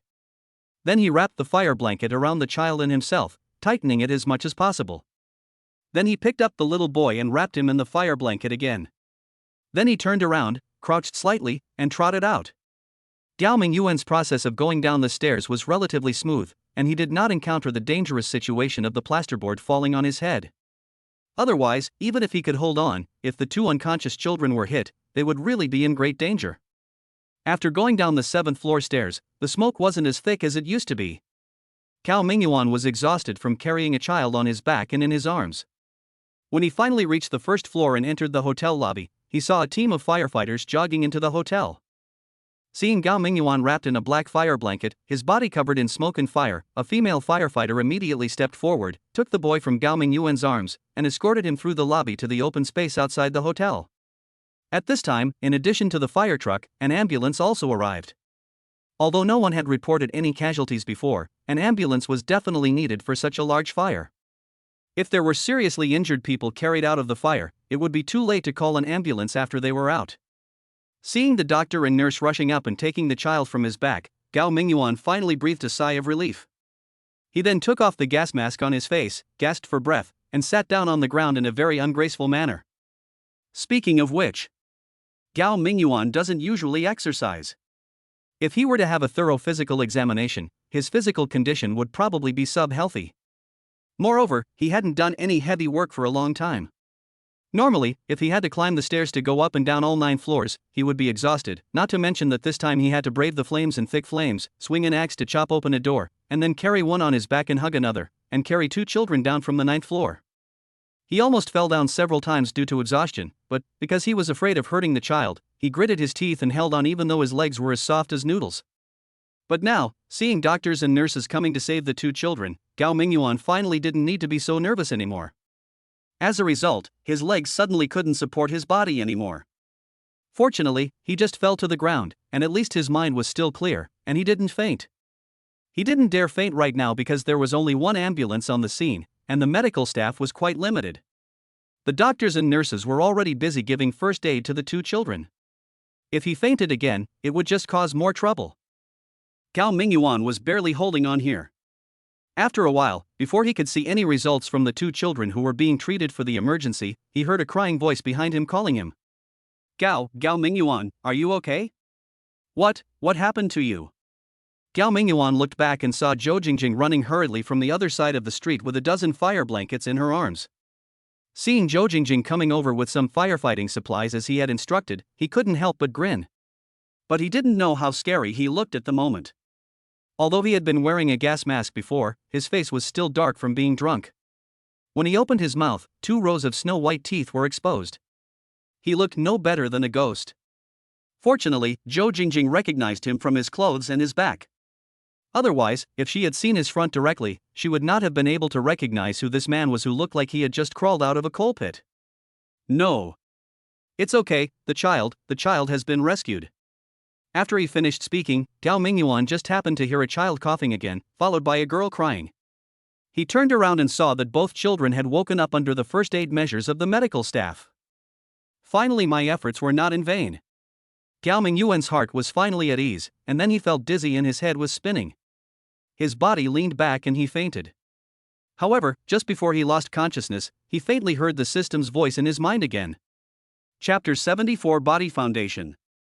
Gao Mingyuan was not unconscious for too long, thanks to the fact that he had protected himself well before entering the fire scene. A fire blanket blocked the burning of the flames and a gas mask filtered out the toxic smoke, so the fire did not really hurt him. His back was hit by falling drywall in a vent, leaving him with some bruises. His right hand was the most seriously injured, having been burned by the scorching fire axe handle, but it was only a minor burn. The reason why he fell into a coma was that he wore a gas mask for a long time and stayed in a fire scene full of thick smoke, which caused his body to have a certain degree of hypoxia reaction. The most important thing was that he was physically exhausted. After he finally learned that the 2 children were rescued, he breathed a sigh of relief and then fainted. After all, he had brought 2 children down from the 9th floor on foot.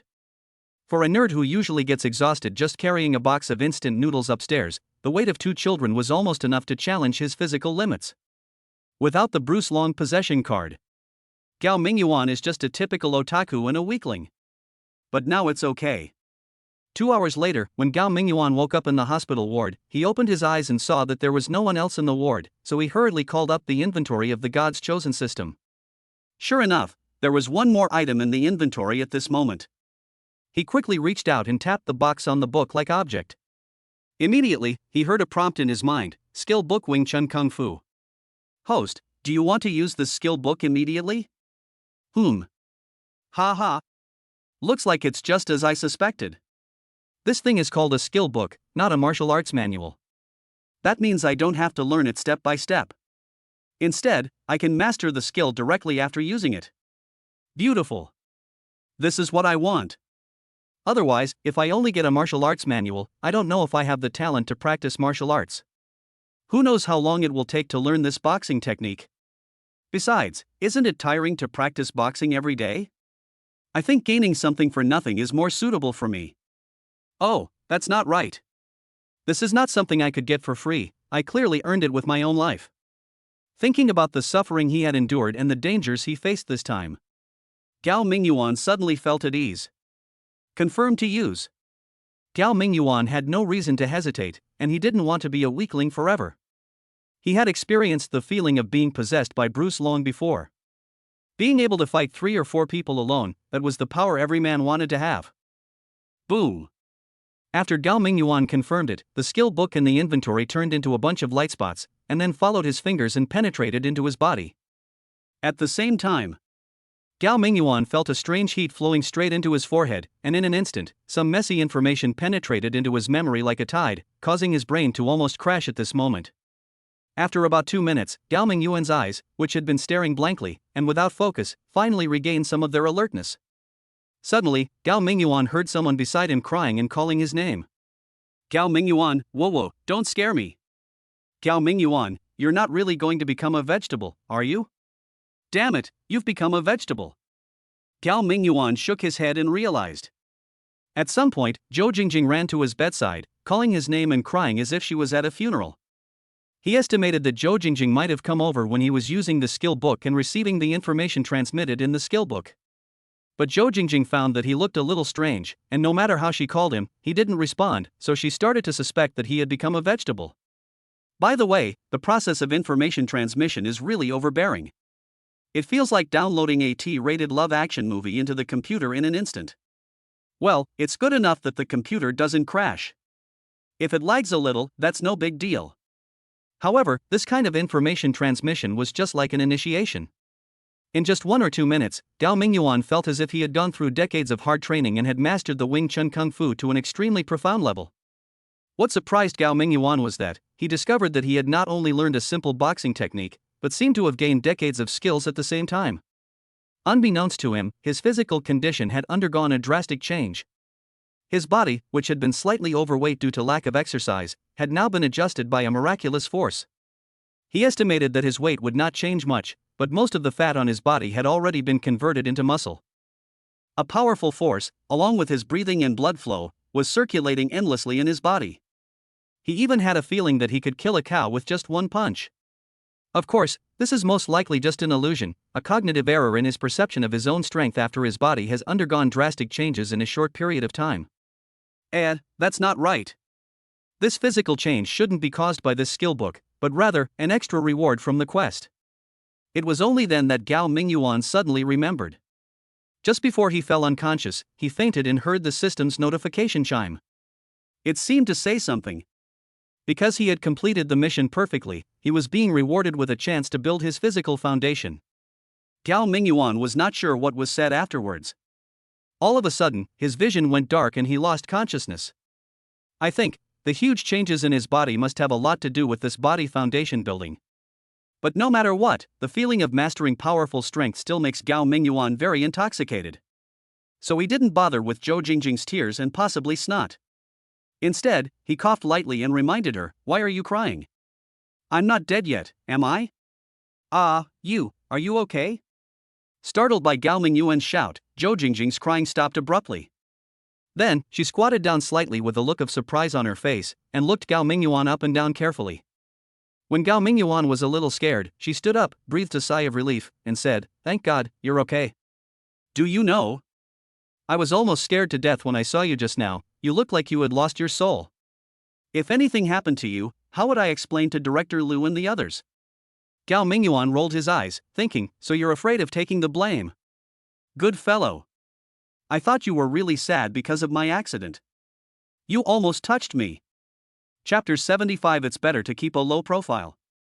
Which hospital am I in now? After feeling his physical condition, Gao Mingyuan felt that it was in better condition than ever before. Naturally, he was impatient to continue staying in the hospital, so he said to Zhou Jingjing, "Okay, no matter which hospital it is, please help me with the discharge procedures now." You're going to be discharged from the hospital soon." Zhou Jingjing was stunned for a moment, then shook her head repeatedly and said, "That won't do. Director Liu just called and said that Mr. Sun and several other company leaders are coming here to visit you. If you're discharged now, then..." Gao Mingyuan frowned upon hearing this and said, "Why did Mr. Sun and the others come to see me? Why don't you just give them a call and tell them that I've recovered and am about to be discharged, and tell them not to come over?" Zhou Jingjing immediately said with a sad face, "I wouldn't dare to do that. Besides, it's not just the company leaders coming to visit you this time. I heard there are also reporters from the TV station coming to interview you." At this point, Zhou Jingjing unexpectedly became excited again and said, "You've really brought honor to our company this time. Many people saw it with their own eyes? While others were running for their lives because of the fire, you went against the flow of traffic and entered the fire scene alone, and single-handedly rescued 2 children who were trapped in the flames. You know, you've become an internet celebrity. There are several videos circulating online of you saving 2 children and getting out of the building. Now everyone at Hongtu Technology is proud of you. So, President Sun will definitely come to see you in person as a hero. And he will promote you vigorously and make you a role model. TSK, so you must be very successful this time. Maybe you will be promoted to a leader tomorrow." As Zhou Jingjing spoke, her eyes couldn't help but be filled with longing. Obviously, she was the one who most hoped that Gao Mingyuan would be promoted quickly, because as long as Gao Mingyuan was promoted to a leader, then the position vacant by Gao Mingyuan would most likely fall on her. Gao Mingyuan was shocked when he heard this. What's going on? It's fine if Mr. Sun comes to visit him, but why is the TV station interviewing him? At this time, he had a bag of banknotes in gold of unknown origin hidden in his home. He didn't want to attract attention at this time. As the saying goes, a tall tree attracts the wind. If he had always been a nobody, it would be fine. But if he suddenly became a celebrity and attracted attention from all sides, what if? So, it's better to keep a low profile at this time. So, after being frightened, Gao Mingyuan didn't bother to discuss with Zhou Jingjing. He got out of bed and put on his shoes. Then he rummaged through the bedside table and saw that his cell phone, car keys, and other things were all there. He grabbed them and stuffed them into his pocket. Then, without saying a word, he ran away. Ah, Gao Mingyuan, where are you going?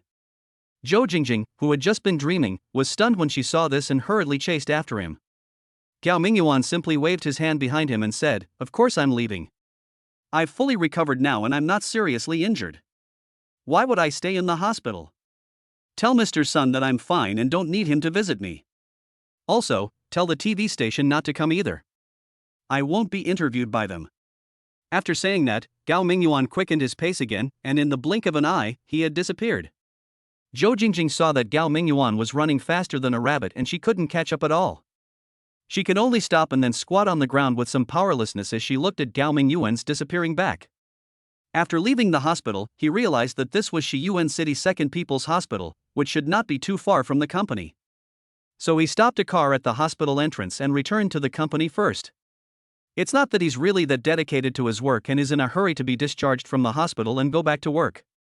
Mainly because his broken car is still parked in front of the company. And looking at the time, it was almost time to get off work. By the time he arrived at the company gate, everyone in the company should have already left work, so he wouldn't have to worry about running into Mr. Sun and the others again. Sitting in the back seat of a taxi, Gao Mingyuan took out the Apple phone he had won from the ring tossing game the day before yesterday, then opened the short video app and scrolled through it. Sure enough, he soon saw himself in the popular short videos pushed based on the region. The video is divided into two parts. One part shows him hurriedly holding a fire blanket and a gas mask and rushing into the hotel against the crowd fleeing from the hotel. The person who took the video was probably a passerby who saw the fire and was watching the excitement on the side. He probably saw someone suddenly running into the hotel at this time, so he remembered to take the video. Therefore, he only took a picture of his back and did not capture his face. Next, every second video shows him carrying the girl on his back and coming out of the hotel under the escort of a female firefighter, who was also holding a little boy in her arms. Although Gao Mingyuan's face was captured at this time, because he had just come out of the fire scene, his whole body was covered in smoke and fire, and his face looked like he had just come out of a coal mine, so it was impossible to see what he looked like. The latter part of the video is quite long. It stops when the two children wake up after the medical staff's first aid. Gao Mingyuan breathes a sigh of relief, and then faints with his face up to the sky. This video is quite popular, with over 1 million likes and more than 8,000 comments. You know, it's only been more than 2 hours since this incident happened, and this video already has such amazing data, so it's not an exaggeration for Zhou Jingjing to say that he has become an internet celebrity. If Gao Mingyuan could film a video showing his face and then verify that the person netizens were calling a hero going against the tide was actually him, he should be able to easily gain millions of fans in a short period of time. Then, he could leverage the fanbase to make money, such as running ads, selling merchandise during live streams, and so on. There are countless ways for an internet celebrity to make money. While he might not become extremely wealthy, a monthly income of tens of thousands, or even millions, is not uncommon. But, is Gao Mingyuan that kind of person? He's not short of money right now. The main thing is, even though he has money, he doesn't dare to spend it. So, it's better to keep a low profile. Fortunately, this video didn't capture his face, not counting the dark and sloppy one. Others couldn't recognize him at all. As for the people in the company, they should have known about it by now, but that didn't matter. As long as he resolutely stayed out of the media, even if he was awarded a bravery award or something, that would be fine. As long as the hype didn't die down, I believe the relevant departments wouldn't keep focusing on an ordinary person like him who only did a good deed occasionally. Chapter 76: Selfish and Cold-Blooded. After getting off the car at the company gate, Gao Mingyuan first looked towards the hotel across the street. I saw that the fire had been extinguished long ago, and some staff were cleaning up the fire scene. In addition, there were some people in police uniforms standing at the door, probably investigating the cause of the fire. Just now in the car, he had specifically looked up other news about the fire. According to reports, at least so far, no one has died in the fire, only a few were injured. And those injured were not burned, but fell down the stairs in their haste to escape. As for the two children he rescued, their parents have been found. It turned out that the children's mother came to Shiyuan City on a business trip, and then took the opportunity to bring the two children here. She planned to take the two children here to play for a few days after finishing her business, and treat it as a trip. After all, she was on a business trip, so her travel and accommodation expenses were reimbursed. Bringing the two children along for the day, she only needed to buy the older child a half-price ticket, leaving the younger child free. Accommodation was even easier. She could simply book a king-size room at the hotel for the three of them to stay together, without spending any extra money. In addition, there are subsidies for meals, so if she manages well when she brings her two children out to play this time, she may not even need to spend hundreds of dollars to have a good time. The three of them arrived in Shiyuan City yesterday. This morning, the mother of the children needed to go to the company to handle official business. In this situation, she definitely couldn't take the two children with her, so she locked the two children in the hotel room, and she was afraid that something might happen, and she specifically instructed the waiter in charge of this floor to help keep an eye on them and not let the children run out of the hotel by themselves. But the result, a fire broke out, and it first started on the 8th and 9th floors. When the waiter on the 9th floor saw the flames rising into the sky, he was so scared that his legs went weak. He only wanted to escape quickly, and he didn't even remember that there were two children locked in a guest room. After the waiter ran downstairs and was completely safe, she remembered this incident. However, her heart was in turmoil at the time, and she didn't dare to say it. If she said that she knew there were two unattended children in room 916, and she ran downstairs without caring about them, then the hotel management would tear her apart. Moreover, seeing that the entire 9th floor was engulfed in flames at that time, she estimated that the two children were most likely in danger. It would be useless to say it at this time. With the fire so big, who would still risk their lives to rush up and save those two children who had nothing to do with them? So, she chose to conceal the matter. After all, when the child's parent told her about this matter, no one else was around to see it, and the location he was in seemed to be out of reach of the surveillance camera, or it was unknown whether the surveillance records of the entire hotel could still be preserved. So if the child's parents want to hold her responsible, she'll just deny it. There's no evidence anyway. In the end, it was unexpected that an outsider rushed upstairs to rescue the two children regardless of danger. The netizens were all very powerful, and someone suddenly broke out. The hero who went against the flow to save people was an employee of Hontu Technology Company opposite the hotel, but the specific name was not reported. As for how the people in the opposite company knew that there were two children trapped in the room on the 9th floor, some imaginative netizens helped Gao Mingyuan come up with an explanation, which is, the floor where the hero who went against the flow was probably the 9th or 10th floor, so, he saw the fire here from the opposite building, and happened to see two children in a room on the 9th floor. As for how that person could see it when the two buildings were so far apart, naturally no one would bother to dwell on such details at this time. Anyway, later on, the mother of the two children was reminded by others that there was a fire in the hotel where she was staying. She was so scared that she ran back in a hurry, only to find that her children had been rescued. But when the mother learned what had happened, she publicly released information, hoping to express her gratitude to the hero in person.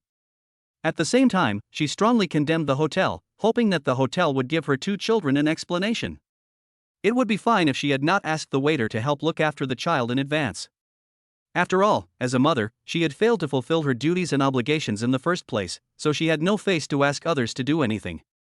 But she had clearly asked the waiter to help look after the children, and the waiter had agreed at the time, but after the fire broke out, he simply abandoned her two children, which made it difficult for her to accept. If that hero hadn't shown up, her two children would definitely not have survived. They would have been burned to ashes. She was terrified just thinking about it now, and at the same time, she hated the waiter's selfishness and cold-bloodedness even more. Even if you were in danger at the time and couldn't save your two children, if you had informed the hotel management, I believe that under that situation, the hotel management would have sent someone to rescue her children. But that cold-blooded waiter did nothing.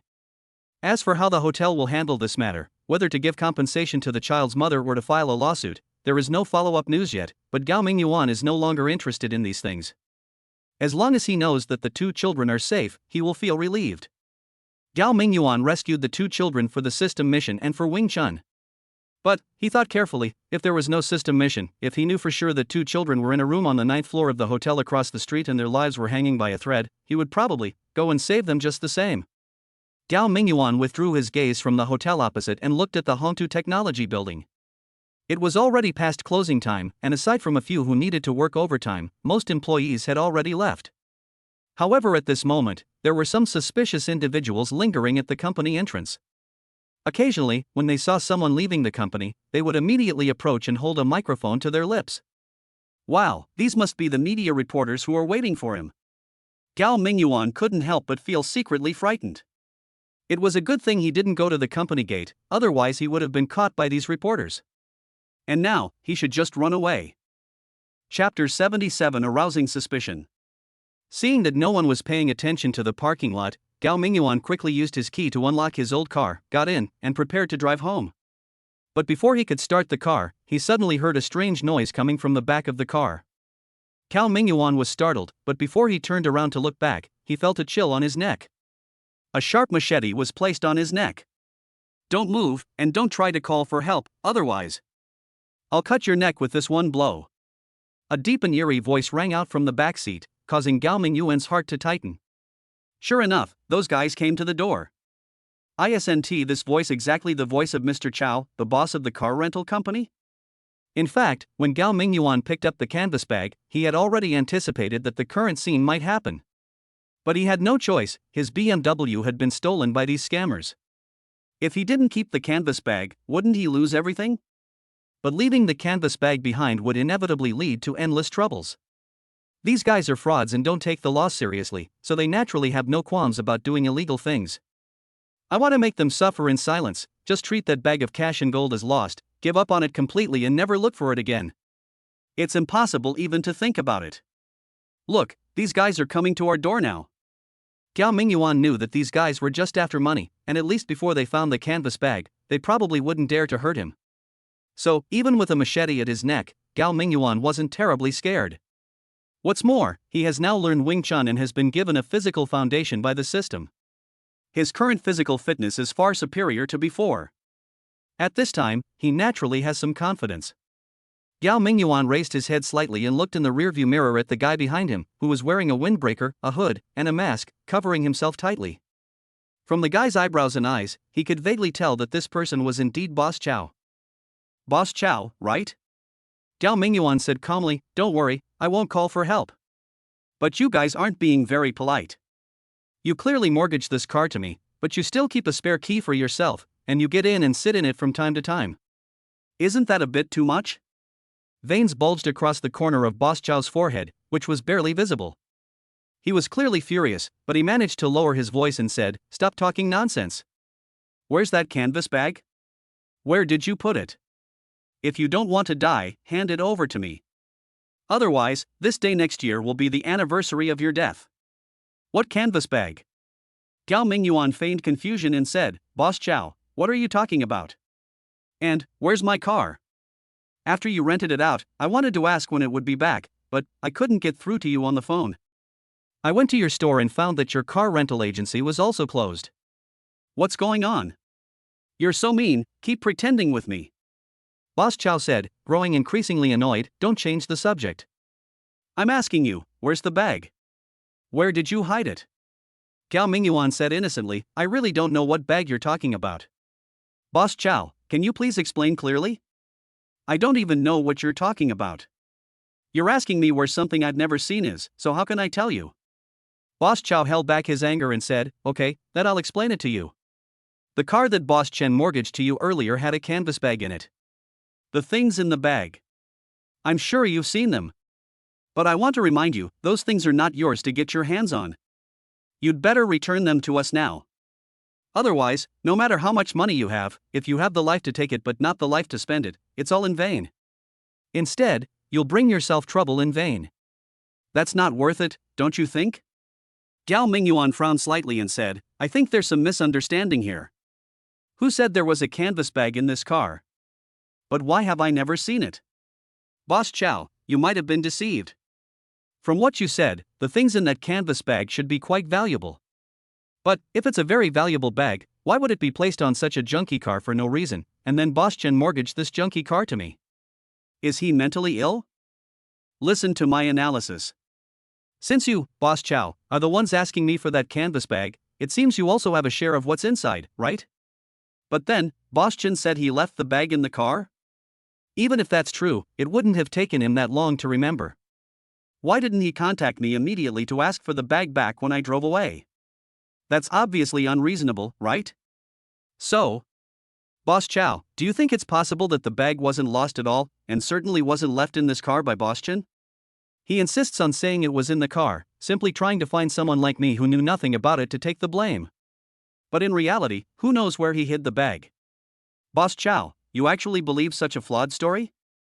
Boss Chow was a little confused at this moment, and then he couldn't help but start to wonder. If you think about it carefully, there are indeed too many suspicious aspects in this matter. In his impression, Boss Chen has always been very reliable and meticulous, and has never been careless like this. Besides, it's okay to lose ordinary things. But that canvas bag contains something worth nearly 10 million. Even if you carried it daily, you'd still be afraid of losing something so valuable. And yet, Boss Chen just casually threw it on this car, and even used it as collateral, pawning it to an outsider. Only a foolish, careless person could do such a thing. But Boss Chen didn't seem like that kind of person. Especially since Boss Chen hadn't noticed such a valuable item was lost at first. It wasn't until they had worked together to move all the cars they'd stolen, and their accomplices had successfully escaped Shiyuan City, that Boss Chen suddenly remembered this incident. If Boss Chen hadn't remembered this earlier and immediately recovered the canvas bag before they stole the cars, the other party wouldn't have known they were scammers at that time, so how could they have dared to steal their things so brazenly? So, is that guy's memory really that bad? Then why didn't he lose himself? He himself didn't have anything in that bag that was worth anything, did he? It seems like, could it be that the guy really wanted to take all the credit for himself, so he caused this incident and then deliberately put the blame on someone else? Chapter 78: A Dead End. Boss Chow felt his mind was a little confused. He almost got out of the car in anger and went back to settle the score with his accomplices. But he quickly realized that he had stabbed Gao Mingyuan in the car. If he left now, the first thing he would do would probably be to call the police. In that case, how could he possibly get away? So, even if he wanted to question Boss Chen, he had to take this kid with him and absolutely couldn't let him go like this. Thinking of this, a fierce look flashed in Boss Chow's eyes. He pressed the machete in his hand slightly harder on Gao Mingyuan's shoulder. Then he snorted coldly and said, "Stop talking nonsense. Now do as I say. If you dare to do anything to me, I'll risk it all. At worst, I'll let you die with me." Gao Mingyuan could only helplessly say, Boss Chow, don't get excited. I don't want to die. Can't I just cooperate with you no matter what you tell me to do?" He actually hesitated for a moment, because he felt that he should be very awesome now. With the physical fitness that had been established once, plus the mystery of Wing Chun, wouldn't it be easy for him to beat up an ordinary liar? But he was at a disadvantage because of the changes in his body and this boxing technique. He had just acquired it and was not familiar with it at all. Therefore, he had no idea how strong he was now. And now, he was in a cramped car, with a sharp machete at his neck. If he wasn't careful, and Boss Chow really slashed his neck hard, even with his current physical fitness, he wouldn't be able to withstand it and would still die. In addition, currently only Boss Chow has appeared, and no one knows where Boss Chen has hidden himself, and maybe there are other people in their fraud gang. So Gao Mingyuan decided to endure it for the time being. At least he had to meet Boss Chen before considering a sudden counterattack. Otherwise, it would be useless to just get rid of Boss Chow now. What if Boss Chen, or some other random person came to him again? Then would he still have anything else to do every day? Seeing that Gao Mingyuan didn't seem to be planning to resist, Boss Chow nodded in satisfaction and said, "As long as you follow my instructions, I'll give you a chance to prove your innocence. Now, drive towards Tiger Hill in the west of the city. I don't need to tell you the details, do I? Tiger Hill, okay." Gao Mingyuan heard what Boss Chow meant, and it seemed that he was going to take him to confront Boss Chen face to face. Naturally, he would not resist. He started the car obediently and slowly drove out of the parking lot. During this process, Boss Chow took off most of his coat and covered the machete with his lapel. Otherwise, with all the cars coming and going on this road, if people in the car next to you see someone holding such a long machete and putting it on the driver's neck, they would have to call the police immediately. Gao Mingyuan didn't say anything when he saw what Boss Chow did, and just kept driving obediently. Even so, Boss Chow wasn't entirely reassured. He kept warning Gao Mingyuan against any tricks, like not using the headlights or anything like that. After all, he was a seasoned driver and knew some taxi drivers had invented a way to signal with their headlights. While ordinary people might not understand what they meant, the city was full of taxi drivers.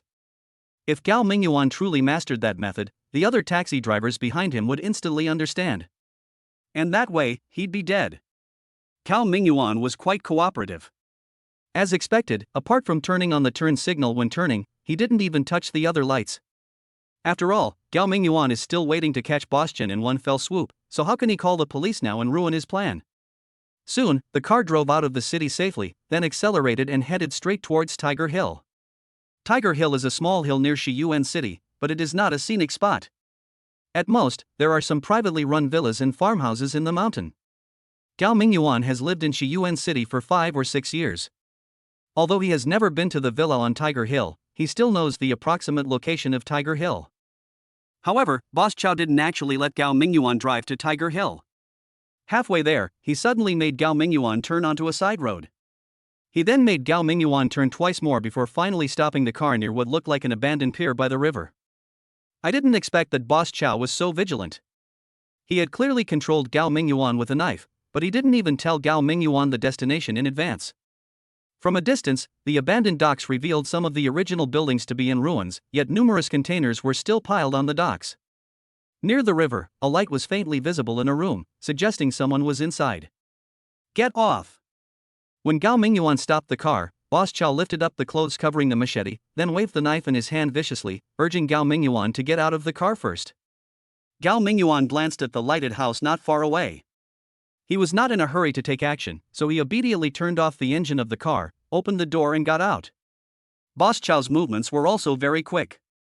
As soon as Gao Mingyuan got off the car, he also got off from the back. Then he continued to put the watermelon on Gao Mingyuan's neck, then gently raised his foot and kicked Gao Mingyuan's leg, saying, "Go forward, to where the light is on." Gao Mingyuan walked forward and asked, "Is Boss Chen here? Why are you hiding here?" "Oh, I see. So, you shipped the cars you swindled through here by boat to other places." Boss Chow's face turned cold, and he raised his leg and kicked Gao Mingyuan again, saying, "Stop talking nonsense. If you don't want to die, just shut up. Otherwise, humph, you'll be in trouble." Gao Mingyuan didn't say anything else, but at this moment his expression also became very difficult to look at. Because he has realized that Boss Chow brought him here and never thought of letting him go back alive.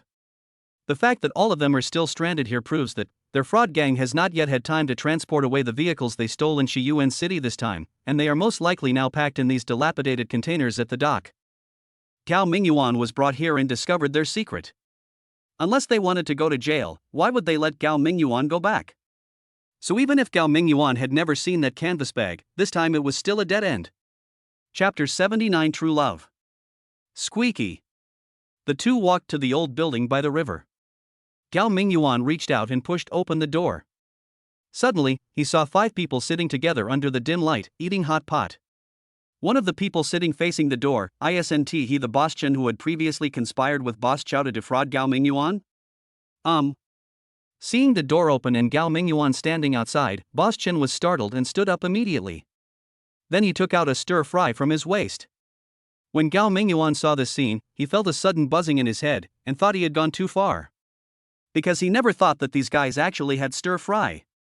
Nima. Aren't you guys a scam gang? You're supposed to be making a living with your skills, so why are you still using stir-fry?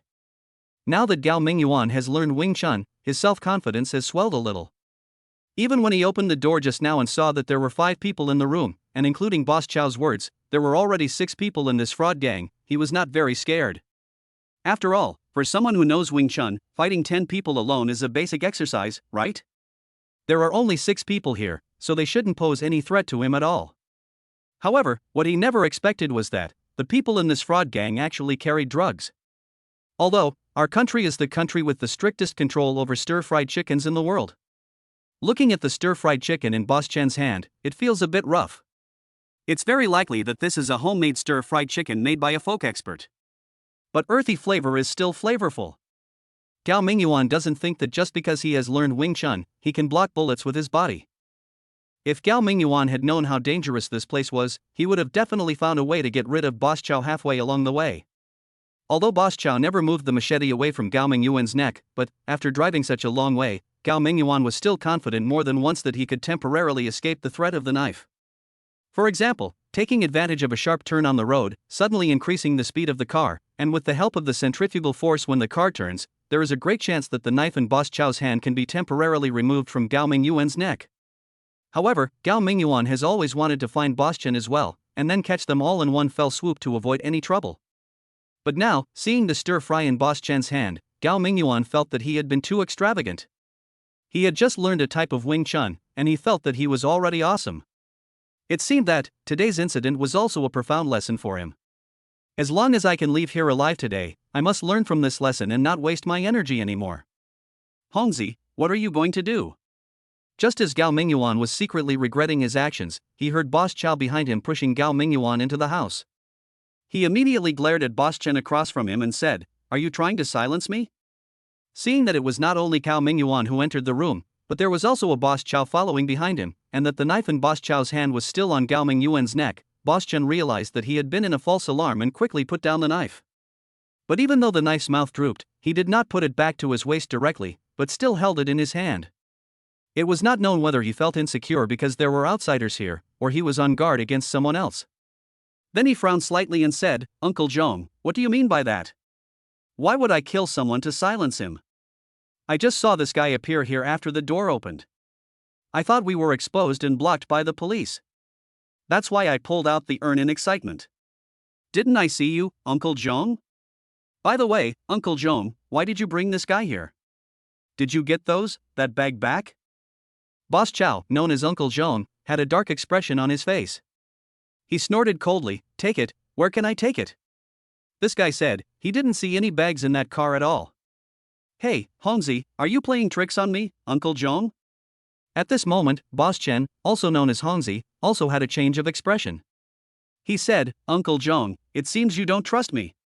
We're old friends, and now you'd rather believe an outsider than me?"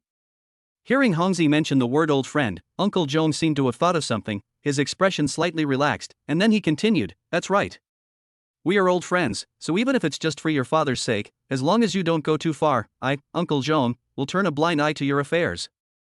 But this time, Hongzi, if you want to swallow it all by yourself, that's too much. Even if your father were still alive, he wouldn't allow you to do this. In our line of work, we can cheat the heavens and the earth, we can cheat our wives and children, but there's one big taboo: you can't cheat your companions, no matter what. Living in this world is tiring enough for people like us. If we end up cheating even our companions, then what's the point of us existing in this world?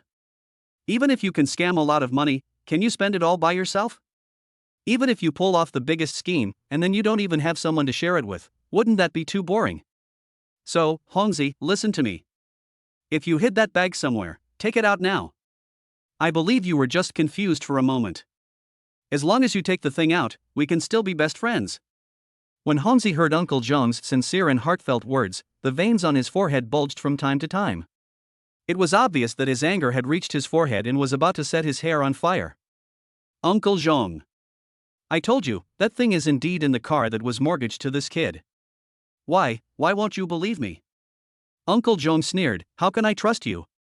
I felt something was amiss before." "Ha, would you really be so foolish as to throw such an important thing in a car that was supposed to be mortgaged? And even if you really were confused for a moment, but such a long time had passed, until we had taken away all the cars we had swindled in Shiyuan City and all the personnel had evacuated outside the city, with no way back, you suddenly remembered that the thing was still in the mortgaged car. Ha ha! Do you think I, Uncle Zhong, am a fool? If you were really such a brainless person, why would I cooperate with you in doing such a head-breaking thing? Sooner or later, I would be screwed by you." When Hongzi heard this, he was speechless and didn't know how to explain it for a moment. Chapter 80. It's now. Yes, Hongzi didn't know how to explain it to Zhongsher. Because this kind of thing is really weird. If it didn't happen to him, then he probably wouldn't believe it even if he was beaten to death. He didn't know what possessed him that day. He had clearly intended to put the bag in another car, but somehow he had muddled through and put the bag in the car he had already decided to pawn. The key point is that even if he was careless and put the things in the wrong car, it would not be a big deal. As long as he remembered it in time, it would be easy to find the owner of the car and get the things back immediately. But it was just that, after they had gone through all the trouble and the entire gang had taken away all the cars they had swindled, completely cutting off their way back, and retreating to this stronghold, they suddenly remembered this incident. It seems like he never had amnesia before. Why is it that this time, when faced with such an important matter, his brain suddenly went crazy? Of course he didn't know. The reason why he suddenly forgot such an important thing was mainly because someone threw something called a lucky dice the night before and was lucky enough to roll a 5. Of course, if they hadn't thought about stealing Gao Mingyuan's BMW that day, they naturally wouldn't have stepped on such a landmine. But who could have been so greedy? Gao Mingyuan's car was clearly parked quite far from their rental car shop, yet Uncle Zhong had set his sights on it and waited there for the owner early in the morning. And then he was lucky enough to snag Gao Mingyuan. As a result, it was inevitable that he would run into Gao Mingyuan, who was enjoying a burst of luck. It's just. Although Hongzi didn't understand why he did such a foolish thing at the time, he was very sure afterwards that he had indeed put the canvas bag on the car that was mortgaged to Gao Mingyuan. But now Uncle Zhong didn't believe him. He knew that it was useless to explain to Uncle Zhong at this time. Luckily, Uncle Zhong has captured the BMW owner. I'm sure we can get the truth out of him. The most important thing is, we can't lose those things. We have to get them back. So, Hongzi no longer tried to argue with Uncle Zhong, but walked towards Gao Mingyuan step by step.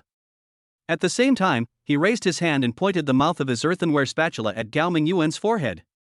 Kid, I know you have the thing. Just hand it over, and we can return your BMW to you. Otherwise, I'll kill you right now. As he spoke, the hostility in Hongzi's eyes shone through like substance, as if he wanted to burn Gao Mingyuan to death with his eyes. Then, there was a crash sound. It turned out that Hongzi had already opened the safety on the gun, and looked like he was ready to open fire and kill Gao Mingyuan at any time. Stop! Before Gao Mingyuan could say anything, Uncle Zhong pointed at Hongzi with a stern look on his face and shouted, "Put you down." Humph! You actually want to kill him? That would only further prove that the item isn't with him at all. Otherwise, if this guy really got the item and hid it, then if you kill him now, wouldn't it be impossible to get it back forever? Forehead. Hongzi was stunned when he heard this. It seemed as if it was really the case. He now just wanted to prove his innocence by threatening Gao Mingyuan. If this guy insisted on slandering him, he would be so angry that he might really beat the guy to death. But Hongzi knew very well in his heart that the thing was indeed in this kid's hands. If he really killed him, he was afraid that the thing would never be found again. Ha ha! Hongzi's chest rose and fell sharply several times. He finally suppressed the anger in his heart, and then slowly lowered his mouth. He knew he couldn't act rashly at this moment. He had to think of a way to pry open this guy's mouth. Otherwise, he would never be able to clear his name today even if he jumped into the Yellow River. Right now, Gao Mingyuan knew that he was brought here today, and no matter whether he could really get away with it, these people would not let him leave alive. So, for him, there is no other way to go. He couldn't help but feel fortunate that he had triggered a system-chosen task today and was rewarded with a boxing technique. Otherwise, if he had been a little afraid of the difficulties today and didn't want to choose the option of entering the fire to save people, and if he hadn't received the Wing Chun boxing technique, then encountering such a thing today would have been almost a dead end for him. Now, Gao Mingyuan has learned Wing Chun, and his physical fitness has also undergone a foundation building stage. Although he doesn't quite understand what this foundation building stage means, or whether it is related to the foundation building stage mentioned in the Immortal Cultivation novels, anyway, he has become very strong now. Otherwise, if his physical fitness has not improved, even if he knows a sophisticated boxing technique, his punches will only be as useless as tickling someone, and it will be in vain. And now, the only thing he was afraid of was the sword in Hongzi's hand. The distance between the two of them was too far just now, so Gao Mingyuan naturally didn't dare to act rashly, otherwise, before he could rush over, Hongzi would just raise his wrist and feed him a bullet. When Hongzi came over, the spatula in his hand was already pointing at Gao Mingyuan's forehead. In that situation, Gao Mingyuan didn't dare to move at all. But now, Hongzi has already let go of Su's hand, and at the same time, the two of them are less than 2 meters apart, which is already quite close. If we don't take action now, when will we wait? So Gao Mingyuan took action the moment Hongzi lowered the hand holding the spear. Brush! Before anyone could react, Gao Mingyuan had already taken a step forward, and at the same time, one foot suddenly flew up and kicked Hongzi's right wrist accurately. Crack!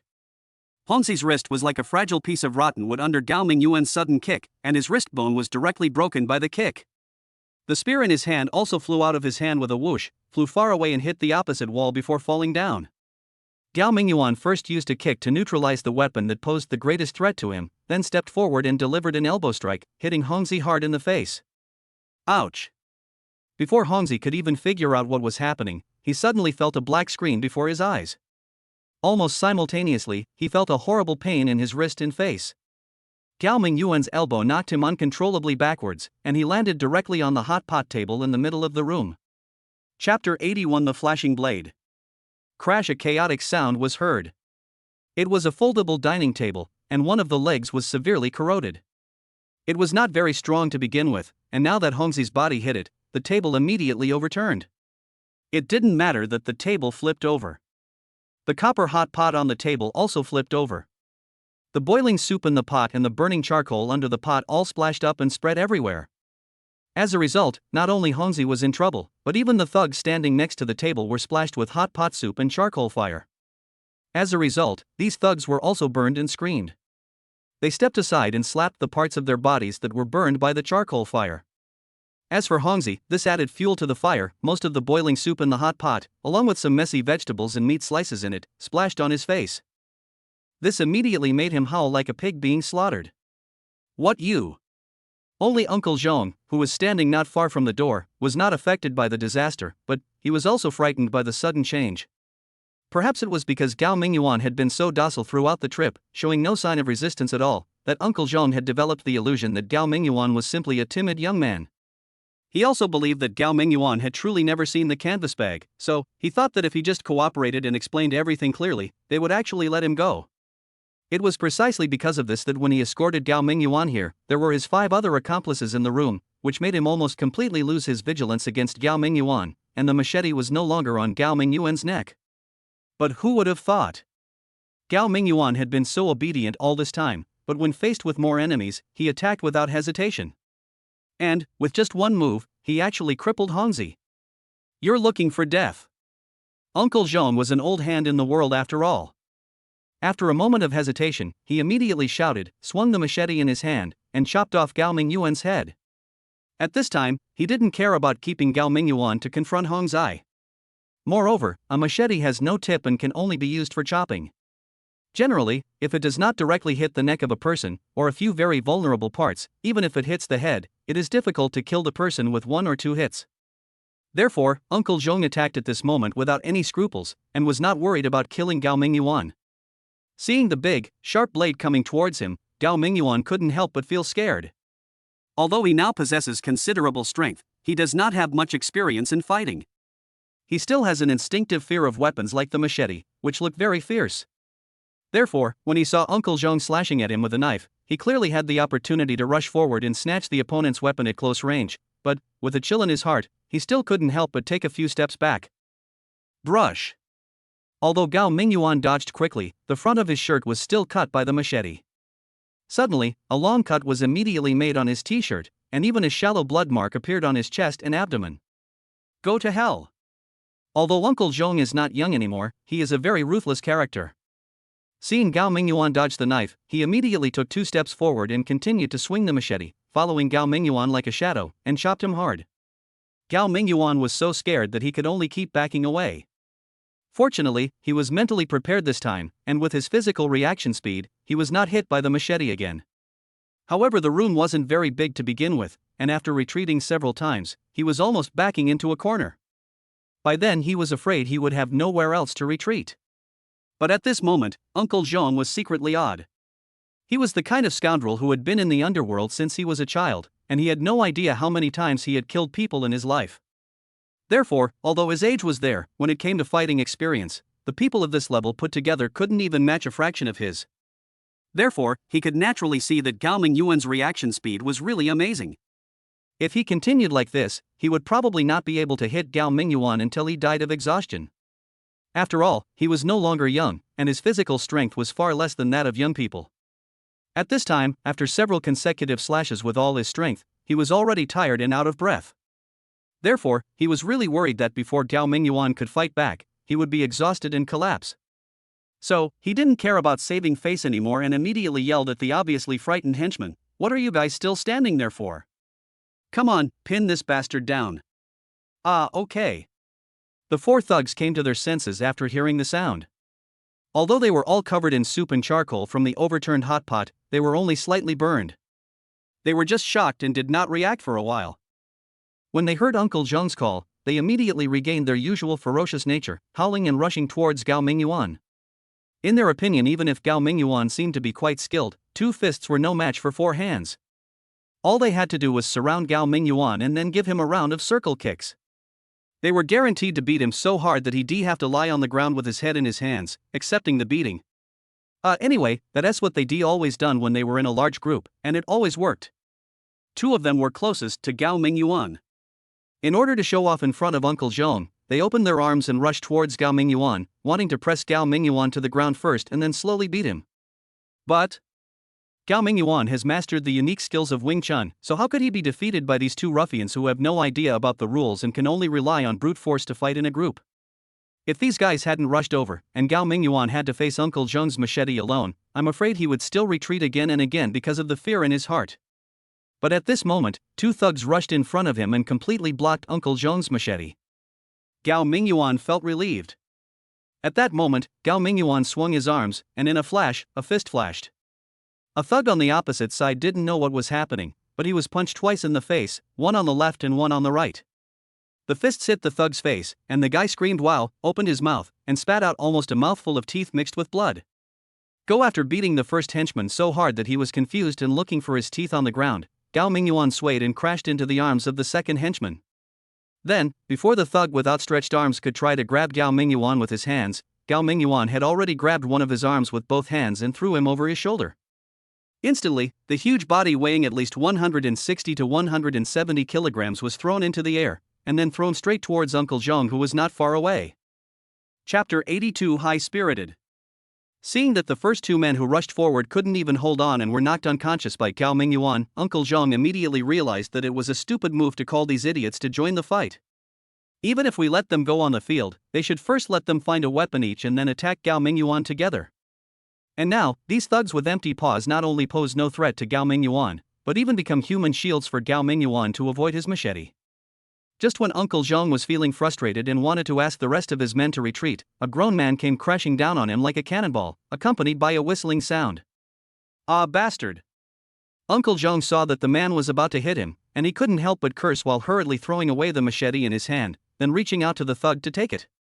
No matter how much he hated this thug in his heart, he was just a fool, but he was one of their own after all. If he went to take the fight with a machete, he would probably have to kill this thug with one blow. Therefore, even though he had regarded the machete in his hand as his greatest reliance, he had to throw the knife away temporarily at this time. But, when he stretched out his hand to catch the body of the thug that was rushing towards him, his expression suddenly changed drastically. Is this guy a human? Why does he feel like he's caught a running rhino? With his old arms and legs, he simply couldn't withstand such a terrifying force. So, after he reached out to hug the flying henchman, he couldn't hold on for even half a second. Then, he and the henchman were once again thrown back by a terrifying force, slamming hard into the wall not far behind him. Hey, you two, get down too. The remaining 2 men had already realized that something was wrong. They saw that 4 of the 6 people on their side had fallen down in the blink of an eye. No matter how ignorant they were, they knew that the man in front of them was not someone they could afford to offend. So the 2 of them saw that the situation was not good, turned around and tried to escape through the back window. But Gao Mingyuan had already killed the 2 people who posed the greatest threat to him, so how could he let these 2 extras get away? In a flash, he had already caught up with the 2 men. Then he suddenly stretched out his hands, pressed them on the heads of the 2 men, and then clasped his hands together with force. Then there was a bang sound, the 2 people's heads hit each other heavily. If someone looked at these 2 thugs from the front at this time, they would see their eyeballs bulged outwards at the same time, followed by a gurgling rotation, and finally they closed their eyes at the same time, and then they completely fainted. Done and done. Gao Mingyuan was quite satisfied with the results of his first battle after mastering his supernatural power. 6 people from the fraud gang, some of whom even had knives in their hands, were still knocked down by him, right? So, with his current strength, it's really not that difficult for him to beat 10 people alone. The only thing that worries him is the weapon in the opponent's hand. But thinking about it carefully, he felt that it was okay for him to be a little timid when facing someone with a firearm. But the machete that Uncle Zheng had just wielded didn't seem to pose much of a threat to him. As long as he could suppress his fear and act quickly, grabbing the other person's arm holding the knife, he could definitely knock him down before he could react, or even break his arm directly. That way, even if the other person had a knife in his hand, he wouldn't be able to hit him. So, it seems that in the future, when faced with such situations, he still needs to be calmer. Otherwise, if those two henchmen hadn't rushed over to block the knife for him, if he had really been chased and hacked by Uncle Jean, and he didn't dare to fight back in close, he would have been forced into a corner and it would have been really dangerous. But at least he has gained some real combat experience now, so next time he encounters something, he won't be as flustered as he was today. Yes. He felt like today was his first real fight. The beating he'd done with Wang Weidong on his blind date with Xiao Yajing didn't count. After all, that time, he'd used a possession card, allowing the Kung Fu star Bruce Lee to possess him, which had made him so ferocious. And, during that fight, he'd felt completely out of control, completely lost in how he attacked. His hands and feet had already moved automatically, completely out of his control. Therefore, today's battle is his first battle in the true sense. Just when Gao Mingyuan was feeling somewhat complacent and high-spirited, thinking that once he mastered Wing Chun, the world would be his own, he suddenly heard a low, cold laugh coming from the corner of the wall. He suddenly turned his head and looked, and then a chill suddenly hit his heart. But what he saw was that, at the beginning, the first person who was knocked down by Gao Mingyuan, Hongzi, had taken advantage of the chaos to climb to the corner of the wall and picked up the hand that was kicked away by Gao Mingyuan. At this moment, Hongzi had already raised the stir-fry and pointed the spout at Gao Mingyuan from a distance. On his face, which was scalded by the hot pot soup and charcoal fire, a crazy smile twisted into his face. Asshole, aren't you a good fighter? Ha ha. So what if you're a good fighter? I can still crush you with one blow. Ha ha. Keep on being arrogant to me. No matter how awesome you are. Come on, kneel down in front of me, kowtow 1,000 times, and then slap yourself 1,000 times. Who knows, I might soften my heart and spare your life. Ha ha ha. Seeing that guy mocking him like a madman, Gao Mingyuan felt extremely ashamed and angry, but, facing that black hole, he didn't dare to act rashly. This instantly extinguished the little bit of high spirits he had just felt. Did you hear me? Kneel down.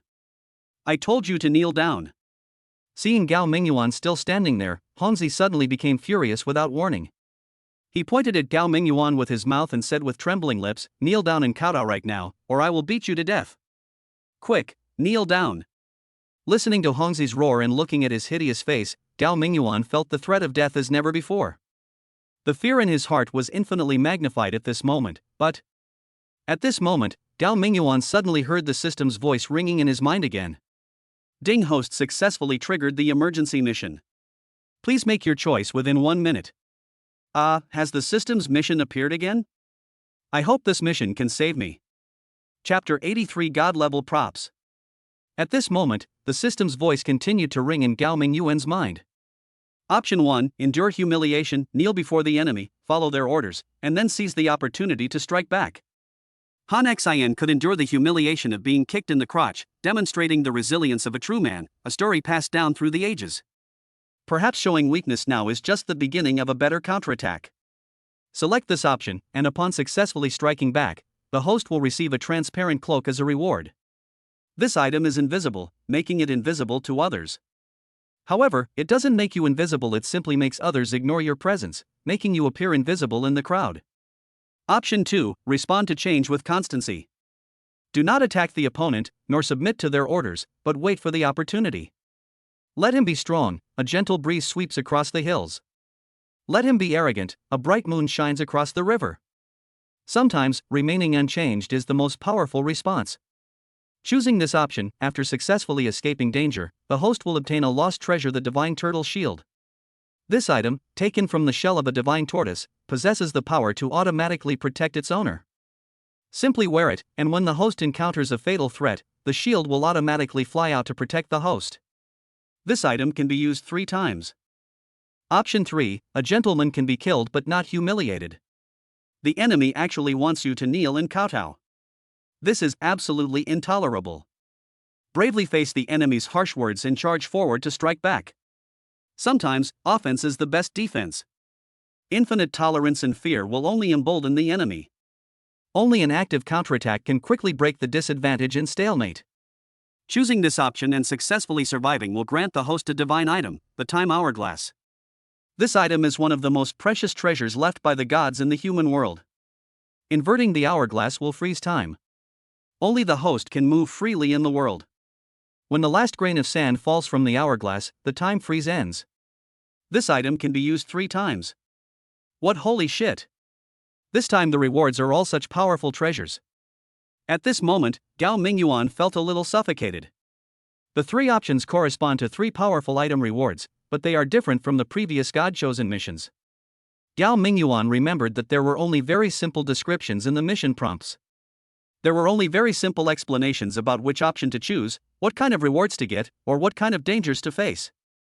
For example, when Gao Mingyuan got the lucky dice before, when it was mentioned in the task, it was just described as a very magical dice, but as to how magical the dice was, it was not mentioned at all. But this time, the system described the function of each item in great detail. If the system had not explained the function of the prize in such detail, Gao Mingyuan might have been able to choose an option that was relatively beneficial to him as rationally as possible based on his current situation. But, now that the system has described the rewards corresponding to the 3 options in such detail, Gao Mingyuan couldn't help but start to worry about which prize he should choose, and almost ignored the options themselves.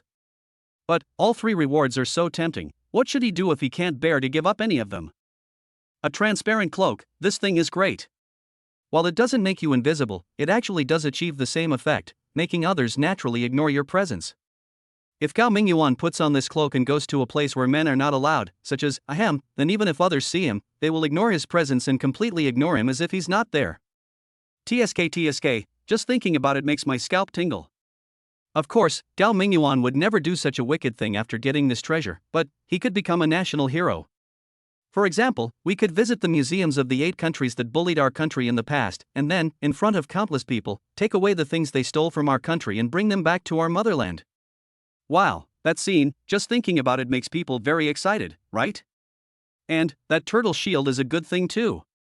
When it receives a fatal attack, it automatically flies out and protects it from disaster.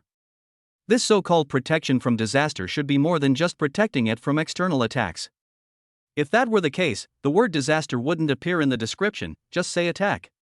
So, it's possible that this turtle shield can not only protect against physical attacks, but also things like poison gas, fire, and even if one accidentally ingests a highly toxic substance, it might be able to neutralize these disasters. The only regrettable thing is that, this turtle shield can only be used 3 times. But even so, it is equivalent to giving him 3 more lives. And the most outrageous reward is the hourglass. It could actually make time stand still. This was too outrageous. After time stood still, he would be the only one in the world who could move. Then, this prop's maneuverability was enormous. Gao Mingyuan couldn't even imagine how many things he could do with this prop that he normally couldn't do, or wouldn't dare to do. Well, don't think too much about this, it will easily lead to arrogance. And this item can only be used 3 times. What a shame. If this item could be used infinitely, wouldn't he be invincible? From this perspective, of the 3 items, only the first one, the transparent cloak, seems to be slightly inferior. But the problem is this item doesn't specify a limit on how many times it can be used, which means it can be used infinitely. And with this comparison, it seems that the transparent cloak is not that bad. Then, Gao Mingyuan discovered another detail. In the first and second options, the condition for obtaining the reward is to select the option, and then successfully kill the opponent, and then you can get the corresponding reward. But the condition for getting the reward for the third option is, to survive successfully. Damn, even though the mission didn't mention the chance of death for choosing this option, even a toenail-level thinker knew it was the most dangerous. It could be a near-fatal escape. In fact, this option was indeed the most dangerous. Recklessly charging straight into the opponent's mouth. Damn, the chances of survival were definitely slim. It seems that this god-level item is not so easy to obtain. In that case, let's rule out the third option first. Of the first 2 options, regardless of which offered the best reward, the key point wasn't the first option just so fucking pathetic. He was actually being asked to endure humiliation and do what the other party said, kneel and kowtow. Didn't he have any shame? Even though the system makes it sound like it makes sense, and even says that Han Xian's ability to endure the humiliation of being kicked in the crotch has become a legend passed down through the ages, as if doing so is very face-saving, but in fact, who knows if Han Xian will also be left with a lifelong psychological trauma because of this? Anyway, Gao Mingyuan is not that thick-skinned. Even though he is really afraid of the stir-fry in Hongzi's hand, he can't kneel down and kowtow to others in order to survive. However, before Gao Mingyuan could make a choice, he heard the system prompt again in his mind. The selection has timed out. The system will automatically make a random selection for the host. The system's random selection result is option 3. Chapter 84 Go to Hell. What's going on? Why am I randomly assigned again? Gao Mingyuan was stunned when he heard the system's prompt, and then he suddenly realized. Although the system gave him 1 minute to choose before issuing the task, but damn, by the time the system announced all 3 options, at least 40 seconds had passed. So, in fact, the time he actually had to make a choice was only a dozen seconds at most. However, the 3 different rewards offered by this mission were all so amazing that Gao Mingyuan was inevitably shocked and at the same time triggered his decision-making difficulties. Finally, he used the process of elimination and finally eliminated 2 less suitable options, ready to choose one that was not too embarrassing and not too dangerous, but the result was, damn, the time limit was exceeded. Isn't this going to kill him? Just as Gao Mingyuan was still in a daze, the system's prompt came to his mind again. The host has randomly selected option 3, bravely face the enemy's mouth and charge forward to kill. The host must take the corresponding action within 3 seconds, otherwise it will be judged as a mission failure and will be punished by the system. Only 3 seconds? Although the system doesn't specify what kind of punishment will be imposed if the mission fails, it's estimated that it will definitely be unpleasant. Damn. It's a dead end anyway, so I might as well fight you. Speaking of which, just as the system issued a task to Gao Mingyuan, and Gao Mingyuan was only listening to the system's task and struggling to decide which option to choose, Hongzi was still there arrogantly pointing at Gao Mingyuan and threatening him constantly. In fact, he really wanted to kill Gao Mingyuan with a single blow. However, now that he had finally regained control of his punches, he began to miss the things in the canvas bag. Even if they sold all the vehicles they had swindled this time, they wouldn't be able to get half the value of the things in the bag. After all, the cars they obtained through such fraudulent means could only be secretly shipped out of the country and then resold as illegal taxis at a low price.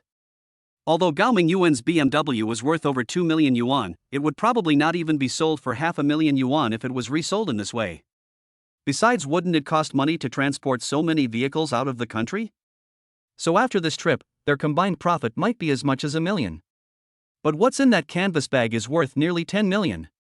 What do people like them, roaming around the country scamming people, really want? Isn't it all about money? So, after Hongzi calmed down after his initial fury, he still wanted to get his things back. And that's why he kept ranting for over a minute without actually taking any action. There was no other way. In order to get the things back, he didn't dare to attack Gao Mingyuan recklessly. However, if he didn't use the stir-fry, he had no other way to deal with Gao Mingyuan. Previously, he had approached Gao Mingyuan with the stir-fry, and Gao Mingyuan had hit him so hard that his face was burned. Now he really didn't dare to get close to Gao Mingyuan, so he could only stand there from a distance, pointing the stir-fry at Gao Mingyuan while constantly hurling harsh words.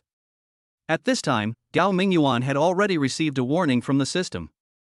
Although he was still very scared when he saw the stir-fry in Hongzi's hand, he was more afraid that the system would uninstall it again because of the failure of its own mission. So Gao Mingyuan suddenly roared with anger, and with a flash of his body, he rushed towards Hongzi in the corner. Stop! Hongzi didn't expect Gao Mingyuan to be so tough. He clearly saw that he had a stir-fry in his hand, but he still dared to rush forward. He was nervous, and while holding the stir-fry with his left hand, his right hand had been kicked off by Gao Mingyuan. He shouted, "If you don't stop, I'll start stir-frying." Gao Mingyuan's forward figure seemed to pause slightly, but then he rushed forward again at an even faster speed. Hongzi's heart trembled as he saw Gao Mingyuan getting closer and closer. He knew that if he hesitated any longer, Gao Mingyuan would catch him and beat him up again. So he became ruthless. Although he was reluctant to give up the thing worth tens of millions, but, compared to his own life, it seemed that his life was more important. Go to hell. When Gao Mingyuan had rushed to less than 2 meters away from Hongzi and saw that he could kick Hongzi with just one leg, Hongzi finally made up his mind, pointed the spear in his hand at Gao Mingyuan's head, and resolutely pulled the trigger. It's just that. Hongzi's right hand had been broken by Gao Mingyuan's kick, so he can only hold the stir-fry with his left hand. However, he is not left-handed, so holding the stir-fry with his left hand is really not something he is used to. Moreover, the homemade clay stirrer he made was less stable and had a strong recoil.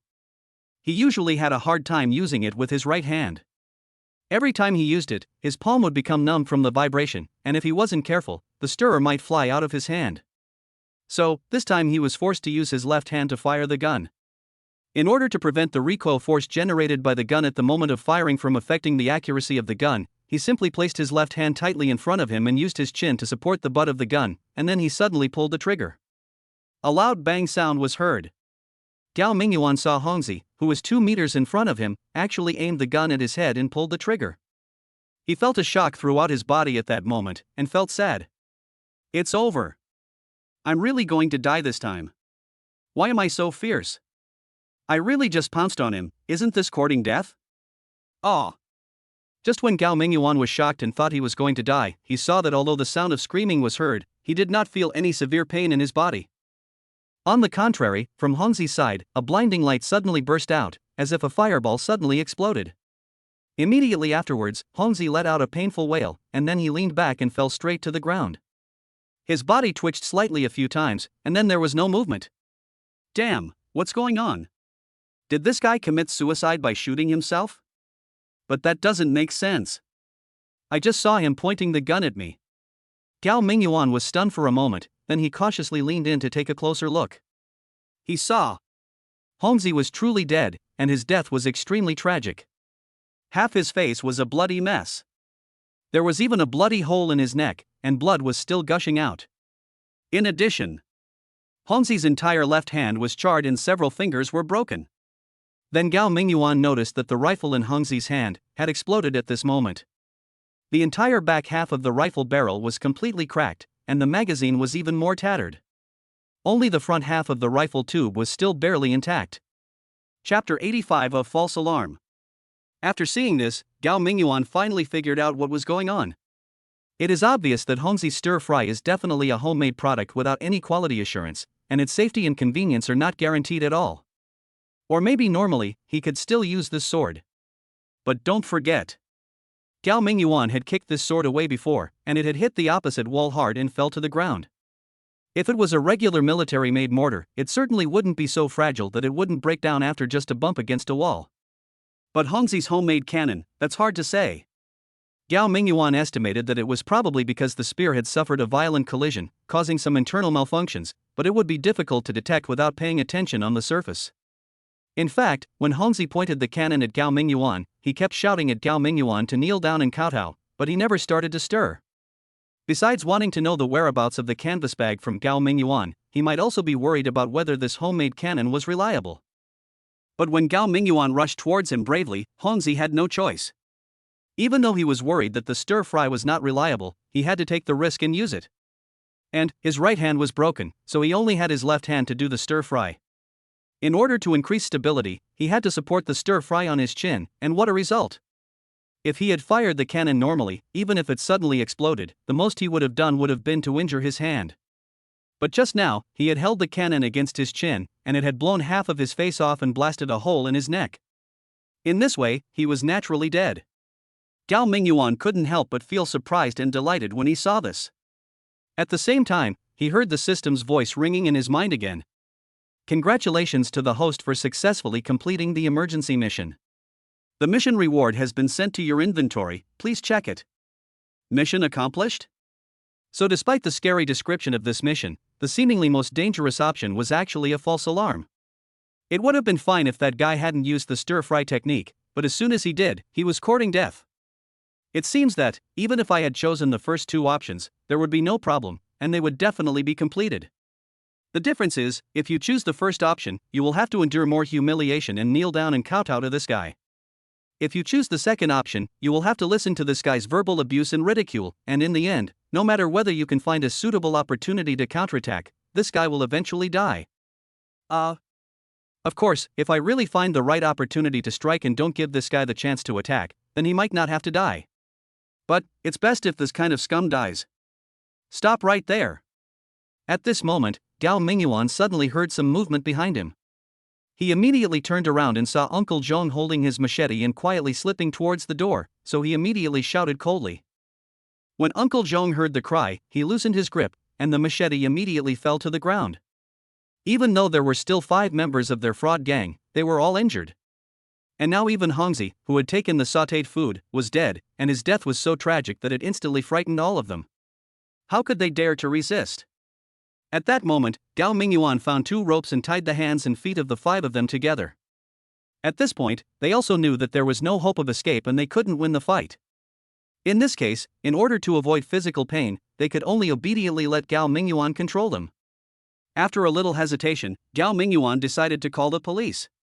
Although calling the police might be a bit troublesome for him. The death had nothing to do with him. Hongzi was asking for death, and the homemade cannon was his own. He blew himself to death, so Gao Mingyuan definitely had nothing to do with it. Beating someone up wasn't a big deal. These guys weren't good people to begin with, and Gao Mingyuan was kidnapped by them. Now that Gao Mingyuan was able to kill this criminal gang, the police should give him a certificate of commendation. The main thing is, about that canvas bag. Gao Mingyuan feels a little guilty just thinking about it. Of course, if Gao Mingyuan chooses to confess to the police and hand over the bag, then everything will be fine. But the problem is, he is a little reluctant. Nonsense, that's almost 10 million.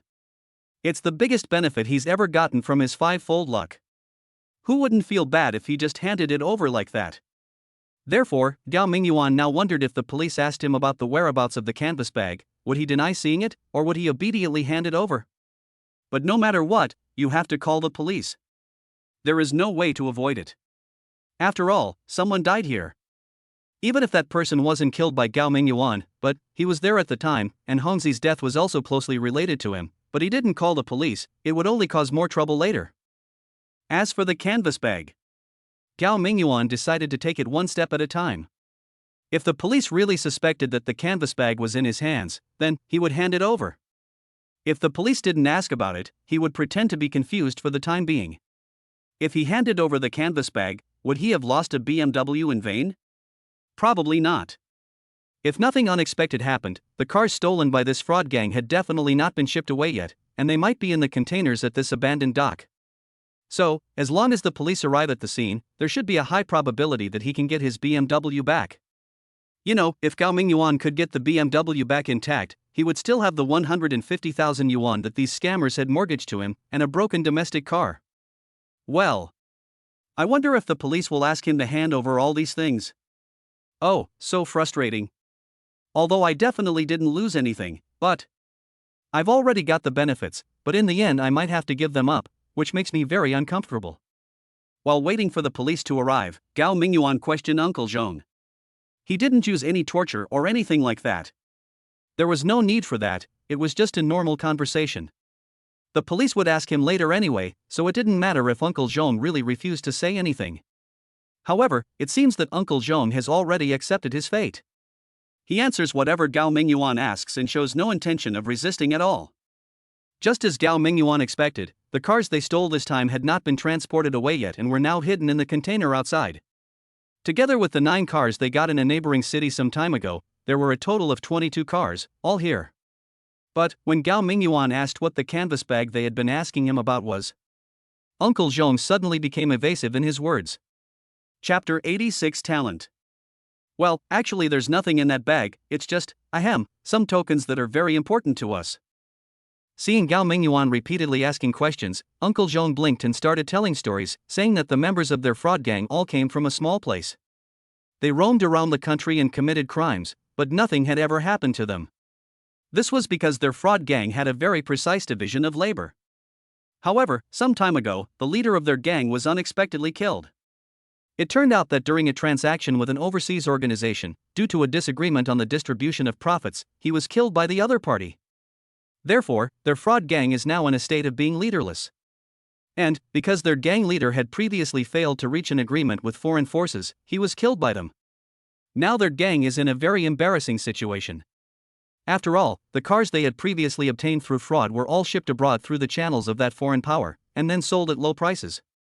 Now that they have fallen out with that foreign power, they have lost their next buyer in the channel to sell the stolen goods. But, in fact, their boss had already made other arrangements, that is, he had already secretly established another connection. If not, their boss wouldn't have the confidence to bargain with that foreign power. It was because of this second option that their boss wanted to talk to that foreign power and redistribute the benefits. After all, the cars they cheated from China were obviously good cars, but when they were taken abroad, they were almost sold as scrap.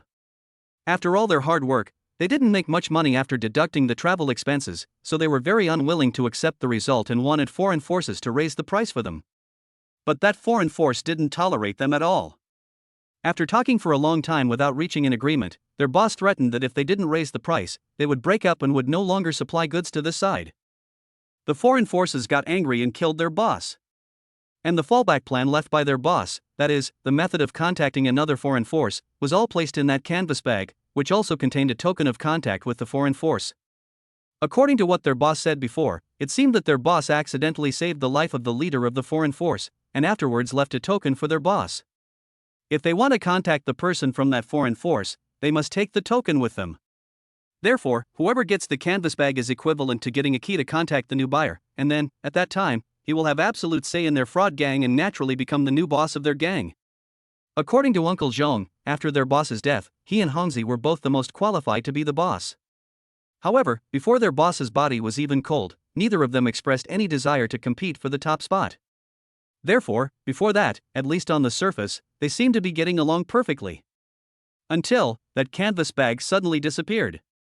After all, Hongzi was their former boss's son, so, after their boss's death, his belongings were always kept by Hongzi. But who knew, after they pulled off this scam in Shiyuan City and withdrew, Hongzi suddenly claimed he'd lost the token containing the contact with foreign forces. And it seemed, when he'd pawned a junk domestic car to the owner to steal the BMW, he'd forgotten to remove the canvas bag from the car. At first, Zhongqing believed it and thought it was just Hongzi's momentary negligence. So he and Hongzi sneaked back to Shiyuan City again. That night, they finally found Gao Mingyuan's broken domestic car parked in the community yard through the locator left in the car. Then they used the spare key of the car to open the trunk, but they didn't find the canvas bag at all. Uncle Zhong asked Hongzi if he remembered it wrongly, otherwise why was it not in the car? Hongzi swore that the thing must have been in the car, and if it was missing now, it must have been taken away and hidden by the BMW owner. Because they didn't know which household Gao Mingyuan lived in the community at that time, they had no way to find Gao Mingyuan directly to ask for it, so they had to leave a note in the car and then leave the city. Until the next day. Because Hongzi had to wait for the call from the consignee at the dock and couldn't leave, Uncle Zhong had to go to Shiyuan City alone to find Gao Mingyuan. And Uncle Zhong hid in Gao Mingyuan's car, and after Gao Mingyuan got in, There's no need to go into detail about what happened next. Anyway, Uncle Zhong heard Gao Mingyuan say he hadn't seen the canvas bag, and he analyzed that if that thing was so important, how could it be left in his car, and it was obviously unreasonable for him to wait so long before remembering it. Uncle Zhong was like a man who was awakened from a dream by a word, and immediately realized that he must have been deceived by Hongzi. And he also specifically said that although the things in the canvas bag were very important to their fraud gang, without the things in the bag, their gang might have to disband on the spot. But the things inside were completely useless to others, just like a pile of junk. So he felt that if Gao Mingyuan really picked up the canvas bag, there was no need to hide it privately. Why would he take such a risk and offend the desperate and feudal members of their fraud gang?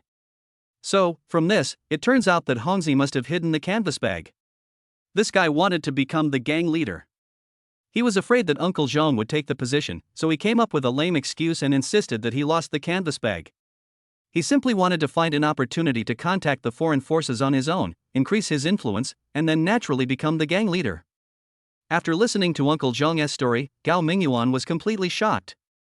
Gao Mingyuan was completely amazed by Uncle Zhong's story, which was so logical and well-reasoned, and contained so much love, hate, and passion. If he hadn't actually seen the canvas bag, knowing there was no such thing as a token of goodwill inside? It was clearly filled with cash and gold, then he might have believed Uncle Zhong's story. What a talent! It's obvious that Uncle Zhong's story was made up on the spot. Because at the beginning, Uncle Zhong's story was not very smooth, but as he went on, he probably quietly sorted out the outline of the story and found inspiration for the creation. Later on, the story became more and more perfect, and it was absolutely flawless. Gao Mingyuan couldn't help but sigh. A talent like Uncle Zhong, not writing online novels, is simply a huge loss to the online literature world. You say, if you have this talent, why don't you write novels and become a liar? Chapter 87 broke the appointment. Gao Mingyuan is not stupid. After a little thought, he roughly understood why this guy lied. It is obvious, until now, when he is about to fall into the hands of the police and will soon be sent to jail. Uncle Zhong still has not given up the idea of the canvas bag. Speaking of which, they are committing the crime of fraud. Even if they are habitual offenders, they will not just eat peanuts. At most, they will be locked up for a few years. One day, they will be free again. Since going to jail is inevitable, you might as well think about how to develop and live after you are released from prison. There is no doubt that when Uncle Jong and the others are released from prison in the future, even if they have not become penniless, they will probably be close to it. Therefore, Uncle Jong must be planning for his future. If he took the initiative to say that the canvas bag contained cash and gold bars, then everyone would know without asking. No matter where those things were originally, they would eventually fall into the hands of the police. In this way, Uncle Jong would no longer have any hope of getting them. I guess Uncle Jong believed Gao Mingyuan's words and concluded that the canvas bag was really hidden by Hongzi, and then pretended to be lost in the domestic car. Although Hongzi is dead now, Uncle Jong basically knows where Hongzi has been and where he has stayed in recent times. If Hongzi really had hidden the canvas bag, he would have hidden it somewhere secret, perhaps even years later, without anyone discovering it. Then, after he'd spent a few years in prison and was released, he could find a chance to retrieve it. With the contents of that bag, he wouldn't have to do anything dangerous for the rest of his life. He could live out the rest of his life in peace. Of course, even if he was wrong and the canvas bag wasn't hidden by Hongzi but actually fell into Gao Mingyuan's hands, if only a few years had passed, Gao Mingyuan probably wouldn't have spent all the money. So, while it would take some effort, there was still hope of recovering the items. Regardless, it was better than letting the items fall into the hands of the police. There was still a glimmer of hope. After learning about Uncle Zhong's thoughts, Gao Mingyuan finally felt relieved. And judging from the looks of it, only Hongzi and Uncle Zhong know what's inside the canvas bag. It seems like the rest of the thugs have no idea at all. So, as long as Uncle Zhong doesn't reveal what's really in the canvas bag, the police probably won't take it seriously. If that's the case, then Gao Mingyuan plans to pretend to be confused for the time being. Soon, a burst of rapid sirens was heard, and then several police cars drove into the old dock. The following procedures were somewhat complicated. After all, a life was lost, and the case involved a fraud gang that had been active in many places in the country for many years. It certainly could not be explained clearly in just a sentence or two. Fortunately, Uncle Zhong and the others knew the situation was hopeless. They couldn't escape, and even trying to escape the charges was impossible. So, since they were single, they simply cooperated fully with the police, answering every question and admitting their guilt with a sincere attitude, hoping that this would save them 2 years in prison. In addition, the cause of Hongzi's death was also very clear. It was because he used a privately made homemade cannon. When he tried to use the cannon to harm people, it suddenly exploded. What's more terrifying is that the cannon not only exploded, but also blew up the bullets in the magazine, which directly killed him. Under normal circumstances, even if a hand pistol exploded, it wouldn't have much impact. Furthermore, it's unlikely that all the bullets produced by legitimate manufacturers would explode due to a barrel explosion. However, it turned out that not only did this guy privately manufacture the pistol, but even the bullets were handmade. As a result, the sealing of the cartridge case was not up to standard, which caused the hand pistol to explode, detonating the bullets in the magazine as well. After Gao Mingyuan learned the truth, he couldn't help but smack his lips. This really is a case of not doing anything to avoid death. It's okay to make homemade cannons, but you even make your own bullets by hand. If you are so awesome, why don't you build an aircraft carrier? Uncle Zhong had no intention of tripping Gao Mingyuan up. When questioned by the police, he confessed that he had been deceived by Hongzi, believing that an important token of their gang was left in the car pawned to Gao Mingyuan, so he had sneaked back into Shiyuan City and abducted Gao Mingyuan. Unexpectedly, Gao Mingyuan took advantage of the situation, found their lair, and then wiped out the entire gang. It was precisely because Uncle Zhong and the others cooperated that Gao Mingyuan was allowed to go home after he followed the police to take a statement and went through a complicated registration process. As for Gao Mingyuan's horse-drawn carriage, it was indeed found among the containers at the abandoned dock. However, the car will be kept by the police as evidence for the time being. It will be returned to Gao Mingyuan only after the case is concluded. After all, Gao Mingyuan's BMW was the most valuable of the vehicles involved. The amount of money involved in a crime like fraud directly impacted sentencing, so Gao Mingyuan likely had no plans to drive the car away before the verdict was reached. As compensation, the police didn't take the rickshaw car away, but returned it to Gao Mingyuan, giving him a way to get around. Of course, this was mainly because the rickshaw car wasn't involved in the case. It was something Hongzi and his team had bought from a used car market for 80,000 yuan when they arrived in Shiyuan City for convenience. Anyway, Gao Mingyuan didn't plan to drive the BMW again in the short term, so it didn't matter if he couldn't get it back for the time being. But when he saw the car being seized by the police, he couldn't help but feel a little nervous. After all, that car was a reward given to Gao Mingyuan by the system when he completed his first mission in the God-chosen system. It had practically appeared out of thin air outside the cafe. Although the car had all the necessary paperwork, even a sales receipt from a 4S dealership, Gao Mingyuan didn't know if it was genuine or if it would withstand a police investigation. What if the police discovered the car's origins and there was no record of it? Wouldn't that put him in trouble? But things have come to this point, and there is no point for Gao Mingyuan to worry anymore. He can't just snatch the car away from the police, right? When Gao Mingyuan came out of the police station, it was already past 11 o'clock in the evening. He took out his mobile phone, unmuted, and saw that he had more than a dozen missed calls. Half of the calls were from Xiao Yajing, and the other half were from Hoing. He then remembered that Hoing was planning to move to the staff dormitory of the hotel where she worked tonight, and Gao Mingyuan had promised yesterday that he would help her move today. But now it seemed he had broken his promise. Chapter 88. It's really you. There was no other way. When Gao Mingyuan was taking a statement at the police station, he was asked to turn off his cell phone so as not to affect the investigation. What could he do? But he could only silence his phone. However, he didn't expect that in just 2 hours, these two people called him one after another. Hoing probably got off work at the hotel and went back to find Gao Mingyuan was not there, so she called him. He could still understand this. But what is Xiao Yajing doing? Didn't I check in with her at noon today? Why was she still calling me so late at night? Could it be that she really thought of me as her boyfriend, and because she couldn't sleep at night, she had to find me to chat on the phone for a while? Gao Mingyuan felt a headache when he saw Xiao Yajing's call. But there was nothing he could do. Gao Mingyuan suspected that this lady seemed to have some kind of family relationship with the system. He really couldn't afford to offend her. As soon as she got upset, the system would yell that it wanted to be uninstalled. Who could stand this? So after Gao Mingyuan got in the car, he hesitated for a moment and decided to call Xiao Yajing first.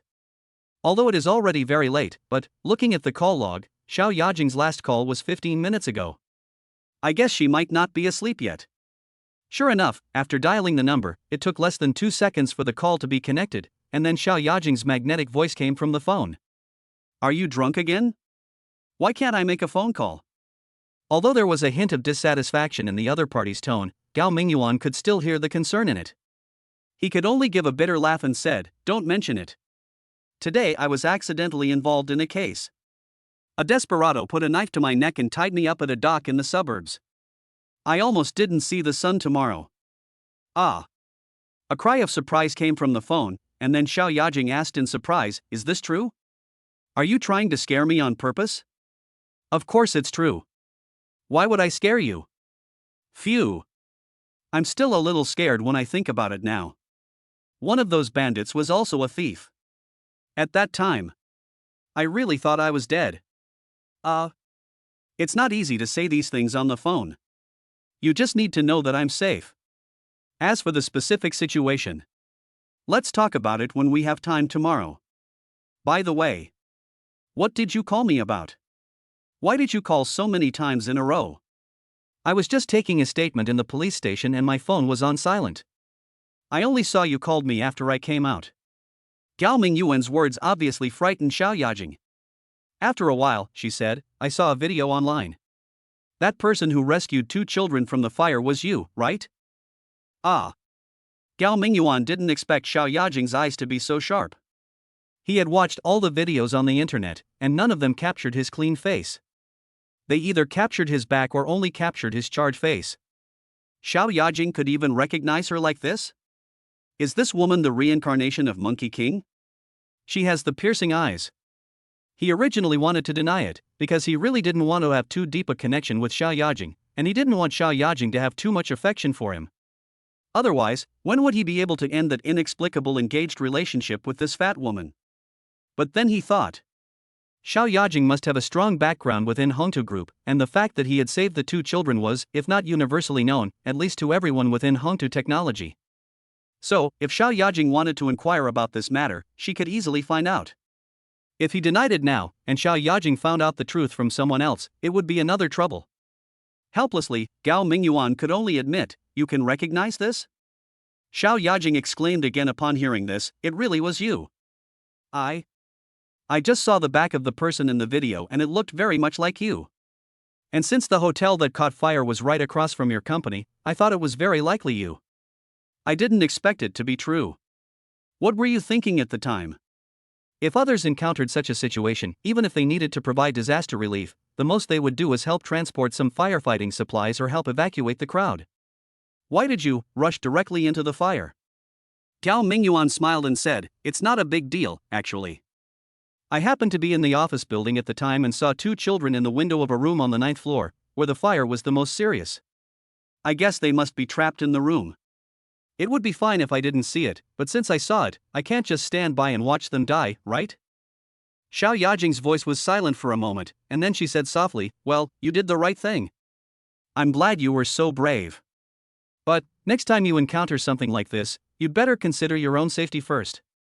You can save others, but don't risk your life again, okay?" Okay. What else could Gao Mingyuan say? He could only agree. Then he felt that the evil bond between him and this fat woman would not be so easy to break. What a sin. Then the two chatted for a few more words on the phone. Xiao Yajing told him not to forget to have dinner together tomorrow. She would treat him this time, even if it was to calm him down, but Gao Mingyuan would have to tell her then. What case had Gao Mingyuan been involved in tonight? After hanging up the phone, Gao Mingyuan had another headache. How was he going to explain the case to Xiao Yajing tomorrow? If he didn't want to lie to her, he'd have to admit that the BMW was actually his own car. But how could a poor kid from a small town like him own such a luxurious car? He really didn't know how to explain this to Xiao Yajing. Well, let's do what we want. Gao Mingyuan didn't worry about this matter too much and quickly called Hoing again. But this time, the phone rang several times in a row but no one answered. Just when Gao Mingyuan thought Hoing had gone to bed, he heard a beep and the other party hung up the phone. Gao Mingyuan was slightly stunned when he saw this, then shook his head, thinking that Hoing was angry with him, so she didn't want to answer his call now. After all, I'd promised to help her move, but when the time came, she couldn't find me. I wonder if she even moved out in the end? If she'd moved to the staff dormitory overnight, wouldn't it have been very difficult for a girl like her to move so much stuff on her own? So, it's normal for her to feel a little resentful. Seeing this, Gao Mingyuan did not continue to call Hoing, but started his broken domestic car first, preparing to go home first and then call Hoing again. If she still refused to answer by then forget it. If Hoing had already moved into the staff dormitory, then she probably wouldn't have a room to herself. If I called her so late, I wondered if it would bother others. So, it was quite possible that she didn't answer my call for this reason. Chapter 89: Breaking into a Private House. However, Gao Mingyuan had just started the car and hadn't even driven away when he heard his cell phone ringing. It was Hoing calling back. It seems, it's really inconvenient for her to answer the phone in the staff dormitory. Gao Mingyuan quickly started driving while pressing the hands-free button on his phone and asked, "Why didn't you answer my call just now?" The voice on the other end of the phone was very quiet, with only the occasional rustling of footsteps. After a few seconds, Ho Ying's voice, which she tried to keep as low as possible, could be heard. "Gao Mingyuan. Can you come pick me up? I'm a little scared to stay here. I'm scared." What's wrong? Gao Mingyuan was stunned when he heard this and said, "You've moved to the staff dormitory? Is the environment there bad?" "It's more than bad." Ho Ying's tone was filled with a hint of grievance as she said, "My boss arranged a dormitory for 8 people. Although the conditions are a bit poor, I can tolerate it. But the key is, men and women live together. What's even more outrageous is, as soon as the lights went out in the dormitory, 2 of the men climbed into the beds of the 2 waitresses. There's also a man from the kitchen. He kept talking to me and testing me. I'm almost scared to death. Now I'm hiding in the dormitory bathroom. What should I do? Can you come pick me up? Call." Gao Mingyuan was also shocked when he heard this. What kind of hotel staff dormitory is this? This is too horrible. How could those waitresses accept such an arrangement? Of course, Gao Mingyuan couldn't interfere in other people's affairs. Perhaps it was consensual. But he obviously couldn't tolerate Hoing being treated like this. Although Hoing wasn't really his, at least, she was still a friend, right? If Hoing fell in love with a man and was willing to sleep with him, then Gao Mingyuan certainly wouldn't have any say in that. But now, Hoing was being bullied. How could he tolerate that? Gao Mingyuan took a deep breath and quickly said, "Give me the address, I'll drive over right away. Remember, if anyone harasses you, just say you have a boyfriend and that he's coming to pick you up soon. I think that way, they won't dare to act rashly. Also, quit that crappy job. What kind of restaurant is this? I feel like it's a shady place." Okay, then drive slowly. Don't worry, I can handle it for a while. Our staff dormitory is not far from the hotel, in the residential complex behind, on the 5th floor of the second unit of the 3rd building. After learning the detailed address, Gao Mingyuan immediately stepped on the accelerator and drove at the fastest speed, heading straight for the destination. It was almost midnight and there were few vehicles on the street, so Gao Mingyuan sped up all the way and arrived at the place Hoing mentioned in less than 10 minutes. After getting out of the car, he looked up at the building, but saw that the entire residential building was pitch black. Seeing this, he didn't dare to neglect it. He quickly got out of the car, found the door of the building, and pulled hard. The residential building here is also an old building. Although it is equipped with a password-protected building door, the door lock has been broken for a long time and no one has repaired it, so it can be opened with just a pull. Then Gao Mingyuan rushed up the stairs at a speed nearly as fast as the 100-meter hurdle race, taking at least 3 or 4 steps at a time, and reaching a whole floor in just a few steps. Finally he arrived at the 5th floor, and then he immediately found the house on the right side, raised his hand and started knocking loudly dong dong dong. After knocking several times in succession, Gao Mingyuan put his ear to the security door and listened carefully. Faintly, I seemed to hear footsteps coming from inside the house, but then, a girl's scream was heard, and it sounded like Ho Ying's voice. Gao Mingyuan suddenly became very anxious. He didn't care whether he would disturb others or not. He took 2 steps back and kicked the security door hard. It was a pity.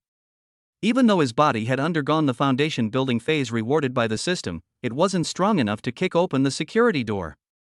After all, this was a residential security door, much stronger than the wooden doors of an ordinary hotel room. However, the force of his kick was quite strong. One could clearly see a concave footprint left on the security door. At the same time, there was a deafening bang, which caused a lot of dry and cracked wall paint on the corridor next to it to fall off. Who?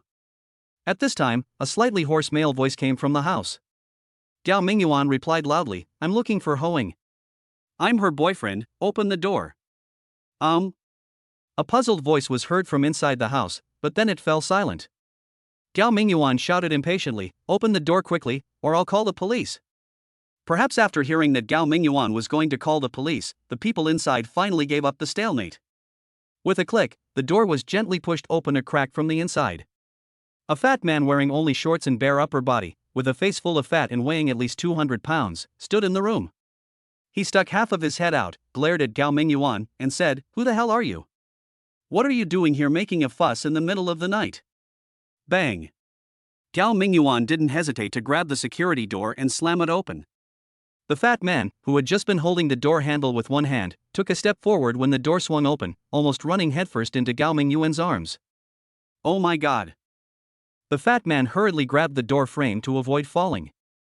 Then he glared at Gao Mingyuan with a threatening look on his face and said, "What the hell do you want to do?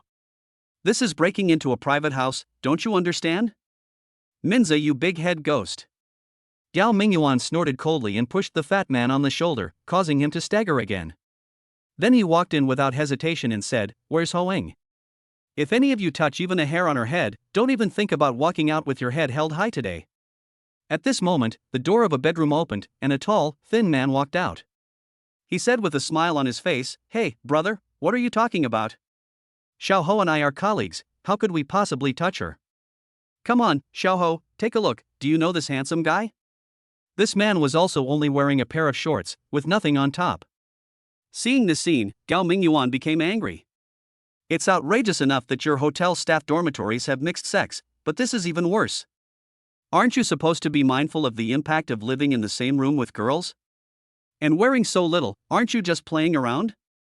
As the tall and thin man spoke, Hoing also walked out of the bedroom. Gao Mingyuan was slightly relieved to see that Ho Ying's clothes were still neat. It seems that I arrived in time, otherwise, if Hoing really stayed in a place like this for a night, who knows what would happen. Chapter 90. All 3 legs are broken. Gao Mingyuan. Seeing Gao Mingyuan standing there, Hoing was like a lost child who finally found her parents. She burst into tears and threw herself into Gao Mingyuan's arms, hugged his waist tightly, and pressed her head tightly against his shoulder, as if she was afraid that Gao Mingyuan would abandon her again. "It's okay. Don't be afraid." Gao Mingyuan patted Ho Ying's back gently, comforted her twice, and then asked, "Did anyone bully you just now?" Ho Ying's body stiffened slightly, and then she whispered, "No, not yet, not yet." After hearing Ho Ying's answer, Gao Mingyuan pondered it carefully and roughly understood what she meant. This probably meant that someone might want to bully her, but hasn't started yet, or hasn't succeeded yet. Gao Mingyuan's face darkened, and he turned to look at the two men in shorts and said, "Who was trying to bully you just now?" Ho Ying hesitated for a moment, then shook her head repeatedly and said, "Forget it. I'm not really being bullied anyway, so let's just forget it." Gao Mingyuan said with a stern look, "Then he should at least apologize, right? Even though you weren't actually bullied, what if I hadn't come tonight? What would have happened to you? I can't even imagine it." But, even though Gao Mingyuan said so, Ho Ying still shook her head. She was probably worried that Gao Mingyuan would suffer. After all, there were more than just two male employees of the store here. If a conflict really broke out, these people would probably attack together. What if Gao Mingyuan got hurt? Seeing Ho Ying refuse to speak, Gao Mingyuan didn't force her. Instead, he turned to look at the two men, one fat and one thin, and asked coldly, "Who was trying to bully her just now? If it's a man, stand up and formally apologize to her. This matter will be over." Although Gao Mingyuan's request wasn't high, just an apology, it still clearly touched the other party's bottom line. The fat man, who weighed over 200 pounds, trembled a little, then snorted coldly and said, "Kid, that's enough. We didn't touch your girlfriend at all. If you want to take her away, then get out of here. Don't disturb our sleep." Gao Mingyuan's eyes turned cold and he said, "You were the one who was trying to hit on my girlfriend just now, right? So what if it's me?" The fat man said nonchalantly, "I think your girlfriend is pretty, I just want to be friends with her. Since she has a boyfriend, forget it. This is no big deal, right?" "Yeah."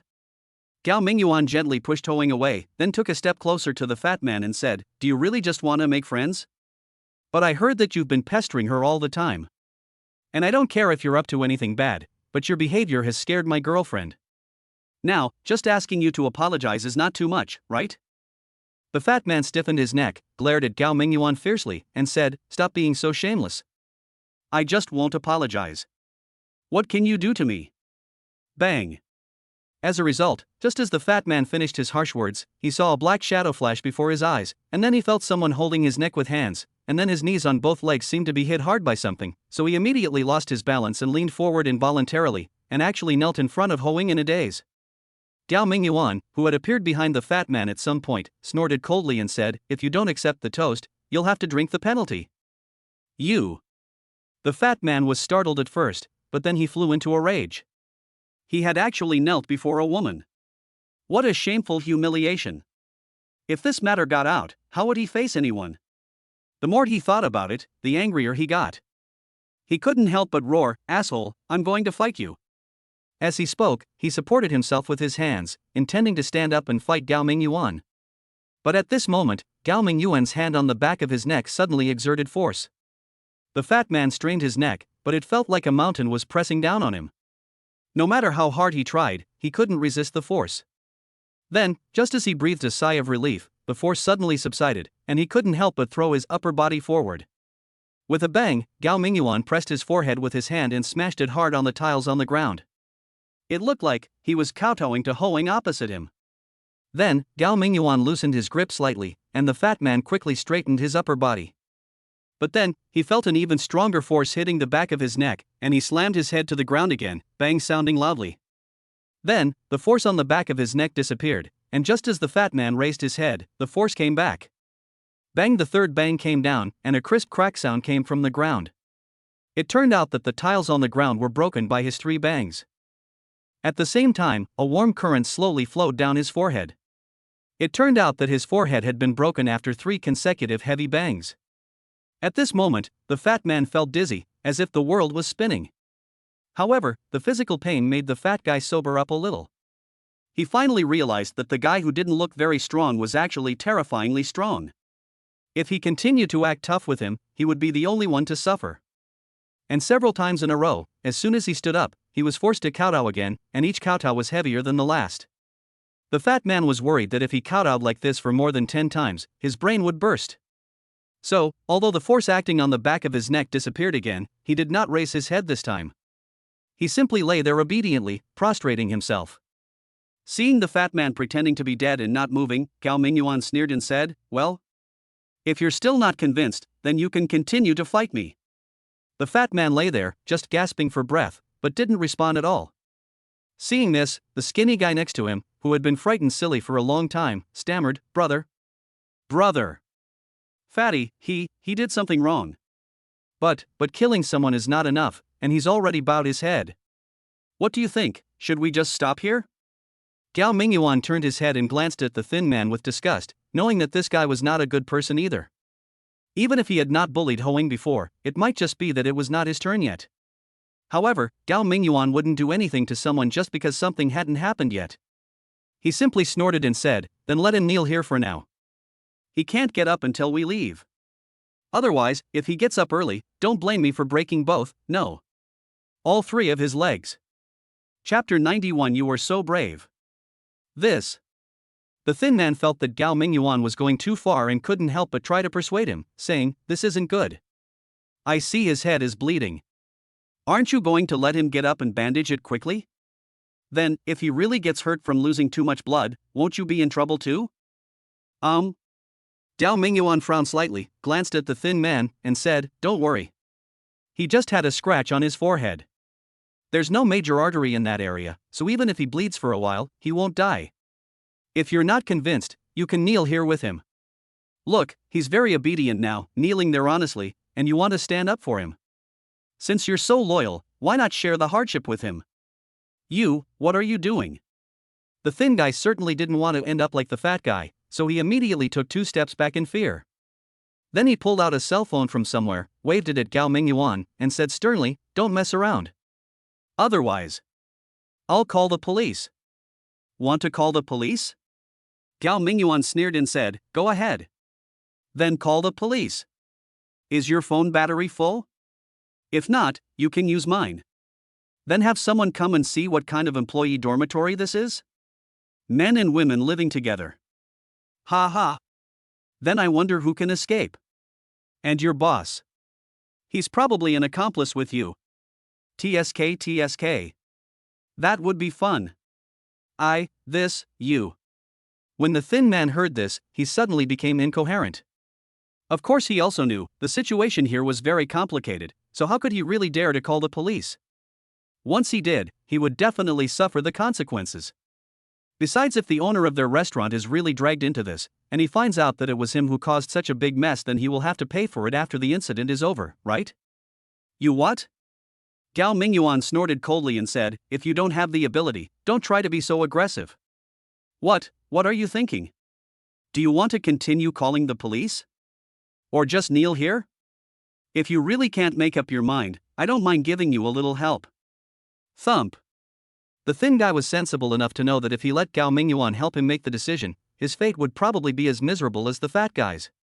Since you have to kneel down sooner or later, you might as well take the initiative. At least this way you can suffer less physical pain. Seeing that the skinny guy didn't actually confront him, Gao Mingyuan shook his head in disappointment and said, "Boring." Then he turned around, patted Ho Ying's shoulder, and said, "Go pack your things. Let's get out of here."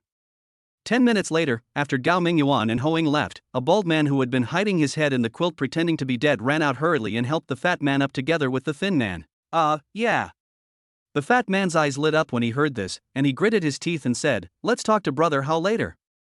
No matter what, we have to let Brother Hao help us vent this anger. Damn. What the hell? He actually came here to act like a bully, and he really thinks he is a big shot." Downstairs. Gao Mingyuan, carrying a suitcase in one hand and a large cloth bag in the other, was still walking briskly. Ho Ying, carrying only her guitar case, was still not as fast as Gao Mingyuan. This was only because Gao Mingyuan's body had received a foundation building reward from the system today. Otherwise, even he would have been exhausted carrying these 2 things. Seeing this, Gao Mingyuan couldn't help but say in surprise, "Your luggage is quite heavy. How did you carry it here by yourself?"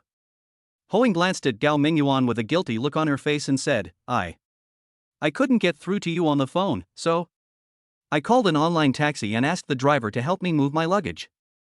I paid him an extra 50 yuan for the fare.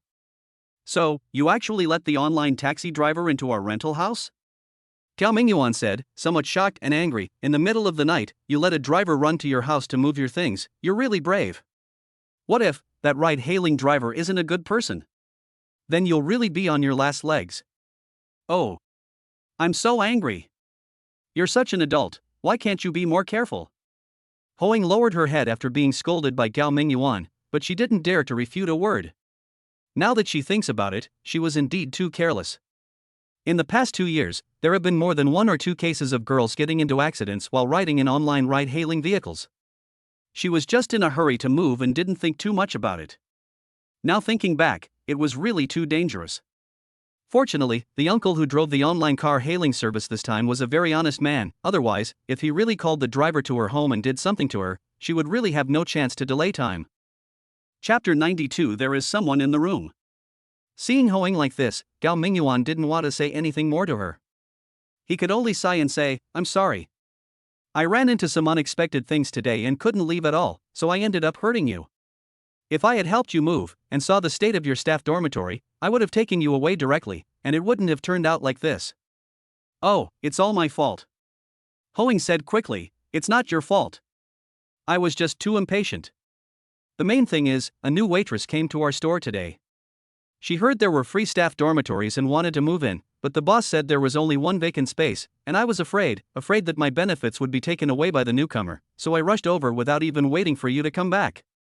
No wonder they say that those who try to get something for nothing will suffer the most. Now that I think about it, it's really terrible. I really don't know, how can the girls living in the dorms, how can they bear it? Gao Mingyuan touched his nose, also feeling very confused. I believe that under normal circumstances, few girls would accept this kind of mixed-sex dormitory, right?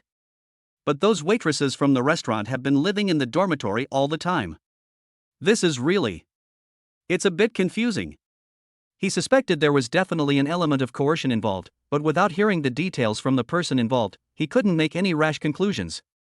Furthermore, since Hoing had already escaped from that haunted place, Gao Mingyuan didn't want to meddle in other matters, like calling the police. Who knows if those waitresses were willing to stay here? What if they really liked this mixed living model?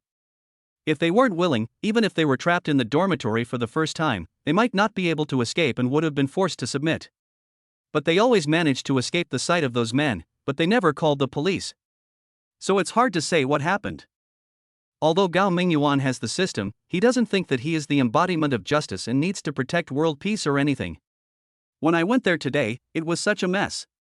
Not a single waitress stood up and asked me to help them and take them out of their misery. Of course, Gao Mingyuan would not shamelessly save others. After putting the luggage in the trunk, Gao Mingyuan drove Hoing back to the old neighborhood. After parking the car downstairs, Gao Mingyuan got out and casually glanced upstairs. Then he was slightly startled and said, "Didn't you turn off the lights when you left after moving your things? What's wrong?" Upon hearing this, Hoing also looked upstairs, but was stunned. It turned out that the light was on in the window of their studio apartment. This. Hoing scratched her head blankly and said, "I remember.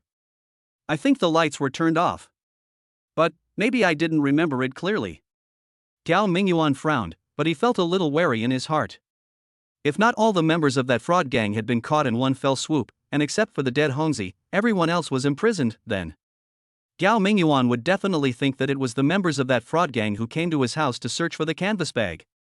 But now Gao Mingyuan is very sure that there should be no one in the fraud gang who has escaped, so there should be no one who knows that he has the canvas bag, so in this shabby rental house, there will be no thieves visiting, right? But no matter what, we should always be on guard against others. So Gao Mingyuan didn't carry the suitcase and the big bag wrapped in bedding upstairs directly, but took one suitcase upstairs first. That way, if anything happened, his reaction speed would not be affected by carrying things in both hands. When going upstairs, Gao Mingyuan even deliberately let Hoing walk behind him to avoid any unexpected situations ahead.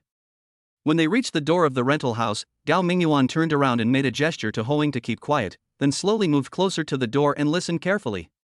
Then his expression changed slightly. Sure enough, there was someone in the house. Although the person inside seemed to be in a state of stillness and did not make any noise, Gao Mingyuan's vision and hearing had been significantly improved after undergoing a physical foundation building process. In addition, it was nighttime and everything was quiet, so Gao Mingyuan could hear clearly even the slightest sounds within a few meters. At this moment, he put his ear to the door, and clearly heard someone breathing slightly inside the room. Only Gao Mingyuan and Hoing have the keys to this rental house, but they are still outside and have not returned home. However, there is a sound of someone breathing in the house. It is really scary to have another person in the house in the middle of the night. If Gao Mingyuan had not learned Wing Chun and had not fought with the fraud gang before, and was still very confident in his own strength, then, the best thing to do at this time would be to call the police immediately. But now, Gao Mingyuan planned to catch the hateful thief or some other criminal in the house first, and then it would not be too late to call the police. So he turned around and gestured to Hoing, asking her to retreat to the corner of the stairs first, and not get too close to this side. Otherwise, if he opened the door later, the thieves in the house would become desperate and fight for their lives, and it would be bad if they hurt Hoing again. Hoing had already realized from Gao Mingyuan's expression that there was someone in the house. So her little face turned pale with fright. At this time, she didn't dare to move forward, and hurriedly retreated half a floor step by step. It was not until this time that Gao Mingyuan reached into his pocket and took out the key. Then he inserted the key into the keyhole as quickly as possible and opened the door. Who? The moment the door opened, Gao Mingyuan rushed into the house like lightning and shouted loudly, trying to scare the thief hiding in his home. In this way, the other party would not be able to attack him in the first time. However, when he saw the person in the room clearly, he was stunned. Feng Huayo, why is it you? There was indeed a man in the room. He was about the same age, height, and educational background as Gao Mingyuan. The reason why Gao Mingyuan knew that the other person's academic qualifications were similar to his was because this guy was clearly his classmate and roommate Feng Huayu in college. Seeing the door suddenly open and a person running and shouting, Feng Huayu, who was originally lying on the bed fiddling with his mobile phone, was also frightened and immediately threw the phone to the ground.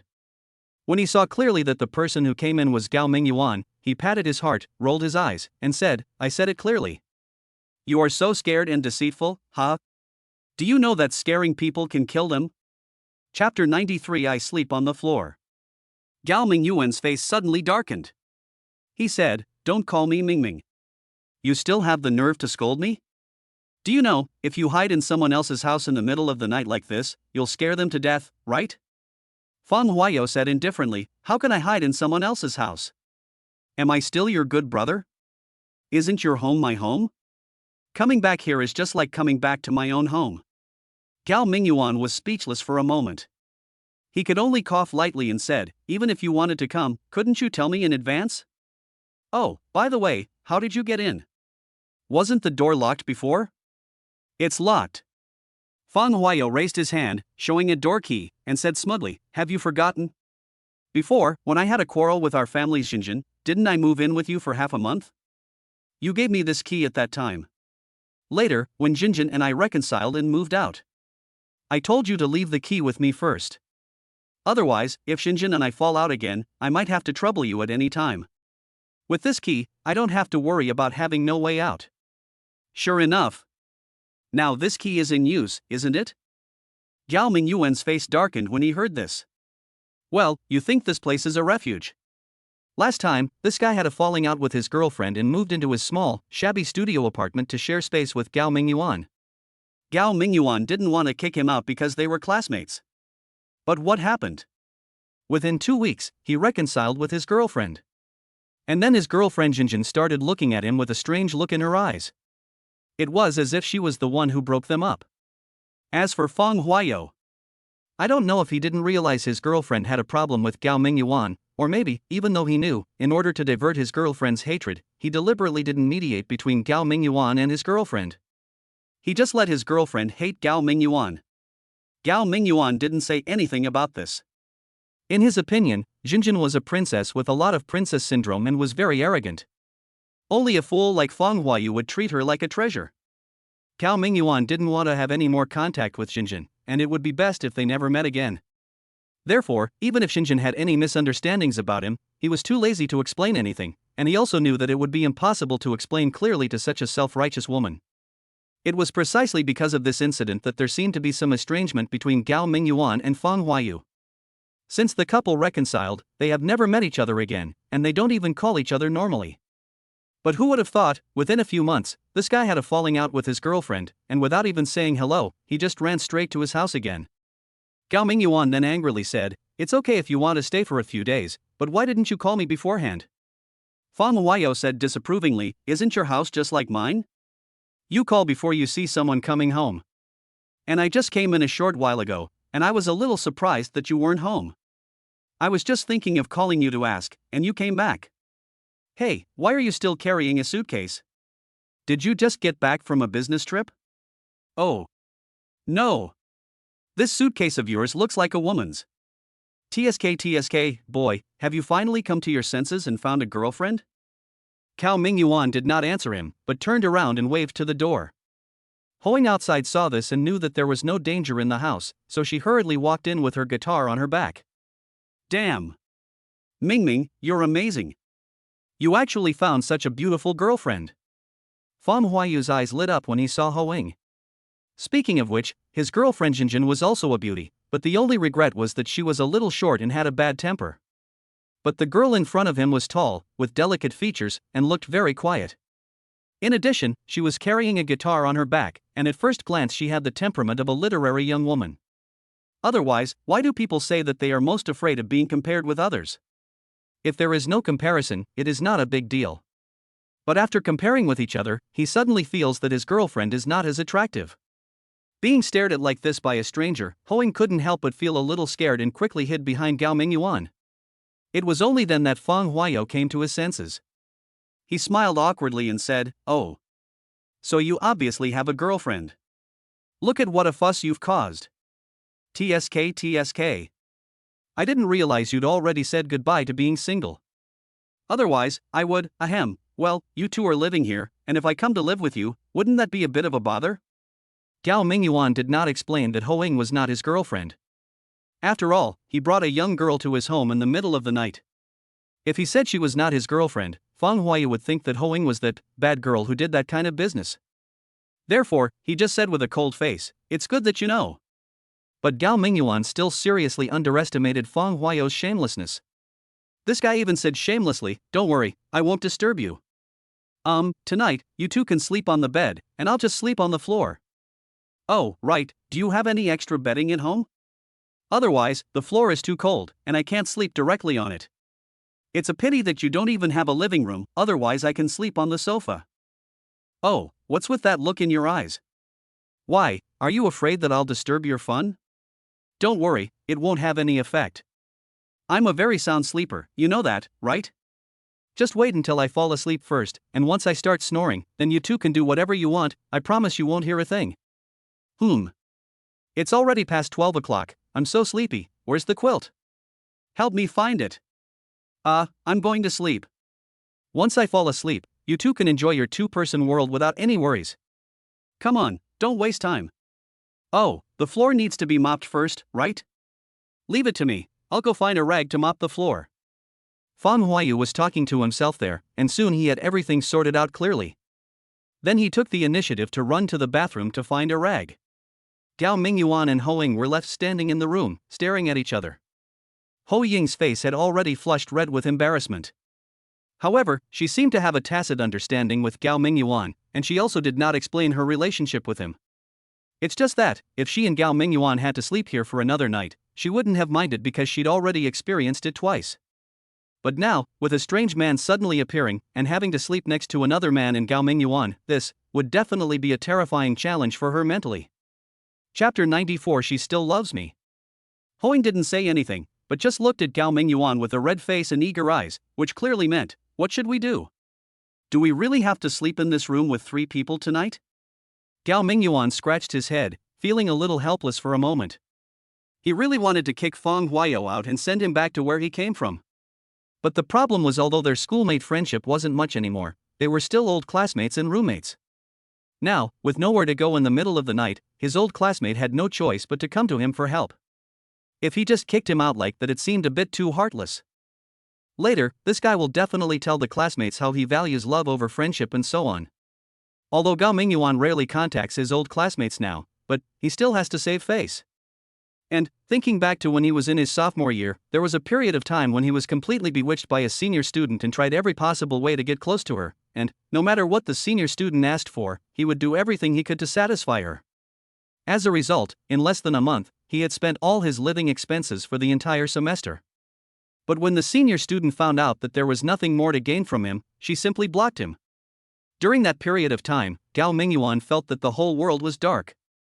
He didn't know what to do. He was so broke he didn't even have money for food. Seeing how miserable he was, his roommates each chipped in a few hundred yuan. It was with the help of these roommates that he managed to get through the semester. Naturally, Fang Huayo also contributed to this. Although, he later returned all the money to them and even paid for a meal for them as a token of his gratitude. However, Gao Mingyuan still always remembers the kindness of his roommates, and this kindness cannot be repaid simply by paying back the money and treating them to a meal. Therefore, even if it was just for the incident that happened that year, Gao Mingyuan could not really have the heart to kick Fang Huayu out. Thinking of this, Gao Mingyuan couldn't help but sigh, then looked at Hoing apologetically and whispered, "Well, how about I take you to find a hotel nearby to stay first? That guy is my old classmate after all. Well, since he's here, we can only let him stay here first. Wait until tomorrow, see if we can drive him away.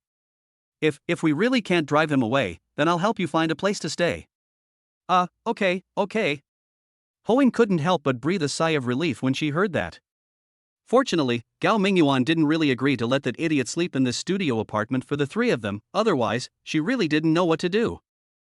At this time, Fang Huayu had already come out of the bathroom happily with a rag and a basin of clean water. It seemed that he really wanted to clean the floor so that he could sleep on it. Gao Mingyuan rolled his eyes and said, "Alright, you don't have to work hard for now. You don't have to sleep on the floor, just sleep on the bed tonight." "What?" Fang Huayo was stunned for a moment, then immediately put on an embarrassed expression and said, This isn't a good idea, is it? Well, even though I sleep very soundly, most noises won't wake me up. But, if the three of us squeeze into one bed, well, if you two make too much noise at night, like, the bed keeps shaking or something, I might still be woken up. So, this is really not a good idea. I'd better sleep on the floor." Gao Mingyuan's face suddenly darkened. The damn bed was shaking non-stop. Who the hell wanted to share a bed with three of you? So he quickly waved his hand, interrupted him, and said, "It's not what you think. I'm planning to take my friend out to find a hotel to stay in." Is that so?" Fang Huayo immediately looked embarrassed and said, "How can this be so embarrassing? Well, even if someone wants to stay in a hotel, it should be me." Gao Mingyuan's eyes lit up and he said, "Really? If you're willing to stay in a hotel, that's fine. I'll pay for it." But in the end, Fang Huayo spread his hands and said, "But I suddenly remembered that I left in a hurry this time and didn't bring anything with me, not even my ID. Even if I wanted to stay in a hotel, I'm afraid I can't." Gao Mingyuan suddenly wanted to beat the shit out of this guy. What can you say if you don't have your ID card with you? Okay, then send my friend to the hotel. Gao Mingyuan glared at Fang Huayo, then turned around and walked out with his suitcase. But when he reached the door, he suddenly turned around and reminded Fang Huayo, saying, "And I'll only take you in for one night. You'd better get out of here tomorrow." "Humph, you ran away from home without even your ID? It's obvious you're just trying to scare your girlfriend. So you'd better go back early, otherwise, if your girlfriend finds out you're hiding with me again, she'll probably hate me even more, as if I'd kidnapped her boyfriend." "How could that be possible?" Fang Huayo quickly said with a playful smile, "Jinjin is a person who is cold on the outside but warm on the inside. In fact, she knows that I disturbed you for such a long time last time and has always felt sorry. She even said that she would treat me to a meal to thank you." Gao Mingyuan quickly shook his head and said, "Don't. I can't afford her food. If you two really feel bad, then stop bothering me in the future. Do you hear me? Go back tomorrow and don't stay here anymore. Mingming, you shouldn't be so heartless." Fan Huayo said with a bitter face, "If it's just one day, I'm afraid she won't care at all. She might even think I'm working overtime at the company. So, it should be at least 3 to 5 days. After losing me, let her realize my importance, realize that her life is incomplete without me. Then she will regret it, and come to me crying. And then..." Stop. Gao Mingyuan interrupted Fang Huayo's endless daydreaming in time and said with disdain, "Wake up, buddy. Last time you ran away from home for half a month, your girlfriend didn't come to you crying, right? Instead, you went to her crying and apologizing, begging for reconciliation, and then she gave you a chance. So, your threats are completely useless. If you really care about her and don't want to be separated from her, then just swallow your anger and be a good licker. Be careful if you disappear again this time. If your girlfriend gets angry and really kicks you out and gets along with another man, then you'll be dumbfounded. What? How is this possible? At first, when Feng Huayu heard Gao Mingyuan calling him a bootlicker, he was very unhappy. When he was about to retort, he immediately became nervous when he heard Gao Mingyuan's last sentence. She can't possibly find another man. I know. She just has a bad temper, but she still loves me. There's no way she could leave me. Chapter 95. It's so expensive here. Seeing Feng Huayou's incoherent tone, Gao Mingyuan felt a little soft-hearted, but he still felt that there would be no good outcome for Feng Huayou and Jinjin. Feng Huayou truly loves Jinjin, but Jinjin seems to feel a little dispensable towards him as a boyfriend. There was one thing Gao Mingyuan had never told Feng Huayou, that was that he had once seen Jinjin shopping with a middle-aged man with a partially bald head. At that time, Jinjin's arm was around the man's, and the two of them were chatting and laughing along the way, their expressions very intimate. When he saw this scene, he had an idea, to take a picture of it and send it to Feng Huayou. But after thinking about it, I decided not to be such a bad person. After all, Gao Mingyuan didn't know who that man was. What if that man was Jinjin's father, uncle, or some close relative? Then wouldn't it be normal for the two of them to go shopping together, even if it was just arm in arm? If there really was some misunderstanding here, and he had played a bad role in it, wouldn't the couple hate him even more in the end? Furthermore, Gao Mingyuan was most worried that he hadn't misunderstood, that Jinjin did indeed have some ambiguous relationship with another man. But in the end, after he told Feng Huayou, after going through the painful torment, he chose to forgive her. That would be incredibly awkward. Gao Mingyuan even felt that this possibility was quite high. He felt that Feng Huayou's feelings for Jinjin were just like his own infatuation with that senior schoolmate. They were all driven by so-called love, disregarding everything else.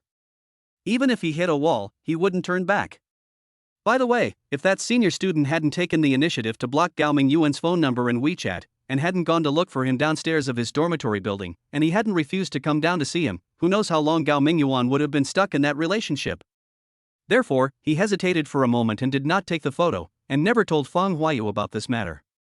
But Gao Mingyuan always remembered that scene, and he thought it was unlikely that the bald man was Jinjin's elder. It was very likely that a grassland had already grown on Feng Huayou's head. However, Gao Mingyuan's words still clearly made Feng Huayou uneasy. After hesitating for a moment, he said, "Since you said that, how about just 2 days? I'll stay with you for 2 days, and then I'll go back. Is that okay with you?" What else could Gao Mingyuan say? He could only nod, turn around and walk out of the studio apartment with Ho Ying. Just as he was about to turn around and close the door, he heard Feng Huayou say in a mean voice, "By the way, since we're going to the hotel, then you shouldn't come back. Just let your sister-in-law sleep in the hotel. To be honest, your bed is a little small. It's okay for one person, but it's a bit crowded for 2 people. And I also heard that some hotels will prepare some fun things for guests, especially for young couples to entertain themselves. You two should have fun, and don't worry about me. I'll go out to take care of breakfast tomorrow. Anyway, you can't cook at home, so it's useless even if you come back. Ha ha. I'm a bit timid, and I'm a little scared to sleep here alone. Then I'll lock the door. Hee hee." After saying that, Feng Huayou slammed the door shut, and then a slight click sound came from inside. He actually locked the door from the inside. Gao Mingyuan was stunned for a moment, and he almost couldn't help but kick the door open. However, this was a security door, and it also opened outwards. He estimated that he probably couldn't kick it open, so he thought about it and had to endure it. But I'm really angry. What kind of person is this? You ran away from home and came to my house, which is fine. I already agreed to take you in for 2 days, and you actually want to monopolize my home and even lock me out. The most infuriating thing is, this guy actually complains that my bed is too small and a bit crowded for 2 people to sleep in. If you think it's too crowded, don't come here." Seeing Gao Mingyuan standing there gasping for breath, and even raising his foot several times as if to kick the door, Ho Ying was a little amused. After a while, she came forward, pulled Gao Mingyuan's arm, and said, "Forget it. You're not really going to kick the door, are you?" If you really kick it down, the landlady will eat you alive. Gao Mingyuan hummed, then pointed at the door and said, Feng Huayu, listen to me. This is the last time. If you come to me for refuge again, don't blame me for not recognizing you as my old classmate. Humph. After saying that, he shook his head and went downstairs with Ho Ying. Normally, there are quite a lot of small hotels nearby, but when Gao Mingyuan drove with Ho Ying to look for them, they were shocked to find that all those small hotels were closed in the middle of the night. Come to think of it, these small hotels are basically privately owned, and there won't be many guests staying here. Who would open for business 24 hours a day? There was no other way. Gao Mingyuan could only drive further away until, around 1 o'clock in the morning, they finally saw a hotel that was still open near the city center. However, this hotel looks quite high-end at first glance. It is quite grand from the outside. Looking through the glass inside, you can see a spacious hall filled with crystal-clear chandeliers, which illuminate the hall with a golden and magnificent look. Ho Ying was stunned by this and quickly grabbed Gao Mingyuan, who was about to turn off the engine and get out of the car. She said timidly, this place looks very expensive. It might cost me half a month's salary to stay here for one night. What's more, I'm unemployed right now. So, forget it, let's go find another one. Gao Mingyuan smiled bitterly and said, we've been walking for so long, and this is the only one still open. It looks like most of the small hotels are closed. So we'll keep looking. Most of the hotels that are still open at this time are high-end hotels. In that case, let's not bother anymore and just go with this one. But, it's so expensive. Ho Ying still refused to let go of Gao Mingyuan's arm, gritting her teeth and saying, how about? I'll find an internet cafe and a seat to stay overnight, and then after you drop me off, I'll go back and sleep with your old classmates. Gao Mingyuan rolled his eyes and said, you're a girl, and you're going to an internet cafe to stay overnight? Are you crazy? You'll be targeted by those hormone-fueled internet-addicted teenagers. You've worked in an internet cafe yourself, don't tell me you haven't encountered something like this. After hearing this, Ho Ying's face turned pale, because she had actually seen this kind of thing before. After all, when she was working at the internet cafe, she was on night shift, and it was always late at night. The order in the first half of the night or in the internet cafe is still better, but in the second half of the night, many people can't hold on and fall asleep. This is the time, for some people with ulterior motives to take action. Some people steal wallets while others sleep, and some take advantage of single women online. Generally speaking, you won't get hurt in public places like this. However, being touched or taken advantage of is quite common. Unless a woman has a boyfriend, going to a place to stay and surf the internet by herself is like walking into a tiger's mouth. Chapter 96, do it for a while and leave. That's fine, it doesn't matter if it's a little expensive, as long as it's safe. Seeing Ho Ying's face pale with fear, Gao Mingyuan was a little amused. That's it? You still want to stay in the internet cafe? But seeing Ho Ying's painful expression, Gao Mingyuan chuckled and said, don't worry, my classmates are here today, so I have to pay for you to stay in a hotel. Ho Ying rolled her eyes at Gao Mingyuan and said, I feel bad for you spending money. Your classmate is really. He made us spend so much money, Ho Ying's words warmed Gao Mingyuan's heart. It seemed, she was not only stingy, but also thinking about him. After parking the car in the parking space in front of the hotel, Gao Mingyuan and Ho Ying got out of the car and took Ho Ying's suitcase out of the trunk. As for the big bag of bedding, there was no need to take it down, as the hotel had no shortage of it. The two walked into the empty hotel lobby, only to find it deserted except for two girls in white shirts and red vests sitting at the front desk. Seeing someone coming in, the two girls quickly stood up and greeted him politely. Gao Mingyuan first asked Ho Ying for her ID card, then walked to the front desk and asked, are there any rooms available? The front desk staff immediately responded enthusiastically, we still have some rooms available. What kind of room would you like, my dear guests? We have standard rooms, cozy king-size rooms, business suites, business deluxe rooms, and even executive suites. Seeing this, Ho Ying quickly asked, which room is cheaper?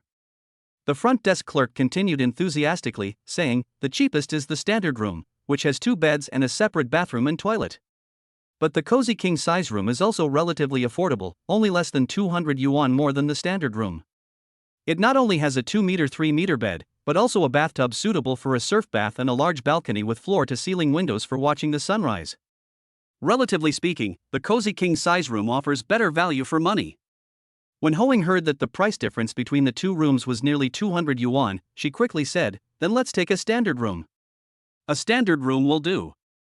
Gao Mingyuan felt that since he was paying, he couldn't let Hoing think he was stingy. Although the double room was less than 200 yuan more expensive, he had just made a fortune.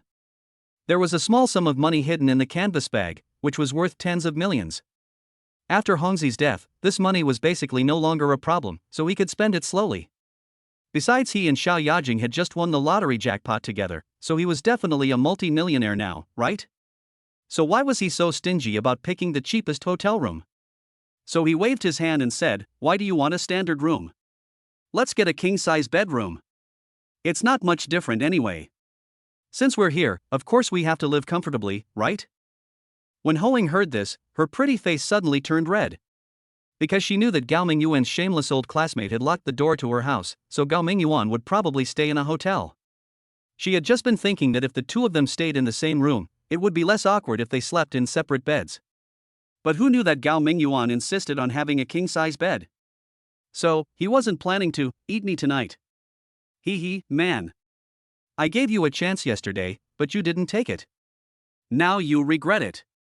Humph. Thinking of this, Ho Ying's face turned red and her heart was pounding, but naturally she didn't say anything to object. The two girls at the front desk looked at each other and smiled knowingly. A cozy king-size room, huh? Okay, both of you. Please show us your IDs, and I'll check you in right away. The girl took the ID card handed over by Gao Mingyuan, frowned slightly, and said, "It's like this. Although the two of you only need one room, according to regulations, all guests staying here need to register their ID cards." Ah. Gao Mingyuan was stunned for a moment, then pointed at his nose and said, "But I don't live here." "You don't live here?" The girl at the front desk obviously didn't believe Gao Mingyuan's words. If it was really just a girl staying at the hotel, would she really need a king-size bedroom? So, you're kidding.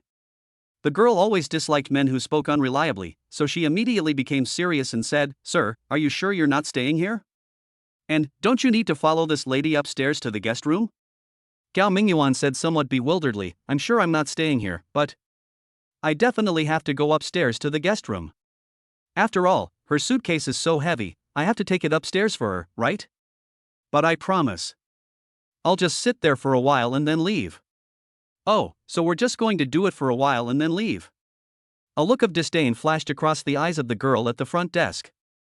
It turns out that he is a quick stir-fryer. In that case, it will only take a while, maybe just a few seconds, or there is really no need to stay here overnight. If Gao Mingyuan knew that his words "sit for a while" were understood by the girl at the front desk as "do it for a while," he would probably be so angry that he would die on the spot. So, the girl at the front desk didn't force Gao Mingyuan to show his ID card. She nodded and said, "In that case, I'll just enter this lady's information." After registering Ho Ying's information, the receptionist took out a photo of a room card and said, "Thank you. The total is 808 yuan, which includes a 50 yuan deposit. The deposit will be returned to you when you return the room card when you check out." "Excuse me. Would you like to pay in cash or by scanning a QR code?" "Scan the code." "Oh, and she'll probably be staying for 2 days, so she should pay for both days at once." Gao Mingyuan didn't react much. A king-size room here cost 758 yuan a night, which was reasonable considering the hotel's grandeur. So he pulled out his phone, scanned the code, and paid over 1,000 yuan. But when Hoing heard this, she secretly took a breath. The cost of one night here is enough to pay her a month's rent. This is too shady. Aw. It's all Gao Mingyuan's old classmate's fault. Seriously. He made us spend so much extra money. I hope that guy will get out of here soon. If we only stay in this hotel for a night or two, it's okay, but if we stay more than that, we'll really go bankrupt. After paying the money and getting the room card, I saw that their room number was 1505. So Gao Mingyuan hurriedly dragged his suitcase and followed Hoing into the elevator. After they found room 1505, opened the door, and inserted the room card into the master control card slot at the door, they suddenly saw a luxurious room of more than 50 square meters become brightly lit. Wow, it's so beautiful here. Hoing had never stayed in such a high-end hotel before. Seeing the luxurious room in front of her that looked like a small palace, she couldn't help but be intoxicated. She had been resentful of the 758 yuan a night price for this room, but as she walked into the room, she suddenly felt that the higher price for such a beautiful room did make sense. Chapter 97, Extremely Conflicted. The floor was covered with a thick, beautifully patterned carpet. Although it was not handmade and not made of pure wool, it was obviously of high quality and very comfortable to walk on bare feet. It was not the kind of red carpet that would be laid in front of a certain store or restaurant when it opened. When she opened the door, she saw thick carpet as soon as she entered the room. However, there was no shoe rack or slippers at the door. So Hoing was suddenly at a loss, not knowing whether she should take off her shoes. It's not like she's never stayed in a hotel before, but she's never stayed in such a high-end room. At a regular hotel, you wouldn't need to take off your shoes upon entering. But here, the carpet looked so clean. If she stepped on it with her shoes on and made it dirty, would she be fined by the hotel? Seeing Hoing standing still at the door, Gao Mingyuan couldn't help but ask in confusion, "What are you doing? Why aren't you going in? Is there anything in the room?" No. Hoing responded after hearing this, then quickly took off her shoes, picked up her own shoes, and walked in barefoot. Gao Mingyuan was stunned for a moment and asked, "What are you doing? Why did you take off your shoes?" Hoing glanced back at him and said, "The carpet is so clean, I'm afraid it will get dirty." Gao Mingyuan said with a mixture of laughter and tears, "Hurry up and put it on. This carpet only looks clean, it must be vacuumed every day. But it's only the surface that doesn't look dirty, as for how many bacteria are hiding inside. Don't worry. The housekeeping lady will clean up the carpet if it gets dirty." "I see." Hoing smiled a little embarrassedly and could only put her shoes back on. Gao Mingyuan picked up the suitcase and walked into the room, but deliberately left the door open. He then carried the suitcase inside and placed it on the edge of the bed. He then looked around and said with a smile, "This room is really nice. There's even a coffee machine. Wow. So this is a coffee machine." Ho Ying's eyes lit up and she quickly asked, "How do I use this? It looks so complicated." Gao Mingyuan had used a coffee machine before at the upper order place, so he was familiar with it. He immediately taught Hoing how to install the coffee capsule, how to add water, and how to collect coffee. Following his demonstration, 2 cups of hot coffee were made. Gao Mingyuan then found the sugar and coffee creamer that the hotel had prepared in the storage box and poured a bag into each person's cup. "Wow, it's delicious." Hoing took a sip from the coffee cup. Her beautiful eyes had narrowed into crescent shapes, and she looked very satisfied. Hoing then curiously looked at the contents of the storage box and discovered that in addition to the white sugar and coffee creamer added to coffee, there were also 2 small packets of black tea, 2 small packets of green tea, and brown sugar ginger tea for women. Finally, she found 2 small red packaging bags, but the writing on them was all in foreign languages. "What is this?" Hoing picked it up curiously, looked it over, and said, "It looks so high-end, and it has a sweet fragrance. Could it be foreign candy?" Gao Mingyuan looked embarrassed when he saw this. He coughed lightly and said, "This looks like that, something that only couples can use." Hoing said with a puzzled look on her face, "What kind of thing can only be done between lovers?" She was halfway through her words when she suddenly realized what she was holding. She tossed the object into the storage box as if it were a burning charcoal, blushing and glaring at Gao Mingyuan. Then, she picked up her cup of coffee and sipped it silently. Gao Mingyuan couldn't help but be speechless. It was obviously you who was like a curious baby, picking up everything to look at it, and asking questions all the time, so why, in the end you blame me? Seeing the awkward atmosphere, Gao Mingyuan quickly drank the coffee in his cup, then stood up and said, "Well, just take a good rest here. I'll be leaving first." "Ah." Hoing panicked when she heard this. She quickly put down her coffee cup, stood up, and said, Where are you going?" Gao Mingyuan said, "Of course I'm going home." But didn't your classmate, didn't he lock the door?" "So what if he locked the door? I'll just knock hard, I'll eventually wake him up." Gao Mingyuan said this, but in fact he was planning to move into the apartment Xiao Yajing had lent him. But he didn't know how to tell Hoing about this. He clearly has a place to live, and it's a 3-bedroom house, but he insisted on sending Hoing to live in a hotel. This seems a bit unreasonable. But the problem was that house belonged to Xiao Yajing, and Gao Mingyuan and Xiao Yajing were still engaged in a rather ambiguous relationship. What if he took Hoing to live in that house? Hoing, however, had no idea what Gao Mingyuan was thinking.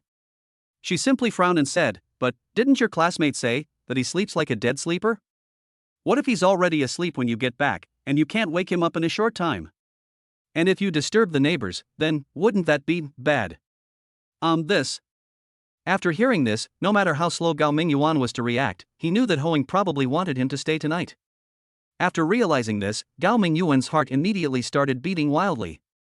Just when Gao Mingyuan didn't know what to do, he suddenly heard a knock on the open door. The two turned around and saw a sleepy waiter standing there with a large fruit plate. He tried to say in a sweet voice, "Hello? Room service." After saying that, the waiter came in with a fruit plate. Seeing such a large and exquisite fruit plate, Hoing quickly waved her hand and said, "Sorry, we didn't order a fruit plate." The waiter smiled and said, "Ma'am, our fruit plate is free and there is no additional charge. Please enjoy it." After saying that, the waiter put down the fruit plate, turned around and walked out, and at the same time closed the open door. When the door was locked with a click, the atmosphere in the room suddenly became a little strange again. I'm going to take a shower first." Hoing suddenly stood up, opened her suitcase, took out her bath towel and toiletries, and ran into the shower room with a red face. Gao Mingyuan was left there, and suddenly he felt that he couldn't leave, nor could he stay. He was extremely conflicted for a moment. Chapter 98. Are you kidding me? To be honest, Hoing is such a beautiful girl, and she also has the unique temperament of a literary young woman. No man would dislike her. Gao Mingyuan is also a man, so of course he is no exception. If Xiao Yajing's incident hadn't happened, he would definitely have done what he was supposed to do without hesitation. But now he was a man with a fiancée, and there was a system watching closely. If he really got together with Hoing, how would he explain it to Xiao Yajing later? Should I cancel my engagement with Xiao Yajing? Then the system will probably pop up again and ask me to unbind or something. If it really is just a system unbinding, then Gao Mingyuan can just be willful for once for love and abandon this golden finger that can make his life a cheat. That's not impossible. But the problem is, if the system is untied, there is a high probability that he will become a vegetable or an idiot, which is unacceptable to him. Therefore, this approach is simply not feasible. Of course, if he is a little shameless, he can do whatever he wants with Hoing first, but then tell Hoing afterwards. My engagement with Xiao Yajing cannot be cancelled, so, between us, it can only be that we are not destined to be together. Unfortunately, Gao Mingyuan is not that thick-skinned, he really can't do such a thing. In this case, it seems that he has no choice but to leave.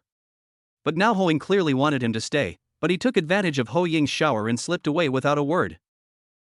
For Hoing, this was definitely an extremely hurtful and insulting act.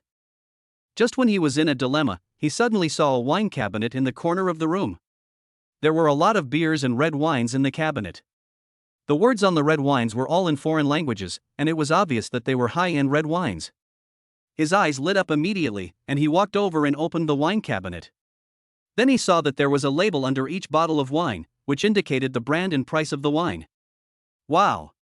As for beer, the cheapest one is 25 yuan a can, and red wine, the cheapest one is 1,888 yuan. Well, since we are in a high-end hotel, let's be a little extravagant for once. So Gao Mingyuan picked out 2 bottles of the cheapest red wine, opened them both with a corkscrew without saying anything, then took 2 high-heeled glasses and returned to the table beside the bed. He poured half a glass of red wine into each of the 2 glasses, and then heard the noise in the bathroom gradually becoming quieter. In a hurry, he simply drank most of the bottle of wine mouth to mouth, ton, in one breath. After drinking it, he couldn't help but grin his teeth. Damn, foreigners' red wine is really hard to drink. This wine is actually sold for nearly 2,000 yuan a bottle. Why does it feel worse than the red wine sold in small supermarkets for only a dozen yuan a barrel? With a splash, Hoing finished her shower, wrapped only in a bath towel, and then wrapped her wet hair with a towel, and walked out of the bathroom. After she came out, she immediately glanced into the room nervously. Seeing that Gao Mingyuan was still sitting there, she breathed a sigh of relief. But then she became so nervous that she didn't know how to walk. Although she had already made up her mind, but when she really faced Gao Mingyuan, she still couldn't help feeling shy. After all, she had never really had a boyfriend in her life, and this time, she felt like she was taking the initiative. The most important thing was, she clearly knew that Gao Mingyuan already had a fiancé. She didn't know why she was like this, but she was always worried that if she missed these 2 days, she might never have the chance to be with Gao Mingyuan again. She had already missed it once last night, and she thought that from then on, she and Gao Mingyuan would slowly become strangers. So when she was preparing to move at night, she found that Gao Mingyuan had not come back. She did not insist on waiting for Gao Mingyuan to help her move, because she thought Gao Mingyuan was deliberately avoiding her. She also has the modesty of a girl. If Gao Mingyuan was really avoiding her, how could she have the nerve to pester him? But what she never expected was that her new job would turn out to be a den of wolves. She almost fell in and couldn't get out. In the end, Gao Mingyuan came to rescue her again. When she saw Gao Mingyuan rushing in and shouting her name in the hotel staff dormitory, her tears could not stop flowing, and her heart was unreservedly imprinted with the name of this man. Especially when she saw Gao Mingyuan domineeringly forcing the fat man who bullied her to kneel down and apologize to her, Gao Mingyuan's image in her heart was infinitely elevated. Because of this, even though she knew that Gao Mingyuan already had a fiancé, she still couldn't bear to leave Gao Mingyuan. Even though being with this man was destined to have no results, she had no regrets. When she saw that Gao Mingyuan hadn't left, she was secretly delighted. But at the same time, when she found out that Gao Mingyuan really hadn't left, she couldn't help but feel timid. She didn't know how she walked to Gao Mingyuan, and then she found out. Gao Mingyuan was drinking. And Gao Mingyuan was drinking red wine. So, was he trying to create a wasteful atmosphere? To ease her nervousness, Hoing grabbed the glass of red wine next to her, took a sip, and then said, "Wow. This wine is terrible. Where did you get it? Did you just order it?" Gao Mingyuan shook his head and said with a slurred voice, "No. No. There are plenty in the wine cabinet over there." When Hoing heard that it was the wine in the room's wine cabinet, she thought it was free, just like the mineral water. After all, even such a large fruit plate was given away for free by the hotel, so 1 or 2 bottles of red wine shouldn't be a big deal. Her attention was mainly focused on Gao Mingyuan, and she found that Gao Mingyuan's condition was almost the same as when he was drunk last night. "How much have you drunk?" "Ah, you've already finished the whole bottle." Seeing an empty red wine bottle next to her and looking at Gao Mingyuan's drunken look, how could Hoing not understand what was going on? Although she knew Gao Mingyuan's alcohol tolerance wasn't very good, she didn't think he would get drunk after just drinking a bottle of red wine. After all, the two of them had just had a drinking contest yesterday, so who didn't know each other? Especially, red wine only has a strong aftertaste, but it doesn't make you intoxicated that quickly. It usually takes about half an hour for the full effect of the alcohol to take effect. But from the time I went in to take a shower until now, how long has it been? This guy is actually drunk? You must be kidding. Therefore, with just a little thought, you can guess what Gao Mingyuan is planning. So, you're afraid of hurting me, right? But you don't have to run away like this. Unconsciously, 2 lines of tears had already slowly flowed down from Ho Ying's eyes. Chapter 99 ends here. Tears flowed uncontrollably, but Ho Ying didn't want Gao Mingyuan to see her so sad, so she quickly shook her head and wiped her face with the towel wrapped around her head. Then, when she turned around again, she had put on a smile as bright as the sun. "Since you've already finished 1 bottle, I can't fall behind. Come on, I'll finish this one too." As she spoke, Ho Ying picked up the bottle of red wine next to her that had been opened but not yet drunk, tilted her head back, and started drinking it in gulps. "Ah, you drink slowly." Gao Mingyuan was a little confused when he saw this, and quickly reached out to snatch the bottle from Ho Ying's hand, but Ho Ying turned around stubbornly and continued to drink tons. Forehead. Gao Mingyuan's outstretched hand paused in the air. He looked at Ho Ying's smooth shoulders and the bath towel that was casually wrapped around Ho Ying, which seemed not very firm and might fall off if touched. He felt like he had nowhere to put his hands. While he was distracted, most of the bottle of red wine in Ho Ying's hand had been drunk. Seeing this, Gao Mingyuan could only smile bitterly and sit back helplessly. Call. After finishing a bottle of red wine in 1 gulp, Ho Ying exhaled forcefully, then turned around, rolled her eyes at Gao Mingyuan, and said, "This is how you drink to your heart's content. It's just that this wine isn't very tasty, well, but that's all there is to it as a gift. There's still plenty over there, I'll go get 2 more bottles." Having said that, Ho Ying didn't care whether Gao Mingyuan agreed or not. She ran over like a gust of wind, opened the wine cabinet, and directly took out 2 bottles of other brands of red wine from it. Then she ran back and handed them to Gao Mingyuan, saying, "Come on, get out of the way. I wipe." Although he couldn't understand the foreign words on the red wine, Gao Mingyuan vaguely remembered, these 2 bottles of red wine with red background and blue words seemed to be the kind that cost more than 3,000 yuan a bottle, so these 2 bottles cost 7,000 yuan. However, seeing Ho Ying nonchalantly handing him 2 bottles of red wine, Gao Mingyuan felt a little painful, but it was not a good idea to say that these 2 bottles of wine were too expensive at this time. "How about we change to the ones that cost more than 1,000 yuan per bottle?" He'd heard it just now. This silly girl thought the wine was free, too, so she could so calmly bring 2 more bottles. If she knew that bottle she just finished in 1 gulp and said was bad cost nearly 2,000 yuan, she'd be heartbroken. This is way more expensive than the room rate. Forget it. Anyway, I just made a fortune recently, and these bottles of wine together cost only more than 10,000 yuan. I can still afford it, so. Damn. It still hurts. Bang. When opening a bottle of red wine with a corkscrew, Gao Mingyuan looked at the bloody red wine in the bottle and felt that it was the blood flowing from his heart. Looking at the other bottle, Gao Mingyuan felt hesitant to buy it, so he picked up the bottle of red wine that had just been opened and prepared to pour it into Ho Ying's glass. But Ho Ying blocked his way and said, "Why are you pouring it? Open the other bottle too. We can each have one bottle and just blow into it." "No, don't do that." Gao Mingyuan panicked.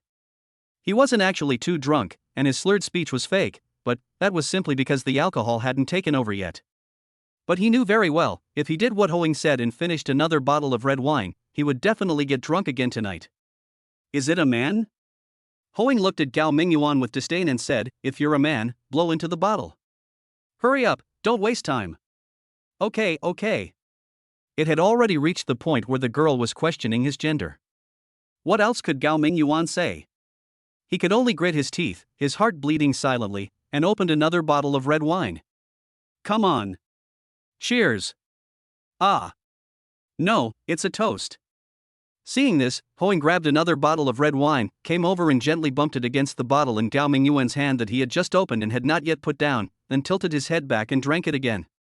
Damn, this girl, is she crazy? Gao Mingyuan couldn't help but feel like crying. If he had known this would happen, he should have just run away. Damn it, after drinking these 2 bottles of red wine, he would be miserable for another day. What a sin. Seeing that Ho Ying had already drunk half of the bottle at the same time. Ho Ying was drinking while signaling herself with her eyes, questioning why she hadn't drunk yet. No matter how big a headache Gao Mingyuan had, he could only bite the bullet, raise the bottle, grit his teeth and pour the slightly bitter wine into his mouth. It hurts. When Ho Ying put down the second empty wine bottle, she was obviously a little drunk, but still looked as if she was not satisfied. When Gao Mingyuan finally finished the bottle of wine, she walked over to the wine cabinet again and said, "Looks like you're not drunk yet. Then let's have 2 more bottles. TSK. The free red wine in this hotel is just rubbish. Why is it so hard to drink? It's not sweet at all. I'm going to pick 2 bottles of better wine this time." Gao Mingyuan quickly advised, "Stop.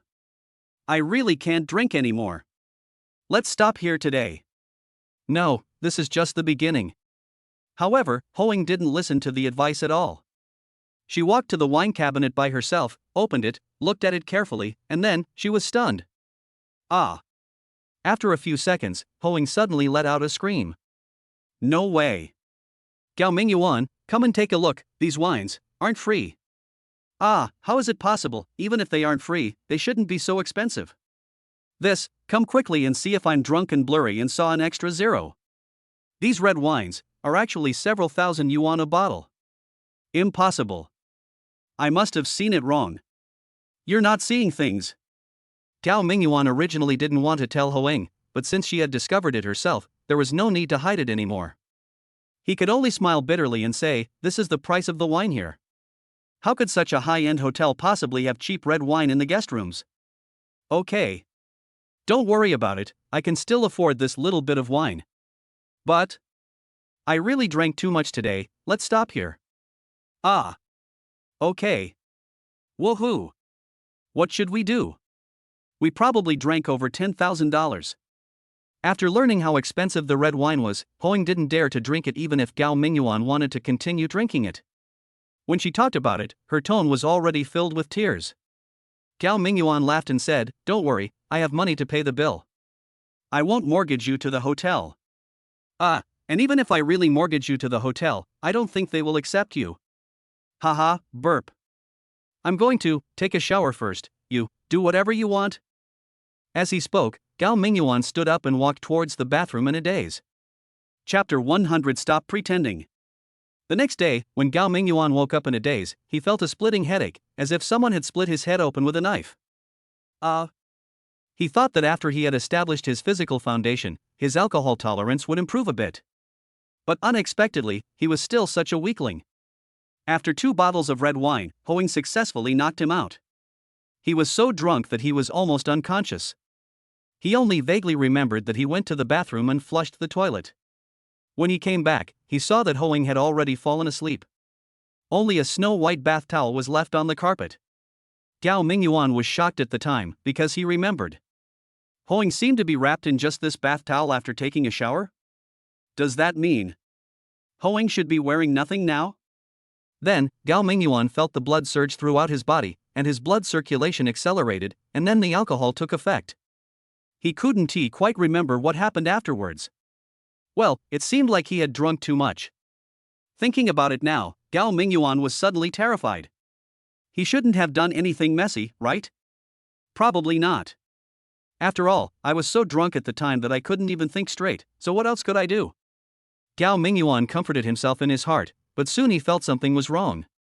Because he seemed to be not wearing any clothes. Shocked, he reached out and touched himself, and suddenly felt a chill in his heart. Sure enough, his hand touched his chest muscles. And in fact, he could feel it without touching it. It seemed that he was wearing nothing but a pair of shorts. Thinking back to last night when he came back from the bathroom and saw the bath towel on the carpet, and Hoing curled up in the quilt with only her head sticking out. Gao Mingyuan now just wanted to burst into tears. Damn it! Did the thing I was most worried about finally happen? And the most infuriating thing is I've finally said goodbye to the title of novice, but why don't I remember it at all? I don't know what it felt like at all. This is so frustrating. Gao Mingyuan forced his swollen eyes open and secretly looked around, only to see he was the only one sitting on the 2-meter-3-meter bed, and Hoing had disappeared somewhere. It's over, she's not going to call the police to arrest me, is she? Or, is she going to buy some emergency medicine? Thinking of this, Gao Mingyuan leaned over to take a look at the storage box on the bedside table and saw that the contents of the 2 small red packaging bags were still there. But this didn't make him feel at ease at all, it only made him more panicked. After all, he was so drunk last night that he probably only acted on instinct no matter what he did. So he definitely wouldn't have thought of holding an umbrella for himself at a critical moment. So, Hoing might really have gone to buy some emergency something? Otherwise, someone might die. As for calling the police, Gao Mingyuan felt that it would not be necessary. He could feel that Hoing was interested in him. If the two of them really did that kind of thing, and when he was drunk, he believed that Hoing would not do such a thing. Gao Mingyuan comforted himself in his heart, then quickly turned over and got up, and then prepared to find clothes to put on, so that Hoing wouldn't come back later and see him like this and feel embarrassed. But Gao Mingyuan looked around the bed, but couldn't find his clothes. Suddenly, his heart started to panic again. Why aren't my clothes gone? Could it be that the fight last night was too intense and tore them to shreds? But that shouldn't be the case. Even if the clothes were torn, there should be some fragments. Could it be Hoing really called the police and used my clothes as evidence? But if they were going to use evidence, shouldn't they have used the bedsheet? Just when Gao Mingyuan was at a loss, he suddenly heard a light click sound from the door, and then the door was opened. Gao Mingyuan was stunned at first, but then he quickly jumped onto the bed, lifted the quilt and crawled in. Sure enough, he heard someone walking in softly on the carpet. Gao Mingyuan squinted his eyes and looked over secretly, and saw that the person who came in was Hoing. She was dressed neatly and holding a shopping bag. After walking over, she glanced at Gao Mingyuan, who was still lying on the bed pretending to sleep, coughed lightly, and said, "Stop pretending. I saw you when I opened the door just now." Well. Seeing that he couldn't pretend anymore, Gao Mingyuan could only open his eyes, then looked at Hoing and opened his mouth, but for a moment he didn't know what to say. Hoing threw the shopping bag in front of Gao Mingyuan and said, "This is the clothes I just bought for you at the nearby mall. Take a shower and try them on to see if they fit you." What? Gao Mingyuan was stunned for a moment. Why did he go to buy clothes for himself so early in the morning? Hoing said with a look of disgust, "Why, you don't still want to wear the same clothes you wore yesterday? You vomited all over yourself yesterday, and I spent ages trying to get them off for you. I wanted to wash them for you, but they looked so disgusting, I just couldn't bring myself to do it, so I just threw them away." Ah. So that's how it is. Gao Mingyuan suddenly realized why he woke up with only a pair of shorts on. He had thought he had done something crazy last night after drinking, but it turned out to be a blast, throwing up all over himself. What a sin. Hoing curled her lips and said, "How else could it be otherwise? What do you think? You don't think that last night you were drunk and I..." "No, Absolutely not. Gao Mingyuan was startled and said quickly, I thought. Well, no, I didn't think anything. Hoing rolled her eyes at him and said, Alright, go take a shower and change clothes. Humph. I was so busy waiting on you last night that I didn't get any sleep at all. I don't care about you anymore, I need to catch up on some sleep. As she said that, Hoing actually started taking off her clothes in front of Gao Mingyuan. Ah, okay, I'll go right away. Gao Mingyuan was a little embarrassed at first, as he didn't want to get out of bed in just his shorts in front of Hoing. But when he saw Hoing like this, he immediately didn't dare to stay there any longer. He jumped out of bed, picked up the shopping bag, and ran to the bathroom to take a shower like a gust of wind. After he washed himself and changed into the clothes that Hoing had bought for him, he discovered that this set of clothes actually fit him very well. Not only does it fit him perfectly, but it's also a brand name. It looks really good on him, making him look even more handsome. Although I don't know how much the suit costs, I estimate it must be at least 1 or 2,000 yuan. In the past, Gao Mingyuan would definitely not be willing to buy such expensive clothes. Well, he can't bear it now either. When he came out of the bathroom, he saw Hoing had indeed crawled back into bed. Moreover, the clothes she had just put on had been neatly folded on the bedside table. On top of the pile of clothes was something with lace and very little fabric. Gao Mingyuan couldn't help but feel a surge of blood when he saw this. The feeling from yesterday came back again. Shit. So, is this how I vomited last night? Damn, blood circulation.